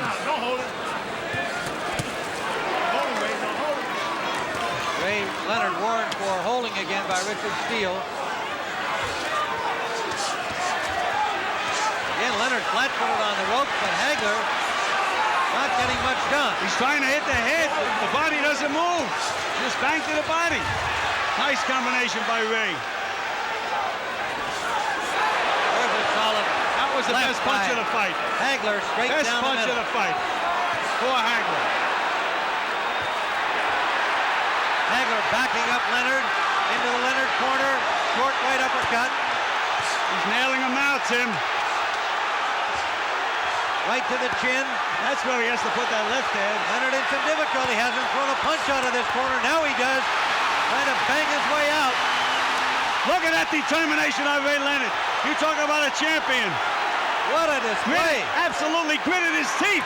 Look at him go. Again, in the middle of the ring, and Hagler stays there and punches back. A right by Leonard. What a display, Tim. You talk about a champion, but he's got that solid rock to move, and Hagler just keeps methodically moving forward. Under a minute to go, round 9. Most of the crowd here on its feet. Trading over there on the far side. Again, Hagler gets the best of it, but Leonard just keeps firing. Leonard is punching in desperation now, though, Tim. Really trying. What a display. Leonard holding on, and Hagler just slapping him. He's tired, Tim. Look at those arms. Yeah, but he tries to be tricky. Nothing's going to help him, though, Tim. Not when he's tired the way he's tired now. Hagler trying to find openings. Maybe a little arm weary, Gil. He's not throwing enough punches. Well, we said they were going to have to fight, and they're fighting. They're both exhausted from this round. That's the end of this 9th round, an incredible round. And so who knows? But right now, as we see it, a very close fight with 3 rounds to go.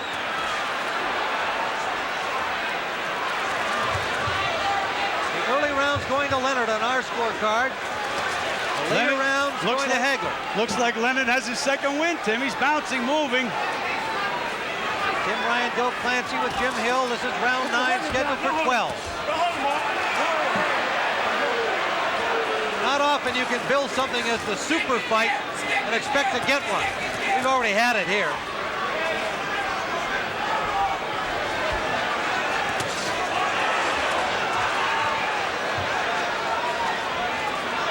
Marvin takes too long to get that straight left hand.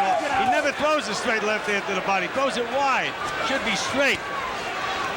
There it is, wide again to the body. Gil, at this stage of the fight, you might wonder whether Marvin wishes it was a 15-rounder if he's unable to stop Sugar Ray in the next 3. Well, that was the first battle that Ray Leonard won when he got this fight to be 12 rounds. Those uppercuts of Marvin's started to land now, Tim. Short little uppercuts that Goody Petronelli told him to use in the corner. He has scored the bulk of the scoring punches in the last 2 seconds. Beautiful combination by Leonard. He just walks away. Watch your head. Halfway through round 10. Tim, I think it's getting to the point where Hagler's going to have to land a couple of big, solid punches. Good flurry by Leonard.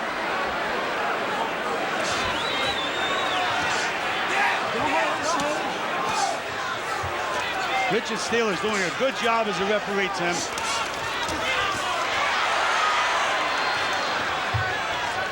52 knockouts on Hagler's record at 62 victories. Sure, he didn't expect to see Leonard still here in the 10th round. Even with all of the respect that he accorded Leonard, knowing it will be a tough fight. Ooh. Richard Steele continues to warn Ray Leonard for holding, Tim. Now, after a few warnings, you have to do something about it, besides warning. I don't think we're going to see a point taken away from either of these fighters. Hagler is just so slow getting off. Unbelievable. I don't understand why he doesn't fire that left hand to the body. Wild miss on a trick play by Leonard, and he paid for it because Hagler tagged him. They're both dead tired now. Look at Hagler is dead too, Tim. Work it down, work it down.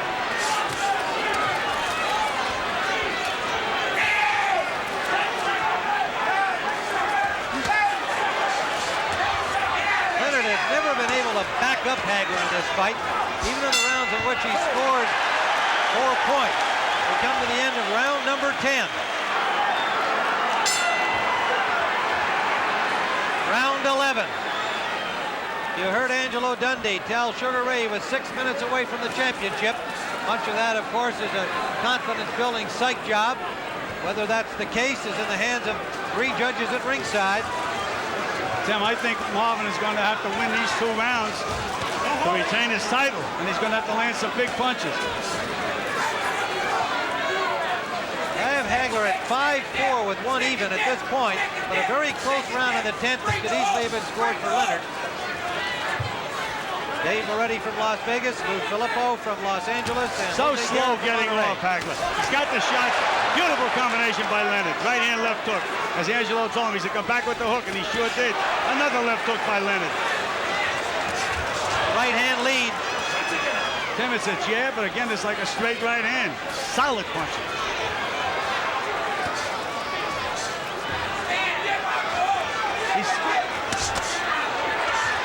Solid body shot. Hagler, and Leonard escapes off the rope. He lands a combination. And moves away.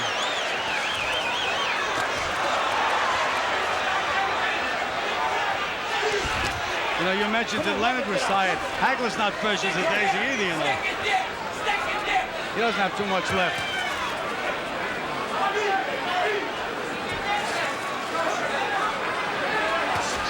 Damn it.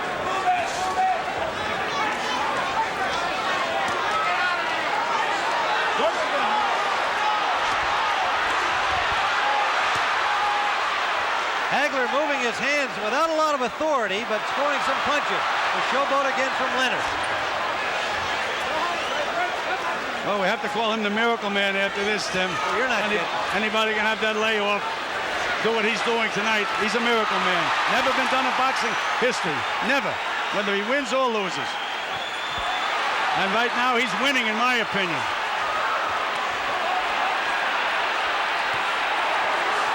Hagler missing wide open target as Leonard just leaned back away from the punches.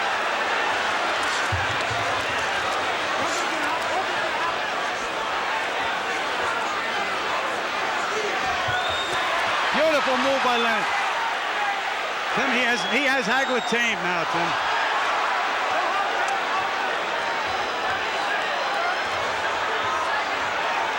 Hagler can't let that left hand go, Tim. He should be throwing that left hand down the pipe. Just did it in. But that's what he should be doing all along.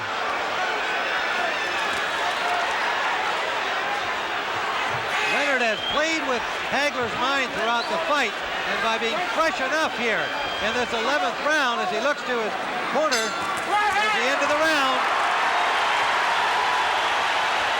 does Hagler feel that it all comes down to this 3 minutes? Well, you know, Goody Petronelli in the corner, he was talking like it's about a 15-round fight. Where you started to get him going. I mean, I would have been a little more emotional if I was in the corner.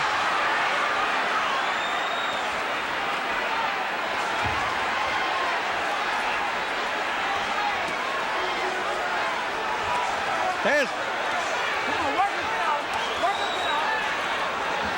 Hagler for the first time threw that straight left hand down the pipe to the body.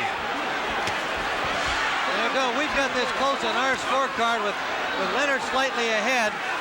I think Hagler has to realize that the sentiment is just going to have to be with Leonard, that he's got to feel he's got to knock him out to retain his title. But that's not what they tell him in the corner, Tim.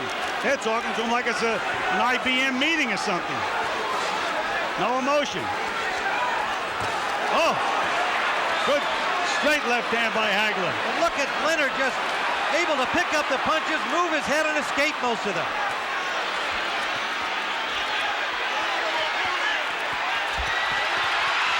And Leonard flurries against Hagler and now escapes from the corner. Ray Leonard is having fun in there right now. What a story. He's looking at the corner. I don't know why.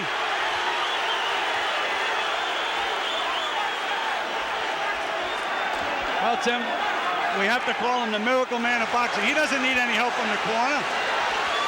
He sure doesn't. Not what he's accomplished to this point. Well, Tim, he's giving this round away, though. Sugar Ray, you know who the fans think are winning the fight.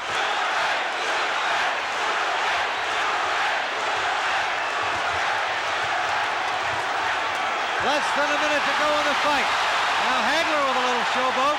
Some shuffle back from Ray. Look at Ray Leonard. What a cocky kid.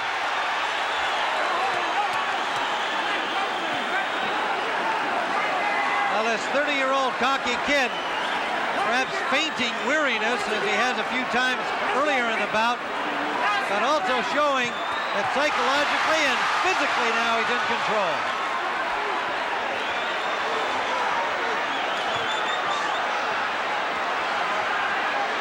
Going to be interesting scoring, Tim. You know, do you like the plotting guy or do you like the flash? Leonard busy on the rope. Hagler trying to keep There'll be no knockout. No knockout. Leonard in the corner at the end of this fight, but on his feet.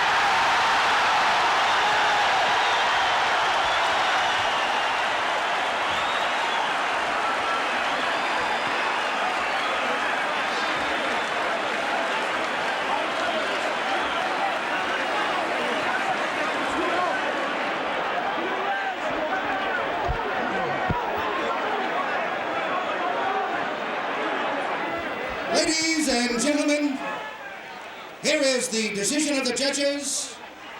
We have a split decision. Judge Lou Filippo scores the bout. 115, Marvin Hagler. 113, Ray Leonard. Judge Jojo Guerra scores the bout.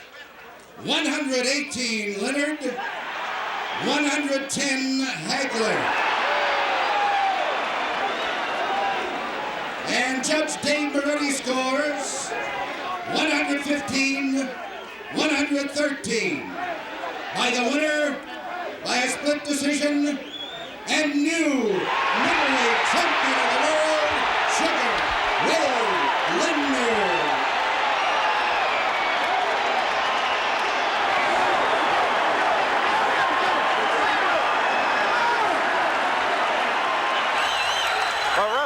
Davey Pearl, the judges Chuck Minker, Wayne Ford, Lou Cotto.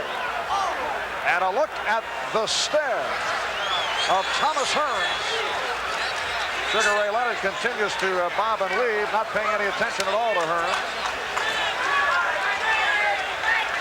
And for the call of this championship fight, let's go to Don Dunphy.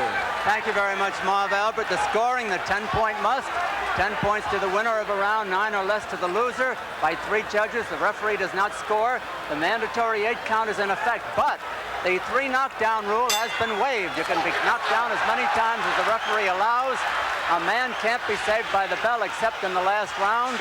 We know that Thomas Hearns is the taller of the 2. They're both wearing the white trunks, with Leonard having a red stripe around his with sugar on it. Leonard figures to do the footwork. Tommy Hearns will try to cut off the ring, try to corner him. Leonard is most dangerous with his combination punches. Hearns has a good left hand, but the power is in his right hand, and Leonard is trying to nullify that by staying away. He's got to do some fighting if he's going to win some points. He can't just be running this whole first round. There hasn't been a blow scored yet.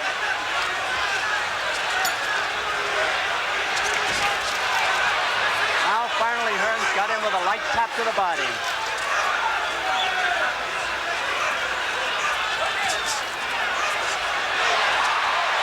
Hearns looks as though he's trying to end it in a hurry. Leonard knows that, apparently. It's a battle of tactics.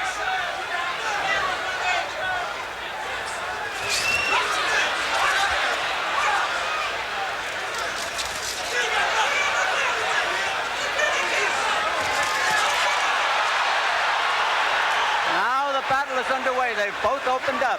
They both have felt leather. Leonard tried to throw a surprise right hand. It did not land.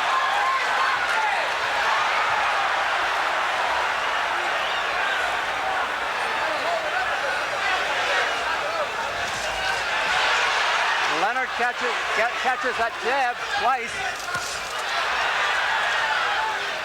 So far, it's Thomas Hearns here in the first round. And the first round is as important as any other.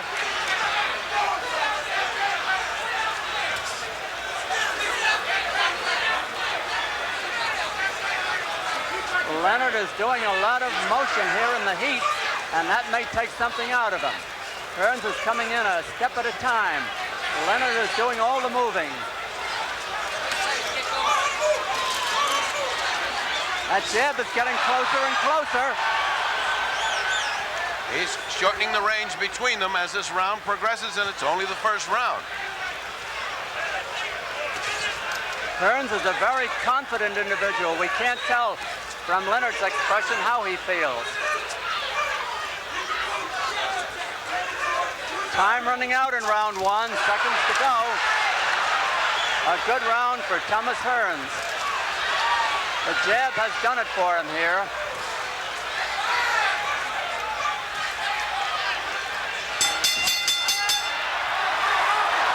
Oh, look out! Little battle after the bell.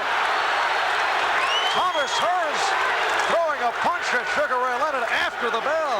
Well, Sugar Ray had tapped him sort of playfully, but there's no play in Tommy Hearns. He's wound up so tight that he wants to fight. There is no play in Thomas Hearns. We're ready for round 2, and the question is Sugar Ray Leonard making a mistake doing all that moving under 97 degrees, maybe over 100 degrees temperature under these ring lights? Round 2.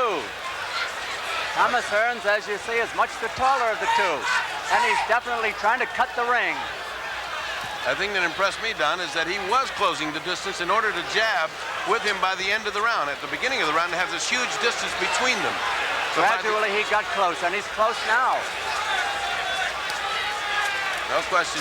Leonard may feel, because he has gone 15 rounds twice, that perhaps Hearns can't go the distance. He's only gone 13 once. But it's a hot night here in Las Vegas under these ring lights. The distance is very close between them as they get to the ropes. Punching distance for Hearns.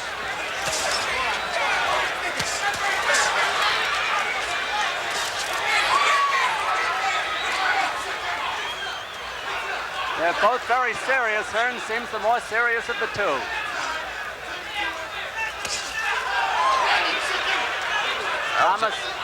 Thomas trying to bring the guard down. That was a nice counter move there. Hearns jabbed to the body. Leonard tried to put the right hand over the jab and missed. Incidentally, that's no patty cake jab that Hearns is throwing. It's a good solid left hand.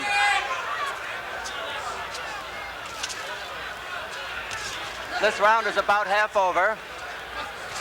Same as the first round, Don. Much like it, Bird. The referee is Davey Pearl. He's had little to do so far. Leonard is showboating a little bit, and he's wasting time with Hearns. Hearns has no sense of humor.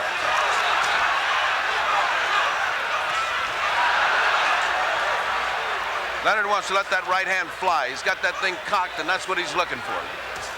He's got the same wide expression in his eyes that he does when he wants to throw it. He grazed him with it. He grazed him, and that was a harder punch.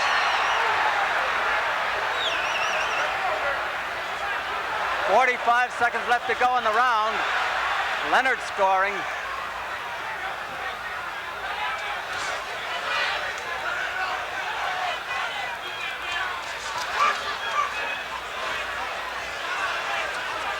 Leonard has gone flat-footed. He's not bounding around the ring as he used to in the earlier parts of this round and the first.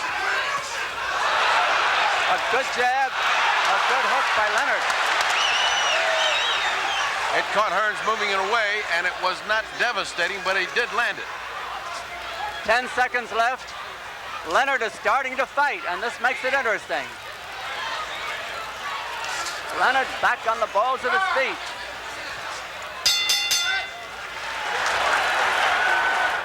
Oh, he's up on his toes again. Hearns has fought the same way. 1 foot flat, the left, up on the toes of the right.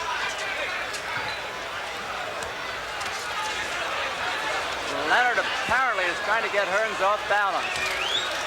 We've lost our clock. For you that are watching, we're working on it and hope to put it back because it's all important when there's a knockdown. We'd like to get it to you as soon as we can. Leonard on the move again.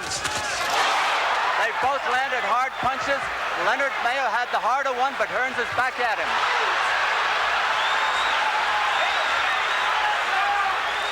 Leonard giving it to Muhammad Ali.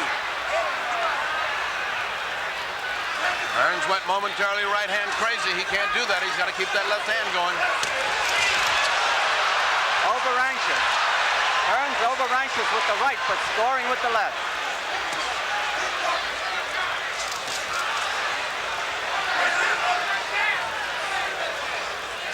Sugar showing that ring mastery, but in the meantime, he's not punching. Hearns is very wild with the right hand. It's very tight, Don. He seems very tight. It's well for Leonard that he is.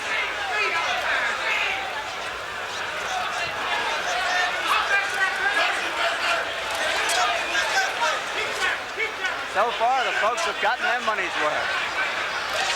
This round about half over. And still Leonard on his toes. Leonard may come up with a flurry any moment. Hearns smiles.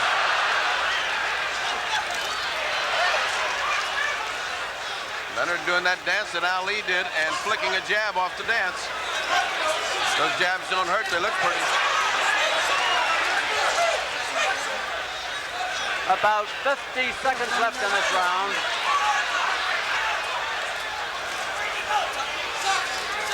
Action slowing a little bit.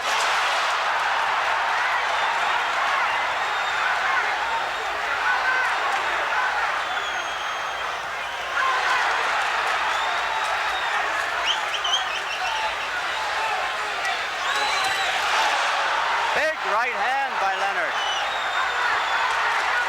About 20 seconds to go as they slug.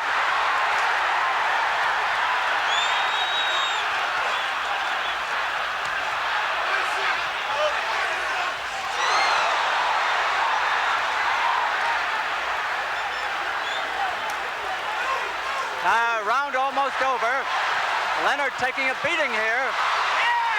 Leonard took a beating at the end of that round.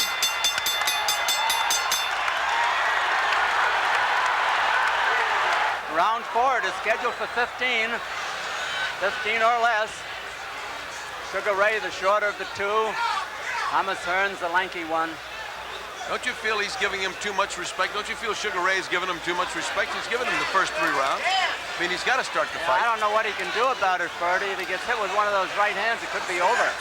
He's got to start fighting more and moving. The movement's okay if he fights off the movement. He's got to throw the hook to the body and bring it up to the head, but in doing that, he's going to leave himself open for the right. Well, he's apparently thought about fighting and winning this round because he started off fighting.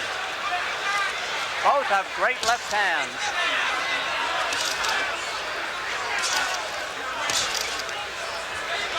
Hearns scoring with hooks to the body. 4 or 5 unanswered jabs to the body. I'm sorry, jabs. And now Hearns is starting to work the body. Both are going for the head with the left hand.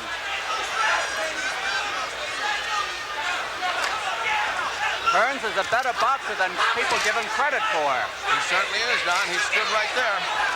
He's rolling with those punches. He seems to be out jabbing Sugar and enjoying it. He keeps smiling at him. Well, he's got the reach. Now he's getting Leonard off his feet.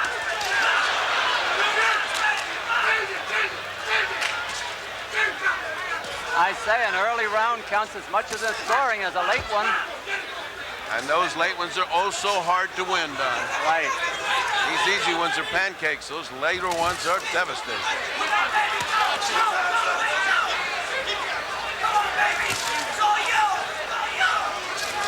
All of those jabs to the body are point builders as well as debilitating Sugar Ray Leonard.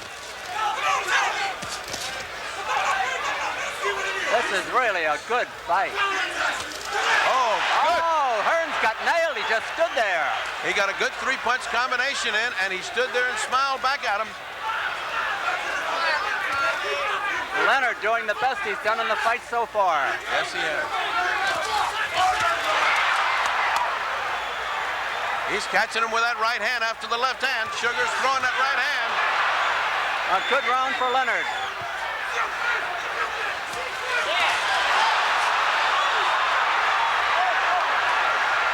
Leonard taking some devastating punishment. Body punches, that will do it. Those body punches with the right hand.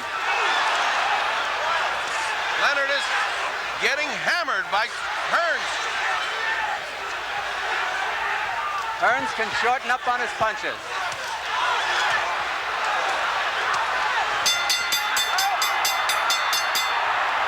Again they fight. Again, punching after the bell. We saw this at the end of round 1. Round 5 it is. Sugar Ray Leonard, Thomas Hearns to unify the welterweight title. Hearns coming in slowly. Leonard using up energy, dancing up and down. A hot night in Las Vegas under these ring lights. And much hotter for Sugar Ray Leonard as this young, strong, aggressive, determined Tommy Hearns is putting a jab in there. Not seen since the days of Joe Louis. If Hearns was as effective with his right to the head as he is with his jab, this fight would be over. Well, he's finding the range. Right. Leonard doesn't know how to come in without paying the toll.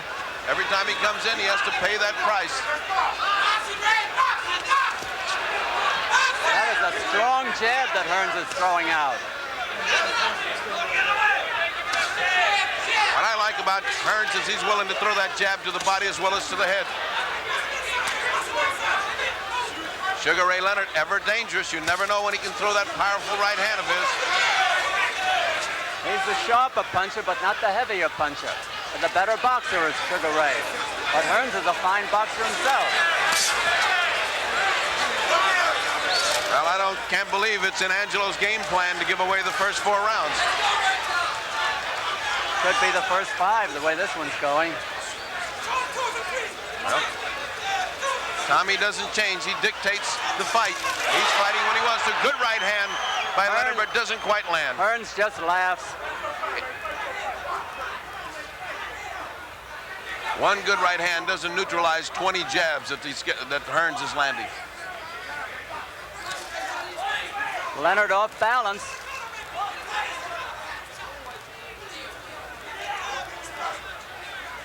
Leonard doesn't have to look for Hearns. Hearns is standing right in front of him. Hearns is letting the energy be used up by Leonard.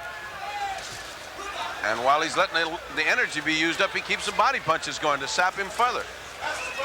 Pretty soon, Sugar will be fighting on nervous energy. Ray Leonard is full of perspiration. Hearns, not so much. Hearns does not move much.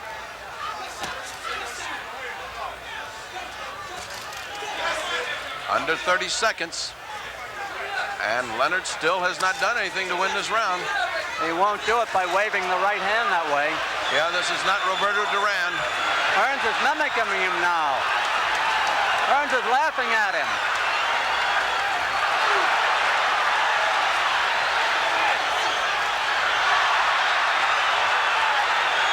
Hearns is making fun of Sugar Ray Leonard like Leonard made fun of Duran. There's a bell. Round 6 it is. Davy Pearl, the referee, waves them to action. And again, Leonard starts out dancing around. Hearns, fighting flat-footed, just watches him and looks for an opening. I could not hear Angelo Dundee's instructions, but I am sure, knowing Angelo, he's saying, start fighting, baby. We're blowing this fight. It's not that easy, Ferdy. No? With Thomas Hearns in front of you, it's not that easy. Even for a Sugar Ray Leonard. And even with Angelo Dundee in the corner, he can't do the fighting for you. Meanwhile, we're in round 6. Somebody better get going. Hearns has dominated the fight since round 1. When they call him the Cobra, they know what they're talking about. He's wound up tight as a spring. Good jab by Hearns. Snaps back Leonard's head. Hearns doesn't know where they're coming from. I mean, Leonard doesn't know where they're coming from. Just watch him, Don. If he misses a head, he goes to the body with a jab. The man just won't let an opportunity pass without scoring. There's one to the face. Sugar Ray trying to open up Hearns, but not doing it too well. Sugar Ray leans in with those body shots like that. He's going to have a right hand right over his ear to show for it. Leonard hasn't thrown a real good combination yet in the whole fight. Midway in the round, and still Leonard has shown no signs of offensive action. He may be hoping that one punch will turn it his way, which is a possibility, but... It's always possible, but not probable.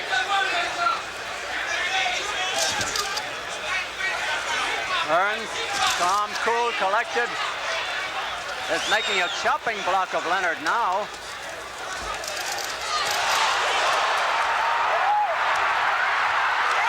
Hearns may have been hurt.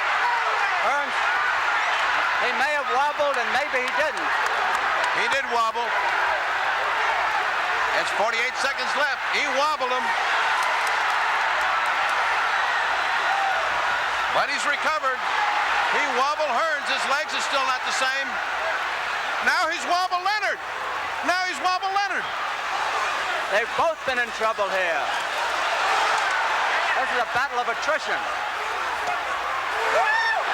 Leonard takes a good punch. So does Hearns. The best round for Leonard by far.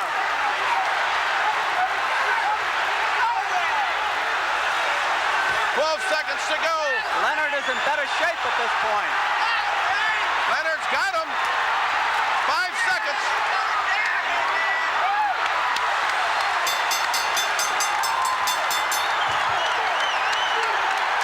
Round 7.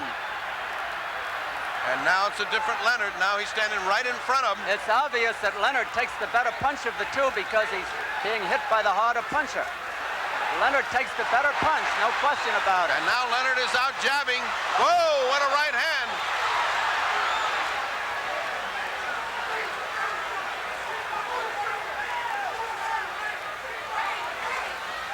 Leonard watching Hearns go back into his methodical style. Leonard is closer to Hearns than he's been all night. Leonard may get careless. Leonard is game, so is Hearns, no question. Two great fighters. They're throwing their best shots at each other, Don. Hearns is playing possum right now. Those left hooks to the body by Leonard are taking a toll. Leonard all over him. Leonard may have been hurt.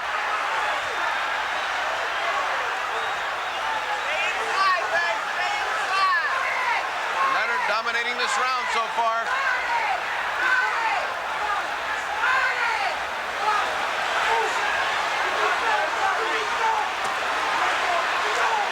Hearns can't get off. Hearns is rocked back again. Over a minute to go in the round. Hearns in trouble, no question about it, and Sugar senses it. Hearns is not punching now. Leonard getting over anxious. He could get caught. Hearns is stalling for time. One of the few clinches. Minute to go. Less than a minute to go. A good round for Leonard so far.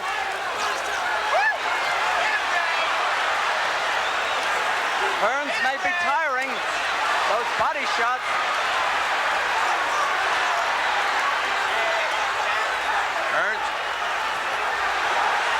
Hearns not doing the fighting that he was doing in the first 5 rounds. Oh, he's taking a lot of punishment. They're both so close. Ray starting to take punishment, waiting for the attack. 22 seconds. Hearns' legs are peanut butter right now.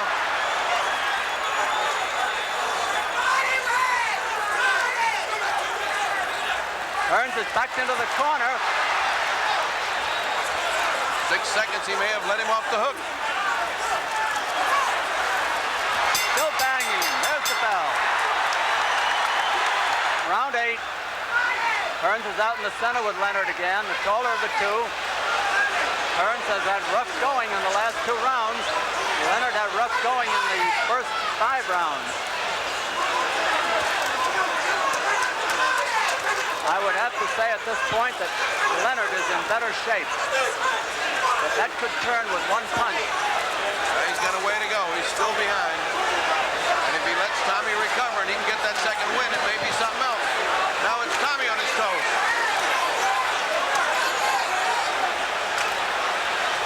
Leonard is trying to corner him. Hearns is dancing around for the first time tonight.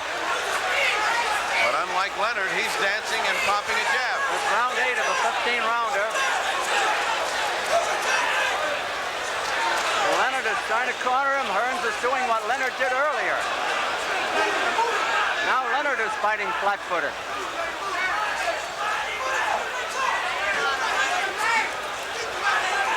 Leonard is just back to waiting for Hearns to dictate the fight. Meanwhile, Hearns is picking up a few points with that jab.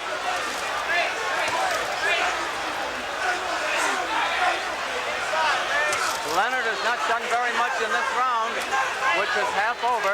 Hearns needs this round to clear his head. There's no question he was in deep trouble for 2 rounds, but his legs are back together. Look at how he's bouncing. He has changed his tactics entirely.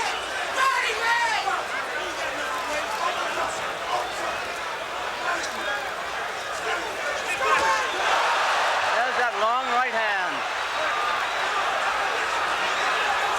The only punch of the round, but it landed. Hearns may have been hurt again. Leonard is remarkably accurate.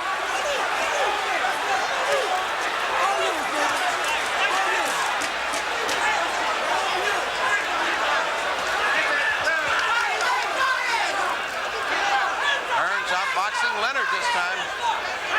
30 seconds to go. Leonard missed with that right hand, missed with that one. Good punches by Leonard.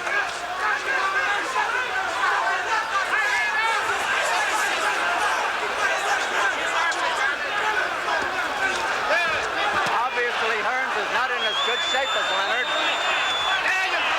but he scored big at that point.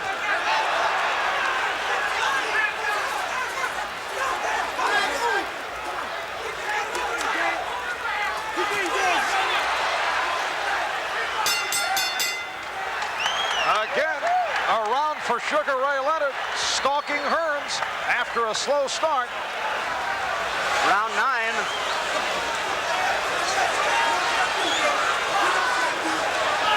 Seven rounds left, if it goes the limit.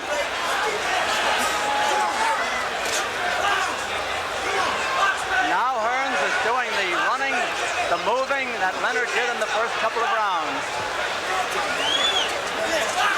The difference being that Hearns fights from the motion, whereas Leonard was not fighting from that motion. They're both good counterpunchers.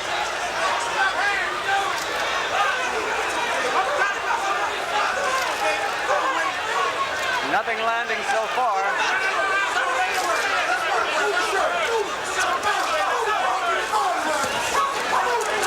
Leonard trying to bring the guard down.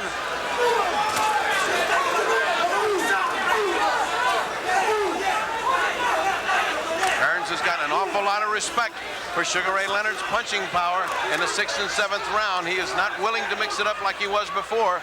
Maybe he's lost some confidence in his own punching power. Well, he's hit Ray with some good ones, no question about that. Leonard has done the most damage. He could be behind on points, though. I think he's behind on points, but he certainly is coming on.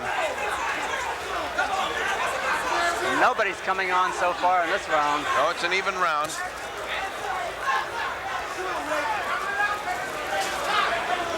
Not a real punch landed here yet.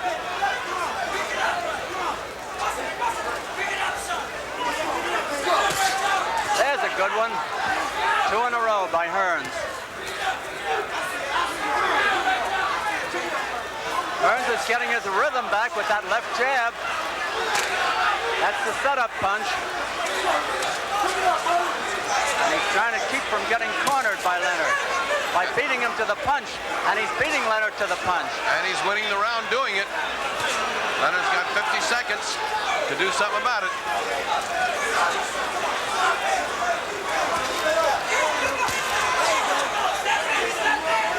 They're both in tremendous condition, no question. No question that Leonard's the aggressor, but no question that he hadn't thrown any punches. And Hearns, with 32 seconds, has taken the round thus far. Leonard is trying to put on a fast finish now. Hearns knows that and will try to neutralize it. Beating Leonard to the punch again. Leonard looking for that rally. Hearns keeping him off balance with the jab. No question, Hearns doing all the fighting. It's really perplexing. Why is Sugar gone to sleep? Davy Pearl, the referee, has not had too much to do. Leonard, the shorter of the two. There has barely been a clinch in this fight. There have been no knockdowns. Hearns was rocked a couple of times. Leonard, I don't think, was rocked at all, but he did take some good punches. I think you'll probably see more activity by Leonard in this round. He has to. Leonard's got the heart of a lion, there's no question about it. He is a true champion. He just won't let this go away and fritter it away.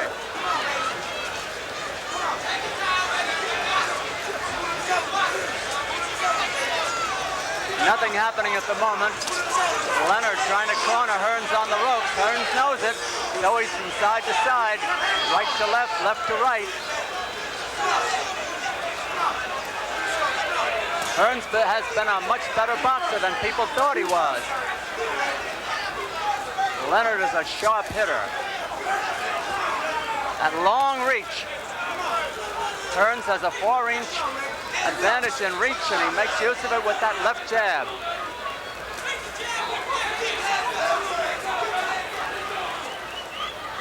His right, while good, has not been as effective tonight as it has been other times.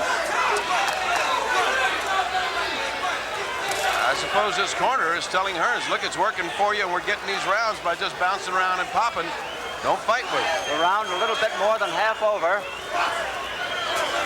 Leonard is not grimacing or showboating now like he did earlier. He knows how serious this is. Hearns has known it all along. Well, why the lack of action on the part of Sugar Ray? He's chasing, but he's not punching. Why? He's looking for a shot for his right hand, and he can't seem to find it. Leonard is a masterful boxer. Hearns a masterful boxer at the moment. Good move by Hearns just then.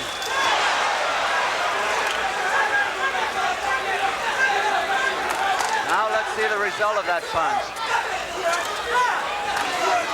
Hearns does not change his tactics. Nor the expression on his face. Leonard trying to corner him. He knows he can hurt Hearns. He hurt him in 2 rounds here. 20 seconds left to go in this round. So far, a good round for Hearns. Good boxing. That's a hard jab when it lands.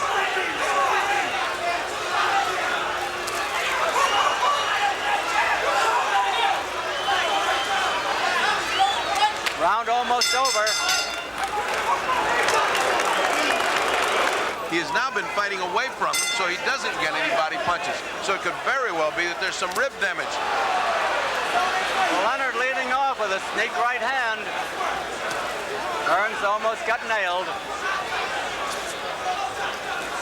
Hearns goes out to boxing again with that left hand. Leonard moving in a little more to use his own left hand. Leonard's left eye is rapidly closing. All those continuous jabs are doing their work. Hearns, if he does indeed have some rib damage, is the only damage that's showing. He just doesn't want to mix it up, doesn't want to get in close for that body attack.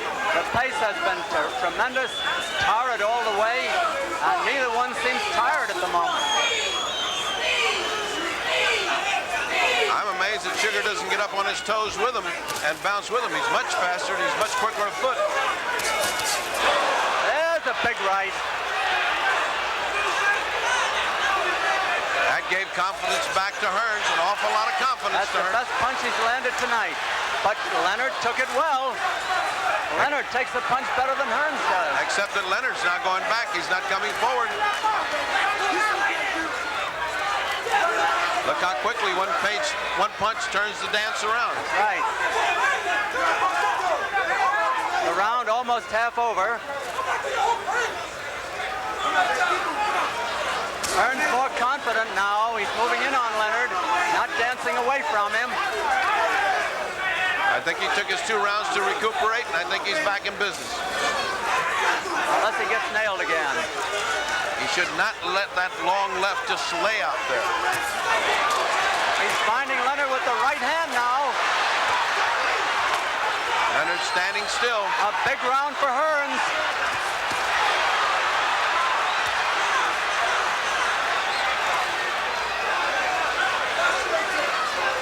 Less than a minute to go. Here comes Leonard's attack. He doesn't mount it.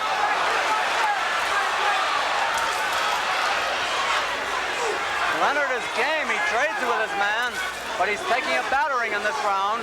He's trading 1 punch for 4 or 5.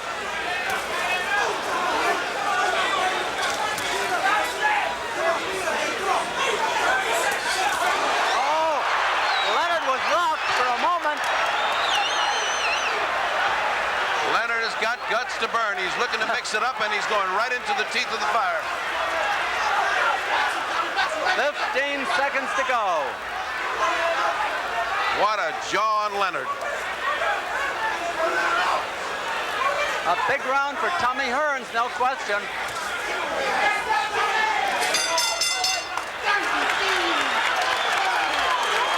Round 12. Hearns is having a good time all of a sudden. He got safely out of danger, and he had a big round. Now, is he going to get careless again? He almost got knocked out in round 6 and 7. That's right. Leonard's still full of fight, as is Hearns. One of the few clinches, and they break by themselves. Hasn't been a real clinch in the fight. There has not been one real clinch in the fight. Even when Hearns was hurt in 2 rounds, he did not clinch. I would think Hearns is winning the fight by dancing and punching. He should keep that up. He's built a commanding lead now. If Hearns wins this fight, it will be the left jab that did it for him. Certainly is. It was just too long for Leonard. It has closed Leonard's eye. It's blackened it up. His left eye is having trouble, which means he'll have trouble seeing the right hand. And he's getting hit by almost every Hearns right hand, and that is the devastating punch of Leonard. Leonard fighting in desperation now. Leonard hoping for that one opening that'll get him even. He knows he had him almost out, and he's trying to reproduce that. But it's a question how long a man can carry his punch, Bertie.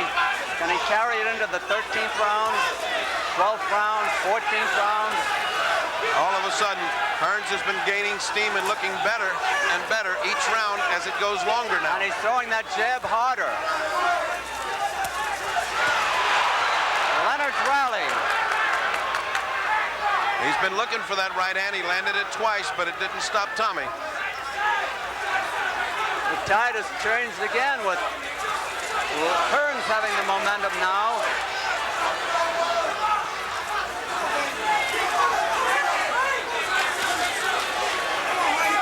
About a minute left in the round. Leonard is still strong, and Hearns knows it. Look at the way that jab bends back Leonard's head. Who's ever hit Leonard with a jab like that? I can't remember anyone. Leonard's left eye is a caution now. It's almost completely closed. I don't remember anybody hitting Sugar Ray Leonard all of these jabs. I don't remember anybody fighting him with a 7.5-inch reach advantage either. Look at that. Darting left hand. That's why they call him the Motor City Cobra. I'm talking about Thomas Hearns. Half a minute to go in the round. A frustrating round for Ray Leonard. He's getting desperate. He's throwing those big, big punches.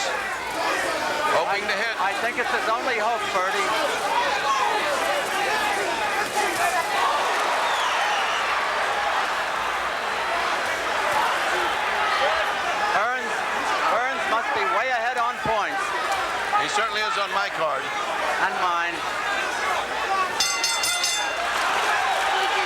not stop it while Leonard is that fresh. Just an eye closing will not stop the fight, as witnessed Basilio Robinson, if you remember that eye. Yeah, but there was Frazier and Ali in Manila. But he was taking a terrific beating. Leonard's not taking a big beating here.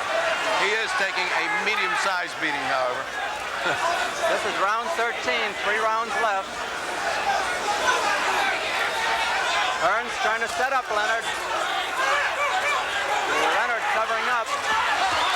That is not a knockdown, no. Hearns was off balance, they touched gloves, no hard feelings.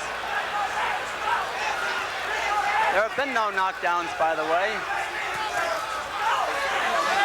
Hearns looks like he might be getting a little careless again, as he did in round 6. He let his concentration wander and he got hit. But as long as he's got that long lashing left jab out in front of him, Leonard's too busy trying to block it to mount anything of his own. They're both short with their jabs.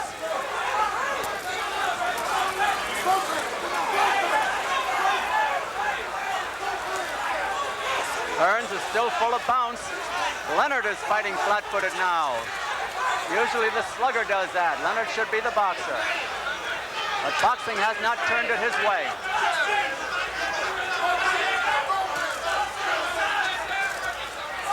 I think Leonard has to fight a desperate fight. Good right hand. That weave. Hearns was hurt again.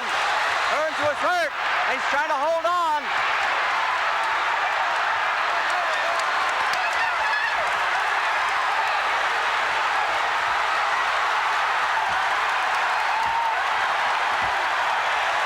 There's the first knockdown of the fight. No, the referee says it's not a knockdown. The referee says it is not a knockdown. People was shouting. There's a minute left. Hearns is no question in big trouble. Hearns is trying to hold on. Leonard knows he has him. Now Hearns is fighting back. Hearns got in 2 beautiful shots. Another one, a little low. 40 seconds. Angelo screaming right hand. Hearns is actually running away now. Oh, what a hook by Hearns right on the button. Hurt. Leonard keeps coming on. He's a bull.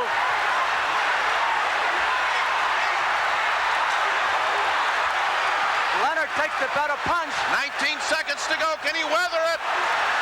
I don't know. He's hitting on the brakes. He's doing everything. 12 seconds to go. Hearns is in desperate trouble. The bell cannot save him if he goes down.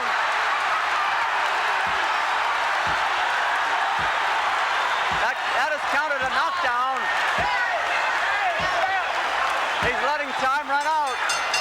His time ran out. A big round for Leonard. Round 14, Leonard actually runs out there. You'll remember I remarked in the last round that Hearns might get careless, and he did. And we also remarked he needs a knockout to win, and Leonard knows it. He really, really almost put him away. He is fierce. He is tough. Hearns opening up on Leonard now. Leonard throwing his punches in desperation.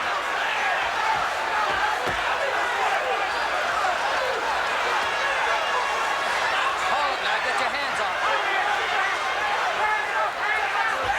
Hearns warned not to leave his hands sticking out there. Hearns' reflex is very badly slowed. Oh, he's still fast enough to stay away. Yeah, but he throws a punch and he stays there.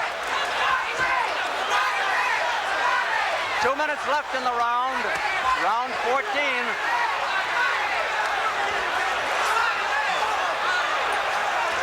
Leonard coming on again. There was that right hand. Oh! That nailed him. And now he doesn't have enough time. Now it's minute 44. Time is running out on Tommy Hearns. He's got to grab him. Leonard gives him no rest. Hearns is in real trouble.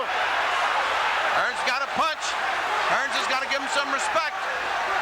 Or grab hold of him, which he's not doing. No, he's too weak. He has nothing left. He's going to be knocked out. And the referee is stopping the fight. The referee is stopping the fight. I don't believe this. I don't believe that either. Oh, no. I don't believe that. It was too great a fight for it to be stopped, but Leonard Hearns was way ahead on points. Leonard has pulled it out in the true old-fashioned movie way. Well, it sets up a return bout, believe me. Maybe the 14th round was too much for Tommy Hearns. It was an impressive win for Sugar Ray. Impressive. It'll be interesting to see how the scoring goes. Thomas Hearns with the early lead over the first 5 rounds. It was all Hearns. Sugar Ray Leonard coming back in the middle rounds. 5, 6, 7, 8. Leonard showing signs in the 5th round and then came up strong, 6, 7, and 8. Thomas Hearns able to recover. But Leonard very strong in rounds 13 and 14, and right here he puts away Hearns. And Sugar Ray Leonard has done it at 1 minute 45 seconds. Round. Hail round 14. Undisputed. So the undisputed world welterweight champion is Ray Leonard.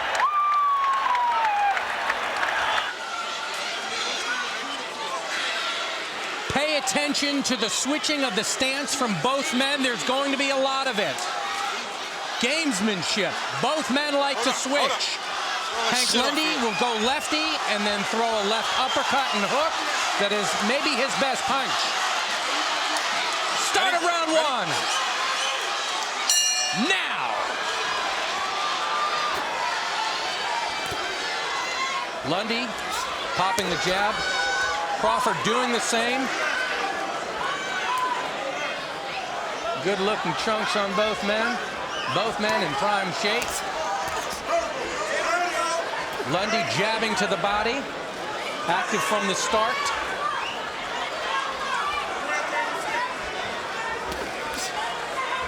Hank Lundy has been with the same promoter his entire career, Jimmy Birchfield from Rhode Island, who used to represent Vinny Pazienza. I like loyalty stories, so I respect that. There you go, the first switch up from Bud Crawford. Going lefty. Monty Barrett, what does that mean? Well, for Crawford, it means something totally different. I mean, he's perfected that style. Left hand from Lundy touched Crawford. His corner loved it. And Terrence switches, stays lefty. Active movement from Lundy and fast hands and accurate. Caught him twice right there. And we're getting a firefight right to start in round 1. Lundy comes to fight, and everybody that knows him knows that he's going to bring it. And he's coming right away with power punches. Not your prototype feel him out round, guys. Bud typically likes to do that. Terrence does like to feel out his opponent, doesn't usually switch right away. But this fight definitely more personal. I think Hank said he's going for a knockout early, and he is showing that in how he started so far. Lundy for months has been talking a great game, and we have had to wonder, can he bring it? Can the walk match the talk? So far, so good.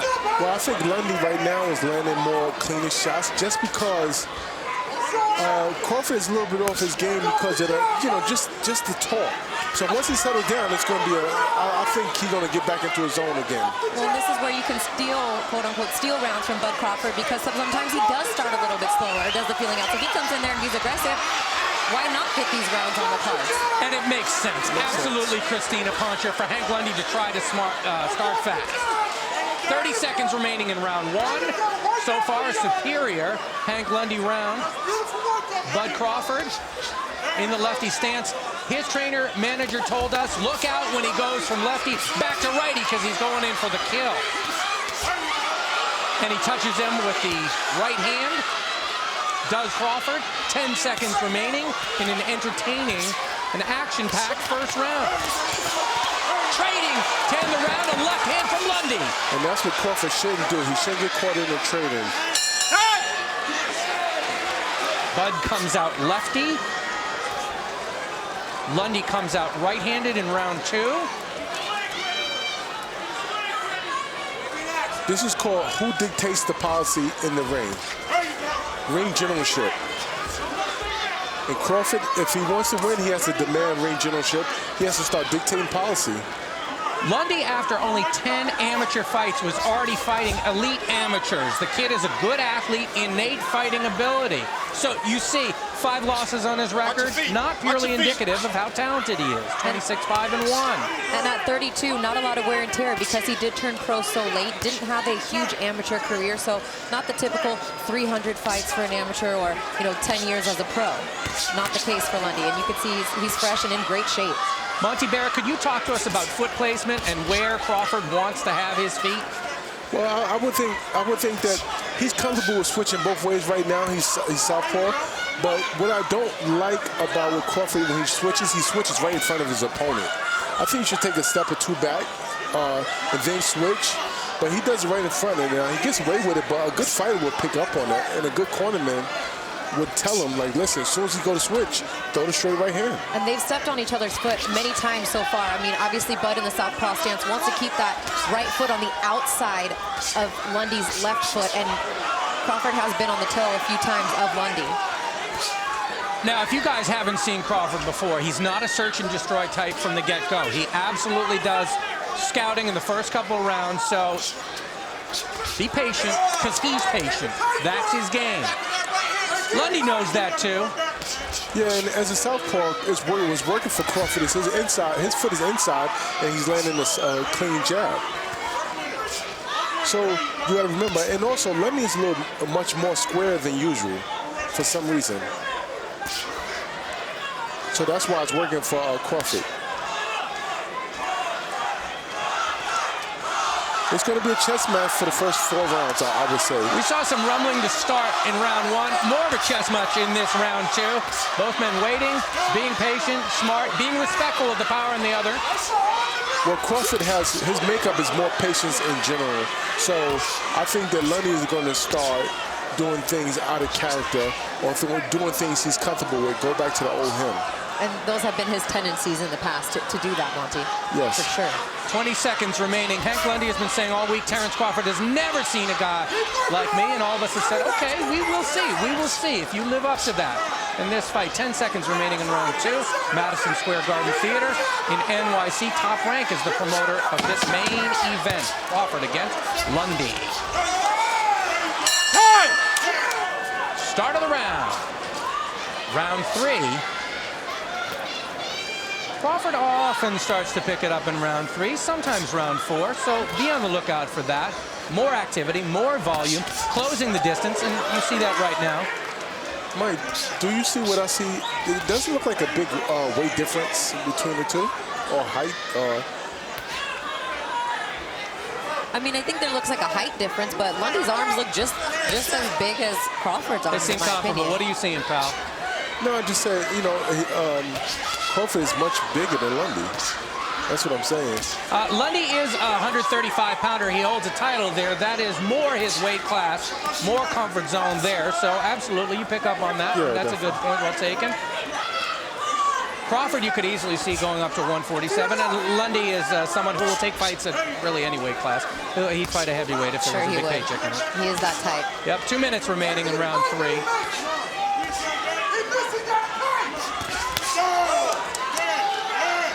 The Lundy corner wanting their man to be more active because this is Crawford territory more than it is Lundy territory. You have to win with some extra oomph here. Well, when you beat the champ, you got to beat the champ. That's it. That's it. And Terrence more active with the jab. Closing the distance now. You see the eyes boring in, and the body will be boring in. Lundy moving more, backing up more in this round.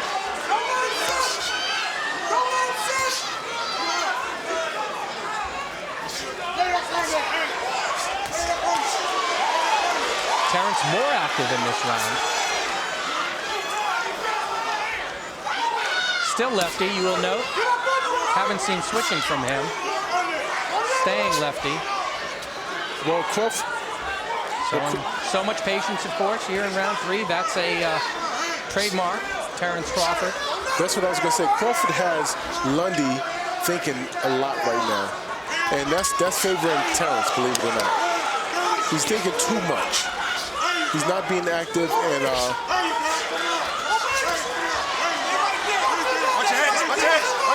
Men clinching up, trying to establish position with some dirty boxing. 20 seconds remaining.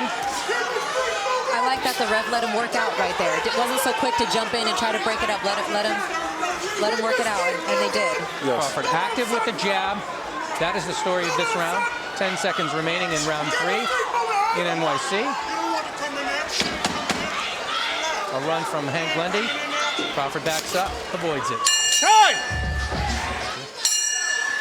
Round 4. Once again, Bud is a left-hander. Lundy is a right-hander. Tight distance between the two in this round. Lundy corner wants more activity. Pump the jab. And where's that right hand that was landing in the first round, they said?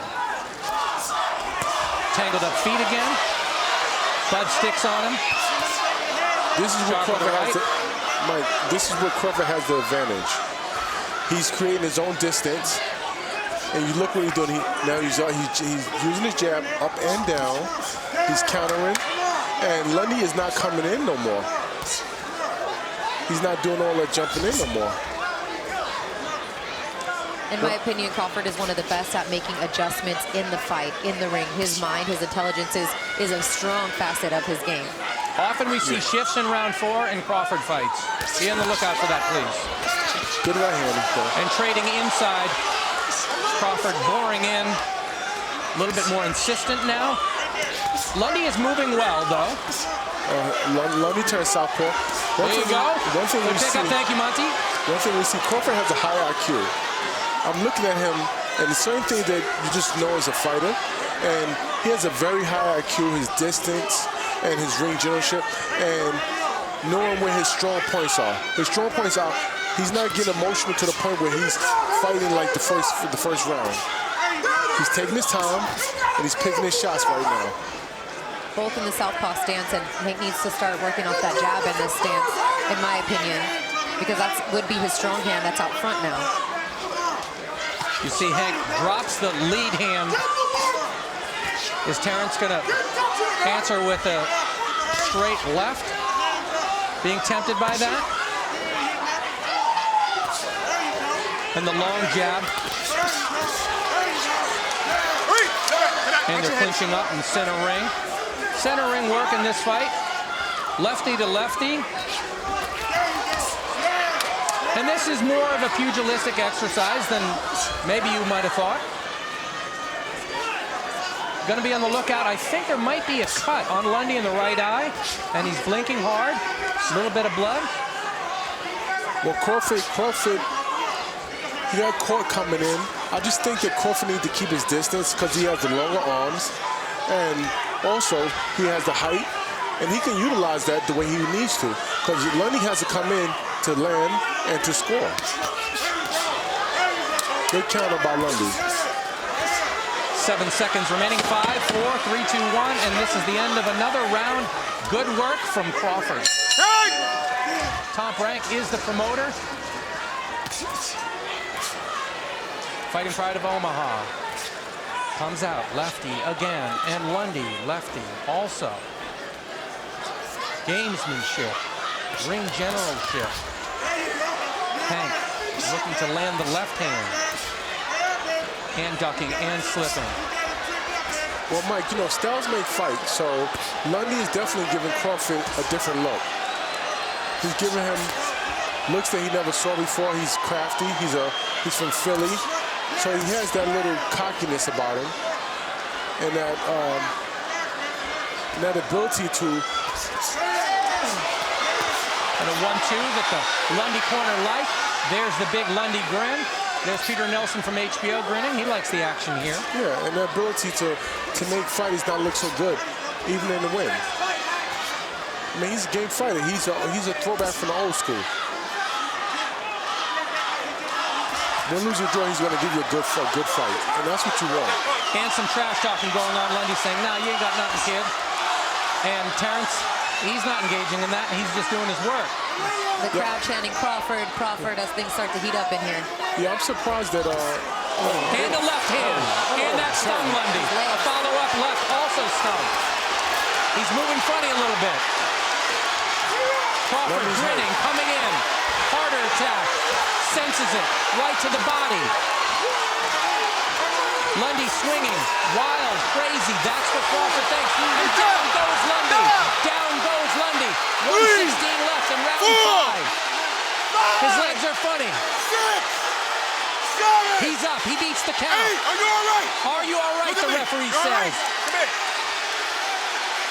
No, they're going to stop it. His legs don't look good, folks. Terrence Crawford coming in, basting Hank Lundy. Both hands. Lundy trying to fire back. That's it. Round 5, stoppage victory for Terrence Crawford, who says, see, I told you so. They're hugging it out, Woodsy. You won. Oh, what did we bet? Fist bump. So, whose walk was activated? We heard talk all week. Terrence Crawford. He was patient, and then he became the predator. He ramped it up. A little bit more in round 3, a little bit more in round 4, and then round 5. Drop the hammer.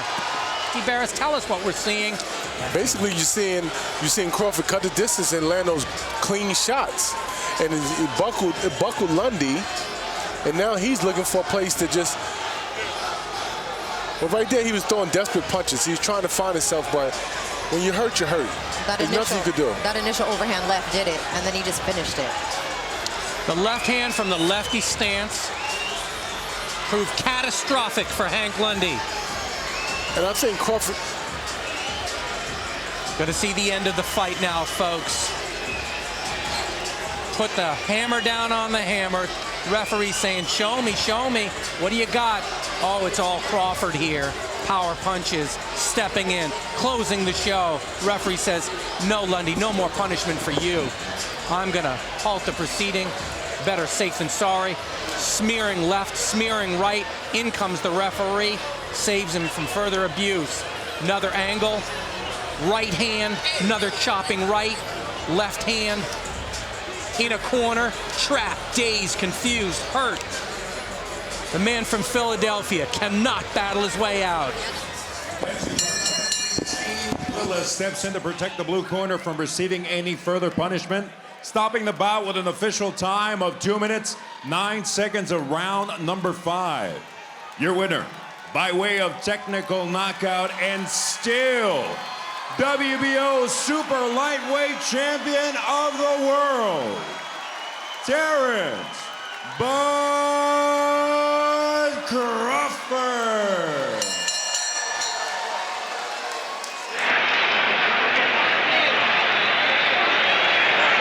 Well, the two fighters, for the first time, come to the center of the ring with the referee, Lucian Jobet, Angelo Dundee, Wally Muhammad, Houdini Brown, Sam Solomon with his back here rubbing the champion's back and his shoulders.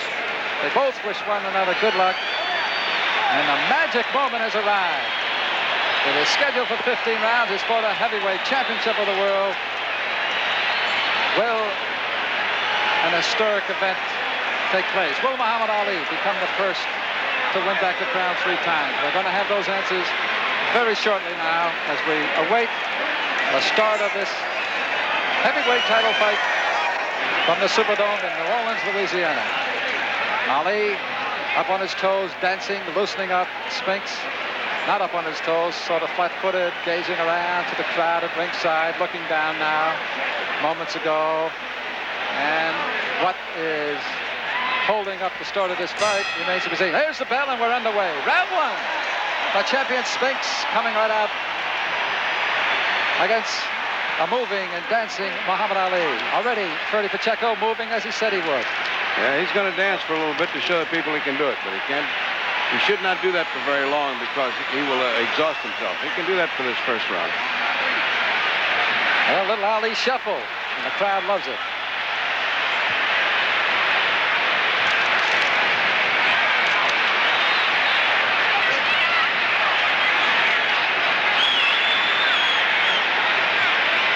no question, this is already a different story than the last time when Ali admittedly did absolutely very little the first 6 rounds, and it cost him his title. He said it's not going to be the same story, and that's far it isn't. A former champion moving, missing with a wild right hand over the top of the head of Leon Spinks. Well, he's trying to do something this first round, but he's not. He's a little anxious for Ali. He's got to set him up better. Oh, a great left hand to the chin of Leon Spinks, thrown by the former champion Muhammad Ali. And he got hit by Spinks. Spinks is right there. Well, Spinks smiling as 1:30 remaining in round 1. A little bit of a warning of perhaps for holding. I don't know if they were playing there or what. They were too close. Now Spinks is bullying him, and Ali is holding. And that's a stab and grab. Well, Angelo Dundee said Ali's got to shock him and lock him. Shock him and lock him, and that's what's supposed to be. Oh, quick moving Spinks. Good left hand by Ali. Ali's trying to do something this first round.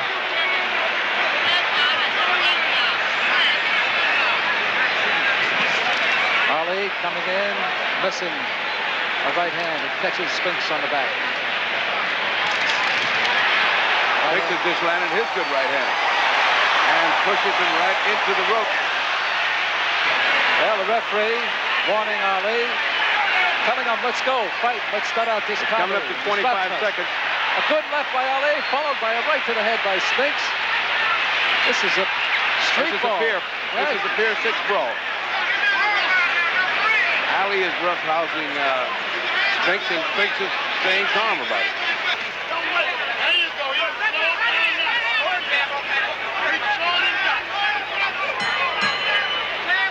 Okay, round 2. Ali runs out across the ring after him. He really wants to finish this up in the first 6 rounds. That's a terrible mistake if he doesn't do it, because Spinks will be there. Pretty good right hand under the chin of Ali by Spinks. No cuts, nobody hurt. We're only in round 2, just underway. Scheduled for 15.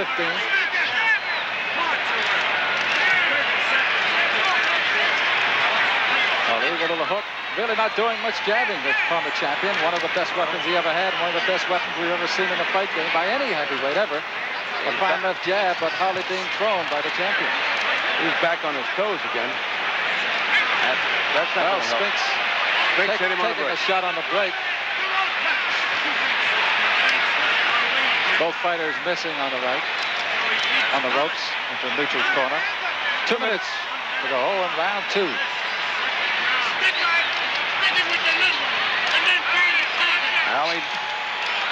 Ali's still trying to bounce around a little bit, but Spinks is determined. He just keeps coming.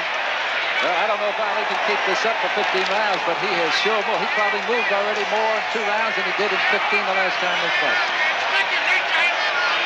Thus far, the former champion is a man of his word because he is moving and circling and trying to stay out of the range of the sharp punching Leon Spinks, the champion.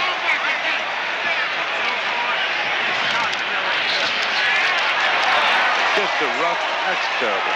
That's terrible. It's just a rough house that... Well, Leon throws and smiles, throws up his gloves to say, well, what do you want to do? Nothing bothers Leon Spinks. He's trying to jab him. Ali's trying to jab him and cross with the right hand. But he's not landing solidly, and Leon, in the meantime, is still right in his face where he's supposed to be. Well, he certainly is missing more than he's hitting. Now, Leon is doing what Benton told him. Get down low and roll. Benton told him, get down low and roll. And after Ali throws, you throw and come in and grab him. And he's doing just what Georgie Benton told him. And that is what's causing the former champion Ali to miss. And he's missing. He's down there, and he can't get him. 30 seconds remaining in round 2. Oh, misses. That was. Now they're tied up again in the center of the ring, and the referee slaps him apart. Ali slaps Spinks in the head with a left jab. They're in Ali's corner now.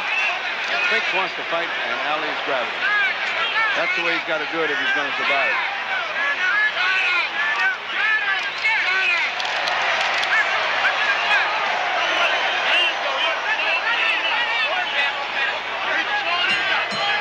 A look at the corner of the former champion, Muhammad Ali. We've gone through 2 rounds of the Battle of New Orleans. Thus far, Dr. Pacheco, it's been pretty much of a dud.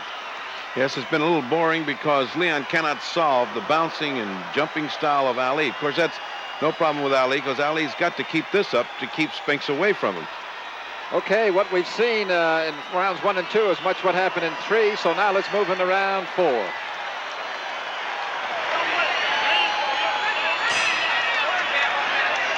As he comes out to face the champion Spinks in round 4.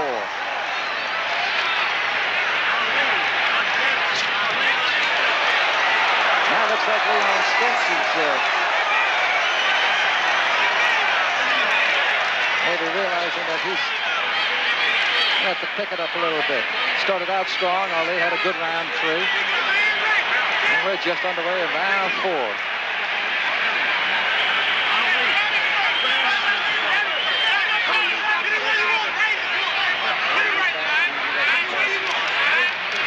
All of that bouncing is good if it accomplishes something, but just bouncing for the sake of bouncing is not impressing anybody. He's getting tired. And Spinks, in the meantime, is very economical in his motion.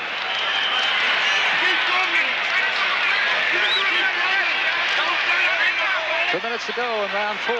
Nobody has been down. It's scheduled for 15. Nobody's cut. Ali put in 2 stiff jabs, tried to cross the right hand and just missed. It would have been a good punch. Spinks led with a right hand and went right into him. Ali, a very serious fighter. No talking, no rope-a-dope, no smiling, just down to business. The former champion.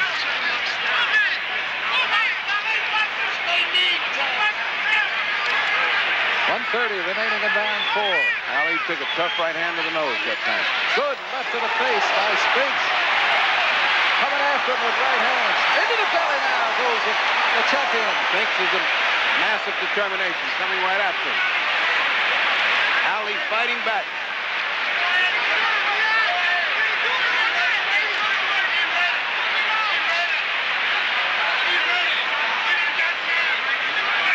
We're in the final minute of round 4.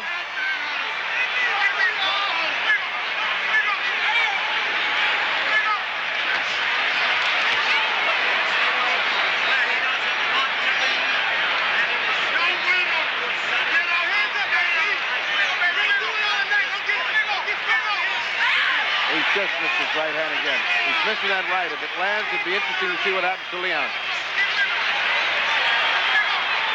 Now we're down to 30 seconds. We're 30 seconds and Leon is still coming at you.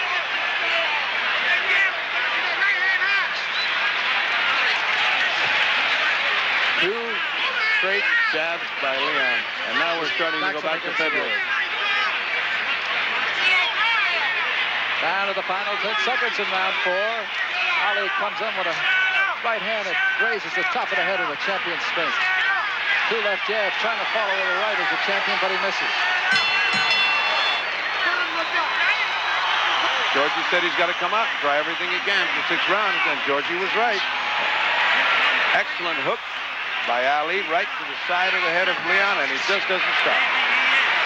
Well, he's going to just stay on top of him, go with success. That's what did it for the champion the last time. That's what he hopes is going to do it for him here tonight in the Superdome. And 70,000 are watching it here live, millions more around the world.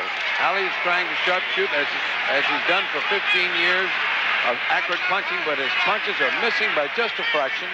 If he can get that fraction out when he gets warmed up real good, well, Spinks may be in trouble. But at this point, Spinks is chasing him with great determination.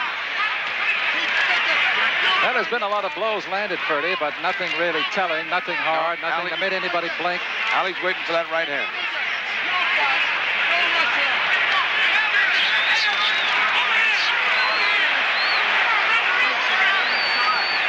Two minutes to go.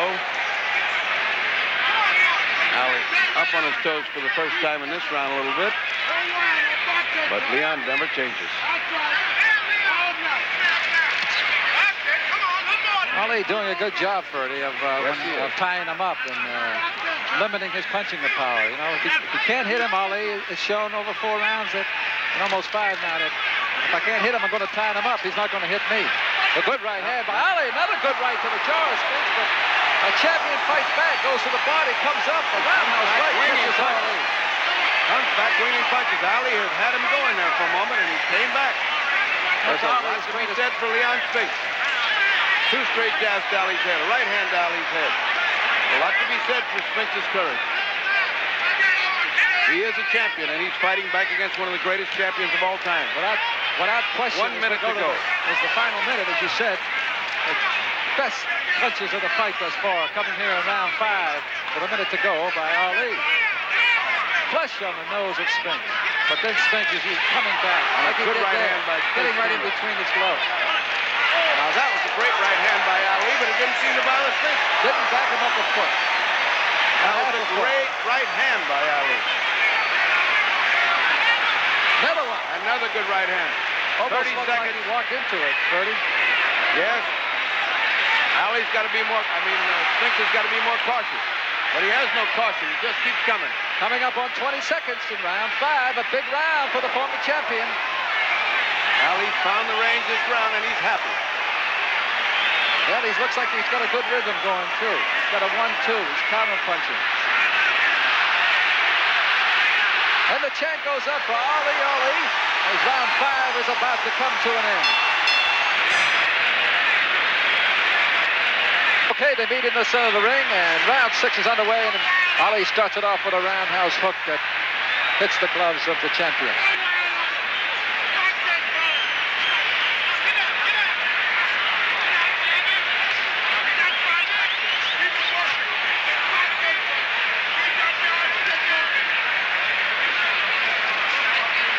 Champion missing on all of those, but still moving, still up on his toes, still dancing, moving to his left. Oh, that was a beautiful uppercut by Ali.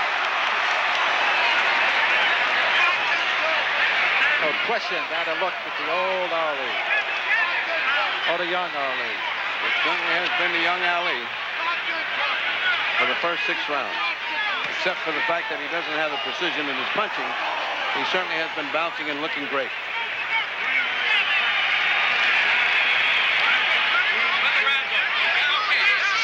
There's the 2-minute mark. Round 6, once again, it's scheduled for 15.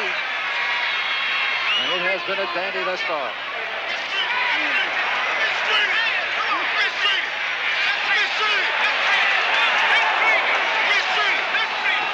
Mistreat him, you probably heard in the background.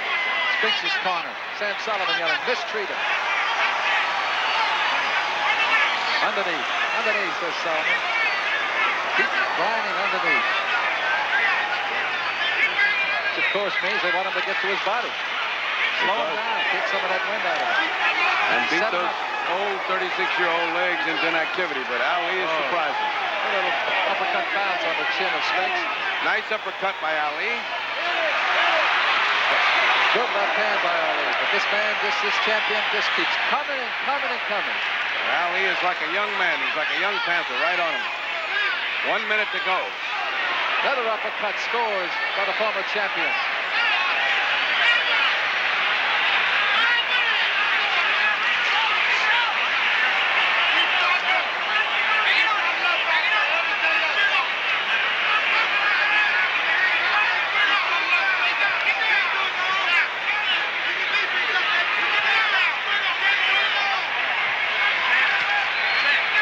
Slowing down by the champion as we run into 30 seconds. He's grabbing beautifully and moving nicely.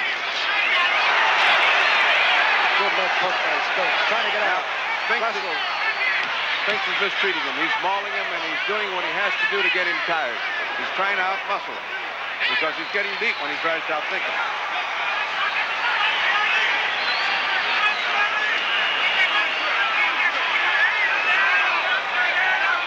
Seconds remaining in round 6. look at the champion, Leon Spinks, in his corner as he waits to come out for the next round. I would say, Dr. Pacheco, that in round 6, Ali becoming more effective, figuring out the crouching style of the champion, Leon, and scoring with some uppercuts and being a little bit more effective. Still up on his toes, still moving very well. I think the story of the fight is Leon's confusion right now up to this point. Leon doesn't seem to know what to do with Ali. Okay, we'll see what he does as we see much of the same in the next round, and we go to round 8. Okay, around the middle for round 8. And he opens it with 2 good hooks right off of Spinks' jaw. And they must have told Spinks, hey, wake up, you're going to sleep and losing the fight.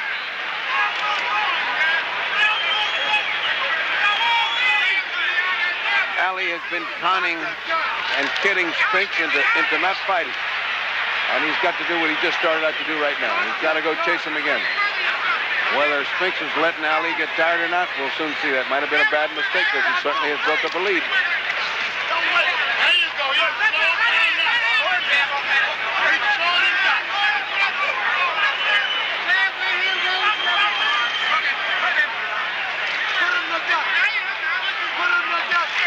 Good uppercut. Little left hand on the left side of the face of Spinks. Ali jobbing, and a great right hand by the former champion at the 2-minute mark of round 8. And Spinks doesn't like it. He comes back swinging with both arms and landing.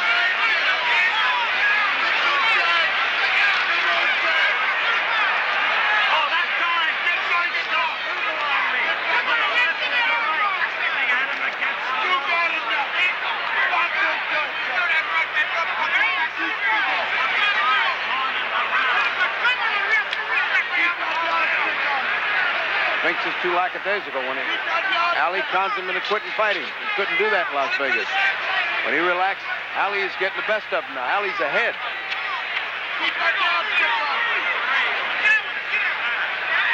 Well, he's still moving, the former champion. And they love it here. And he's winning another round. Whoa, that was a good, beautiful body shot. And maybe the first body shot he's thrown since 1960. And I think he knows that he may have stung the champion a little bit, because he's going right after him. Less than a minute here in round 8. And he definitely stung Spinks to the stomach and doubled him over. It was a picture punch, Freddie. Right smack in the solar plexus. And they hurt, and they slow you down. And your legs go where that goes. Ali is unmarked. Not even puffing, not even breathing hard.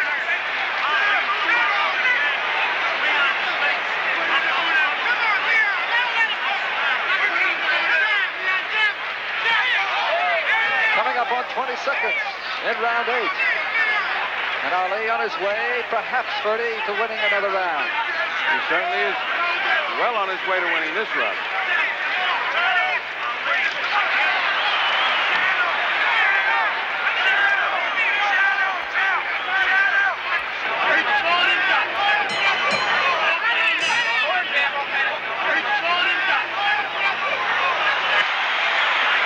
Again, starting off the round with a good left, and Spinks coming right back and getting on top of him. But Ali tying him up as he has done. Spinks now shoving his glove, and Ali's face trying to say, get away, let me hit you. I'm going to hit you. Ali landed a right hand.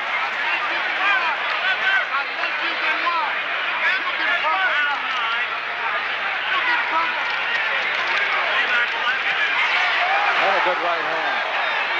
The former champion.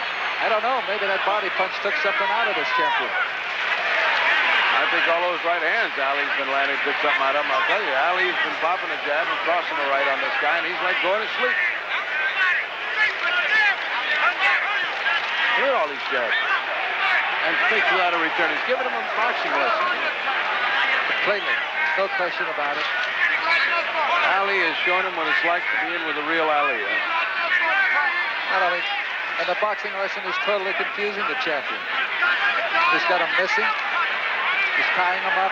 He's doing all the great things. Showing him what the art of defense is like. Well, besides that, he's showing him why he was the greatest fighter in the world and why he, even at this age, is great.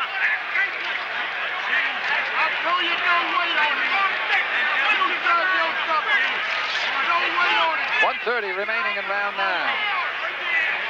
And who'd have believed it up to this point? The former champion. Controlling the fight. Dancing, moving.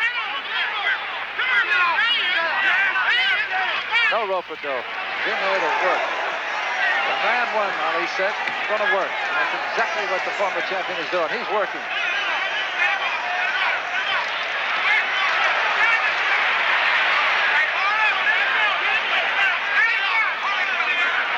1 minute to go on round 9, and Ferdy Pacheco, we established the fact you had been in his corner for more than 15 years. When is the last time you can remember seeing Ali? You'd have to go back to Manila, and when he was really in a condition to fight Joe Frazier, to see him this sharp and this good. He has really turned back the clock today. He's given him a boxing lesson, and Spinks doesn't know what to do about it. Well, he boxed over 200 rounds getting ready for this fight. Said he worked hard. His weight showed it. He was down to 221 from 224. But he just took a pretty good right there. He's got to start to take something. It's the 9th round. He hadn't been hit real good yet. He's building up such a lead that Spinks... Two great shots and another good left hook. Leon came back, but he missed wildly. Another big round. A look into the corner of the ex-champion, Muhammad Ali, trying for a record 3rd championship. No man has ever done that in the heavyweight division, and I would say, Ferdy Pacheco, he is very much in command through 9 rounds. And the surprising thing is that his shape is so good that he is able to keep up this youthful bouncing around and fighting, and Leon has no answer for this style. Well, I would say that round 10 was very much the same as round 9, so let's move into round 11.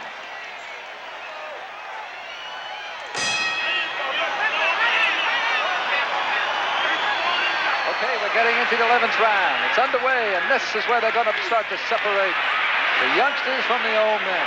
They've been boxing for 30 minutes, going on 31. The champion is, the former champion, still moving, still frustrating the champion, Leon Spinks. Bouncing, waving, left and a right, then tying up the champion, scoring points, clean hits. Catching Leon coming in. Leon thinks he's back in February when he can come in and nobody's going to punch him. He doesn't realize he's paying a price to come in. He's fighting the real Muhammad Ali now.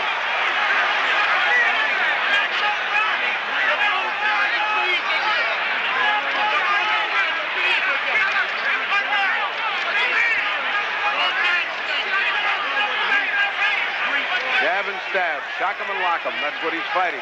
He grabs him and he holds him. And both of those punches missing. No way. No way to beat that. And look at Ali, still bouncing. Look at Ali bounce. You know, as you look at him now, his jab has become more effective than it was in the opening 3 or 4 rounds. Because Spinks has become very, very frustrated and slow, and he's willing to take those jabs to try to get him close, which is a bad mistake because a bunch of Ali jabs add up to a knockout. Well, he used to win a lot of fights with that left hand. Oh, yeah. And that jab. Many years of winning fights with jabs.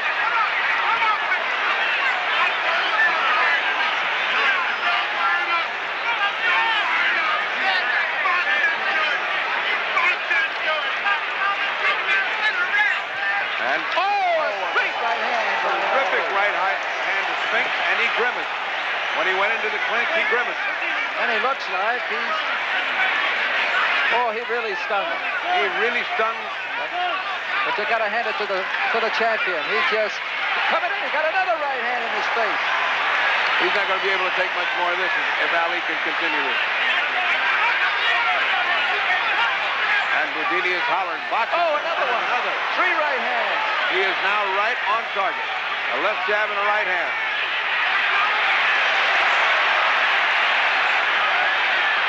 And Ali's corner is ecstatic. Ali's corner is hysterical because they... What a right hand. The biggest round of the fight here in round 11 for the former champion. Boudini's yelling.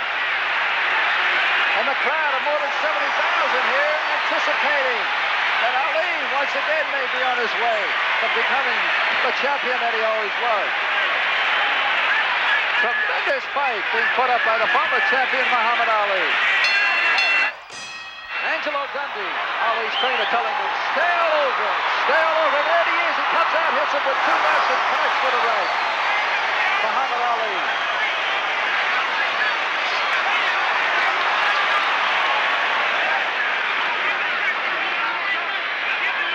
Ali's hitting him. As Spinks winds up to punch, he's getting hit. Well, Ali certainly saved everything for the fight. As bad as he looked in trading, he looks good in this fight. You notice now he's starting not to move as much. Bertie, you see this? He doesn't need to. He doesn't need to. All he needs to do is survive to 15, and he's the next champion of the world. For the 3rd time, unprecedented, if he doesn't. Then he says he wants to retire. Retire as the first black ever to retire as heavyweight champion of the world. And that's my wildest dream. If he ever did that, I'd be one of the happiest men in the world. But I will tell you... Because he should go out on a high night like tonight. But I will tell you this, as we go to 2 minutes remaining in round 12, the way he's looking tonight, it's going to be awfully hard to convince Muhammad Ali, should he win this fight, that he will retire. Oh, it's a big stage here. Spinks coming after him. Because this is the highlight of any career. To do this the 3rd time at 36, when everybody thinks you're through, is an absolutely impossible thing. He has once again done the impossible. Halfway through round 12, scheduled for 15.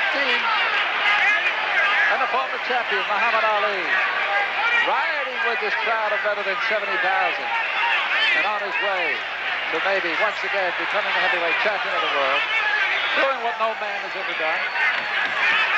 But it's still. Round 12. And still lots of time for the champion to retain his title. 1 minute remaining in round 12. Jabs by Ali. Moving, sticky. Jab and coming in with an uppercut that doesn't quite connect. Ali trying an uppercut. Winding up with sort of a bolo punch. Not too effective because he got tagged with it by Spinks. Good downstairs. It's all Ali. It's all Ali. Ali is dictating the pace of the fight.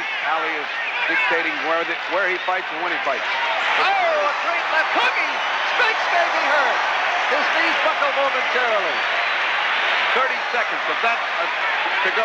With an assault like that, he hooked him 3 times and then grabbed him. He should have continued to attack because Spinks looked dazed, bewildered, and ready. 10 seconds to go. Another great right.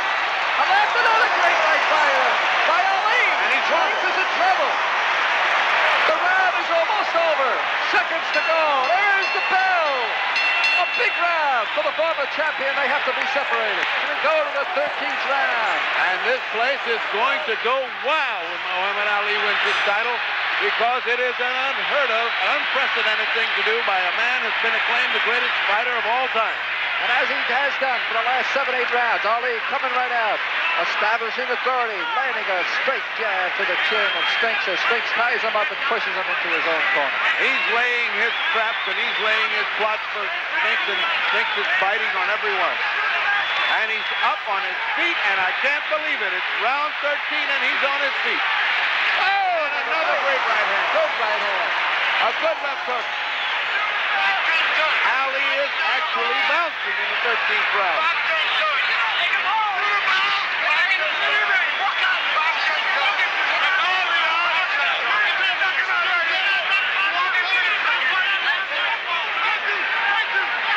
Ali, and a shuffle.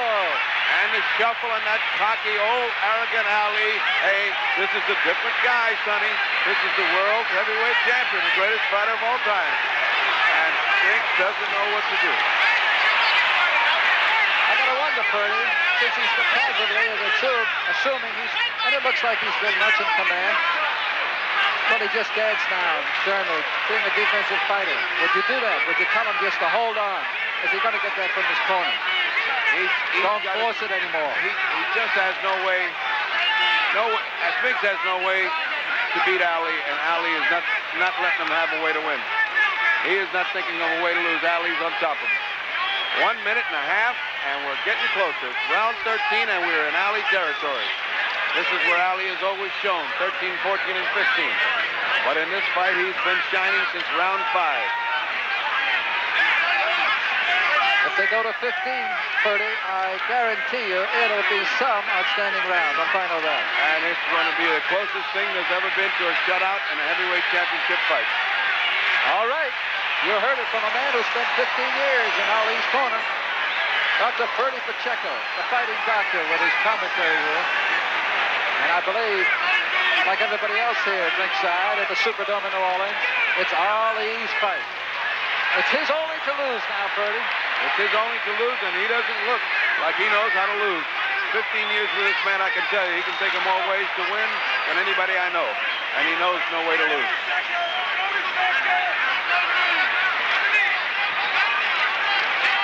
"30 seconds in round 13.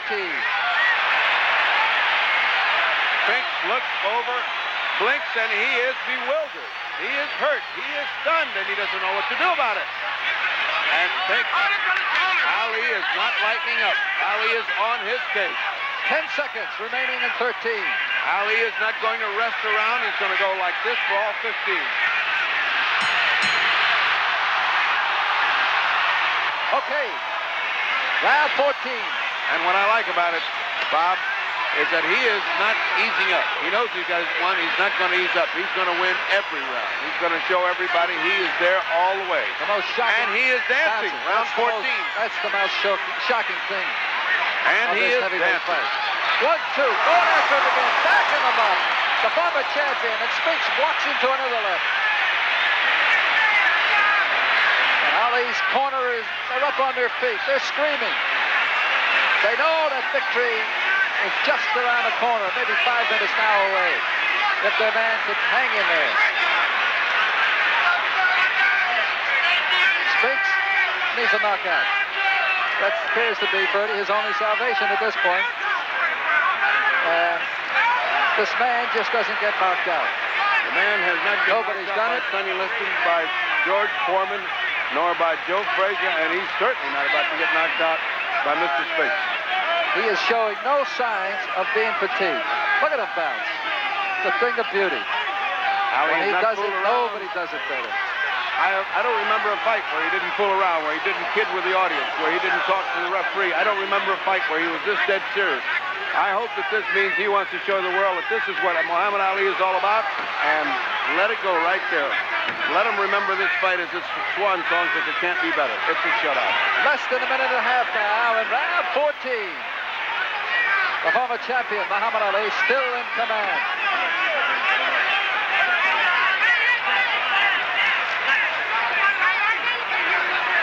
And for the first time, I see Ali talking to Spinks in the clinch. And he's saying, give it up, boy. There's nothing else to do here. We're in the final minute of round 14. And this good right hand when Spinks comes back and hits him with a right. Then shoves the left in Ali's face as he pushes him into the rope. Spinks hasn't landed a real solid blow since the early rounds. Oh, a rousing right hand. It could have taken the former champion out, but just grazed across the face. He's too late with it, Bob.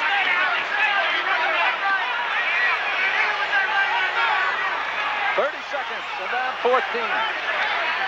The former champ moving ever so close now to becoming only the first man in history to win the title 3 times. And for the first time in the fight, he's shown a little signs of weariness in the clinch. He is now showing the first signs, and it certainly is pardonable.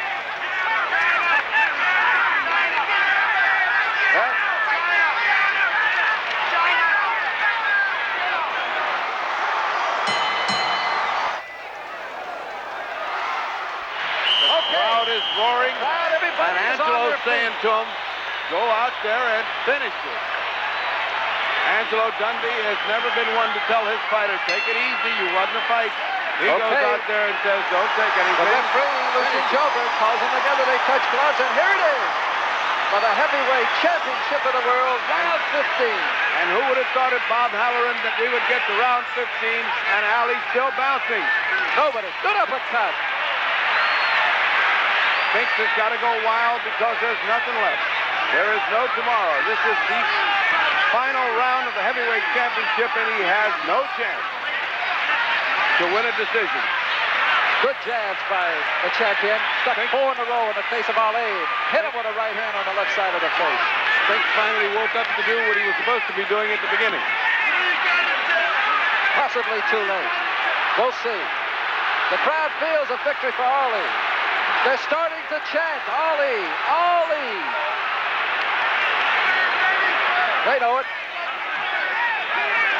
2 minutes separating the former champion from once again wearing the crown. Leon Spinks may be beaten, but still in there. Letting fly with his right and his left. Trying a haymaker and missing as Ali just gracefully steps out of the way. Ali has shown all the class and all the talent and all the strength and all the determination of the young Ali with Sonny Liston. And of the Ali with George Frazier. 1:30 remaining in this fight. And of the Ali of Africa with Foreman. And now here in New Orleans, at the age of 36 years old, he is showing a young man what boxing is all about. He is showing a young Leon Spinks what it's like to be in with the real Muhammad Ali. And what it's like is a shutout. And look at Ali bounce. He's going to bounce it right into the crowd. 1 minute remaining. 1 minute for the World Heavyweight Championship. There have been no knockdowns in this fight. Neither fighter has been really hurt. There are no cuts. And a great right with less than a minute by Ali. But Spinks coming back. Going after the former champion. Probably all in vain. 30 seconds to go. And unless Leon Spinks has got some superhuman effort in him, he can kiss his crown goodbye. Well, good right hand by Spinks. The old butterfly is stinging again. Well, Bobby. There it is, 11 seconds. 11 There'll be no knockout, that's for sure. There never was going to be one. 8-7. That is about it, folks. It's all over. Ali is the world heavyweight champion for the 3rd time, and here comes the Ali circus. There's the ring announcer, John Clark again. Here's the vote. Lucian Joe Batch scores 10 Ali, 1 even, 4 Spinks.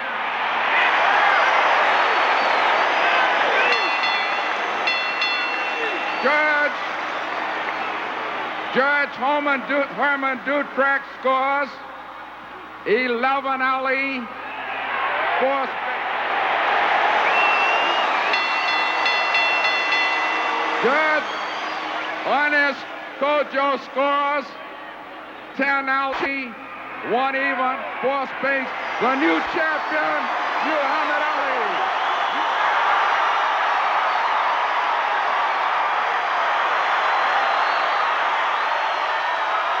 Okay, anything below? You're good right here? Gentlemen, I gave you guys your instruction in the dressing room. I expect a clean, fair fight, start to finish, and protect yourself at all times. Touch up, good luck. Those eyes of Crawford lock in now. The eyes of a skilled hunter. We've seen it time and again. And for years, we've watched Terrence focus in and finish off opponents. Yet over that span, folks, you know there have been the elusive big-name targets. The man opposite him on the right of your screen, Shawn Porter, he doesn't care that Bud is supposedly just too dangerous. He doesn't care about promotional adherence. He cares about this challenge and the legacy. Can Porter pull it off, or will this be Crawford's statement night? We find out right now. We are underway for the welterweight championship, and Porter comes right out. Stepped right to Terrence Crawford and threw a combination. As we thought he would. Andre Ward and Tim Bradley with me. Joe Tessitore ringside here in Vegas. Andre, there's a distinct work rate pattern to Terrence Crawford in welterweight title defenses. He's economical early. He averages 28 punches thrown in the first round of those fights. That's a low number. It's half the usual welterweight output. Do you believe that makes for a grand opportunity for Shawn Porter if he's too economical? It can, but that's who Terrence Crawford is. He's not going to change tonight unless he's forced to change. by Shawn Porter. Terrence likes 2 or 3 rounds to get his game plan, gauge distance and range, and understand what he wants to do. It's to Shawn Porter's advantage to press the issue and not allow Crawford to do that. I like what Porter's doing now. He's marching forward, but he's changing his rhythm, changing slots, moving his head, coming behind the double jab. And when he gets close, he's letting his hands go. Don't punch, don't punch, don't punch. I got it. Turn around, turn around.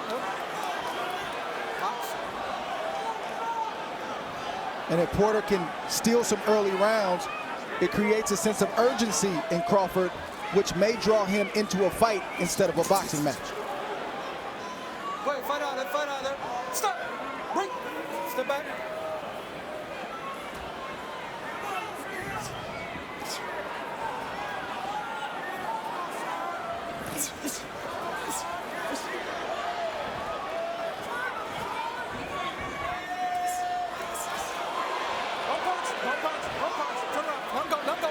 This is what's called controlled aggression by Shawn Porter. Not reckless, controlled. Coming behind the jab, staying disciplined, keeping his balance, not lunging forward, inching closer and closer to Crawford. Crawford kept his composure this whole round. Didn't seem rattled at all, didn't seem wide-eyed. He's fought in front of big crowds before. He knew Shawn Porter would come forward. It was no surprise to Terrence Crawford.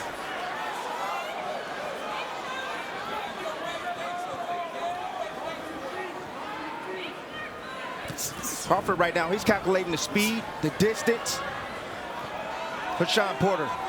He felt the power already. But that nervous energy right there, look at Porter, smart, step back. Didn't want to crowd Terrence Crawford.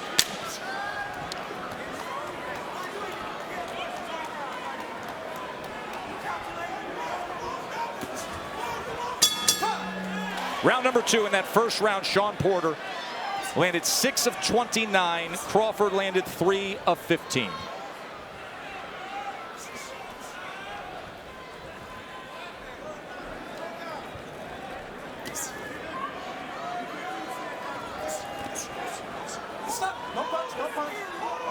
I think that's exactly where Porter wants to be. Not the whole fight, but certainly in spots to hit the body of Terrence Crawford to try to slow him down and to cause him to get uncomfortable early in this fight where he starts to press. But you can see the patience also from Porter. He's just not rushing in there. He's thinking before he makes any move. Well, he has to with a guy that can hit and has timing and quickness like Terrence Crawford. Things can get ugly quick. Tried to catch him with that check hook from that southpaw stance, did Crawford, as Porter came forward that time.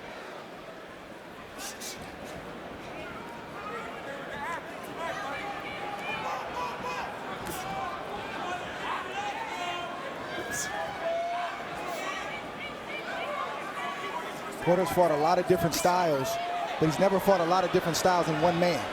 And that's who he's facing tonight. He's facing a southpaw, a guy who fights left-handed, an orthodox fighter, a guy who can box and a guy who can fight, and a guy who can hit. Good shot right there from Shawn Porter. Shawn Porter responds with the right hand after Crawford threw the right hook.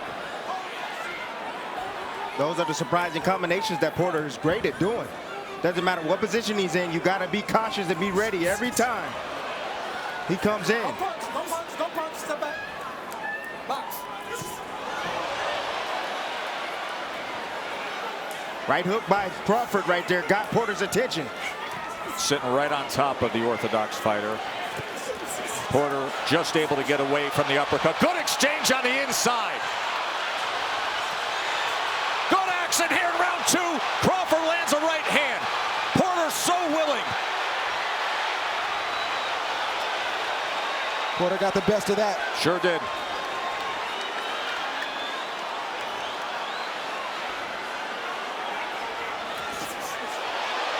Here come Bud. Crawford trying to time that backhand for a moment.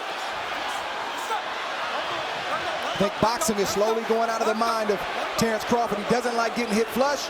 He doesn't like the reaction of the crowd, even though this is the pro Crawford crowd.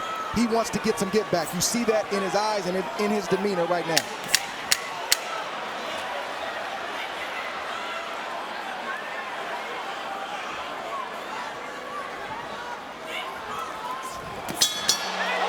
to the body to finish off an entertaining second round. Brian McIntyre, the trainer of Terrence Crawford, said don't get into a firefight with Shawn Porter.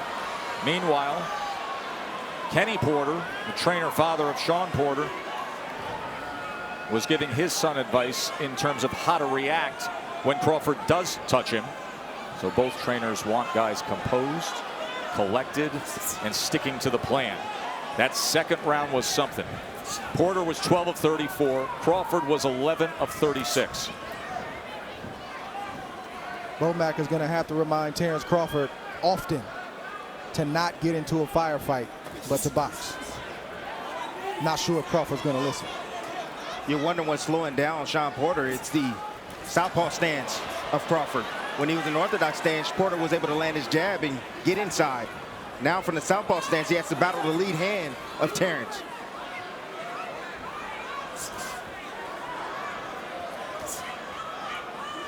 Porter's starting to lunge a tad bit when he comes behind his jab. That's what Porter does when he gets over anxious and he starts to reach for a taller man, and that could be very dangerous against this guy, Terrence Crawford. Bud attempted right there the uppercut as Porter lunged forward.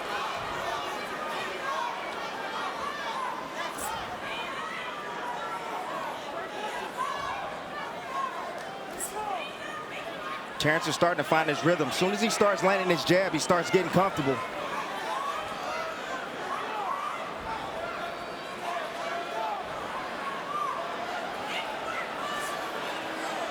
Here comes the turn from Porter. As soon as Terrence attacks, Porter's going to try to turn Terrence into that corner. That's why he's sitting there. There it is. Good eye, Tim. Ooh. Bud is coming. To the body with the right hand goes Porter.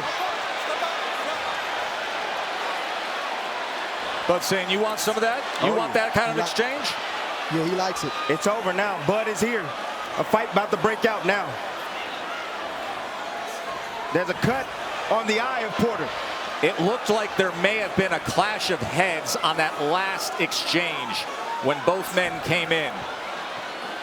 Remember, southpaw and orthodox, you can often get that angle where the head comes into play. So there is blood now around the right eye of Shawn Porter. That is not a knockdown. Doesn't look like much, but Porter had to pick himself off the canvas. That takes some of the energy.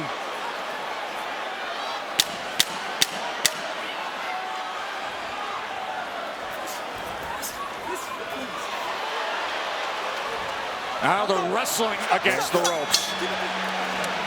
A wrestling fanatic, a father of two wrestlers who are collecting trophies.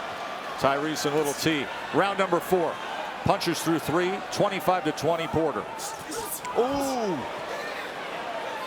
Beautiful, surprising hook right there from Porter. Coming into this fight, Porter's been cut 11 times. The majority of those cuts have come on the right eye, so there's a lot of scar tissue there. Not surprised that his eye is opened up this early. It's very noticeable when you're with him. Looks like railroad tracks when you talk to him around that right eye, and now there's blood coming from it.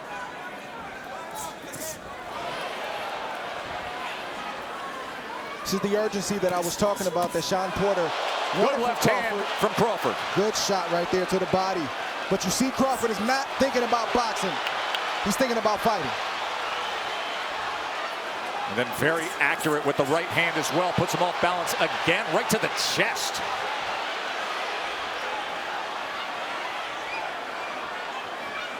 You see Porter being patient more than usually in fights because he feels those punches coming from Crawford and those sharp counters.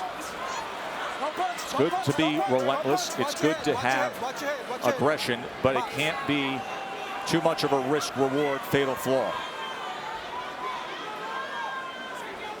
His attacks has to be explosive. Yes. They got to be sharp, accurate. After Terrence misses or throws something like that. As he bounces and then comes forward with the right hand. What Crawford is having issues with right now is the sneak attacks from Shawn Porter. They're so explosive and so fast that Crawford doesn't have time to compute what's happening, and before he knows it, he's been hit. Dynamic fight early on, fascinating fight early on. The athleticism of Shawn Porter, the skill and accuracy of Terence Crawford. I don't think pulling back is the answer for Crawford. I think he's got to have a tight guard and allow Porter to open up, and when he opens up, you get your shots off just like that. Pulling back from a shorter arm guy that's as explosive as Shawn Porter is not a good idea.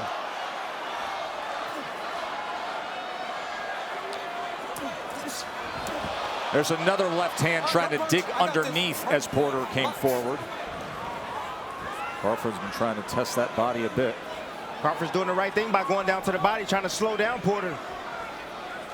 Hoping that lunging with the right hand, he gets out of the way, and all of a sudden Porter goes face first into the neutral corner. Olay, Tess, olay. Here comes the turn, the pivot.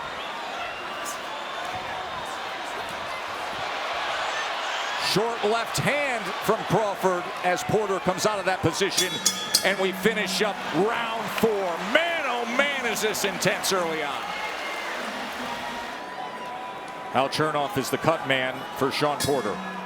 He is tasked with handling that right eye that opened up due to an accidental clash in round number 3.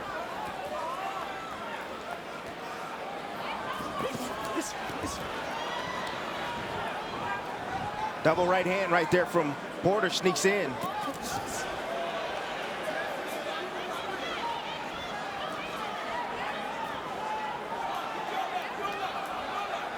And here Kenny, his father, saying, Shawn, go left, go left. Right now he's circling right, and that is right into the range and the track of the backhand, the power hand of Terence Crawford. Let's look at Andre Ward's card through 4 rounds, 39-37 Porter. Tess, I could have easily given Crawford one of those first three rounds. Good shot right there from Porter, but Porter would always do just enough to kind of eke out the round, and Crawford would give up that 1 or 2 blows that would seal the round for Shawn Porter in my book.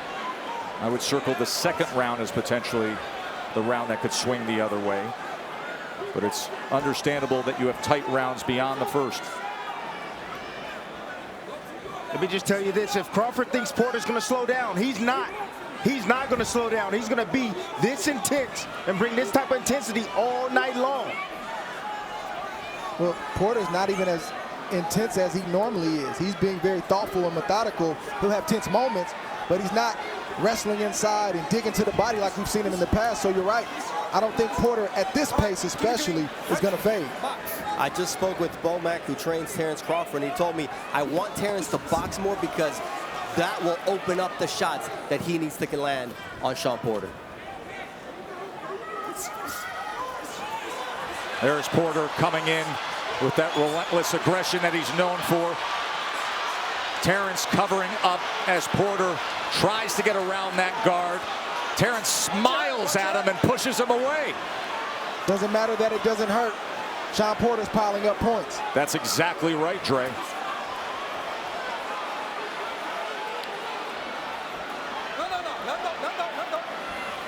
Porter right now is fighting a perfect fight. Being athletic, using his hand speed, using volume, roughing up Terence on the inside right now. Watch your head, guys. Both of you guys. Changing rhythms. Wait, step back. Let go, let go, let go, let go.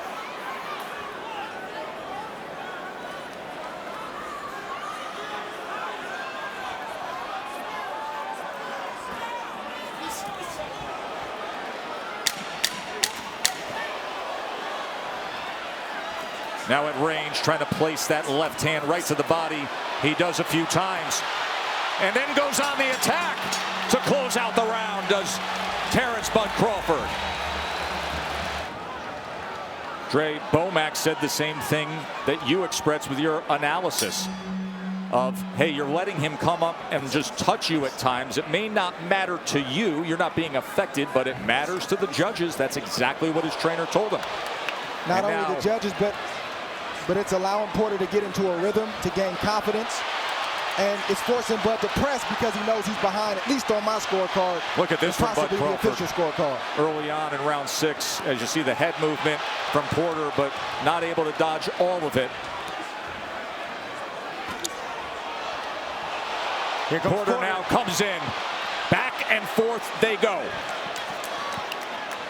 I don't know if I saw some blood coming from the right ear or left ear of Terrence Crawford. I don't know if it's Porter's blood or not, but that's not a good sign.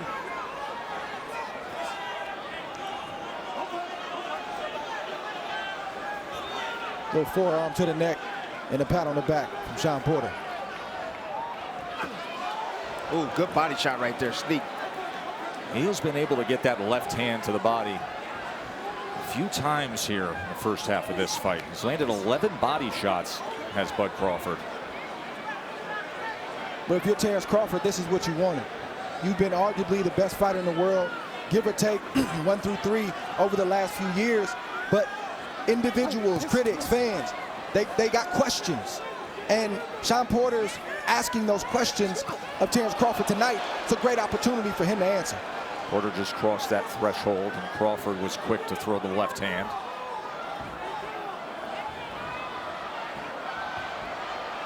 Trying to cut off the ring there.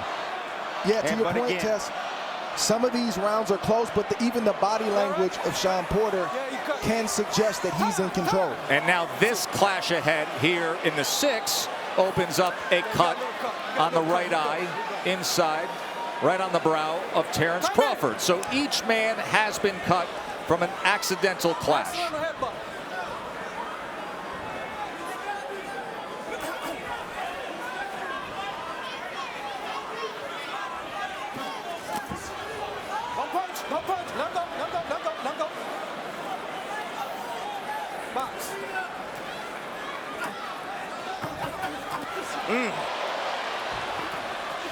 Touch, touch, then power from Crawford. Wide swinging right hand from Porter off the mark. Attempt at the uppercuts from Crawford. Infighting from Porter. High intensity stuff here in Vegas. Shawn doing the right thing. He got one hand free. He's swinging with the opposite hand. Bud is landing, but Porter's taking the play almost every time.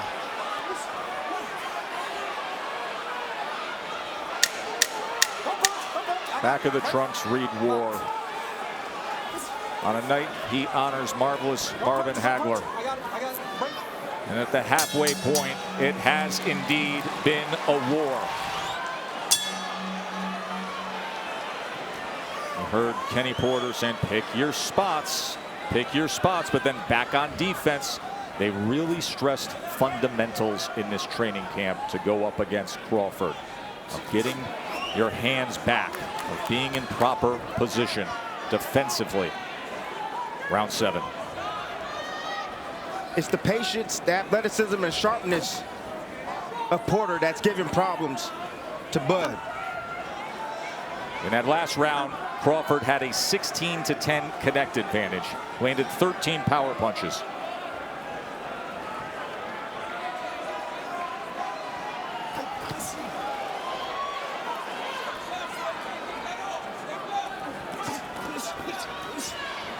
Always willing, right? Hands free, gonna fight. Heard the warning from Celestino Ruiz about leading with the head.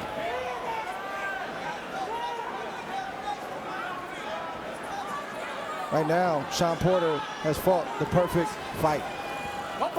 A good mix of fighting, probably less than we thought he was going to do, but good boxing, answering at the right time. His defense has been good. We know that one punch can change it for either guy, but so far, so good for Shawn Porter. And a critical word there, the descriptive of mixing it up. There's a right hand from Porter. He hurt. He closed the gap and landed a right hand, but that is what Porter said the other day. He said he'll never see anybody as athletic, as sharp, but somebody who mixes it up. You have to mix it up against Terrence Crawford. And this is war for Shawn Porter. It's the art of war. Sneak attacks. It's fighting. It's boxing. It's going away when you want me to come forward. It's a little bit of everything that we're seeing right now from Sean Porter. Crawford has more glaring answers or more glaring questions to answer now than he did before the fight started. Don't punch, step back. Box. See, the difference is that when Crawford, when he lands these shots on anybody else, they fall. But the difference is Sean Porter hasn't failed. He's not going anywhere. And for what it's worth, fellas, it looked like Crawford, based on their face, their body language, their energy or lack of energy, looked like he struggled more with the weight than Sean Porter. If so, you're going to see that show up in the latter half of this fight.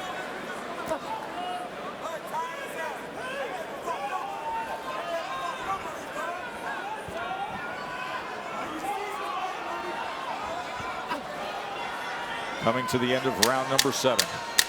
Porter landed that right hand in this 7th round. And as we come to the bell, an opportunity to check in with Mark Kriegel and Max Kellerman.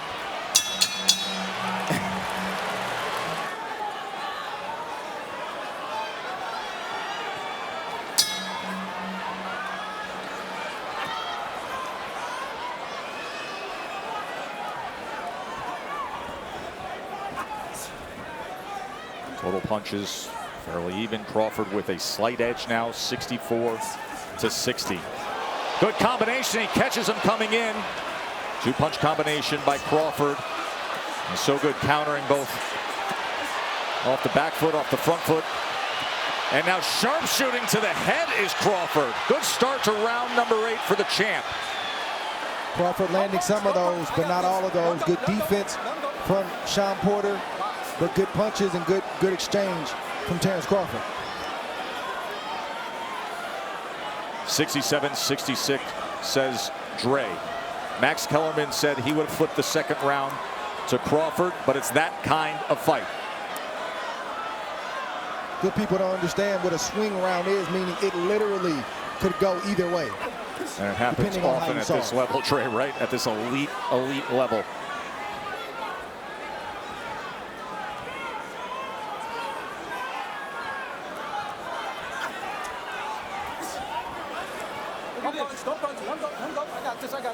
Those little shots right there from Sean Porter are bothersome, and if they hit you right, they can hurt.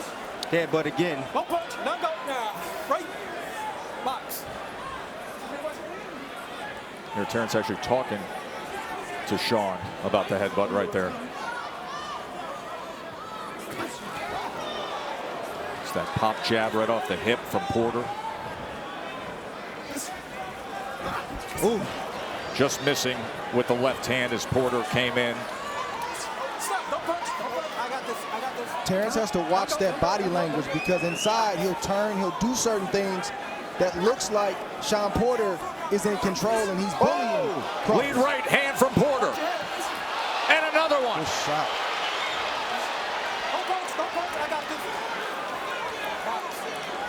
various right hands. Porter's doing exactly what his father told him. Ooh, that body shot right there. Wow. Oh, what a good thought from Crawford. Yeah, that was a body shot, but that was an overhand right from Sean Porter that definitely got Terence Crawford's attention. Each man having success. Porter with a couple of right hands. Crawford comes back with the left to the body, as he has done a few times. Goes with it again. I'd rather get hit with a headshot than a body shot like that. Especially those that sound like that have that shotgun effect.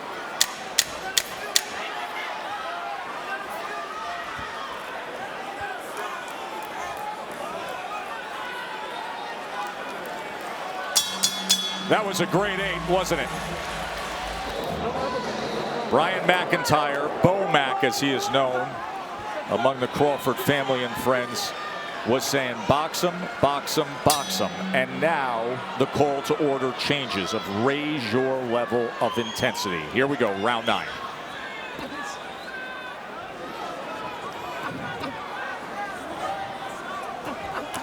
That's been missing from Crawford, the jab. He hasn't been on his jab.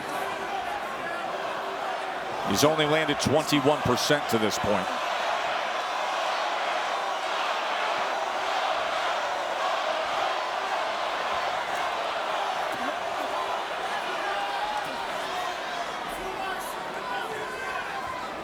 Porter's looking for the overhand right.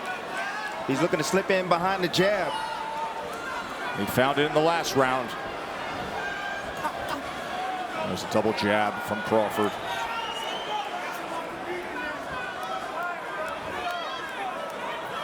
What Kenny Porter is asking his son Sean Porter for is separation. Check hook again from the southpaw. The fight is close, it's tight. Where's the separation? Raise your game. That's what he's asking for.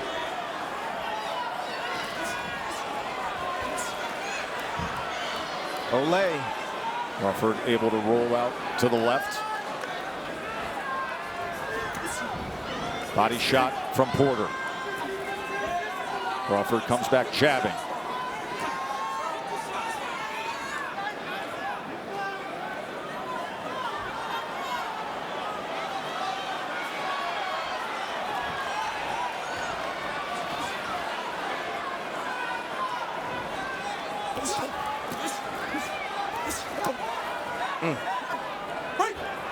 Nice little sneaky body shot from Crawford in the inside right there on the right side of Porter.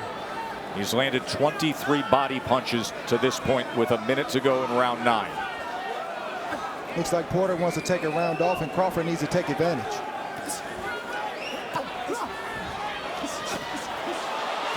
Left hand to the body again and again. Lead left hand from Crawford as Porter keeps taking those steps forward. Ooh. Okay, guys, break. Give me a clean break. See Porter holding on, trying to get himself together. When you get hit with a shot like that, you got to reassess some things.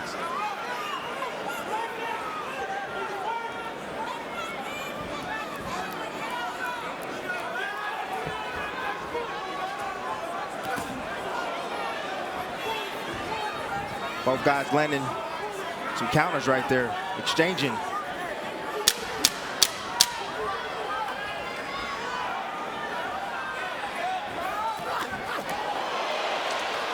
Going underneath with the left hand to the body.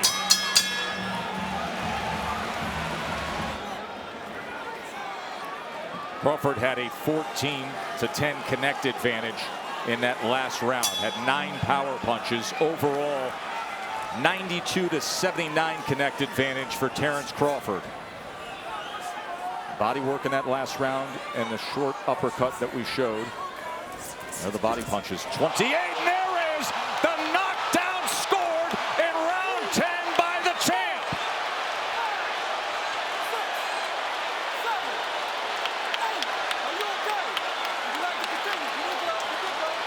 Terrence Crawford catches Porter early in round 10.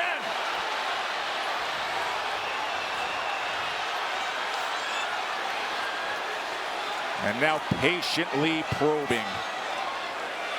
Seeing what could be behind that jab. There's a combination. There's a lead left hand. Porter looks good on his feet, but not coming forward and firing at Crawford for the moment. There's the overhand right, and another combination. Beautiful work by Crawford. Magnificent accuracy by the champ. He does damage.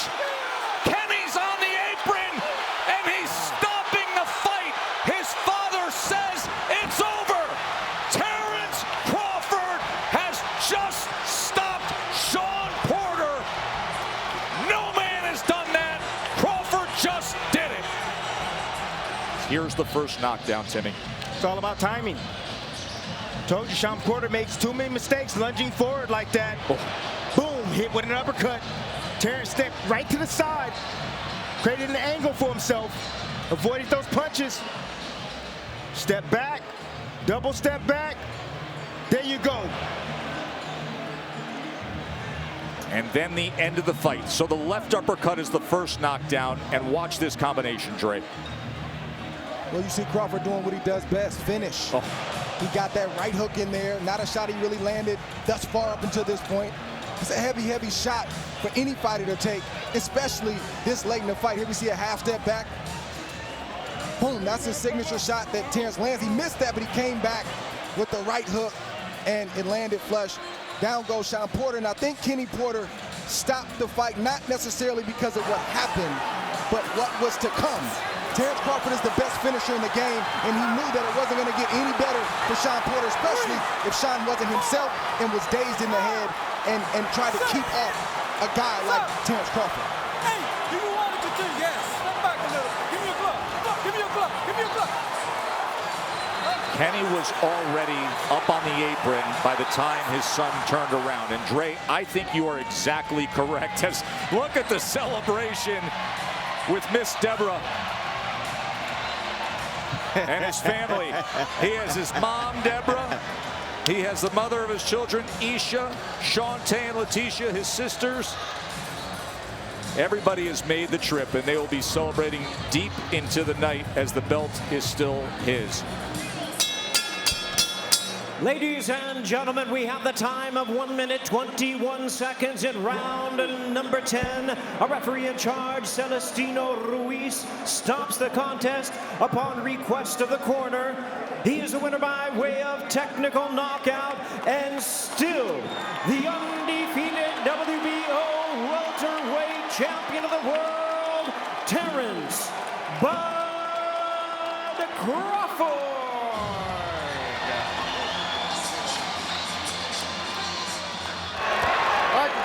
Shake hands, good luck to you both. Okay. Right, let's go. And so we're ready to go. Live from Caesars Palace in Las Vegas. At stake, the undisputed middleweight championship of the world. The principles are familiar. Marvin Hagler in the burgundy trunks, the southpaw, against Roberto Duran in the dark blue. These first moments, so important. Both fighters wanting to test the strength of the other. Hagler, of course, familiar to most people, that left-handed style. Remember, he will switch to righty at various times throughout this fight if he thinks it'll be effective against Duran.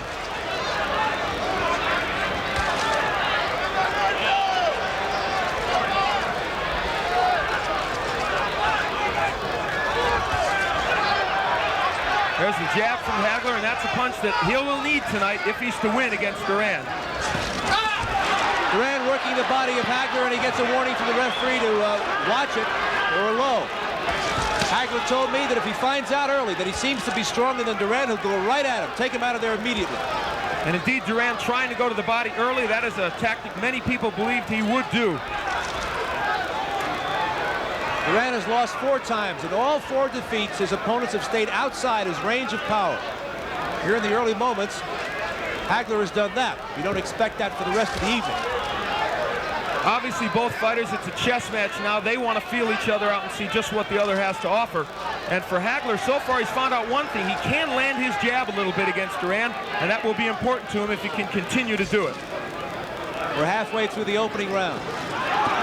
A bit of a right hand by Duran on the chin of Hagler was a glancing blow. Hagler has never been down as an amateur or professional. The last time Duran was down was 9 years ago. He was down twice in his career as a pro, both left hooks by Esteban de Jesus, oddly in the first rounds of those bouts, with Duran coming back and winning. For those people who claim that Hagler would be awed by this event, this is the time when it would affect him. He would be tight in the first round and perhaps be hurt, as Duran hurt Leonard early in their fight. That right hand of Duran was picked off by Hagler, but not that one. Duran gets in a right hand. Duran's best punch is the right hand, tries to throw the lead right. Watching Hagler in his workouts, he and Pat Petronelli worked on slipping that right hand and countering with both the left and the right. Hagler won't show his uppercut early in the fight. He wants to get Duran with that later on when they're at close quarter. Less than 30 seconds to go in a getting-to-know-you opening round.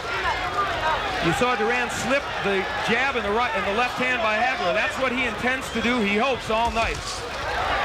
Hagler had his left blocked by Duran as he moved backward. Duran, an underrated defensive fighter. He was awesome in that regard against Davey Moore, continually slipping Moore's right hand.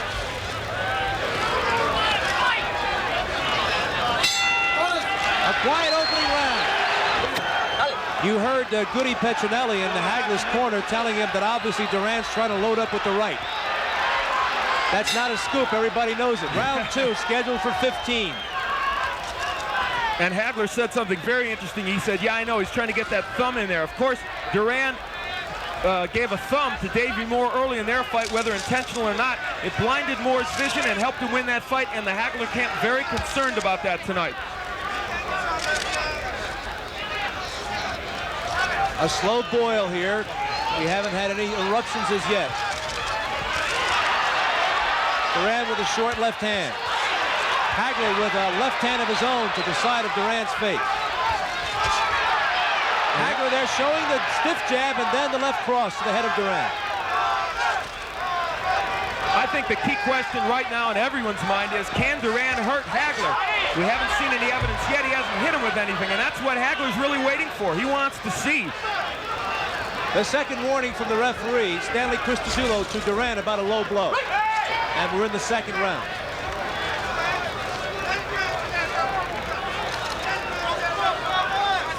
Early on, Duran is getting under the jab and the straight left of Hagler, and so it'll be incumbent upon Hagler, as he blocks that right, to use the uppercut effectively on the inside, as he's doing right there. Hagler working with the free left hand there as Duran was holding on. Duran with a short right.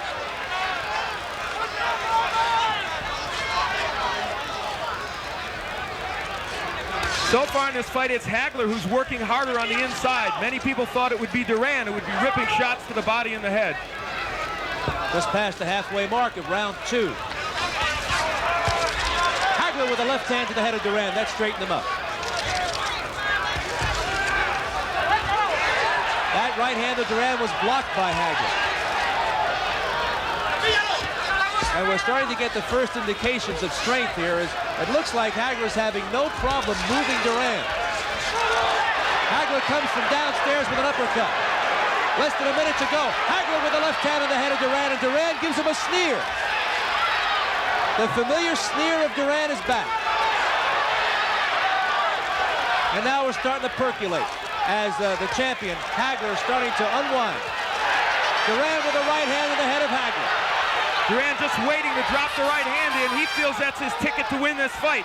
So far, most have been blocked by Hagler, but 1 or 2 have gotten in. That one was blocked. The crowd erupts every time Duran throws something, and in the last few seconds, he had a right hand block that he missed with a right, but yet there were cheers from the crowd.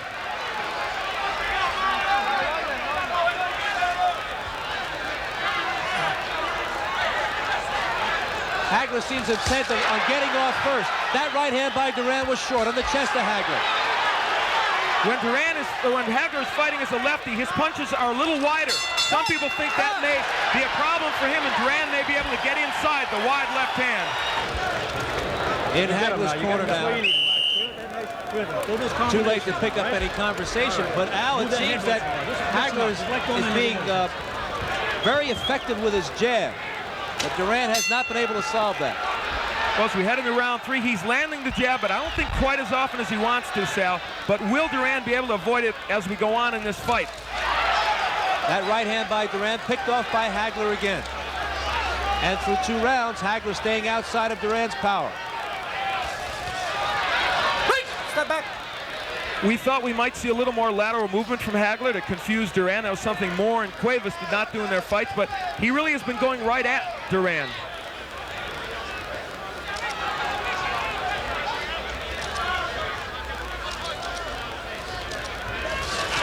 Duran short again.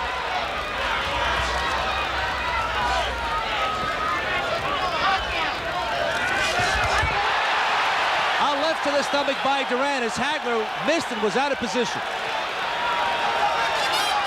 So the legend still has the cute moves, knows when to take advantage.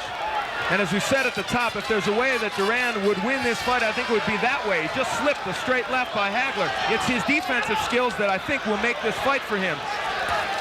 Now on the inside, Hagler doing most of the punching.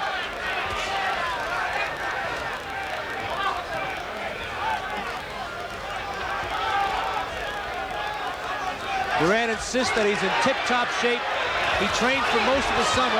Hagler did the same. Hagler just brought a right uppercut onto the face of Duran. We're halfway through round number 3. And this fight has certainly turned into a chess match. If people thought it would be a brawl, so far it is not that.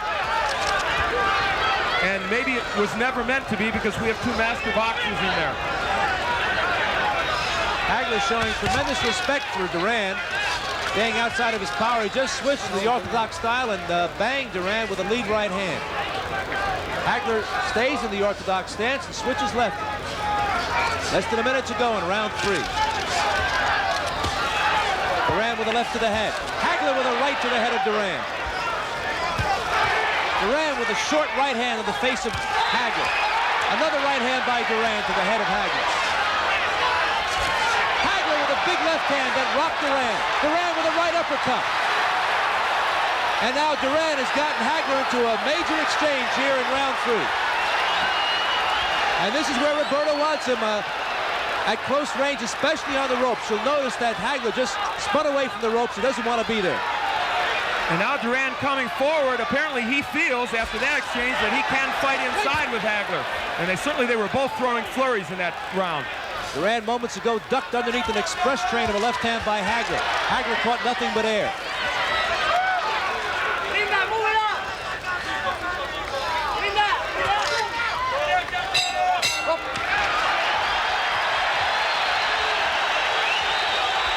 Once Marvin on the outside, boxing Duran, making Duran work, making Duran lunge. Round 4.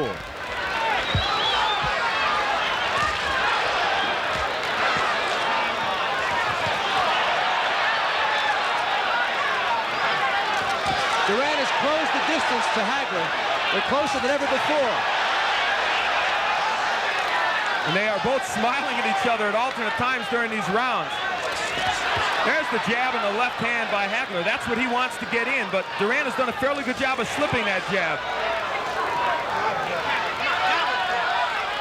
Now here's the dancing and the lateral movement by Hagler. Perhaps we'll see more of it as the fight progresses. There's no question that Hagler respects the strength of Duran at this point.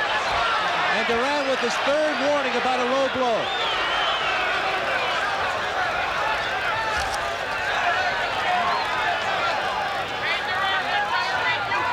Of course, many feel it's the advantage of Hagler to make Duran work and make this fight go a long distance. And now Hagler's starting to throw some feints at Duran and trying to show him a little movement. And so far, Duran, while Hagler hasn't landed much, Duran's going for all those feints. Right hand by Duran. Hagler with a left to the body. That backed up Duran for an instant. A big swat of a left hand by Hagler, the kind of jab that decked Caveman Lee in the 1st round. And indeed, now Hagler is starting to get his jab on track, and I guess that's the most important weapon for him in this fight. If he can land it, he'll be very effective. We're halfway through the 4th. Duran with a right hand, and Hagler didn't even move.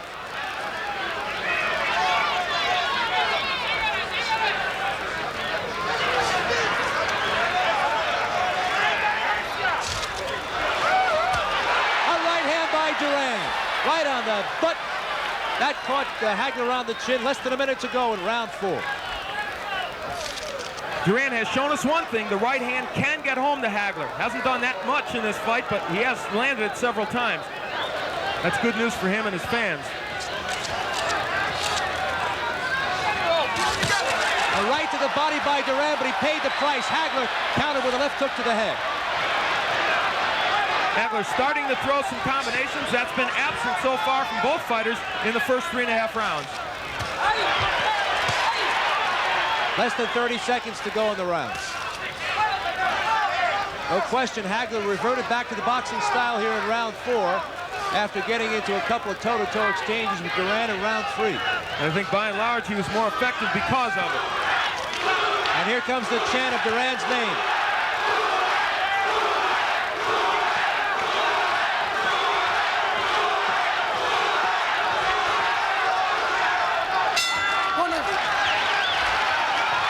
What he also knows is that occasionally he can get that right hand in, and if he can hurt Hagler with it, could do himself some good in this fight. Round 5, scheduled for 15. Hagler with a bit of a left hand, Duran with a right hand in response. Not too much impact there. I mentioned at the outset that Hagler likes to switch to the righty style. So far, he has not done that in this fight, apparently feeling that he can be more effective as a southpaw against Duran.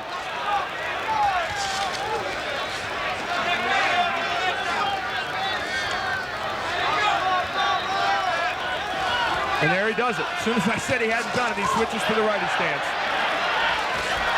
Left hook to the head from the righty stance by Marvin Hagler. Well, in the brief time he's changed righty, he's fought well against Duran. In the workouts every day, Hagler fought several rounds right-handed to be sharp, to be able to show Duran that he can go both ways. And Hagler with a right hook from the lefty stance rattled Roberto Duran. And he landed a good uppercut just before that. So he's starting to get the hand speed unlimited, and Hagler looks a little looser here in round 5. And after round 3, you'll note Goody Petronelli said you look tight out there.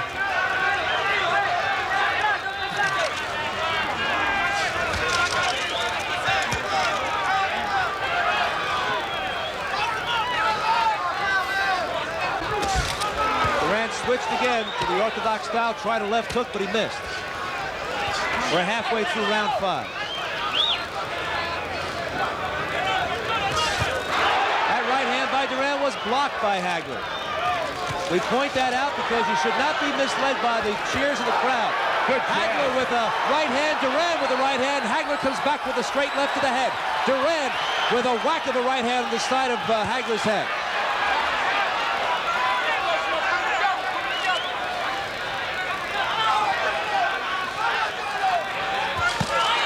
Less than a minute to go in the round. Duran gets away with a low blow out of the view of the referee. Neither fighter has done much body work in the last several rounds. That's something they're both noted for.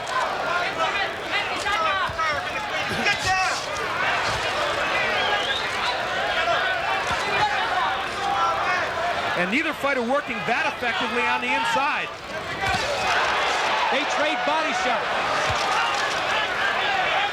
Less than 30 seconds to go in the round.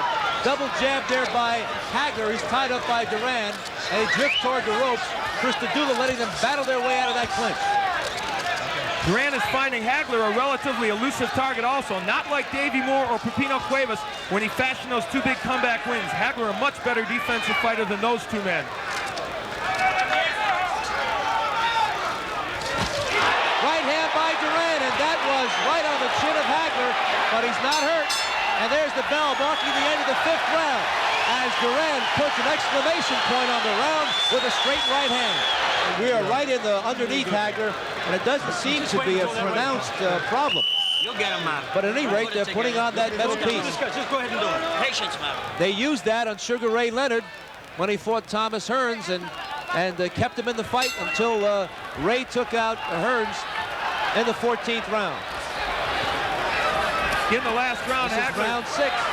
In the last round, Hagler switched to righty, and I thought Sal was very effective, but he's not gone back to that style yet. When he switched to righty, he landed a very good straight right hand.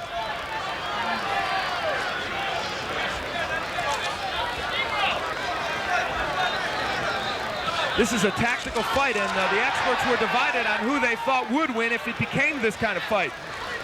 Many people felt Duran could not fight him from the outside, but Roberto's not doing that badly from the outside against Hagler. A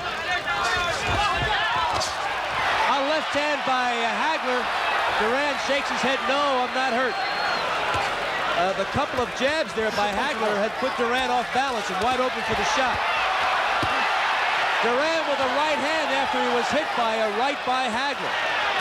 So we're getting some toe-to-toe stuff here. I think when Hagler switches to righty, he is much more effective against Duran, and there he does it now. He can land often in the righty stance. There's the good jab by Hagler. A good right by Hagler. This is the way he needs to be in this fight. A hard jab by Hagler from the orthodox stance. Hagler with a left hook to the head. Hagler switches to lefty, goes to righty. And they're in the center of the ring now. Duran not been able to make full connections as much as Hagler. And I think we're seeing the key to this fight. If Marvin Hagler could sustain his attack as a righty, I think he'd be very effective. Good uppercut by Hagler. We're halfway through the 6th round. Duran with a right and left. Hagler here applying some pressure. He's gone into another gear. And it's Hagler on the inside, not Duran, who's dominating the action as many people thought. Hagler now digging in now, throwing shots, and he is catching Duran. Duran still coming forward. Big right hand by Hagler from the righty stance. That was his best punch.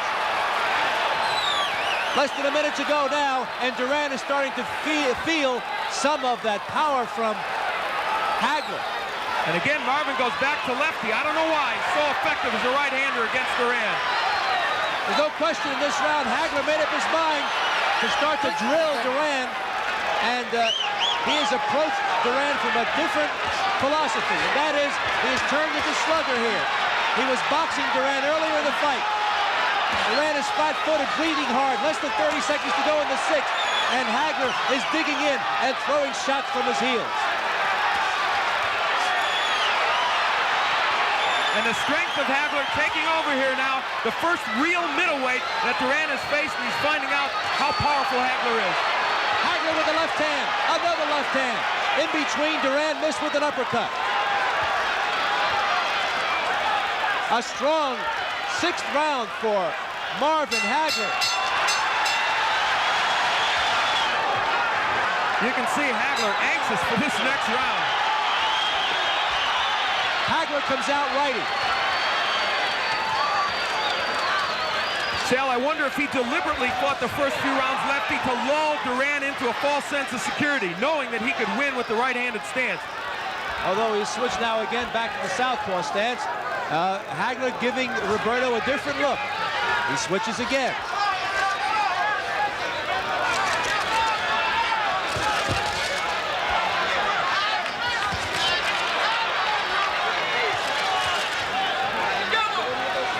Duran's left jab landing even better as a righty than his right jab was landing when he was southpaw.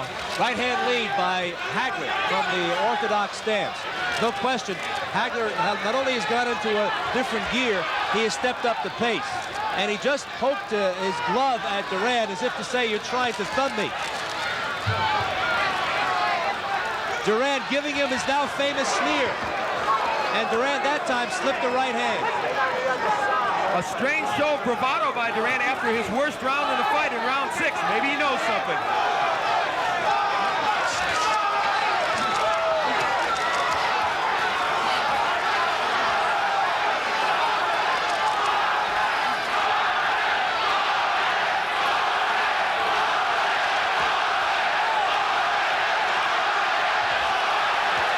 Hagler with a left hook to the head. Both fighters smiling at each other.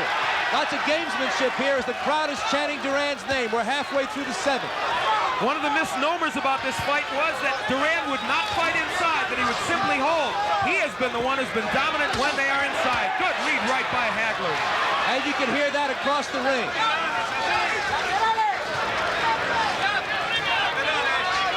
Hagler pushing Duran to a fast pace here. He wants Duran to work hard. Hagler out-punching Duran here in the 7th as he did in the 6th. And Duran seems undismayed. He mocks Hagler, smiles at him. Hagler's expression is unchanged since he entered the ring. It's a menacing look. Against Vito Antuofermo in their first fight, Hagler dominated all the early rounds, as he may be doing here against Duran. Ran out of gas, got frustrated when Antuofermo wouldn't go down. Will that happen in this fight if Duran can take it the full 15? Less than 30 seconds to go in the 7th. And there, look on the inside. It's Hagler really throwing the shots, not Duran.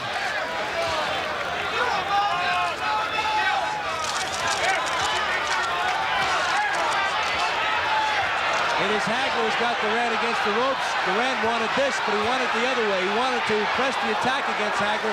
Has not been able to do that. They're at close range, and Hagler rumbling pretty well. A right hand by Duran at the bell, and they stare at each other. We're ready for round 8. Neither man has been cuttered down.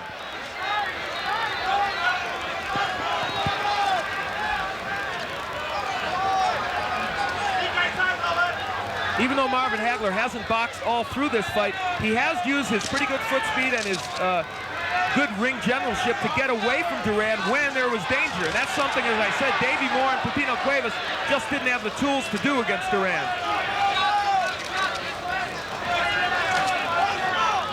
Sal, I think now Hagler would like for Duran to lunge in with the right hand. Certainly Duran must sense he's falling behind. Hagler would like to catch him with counter shots as Duran lunges in with the right. We are approaching the halfway mark of the fight. Al, I want your impressions about how one man has been able to prevail his will over the other, or has that occurred? Well, I think Hagler has done so more out of technical abilities than anything else. He is simply a better boxer than Duran has faced in recent times.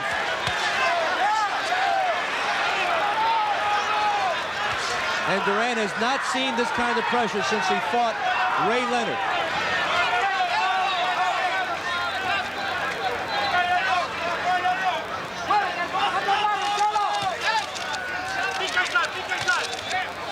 You see the right hand blocked by Hagler. Hagler has fought a pretty good defensive fight. Duran himself has avoided being hit really flush by Hagler. Now Hagler turns to righty, and watch how effective he is when he turns to this stance. He made a pivot move and brought that left hook to the head. He just did it twice. Hagler's corner knows that Marvin is especially effective in the orthodox stance, and they welcome him switching to the righty style. And Marvin wants to fight on the inside with Duran. Unlike what people thought, he's ripping shots to the body and the head.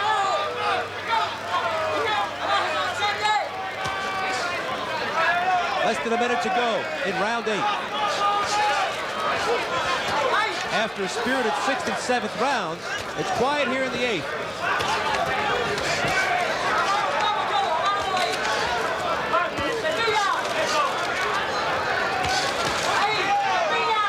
And if there's an edge in body work, it certainly would go to Hagler, and that is a factor as we go on in this fight. Will that take something out of Duran?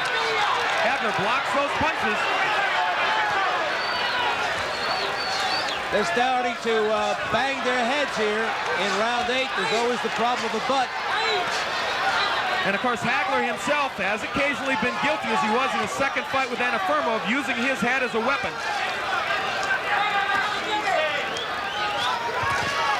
The first half of this round was quiet. It's been stepped up because of Hagler's ability to punch in bunches. Hard jab there by Hagler. Yet another one.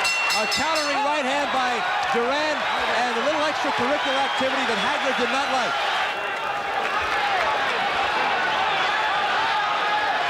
Duran comes out flat-footed for round number 9. A wide stance. It looks like Duran here wants to really rumble. He wants to get Hagler at close quarters. And Hagler again as a righty. You heard Goody Petronelli say, "I like you as a righty. Change up and use that often." Hagler looks like he's ready to accommodate Mr. Duran if he wants to go toe-to-toe here at close quarters. Duran has closed the distance between himself and Hagler. We've talked about Duran's defense, and it's excellent, but Marvin Hagler in this fight has shown that he also is a good defensive fighter, picking off punches and slipping others. Although occasionally Duran does get in with that straight right hand. The jab of Duran has been almost non-existent in this fight.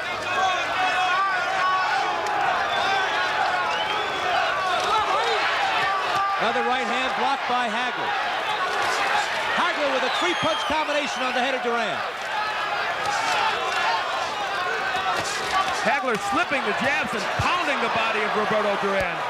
Then he came upstairs with some uppercuts, and that brought an ooh and an ah from the crowd. Right hook by Hagler. This fight is very reminiscent of the fight that Hagler fought here in Las Vegas against Vito Antuofermo when he tried to lift the title. He beat Antuofermo as he's beating Duran right now, but around this time in the fight is when it shifted and Vito started putting pressure on. Let's see if history repeats itself. Duran has certainly not come close to going down in this fight. Hagler said he learned a great lesson from that controversial draw. He knew he ran out of gas down the final 5 rounds. He said he learned how to train for 15 rounds. He vowed it would never happen again. And so far, no indication that Hagler is slowing the tempo. Good counter hook by Duran. It has no impact on Hagler. Hagler threw a lead left hand, and Duran came with that countering hook. Less than a minute to go in the round. Hagler continues also to work the body very effectively. Hammering right hand by Duran on the head of Hagler.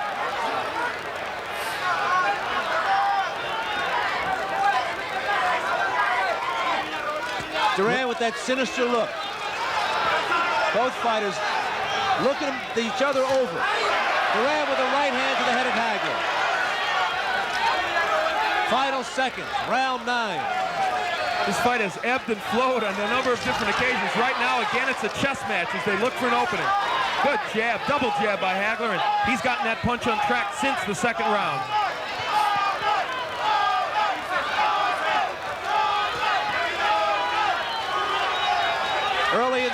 Hagler with an eruption, a 3-punch combination, and later some body work. That was the major noise in an otherwise unspectacular 9th round. Don't think about it. There's the bell for round 10.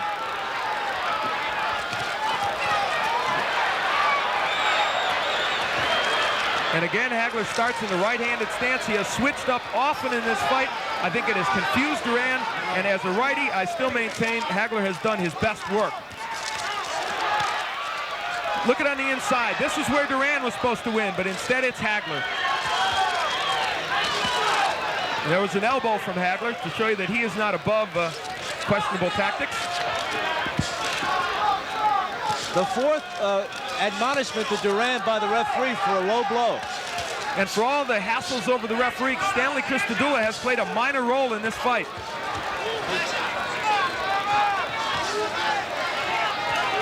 They're on the inside here in round 10.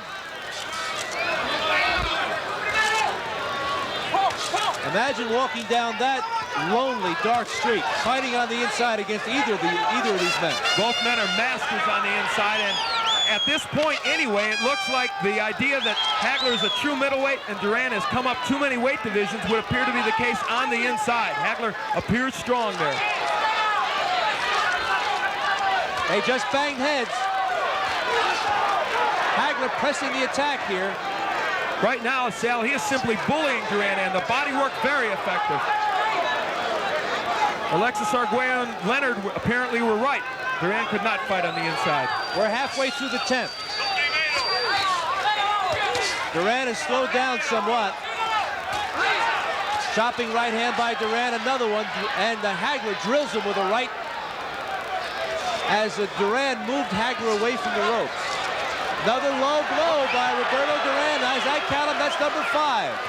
Still no points being taken away, however, by Christodoulou. We're in the final 60 seconds of the 10th round.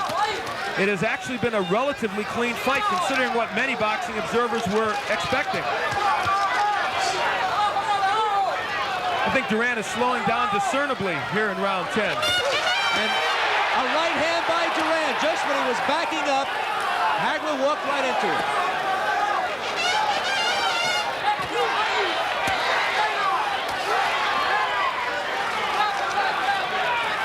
Less than 30 seconds to go in the 10th. Right hand high in the head of Hagler. Duran with another right hand. For all of the attack by Hagler, Duran is very much in this fight. Well, he's still upright anyway, and that gives him a chance. A hard left hand by Hagler. Duran came back with his own right. And it appears right now that Duran cannot hurt Hagler.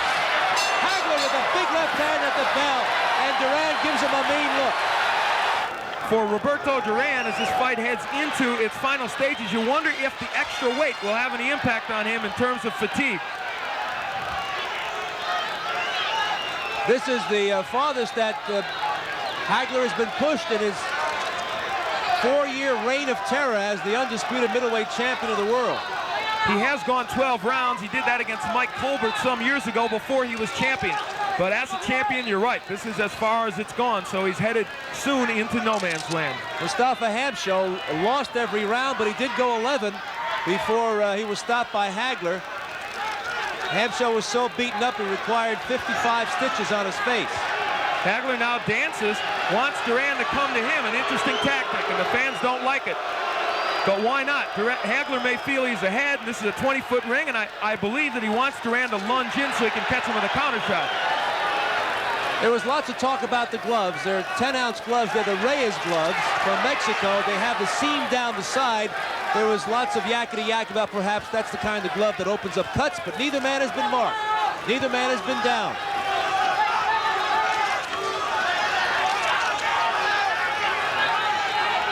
Some people may question this strategy. They might say, isn't it better for Hagler to put the pressure on Duran? Get him tired, working these last few rounds. But Hagler obviously has it in his mind to box in this 11th round. Halfway through the 11th, Roberto Duran almost stationary in the center of the ring, following Hagler around. Hagler's best rounds were the 6th and 7th. Hagler's preoccupation with the judging would dictate that he might not fight this way in the later rounds, but he is doing it, risking what he feels might be bias on the part of the judges against him.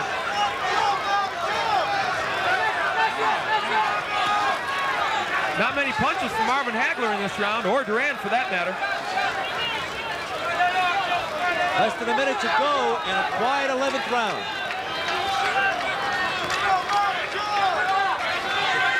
Is Hagler getting tired? Is he dancing because he doesn't quite have it in him for an all-out attack? No, we don't know, but we may get the answer in the next few rounds.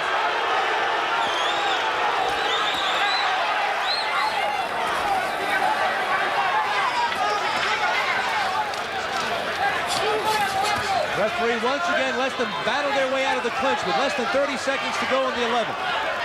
And here's where a rally by either fighter might steal this round. Step back.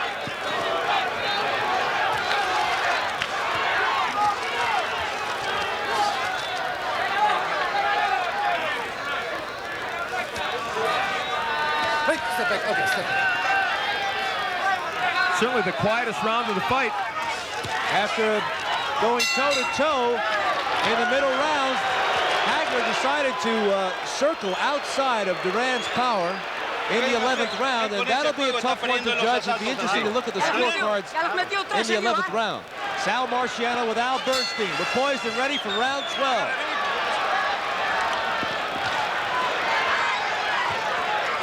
Hagler comes out right-handed, and he comes out banging. They told him too much movement in the last round, and he takes care of it by going right to Duran. As champion, Hagler hasn't been this far before. He has rejected all 7 of his challengers in less than 11 rounds. And the last time Duran went this far was against Benitez about 2 years ago, and he did not look good in the final rounds against Wilfred. He was tired and catching a lot of counterpunches.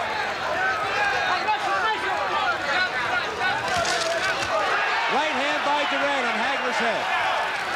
But you know, Al, in my mind's eye, as I go back over the previous 11 rounds, Hagler has been difficult for Duran to hit. He's been blocking a lot of punches. He has shown good defense in this fight. Better, I think, than Duran expected. Duran breathing very heavily, and I think Marvin now trying to go to the body to exploit that. Hagler took a breather in the last round, but not in round 12. Hagler is back on the inside, takes a right hand from Duran, does some work with the uppercuts, and this is a whole different kind of style as contrasted against the previous round, the 11th. Left hook by Duran to the head of Hagler. Now Duran is punching more on the inside, working the body a little bit. It may be too late, but he has certainly picked up the pace on the inside, what we expected early from him. Duran with a right uppercut. There's swelling underneath the eye, the left eye of Hagler.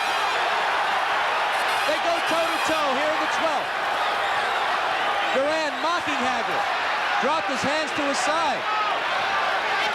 Hagler's protecting his left eye. And Marvin looks a little bit tired.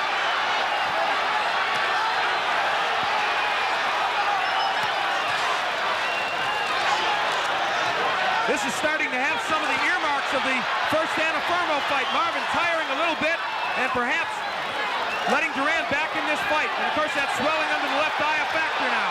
Duran with the lead right, and he followed up with another right hand. And Hagler's got a problem with swelling underneath his left eye. This is reminiscent at this point of the Davey Moore fight, when Moore went inside on Duran and Duran connected with right hands. This is Duran's best round.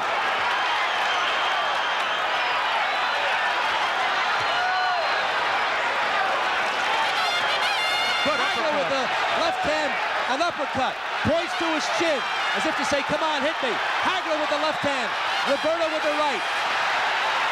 And this is what it's all about. Two champions going toe-to-toe.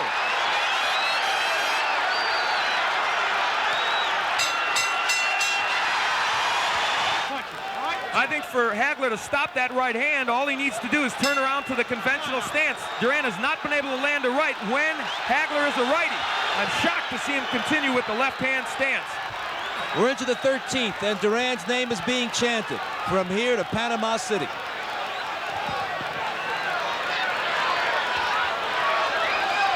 Hagler still has vision. It's a swelling underneath his left eye. Duran looking to unload the right hand. Hagler punishes him with a couple of hard jabs. And that doubling up with the jab is exactly what Goody Petronelli told him to do. They don't want him looking for one knockout punch. Hagler with a crunching left hand to the head of Duran. Roberto Duran has shown us he can take the punch of a full-fledged middleweight because there are not many more full-fledged than Hagler, and he's hit him with some good shots in this fight. Whether Duran is behind in this fight, or ultimately if he's the loser, he continues to be a formidable fighter. As a lightweight, 7 years the champion. As a welterweight champion. As the junior middleweight champion. And here in his first middleweight fight, he has really rumbled with the best there's been since Carlos Monzon. Right hand by Duran. Hagler was moved by that shot. You know, Roberto Duran is huffing and puffing. I really think he's fatigued, but Sal, he is fighting this fight now on intestinal fortitude. And of course, the long training that he put in for this fight. We're halfway through the 13th round. A left hand by Hagler, a right by Duran.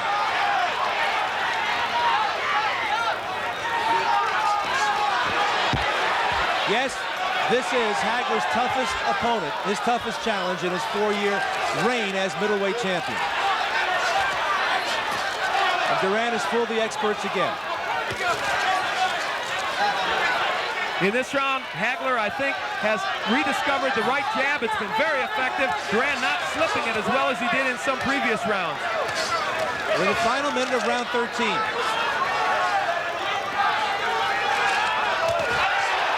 Right hand by Duran. Hagler came with a right hook.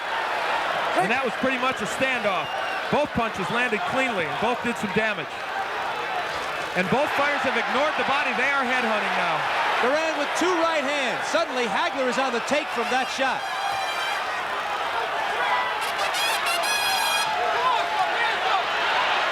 Duran paws at him in disdain. Duran with a chopping right hand. Something's happened here in the last 2 rounds. Duran has shown that he is powerful and has been able to take the best from Marvin Hagler. And now it's showtime for Hands of Stone as he rattles Duran. Hagler with a right hand. The sneer is back, and at the bell, Duran with a right hand. No question about it that Roberto Duran is trying to bring that right hand, and he is sharpshooting for that left eye of Marvin Hagler as swelling underneath on the cheekbone. We're into the 14th. Hagler comes out winging. And he came out right-handed and was effective. Again, I'm puzzled by the fact that he won't fight right-handed more often. Look at him go to the body of Duran. Good uppercuts by Hagler. In the first 20 seconds of this round, Hagler has been a tremendous force here. Duran backing up, looking to get some punching room.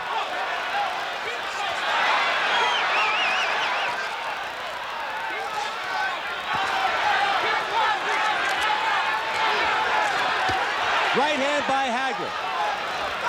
Duran looking at awesome force here in the 14th round, but he still sneers at Hagler. The fight of the year? Yes, I think so. It certainly has been everything it was billed to be. And I said the onus was on Duran at the beginning to make this fight. He has shown us. He has come back from an early deficit and fought well toward the end of this fight. But I think Hagler's having a very good round 14 here. But will Duran come on in the second half of the round as he did in 13? Hagler with a right hand that caught Duran. Duran still sneering. He's joking with Hagler, and we're deep into this fight. We're in the 14th, and we're halfway through the round. And this is what Marvin Hagler did not want, a relatively close fight going into the final rounds. He was very, very concerned about this. Now Duran is giving some lateral movement to Hagler, and he's taunting him. Duran stuck his mouthpiece out at Hagler, taunting him, trying to intimidate him. He may be sticking his mouthpiece out, but Hagler, I think, has done most of the scoring here in round 14. We're in the final minute of the next to last round.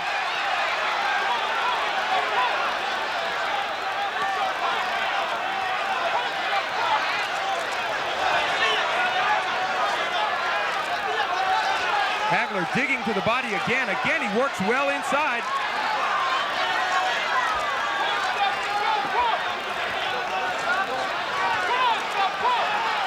Less than 30 seconds to go in the 14th, a round in which Hagler's done a lot of punching. He's come back strongly. I see blood. I think that the Hagler's got a cut. Yes, it's around his left eye. Hagler is cut. But here in round 14, despite the sneering, it's been Hagler on the inside dominating the action, as you see him doing right there. Hagler with a strong right hook to the head. Hagler knows he's cut. He's had an exceptional round, but they're going to have to work on that eye during the 1-minute break before the final round. Al, as we approach the final round, the way you have it scored, let's hear it. Well, I don't have the numbers added up, but I'll tell you what, I feel that Hagler is ahead in this fight. I think that he is leading, and I think that it is up to Duran to have a big 15th round. He may, in my opinion, he may need a knockout to win, but it's up to the judges. Duran points towards his chest. He says, come to me, I want you. And I'm sure the Marvelous One will accommodate him. And the strange thing about this fight is, on the outside, Duran has done relatively well. On the inside, I think it's been Hagler who has been dominant. Some people thought it was the other way around. Look at Hagler ripping shots on the inside. He's so effective. They're working the body and the head. Hagler goes right to it here in the final round. He's staying close to Duran. And I think that's the best place for him to be. Take away the power of Duran and work him on the inside. Big left hand by Hagler on the chin of Duran, but Duran is okay, so okay, he sneered again at Hagler. Hagler appears he doesn't want to take any chances. He continues to punch a lot. And this fight has shown us Hagler, the hard worker in boxing, and Duran, he's the showman. So far, the hard worker in this round is getting the job done. The big news is that Duran was able to score heavily with the right hand tonight against Hagler. So much so that he caused a swelling on the left cheekbone. Many people did not think he could get those right hands home. He's gotten enough home, as you said, to cause the swelling, but is it enough to win? Here on the inside, Hagler still working very, very effectively. We just passed the halfway mark of the final round.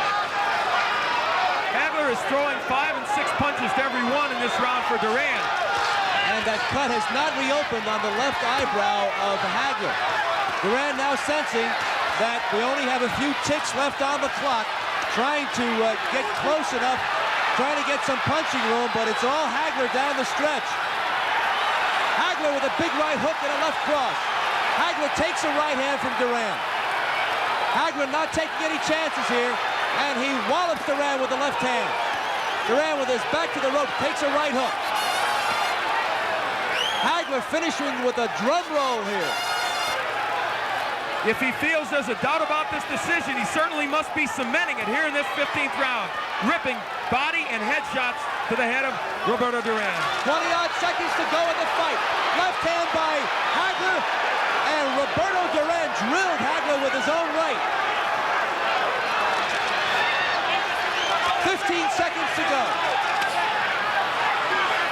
Two warriors, two champions, going the full 15 rounds. Hands of Stone turned out to be a formidable opponent, and he rocks Hagler with the right hand, Hagler with the left, as we head for the belt.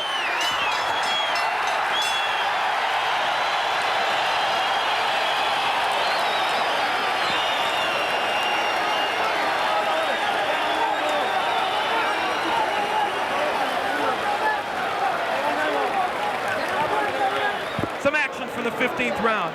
On the inside, this was where Hagler did such effective work. Many people thought he would simply hold and wait for the referee to break, wanting to get Duran at long range. It didn't work that way. More action from the 15th round. Hagler worked the uppercuts and the body shots so effectively in that 15th round.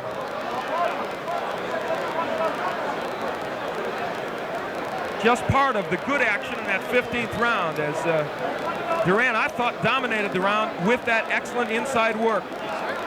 Shows us his hand speed with some good combinations. And while Roberto Duran sneered, he simply could not do damage to Marvin Hagler.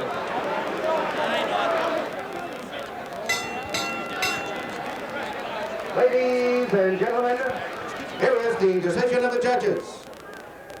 Judge Guy Jutras scores 144-142. Judge Yasaka Yoshida scores 146-145. Judge Obi Oberson scores 144-143 for the winner by unanimous decision, and still the undisputed middleweight champion of the world, Marvelous Marvin Hagler.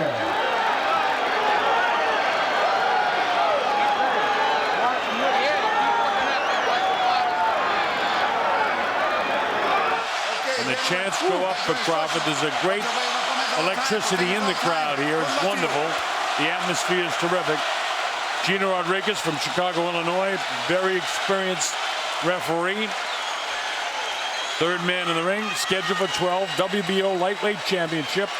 I'm the Colonel Bob Sheridan, along with Larry Merchant, and Christina Poncher is with us. And hope wherever you're watching around the world, you're going to enjoy this one. Here we go, round one. 135-pound championship of the world. First jab by Crawford. We got the word that the attendance is 10,943, so they turned out en masse in this arena to see him.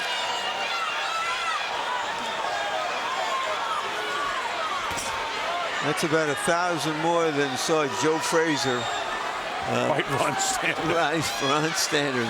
For the heavyweight championship of the world some 42 years ago. Crawford, of course, in the black trunks.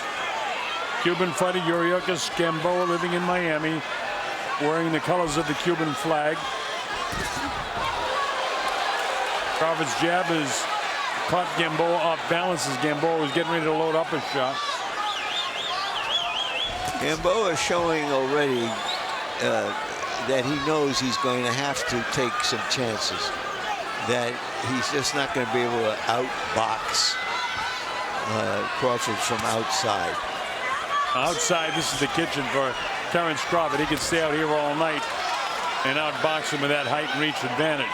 And he's plenty content doing so. He spoke about that during the week. If I need to make sure I use my reach, my jab, and take advantage of my size, and I'm perfectly comfortable fighting around the outside. But Gamboa's quick-handedness is evident from here. You know, sometimes when a fighter like Crawford is usually the fastest guy in the ring, the quickest guy, and he comes up against somebody as quick as him, maybe quicker, it changes the equation.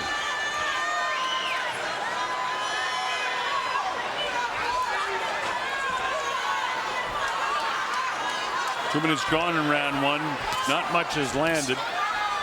Not much difference between the two fighters so far. If I had to guess, I'd say that Crawford has landed more blows than has Gamboa. But as Larry said, and I expect soon he's going to have to take some risks, because he's not going to be able to box this guy like this from this position all night. And Christina, who spent some time with Terence this week, in spite of the crowd and the reaction that Crawford has, he's perfectly comfortable in doing exactly what he's doing.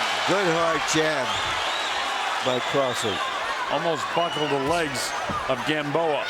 I think Gamboa got a little surprised by the pop in that hand.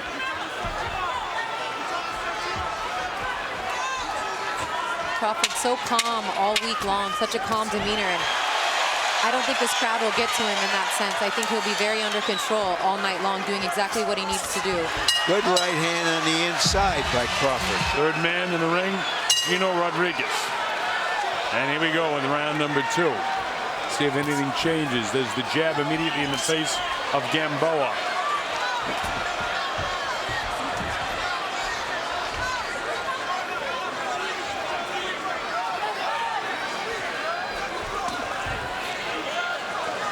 Gamboa to the left of your screen. That's Terence to the right. Red trim on the trunks of Yuriorkis Gamboa from Cuba. A lot of the questions early was how if Gamboa was going to have any ring rust. You know, it's been a year since he's been in the ring and only twice in the last 2 years. So not too much of that showing early, Colonel. I think he's looking okay out there, but that was a big question that a lot of fight fans had coming into this match was if it was going to show a little rust. Well, it's early to note, you know, but veteran fighter spends a lot of time in the gym. Maybe not so much.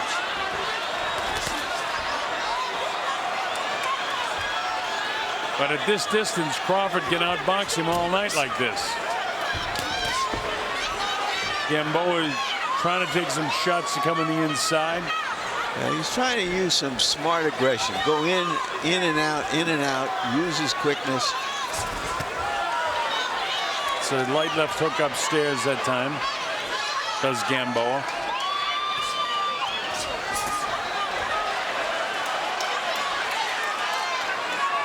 Gamboa as a featherweight, nothing short of sensational.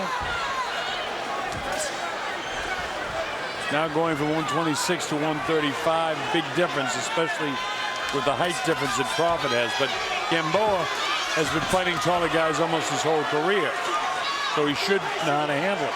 But Crawford is not just an average lightweight. He's a lightweight champion with a lot of skills. And a big lightweight.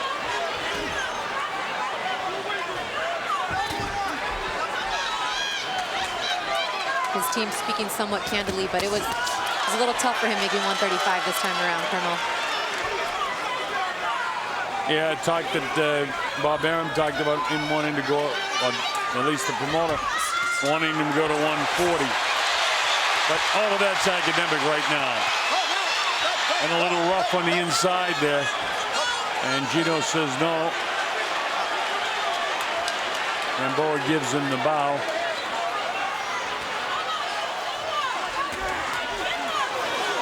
Good shot landed by Gamboa.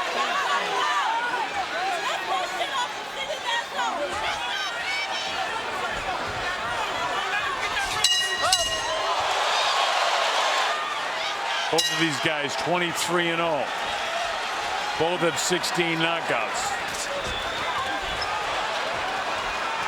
Gamboa looks like he's going to put the metal to the pedal in this round.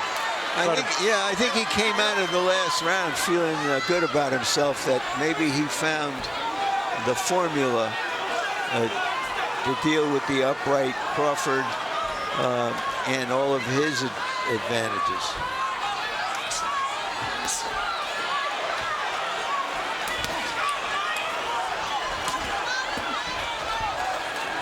Gamboa seems very strong.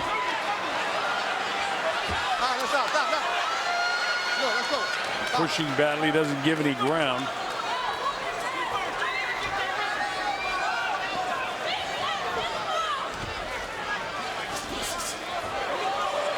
Terrence loads up the right. You saw what happened, whistling past the ear. There's an example, Colonel, that I was talking about earlier, that when a fighter suddenly meets somebody who might be a little quicker than him, or as quick, you know, suddenly the picture changes. Good right hand on the inside, but didn't hurt Gamboa. Gamboa landed some flush shots in there too.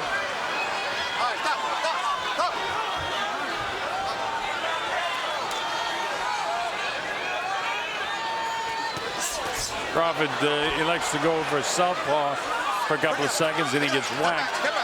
Yep. Gamboa is beating him to the punch. Literally.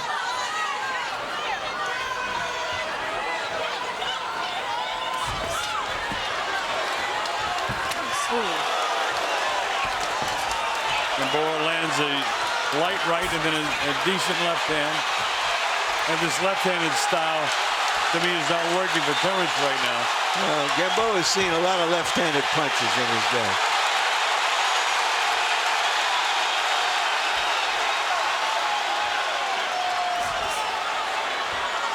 Cheekbones a little bit puffy on the face of Gamboa so far. Decent left hand landed by Gamboa. I think Terrence is better defensively when he fights right-handed.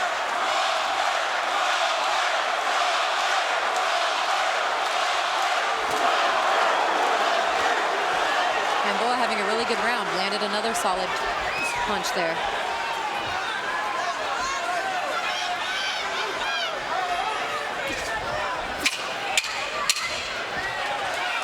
Closing seconds of the third round. They exchange shots, but I think Gamboa got the better of it. This is round 4. CenturyLink Center, the hometown of the champion, Terrence Crawford. Now let's see if Crawford can make an adjustment from the last 2 rounds that may or may not have gone in favor of Gamboa. They have on our score sheets, but we're unofficial.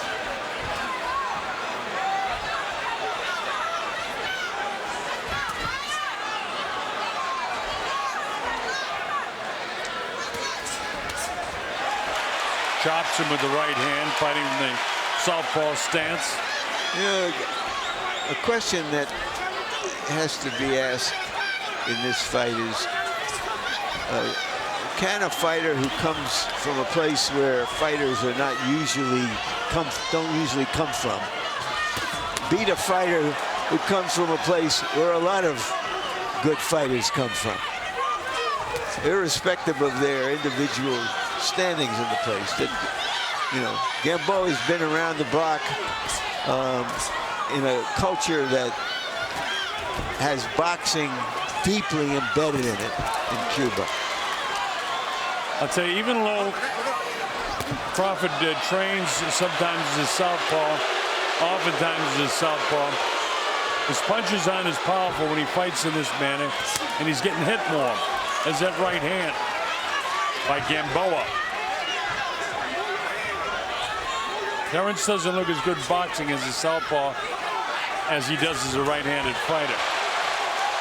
He thinks that he has a lot more power in his left hand when he fights as a southpaw, and that's why he does it. And he gets nailed more. Yeah, he's susceptible to that right hand of Gamboa every time he switches, Colonel. Well, he's not switching. He's just fighting left-handed now.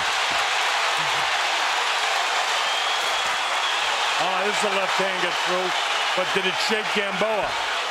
Gamboa's on the assault and putting pressure still on the champion. And he took Crawford's punch really well in there. Crawford landed a solid shot.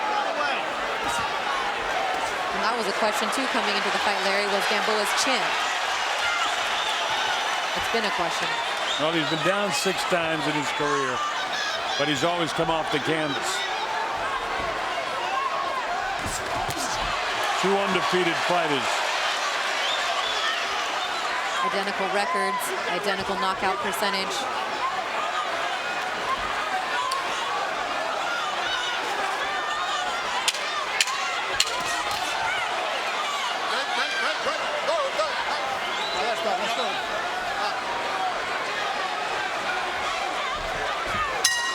The bell ends round 4.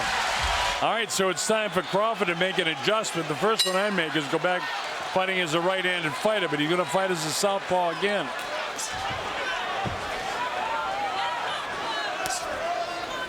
If he thinks that fighting as a southpaw is confusing Gamboa, it's not confusing him in the slightest. I don't think he's trying to confuse Gamboa. I think that when he was fighting him in his conventional style, he just saw that Gamboa had an advantage over him, which solved him, and that he just feels he has to fight him southpaw. Yet he won the first round, Larry. He's lost the last 3, in my opinion. Yeah, well. So, you know, but that's, you know, you may be right. That's what he's thinking. Yeah. He doesn't know he's lost, and he may not have, but I mean, that's the way I see it anyway. Well, I have it 2-1 and 1 even. I know officials don't score even rounds, but I do. Little welt alongside the right eye of Gamboa. He's had that puffy cheek for a couple of rounds now. Good little right hand hook by Crawford. Crawford walks him back on his heels. Gamboa doesn't like it.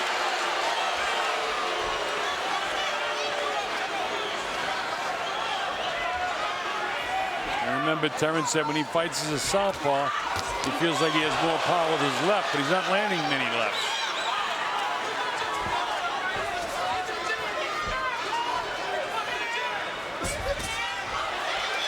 I think Terrence needs to go back to using the jab a little bit more, keeping that distance. Now he's trying to figure this guy out. He's not touching him when he's jabbing as a southpaw, as this kid Gamboa is very quick on his feet and with his hands. Oh, he hurt him with the right hand. Yeah, he's staying. He's dropped him with the left hand. He hurt him with the right, then the left hand dropped him. Now how about that? And the roof is about to blow in this place, Colonel. Gamboa got a little too reckless. Well, you said he was going to have to at some stage, and he's real reckless now, but his legs aren't there. Terrence touches him up with a pretty good jab, whacks him with the left hand, downstairs, loads up with the right hand. Gamboa is fighting back valiantly, but is he hurt, as you say? He is hurt. Trying to hang on. Terrence imposing his will on Gamboa right now. Gamboa is staggering. Slides to his right, nail with another right hand. He's ready to go again. But we're out of time in the 5th round. Nails him again. He's back on his heels. Listen to the crowd. No smile on Gamboa's lips at the end of this round. Great round for Terrence. I don't believe a guy can recover from the kind of damage he was experiencing at the end of the 5th round. We'll see. Well, at the very least, with that knockdown, that evens out the fight, I think, on our cards, right, Colonel, at 47 all. Yeah, at the very least. But that's the least important thing right now. The thing is, can he continue the pace? He's fighting as a right-handed fighter now, and he continues to hurt Gamboa. Gamboa's legs aren't there at all. But he's making a stand, to his credit. And I still expect Terrence to be cautious in a way and be patient. I don't expect him to get out of his style. Is Terrence back as a southpaw again? Well, you and I have discussed this southpaw stuff ad nauseum, but he made it work for him. Yes, he did. And here's Gamboa, who was down for the 7th time in his career in the 5th round.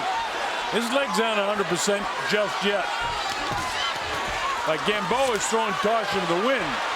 He's trying to nail this guy. Yeah, he's showing us what he's made of. Yeah, he's a fighter. Whether he can weather this kid or not, he is showing us that he's got some. He got cracked by a good. You don't get to be as good as him over such a long period of time with not having a lot of fortitude. Well, he's got that for sure.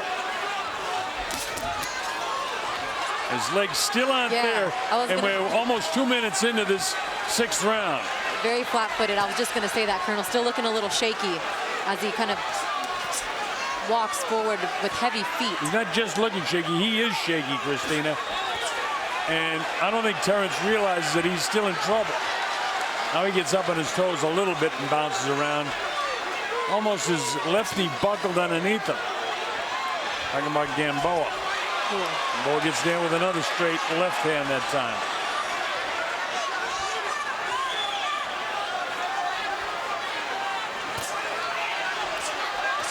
Only 5 seconds to go in the round.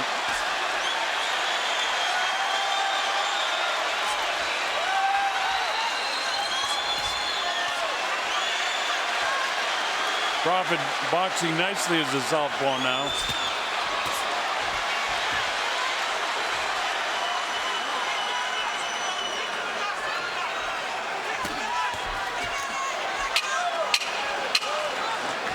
Closing seconds now. This is the 6th round.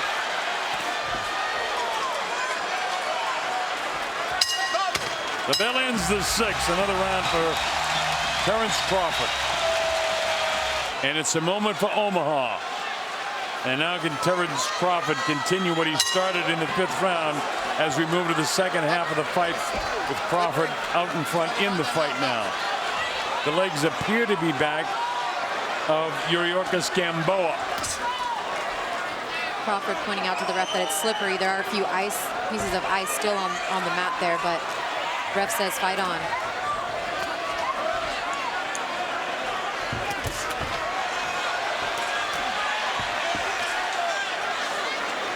Crawford continues to fight as a southpaw.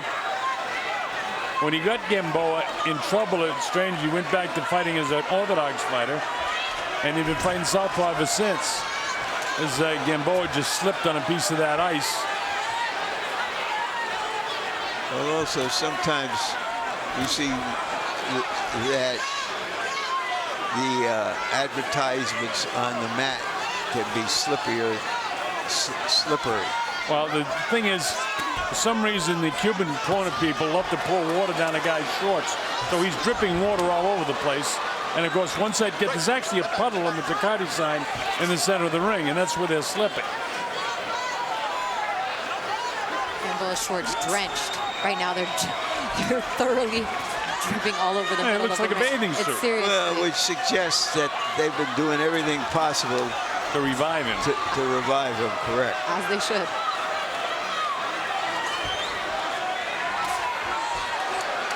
Crawford trying to pot shot him and catch him. Right hand has been effective. Gamboa continues to slip, step on each other's front feet. Gamboa's doing a lot of slipping, and it's his own corner's own fault because, I mean, we described his trunks are a bathing suit right now. They're dripping that much, folks.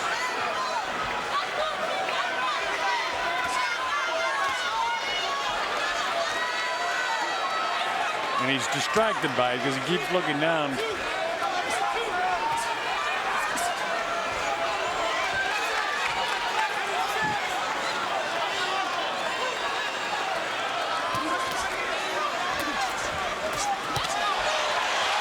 Gamboa's legs are totally back, so whatever they've done in the corner, he's revived. And as I say that, he gets whacked. Well, as you pointed out, Colonel, he's been looking down, and when he looked down, Crawford popped him. Distracted by the wet shorts and his footing on the canvas. Because he moves a lot. He bounces around. He slides left to right. He fights up on his toes all the time. Compared to the early rounds, Gamboa looks like he's going through motions now. Not as serious and as alive and well. All right, here we go to round number 8. The Colonel Bob Sheridan with Larry Merchant, Christina Poncher. Watching Top Rank Boxing. We're at the CenturyLink Center in Omaha, Nebraska. The home of the guy in the black trunks, Terence Crawford. You know, Crawford is ambidextrous. I mean, his turning southpaw is not a tactic for a moment to try to confuse his opponent. No, he trains to do that, and that's different from what I talk about all the time, and he's successful at it. I mean, he got Gamboa in trouble when he was fighting as a southpaw. It just struck me funny that he turned back right-handed when he was in the process of pummeling him. But that's okay. If a guy trains that way, that's why. And as you said, the guy is ambidextrous. That's different from a guy using it for any other reason. Round 8 action continues. Slowed down just a bit in terms of the amount of punches being landed by either fighter. Gamboa has stopped being aggressive. Yeah, I don't think he's thrown a punch this round, Larry. You know, it's one punch at a time, hoping something happened and making something happen.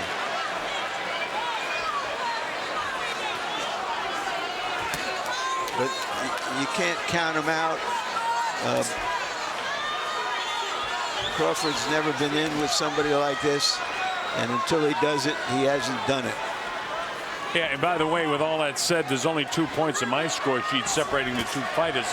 And the whole difference in the fight is the knockdown. Back in the 5th round. So while the crowd in attendance is going virtually nuts, I don't know how far ahead Crawford really is on the score sheets. He's ahead. Well, I don't know if there's a home fit, if there's necessarily going to be a hometown advantage, but there shouldn't be a hometown disadvantage, and he'll get credit for everything he does at the very least. Oh, here's Gamboa in the process of landing some shots. Now, he dropped him, hit him with the right hand and the left hand, and the knee went down. As soon as Gamboa got offensive, Crawford dropped him again. But you said that he'd take risk, and he had to take risk, and it hurt him. So Gamboa has been down twice in the fight now, but that changes the whole complexion of the fight right now. Because Gamboa is still on his feet. There's not a lot of time left in this 8th round.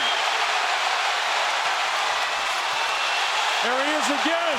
And he got hurt again. As Gamboa was throwing his shoe shine punches, Crawford blasted him one more time. But here we go to the 9th. Well, Gamboa has to know now that he's got to make something happen. Well, he's got to throw all caution to the wind. If he gets stopped, he gets stopped, but he can't win without, as you say, taking a lot of risk now.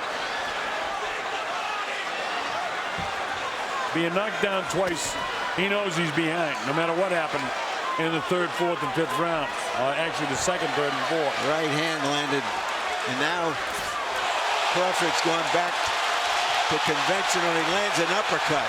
Solid uppercut. Crawford looks a little off balance right now. Did he get hit by something in there? No, he just switched. There he did switch it in mid-course because that right hook from the left-handed position has been a very imposing weapon for him. I don't know, Colonel. Terrence's legs look a little wobbly right now. They do look a little bit I agree with you, Christina. Yeah. I think he got hit by something. I would have to. And he might have been caught in the switch, and that can happen no matter how skilled you are at changing. Well, I'm not sure what happened either, but when he went back to the corner after the last round, he looked a little tired to me. The intensity of this fight on a young fighter who hasn't experienced it before and whose emotions must be running very high can take a lot out of you. We'll see if he has the composure, the skill, the will. His legs, Larry, don't look to me like they look. And he makes a big mistake by turning his back. He's lucky he wasn't clubbed behind the head because Gamboa is a fighter. He's been down twice in the fight. And it's my belief that he hurt Terence Crawford at some stage in this 9th round.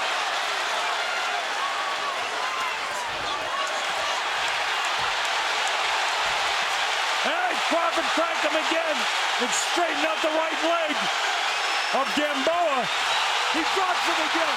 That's a hard knockdown that time with the left hook.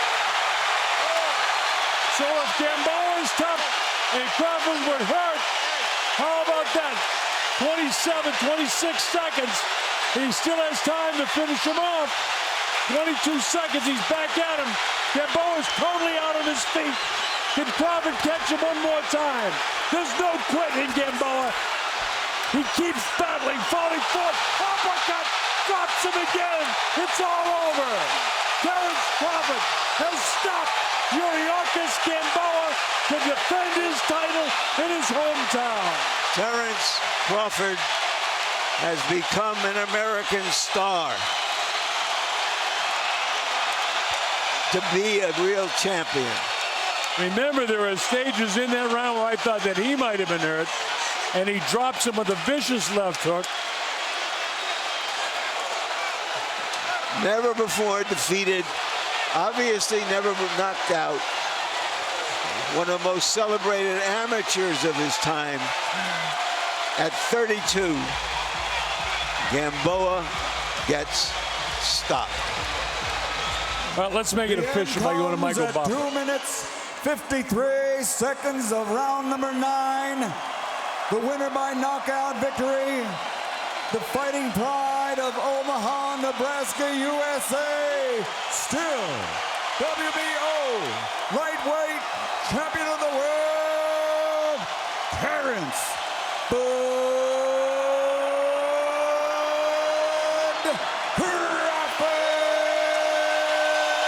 So tell me, you think these folks will come back the next time? I get the hair standing up on my neck. I have chills, from Colonel. the crowd. Who would have thunk it? Omaha, Nebraska. Party in the streets. Now becomes, hey. Mardi Gras tonight. And the good thing is we'll likely be back here again.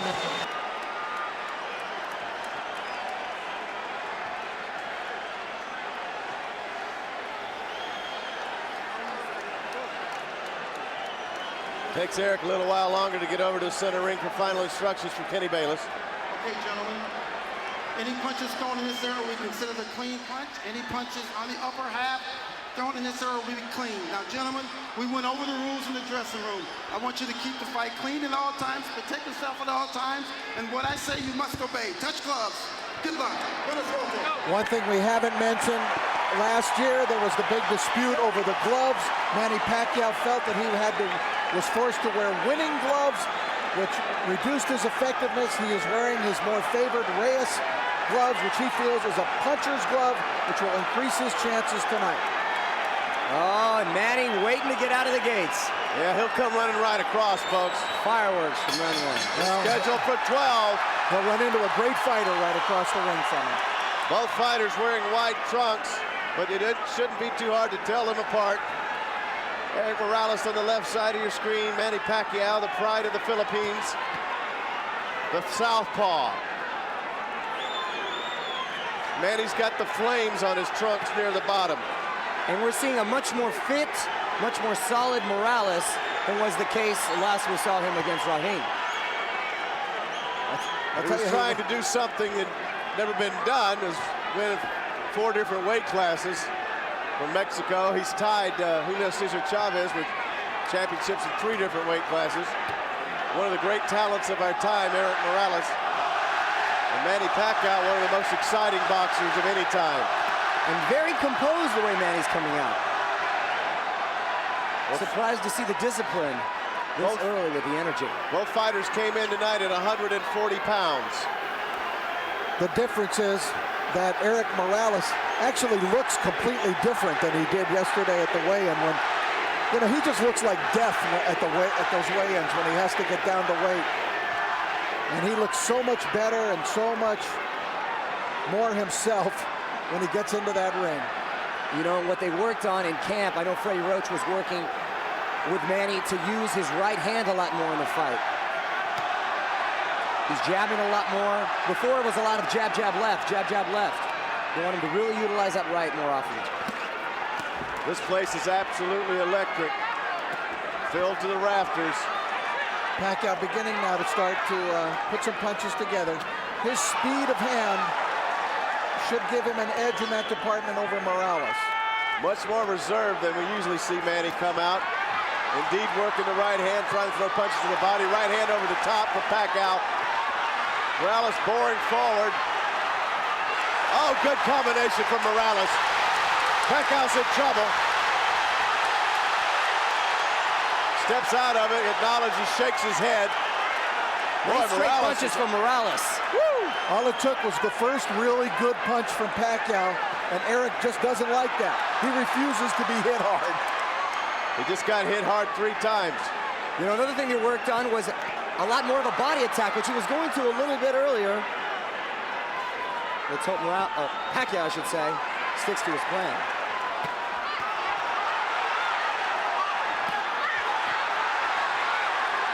Oh, it started slow, but it's right where it was a year ago already. What a fast round, lightning fast.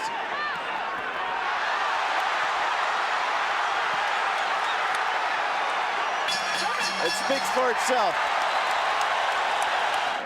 Other than the strong combination Morales unleashed towards the end of the round, I like the body work and the counter hooks Pacquiao was throwing in the first. Round 2 scheduled for 12. Manny Pacquiao on the left side of your screen. And you saw in the corner a different corner for Eric Morales this time. Remember, his father had always been in his corner. He replaced his father for this fight with Jose Luis Lopez, and so that's why there's some question as to how Eric might react tonight in a different situation. But it's a different set of cornermen that he has here this evening. And it's a different corner for Pacquiao as well compared to the chaos we saw last time. Counter punching for Pacquiao to the body. That stung a little bit. Eric says, bring it on. Eric has a tendency, when he gets riled up, he wants to get into a war. He'll take it. Well, he was also saying, keep him up, because he felt he got hit low. And we mentioned the change in corners for Morales. He also changed training camps. He normally trains high up in the mountains in Mexico. He trained his locale. He changed his locale for this fight to a different training location. So after the disappointment of the Zahir Rahim excursion into the lightweight ranks, he really changed up. Yeah, that was a disappointing loss and a bad loss for him. He's back at 130 now.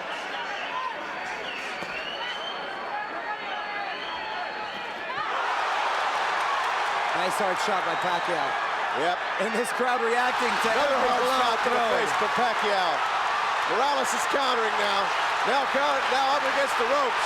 This is Pacquiao's type of fight. And Morales is agreeing to do it as well.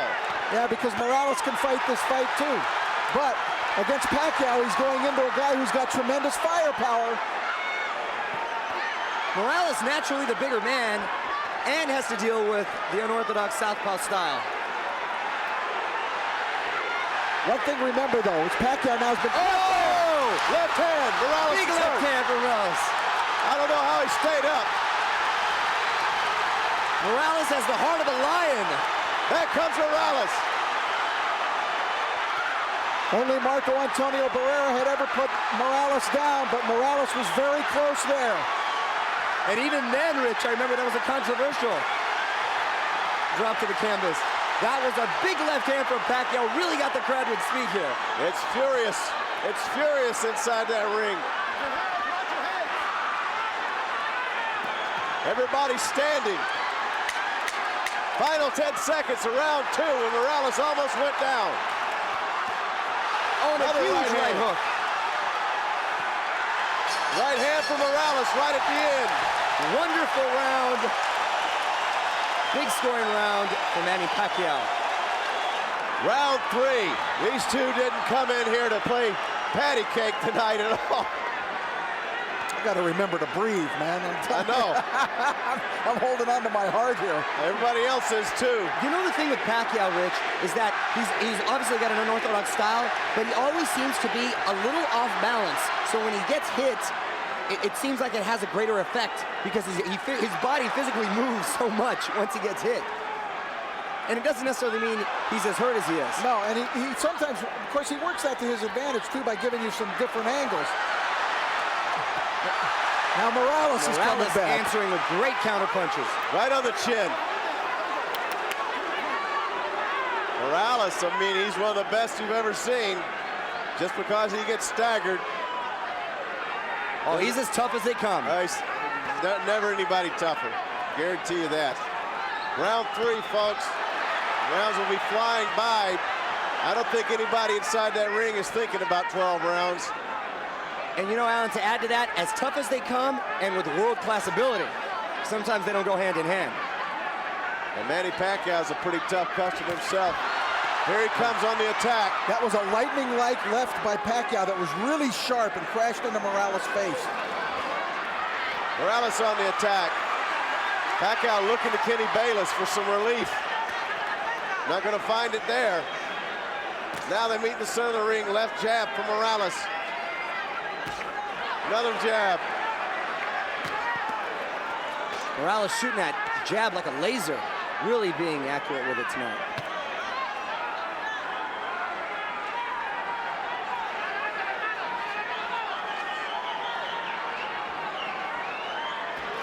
Pacquiao stalking.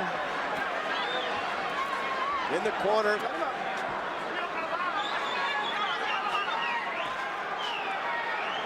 Under 1 minute in the third round. Uppercut from Morales and a combination to the head. Pacquiao covering up, and then he says, bring it on.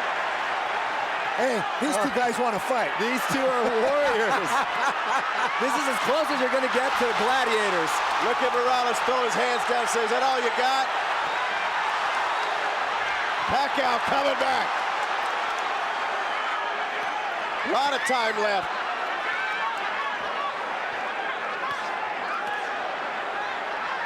I tell you what, if you don't like this matchup, you need to find another sport to watch. It doesn't get better than this. And I'll tell you another thing. Pacquiao can do this all night. And Morales looks like he's in great shape, so we're in for a fun fight. Final seconds, round 3. Both fighters trying to close out the round big.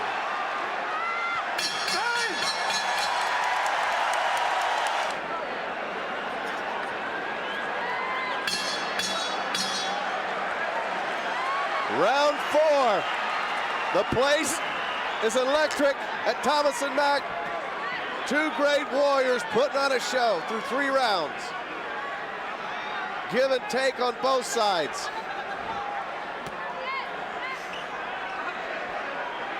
Round 4. I'm surprised people sat back down. After 3 rounds, I have Manny strong, very much ahead. I think he's bringing the fight. I think he's being very aggressive, and he's landed the more telling blows. Nice combination there for Pacquiao. Case in point. I think Morales has done great with some counter punches, but not enough to steal the rounds in my eyes. I thought by this time in their first fight that Morales was already taking control of the fight, taking control of the style of the fight.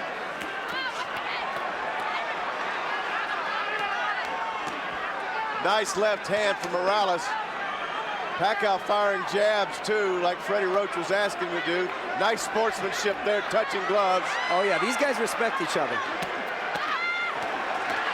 Good combination from the Mexican. Pacquiao showing more movement in this fight too, and changing up with his attack, not just throwing his right jab and following it with the big left. He was kind of predictable in that last fight as that last fight evolved. No, you're right, Rich. Everything was a jab, jab, left. Jab, jab, left. Showing a full arsenal of attack tonight. Nice beautiful jab by Morales. Wow. Morales is awesome with his skills. And Pacquiao has never looked better. Both fighters at the top level of their game tonight.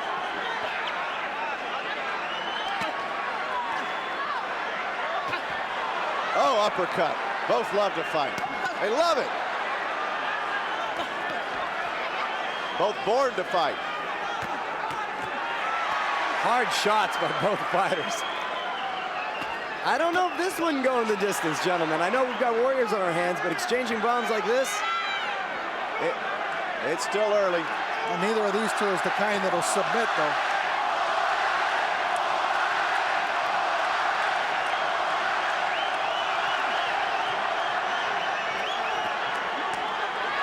Nice counter from Morales. Constant action from both fighters. Pacquiao up on his toes a little more. Good movement, final 10 seconds. Oh, good combination at the end for Morales. He's really accurate tonight. Very accurate. It's going to be a difficult, long night for Pacquiao to break through that barrier. It's exactly what he has to do. We're now round 5. Rounds blazing by, just like the blazing fists of these two brilliant fighters, touching gloves. Boxing at its best.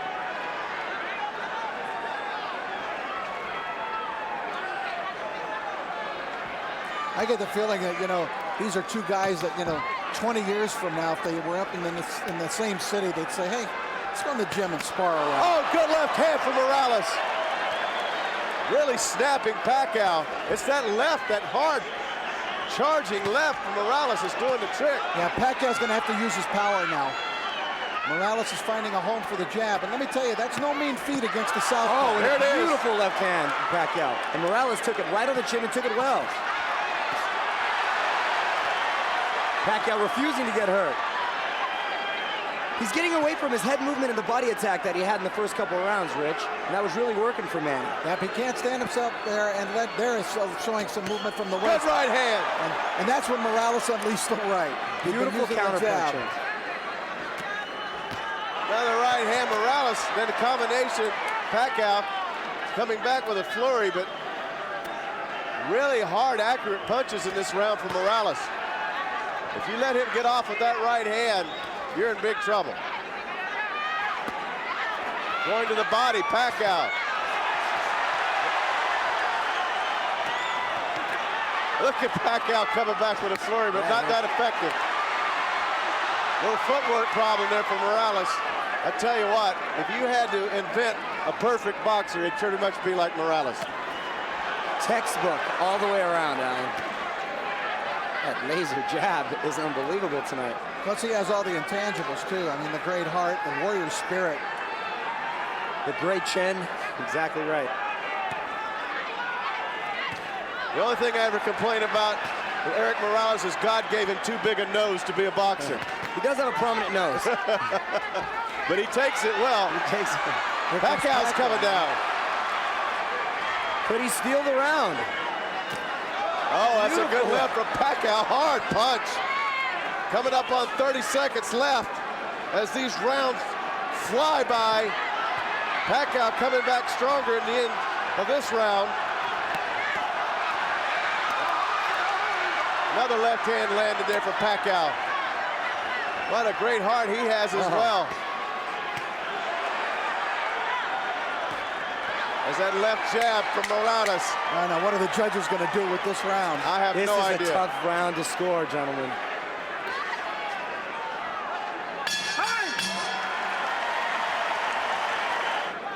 This fight is flying by. Freddie Roach, such a great father figure, partner to Pacquiao. Freddie didn't always get along with his own father. He wanted more out of him as a boxer than Freddie was willing to give or could give. He's telling Pacquiao to work the jab. Well, he was trained by the great Eddie Futch, Freddie, and then he was an assistant trainer to Eddie Futch, so he learned a lot. And he was really ready when it came time for him to be a head coach. Right hand from Morales. Through 5 rounds, I have Eric Morales up by a point. How about you, Mario? I have Manny Pacquiao up by a point. Pacquiao coming on. Back, a good right hand from Pacquiao. You know, left hand from Pacquiao. Hard punches. Now Manny's unleashing. How about letting your hands go? You just saw the speed. That's what Pac-Man has. That's talk about an intangible.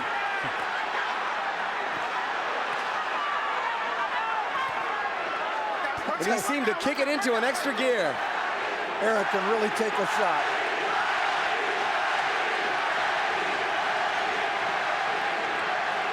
Manny came out in the 6th round like he was down 5 rounds.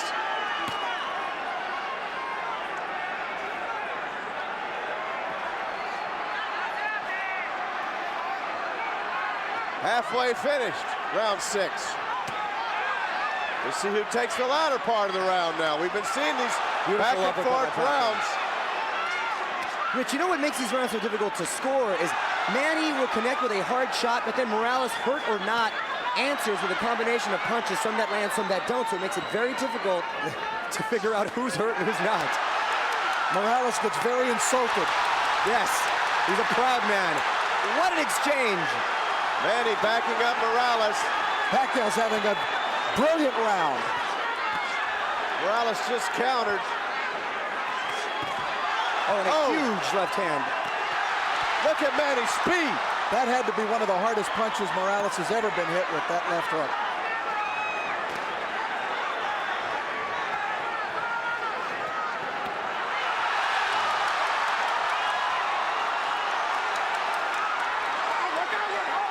Manny just let it out this round, folks. Manny kicked it into another gear.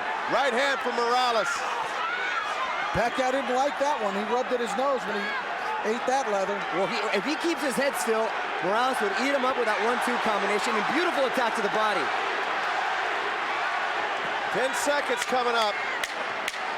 What a round 6 for Pacquiao. This is Pacquiao's biggest round in the 2 fights with Morales. You're exactly right, Rich. Oh, and saved by the bell, and there's no pun intended there. But Morales is a true champion. He will dig deep, and this fight just got extremely interesting. Round 7. You know, these fighters have touched gloves before every round. There's a great deal of I don't respect think going on Manny here. Pacquiao's ever fought a better round in his career. He had everything working in that round, everything. Not just power, but speed and combinations. And Eric Morales is going to have to find a way to counter that round with one of his own. But look at the speed of Pacquiao. A different fighter than the one we saw in the first fight, completely. No distractions, more organized corner, no promoter problems. Manny's digging in, and there comes Morales back over the top. Morales is making Manny go back. It is absolute pandemonium inside this arena. I don't think I've ever heard anything like what I'm hearing right now in this arena. This is a sheer-out war. So much pride, so much at stake for these fighters. Countries behind them. Morales digging in. 2 great champions, 2 great warriors. Pacquiao now on the attack. It ebbs back and forth. These guys are invading into Castillo-Corrales territory now. This is getting unworldly. Well, we already have a candidate for Fight of the Year. Morales has been in many of these. Oh, it's hard for me to contain the excitement here, like guys. the first one against Marco Antonio Barrera. Pacquiao being dedicated to the body. This is just breathtaking. Left hand from Manny, but it didn't hurt. Manny's speed is impressive. Can't emphasize that enough. And Rich, to see a war like this with fighters of this caliber is so extremely rare. 1 minute left in a scorching hot round 7. Left hand jab, nice job. Pacquiao back with the combinations.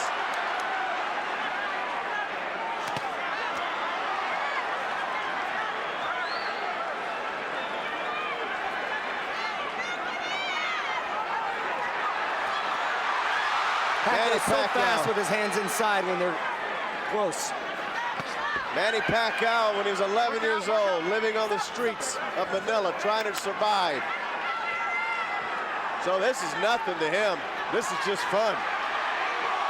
From the poorest of the poor to a man making over $2 million in purse tonight.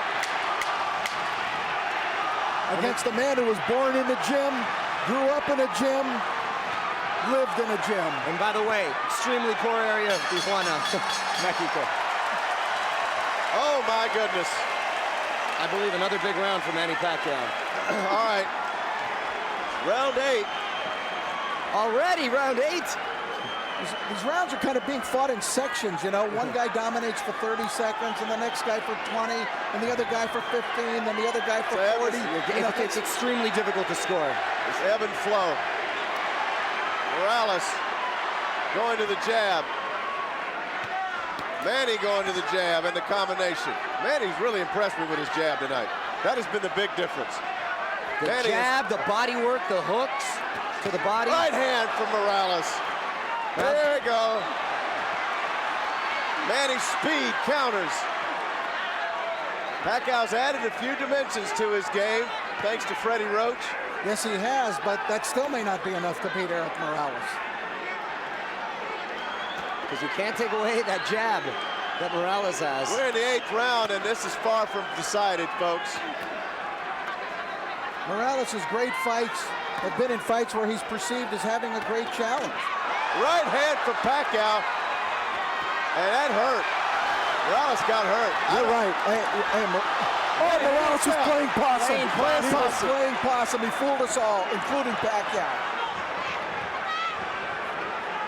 That was a scorching right hand Morales threw. Man, that was a savvy, crafty move.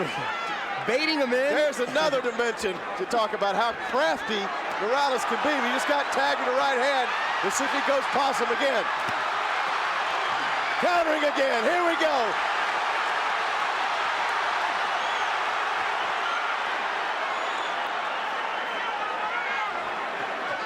I don't know if people believe what they're seeing around here. They're standing with mouths agape. Oh my goodness. Oh my goodness. Artistry. I really thought Morales was hurt. And you know, if he is, he would never let you show. Don't play poker with this guy. Manny's speed may be winning this fight for him. He's putting 2, 3, 4 punches together. Morales' shots are coming one at a time.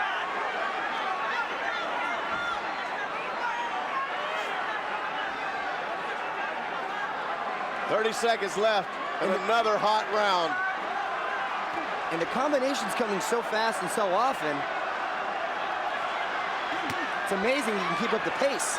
Morales with a punch there again, but it's one punch. See, and Pacquiao answers back 3, 4, 5 shots at a time. Huge, huge punch by Pacquiao. Now Morales answers. Final 10 seconds. You'll never get a better show, folks. It's not possible. This is as good as it gets. The anxiety has to be going on in Freddie Roach's corner. This is an emotional fight, Alan. The emotion is unbelievable. Round 9. I don't know if someone had a heart attack or something, but I wouldn't be surprised. There's a commotion up in the stands. They're trying to get some help for somebody, but these two fighters don't have any help. It's up to each individual. That's what it makes this such a great sport. Nobody but you. Round 9. I may have a seizure before it's over with. Oh man, I'll tell you what. This is draining. It sure is, but you know what? We're in the 9th round. History being made tonight. I can watch these guys fight all night. They might.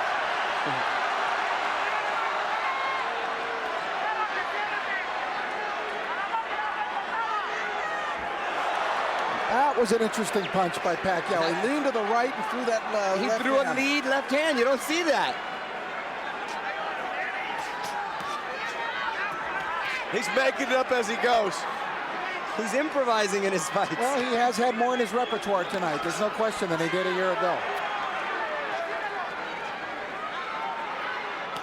Well, he knew he was going to need it if he had a chance against Eric Morales.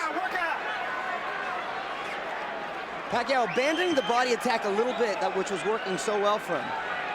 And at the same token, Morales abandoning the jab. That one hurt Pacquiao. Pacquiao relaxed for some reason and stopped punching, and Morales took advantage of it. That lead left. Take your pick.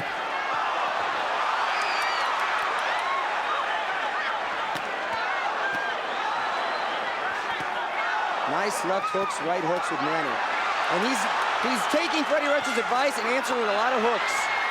Coming up with a lot of big hooks, which of course is a punch that hurt Morales in the earlier rounds.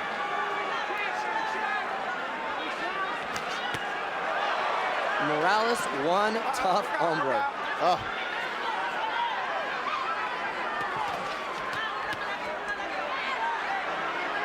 Did you ever think it would be Manny Pacquiao with the better combinations?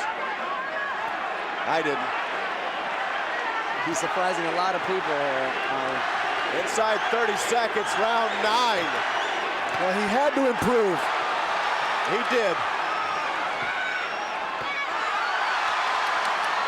How much more of that can Morales take? He's got great willpower, but Pacquiao has great power.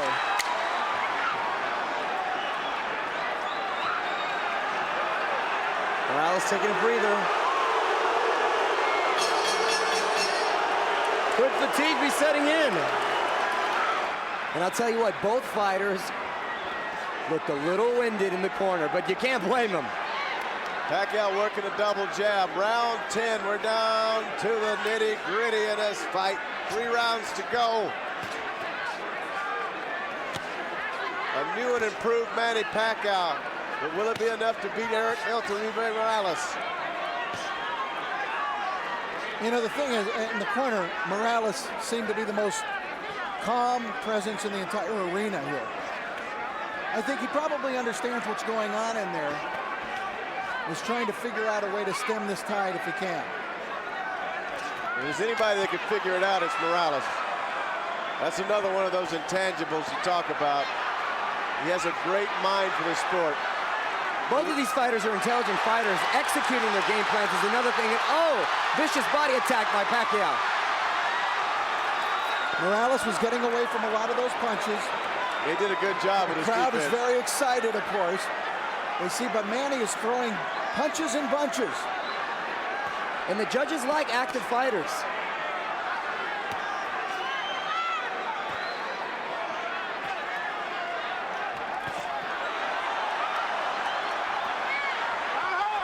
Morales does look to be wearing down, but every time I think that, then he surprises me.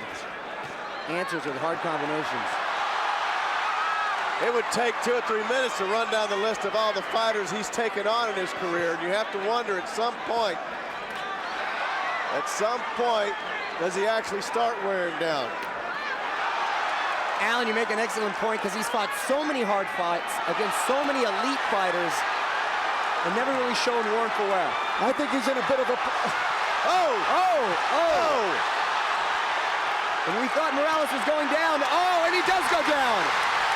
He does go down.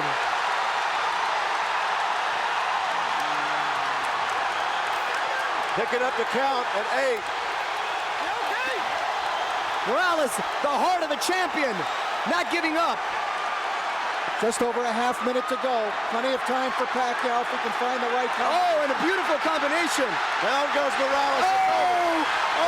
The fight is over. Manny Pacquiao has won. Manny Pacquiao has beaten Eric Morales. Stoppage, Eric Morales.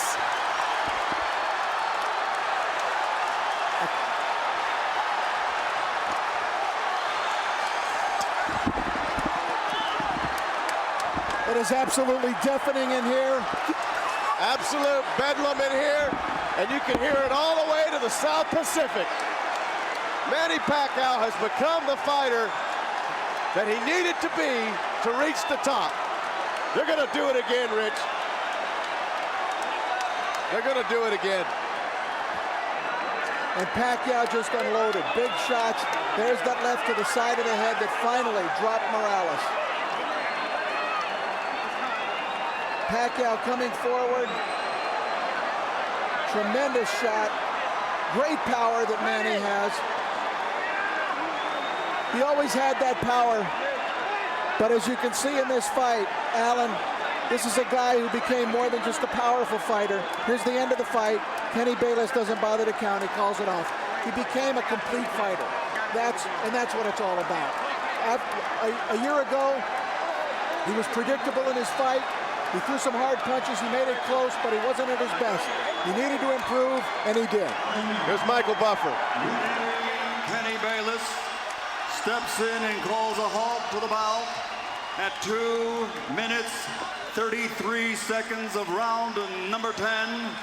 The winner by TKO victory, Manny Pacquiao.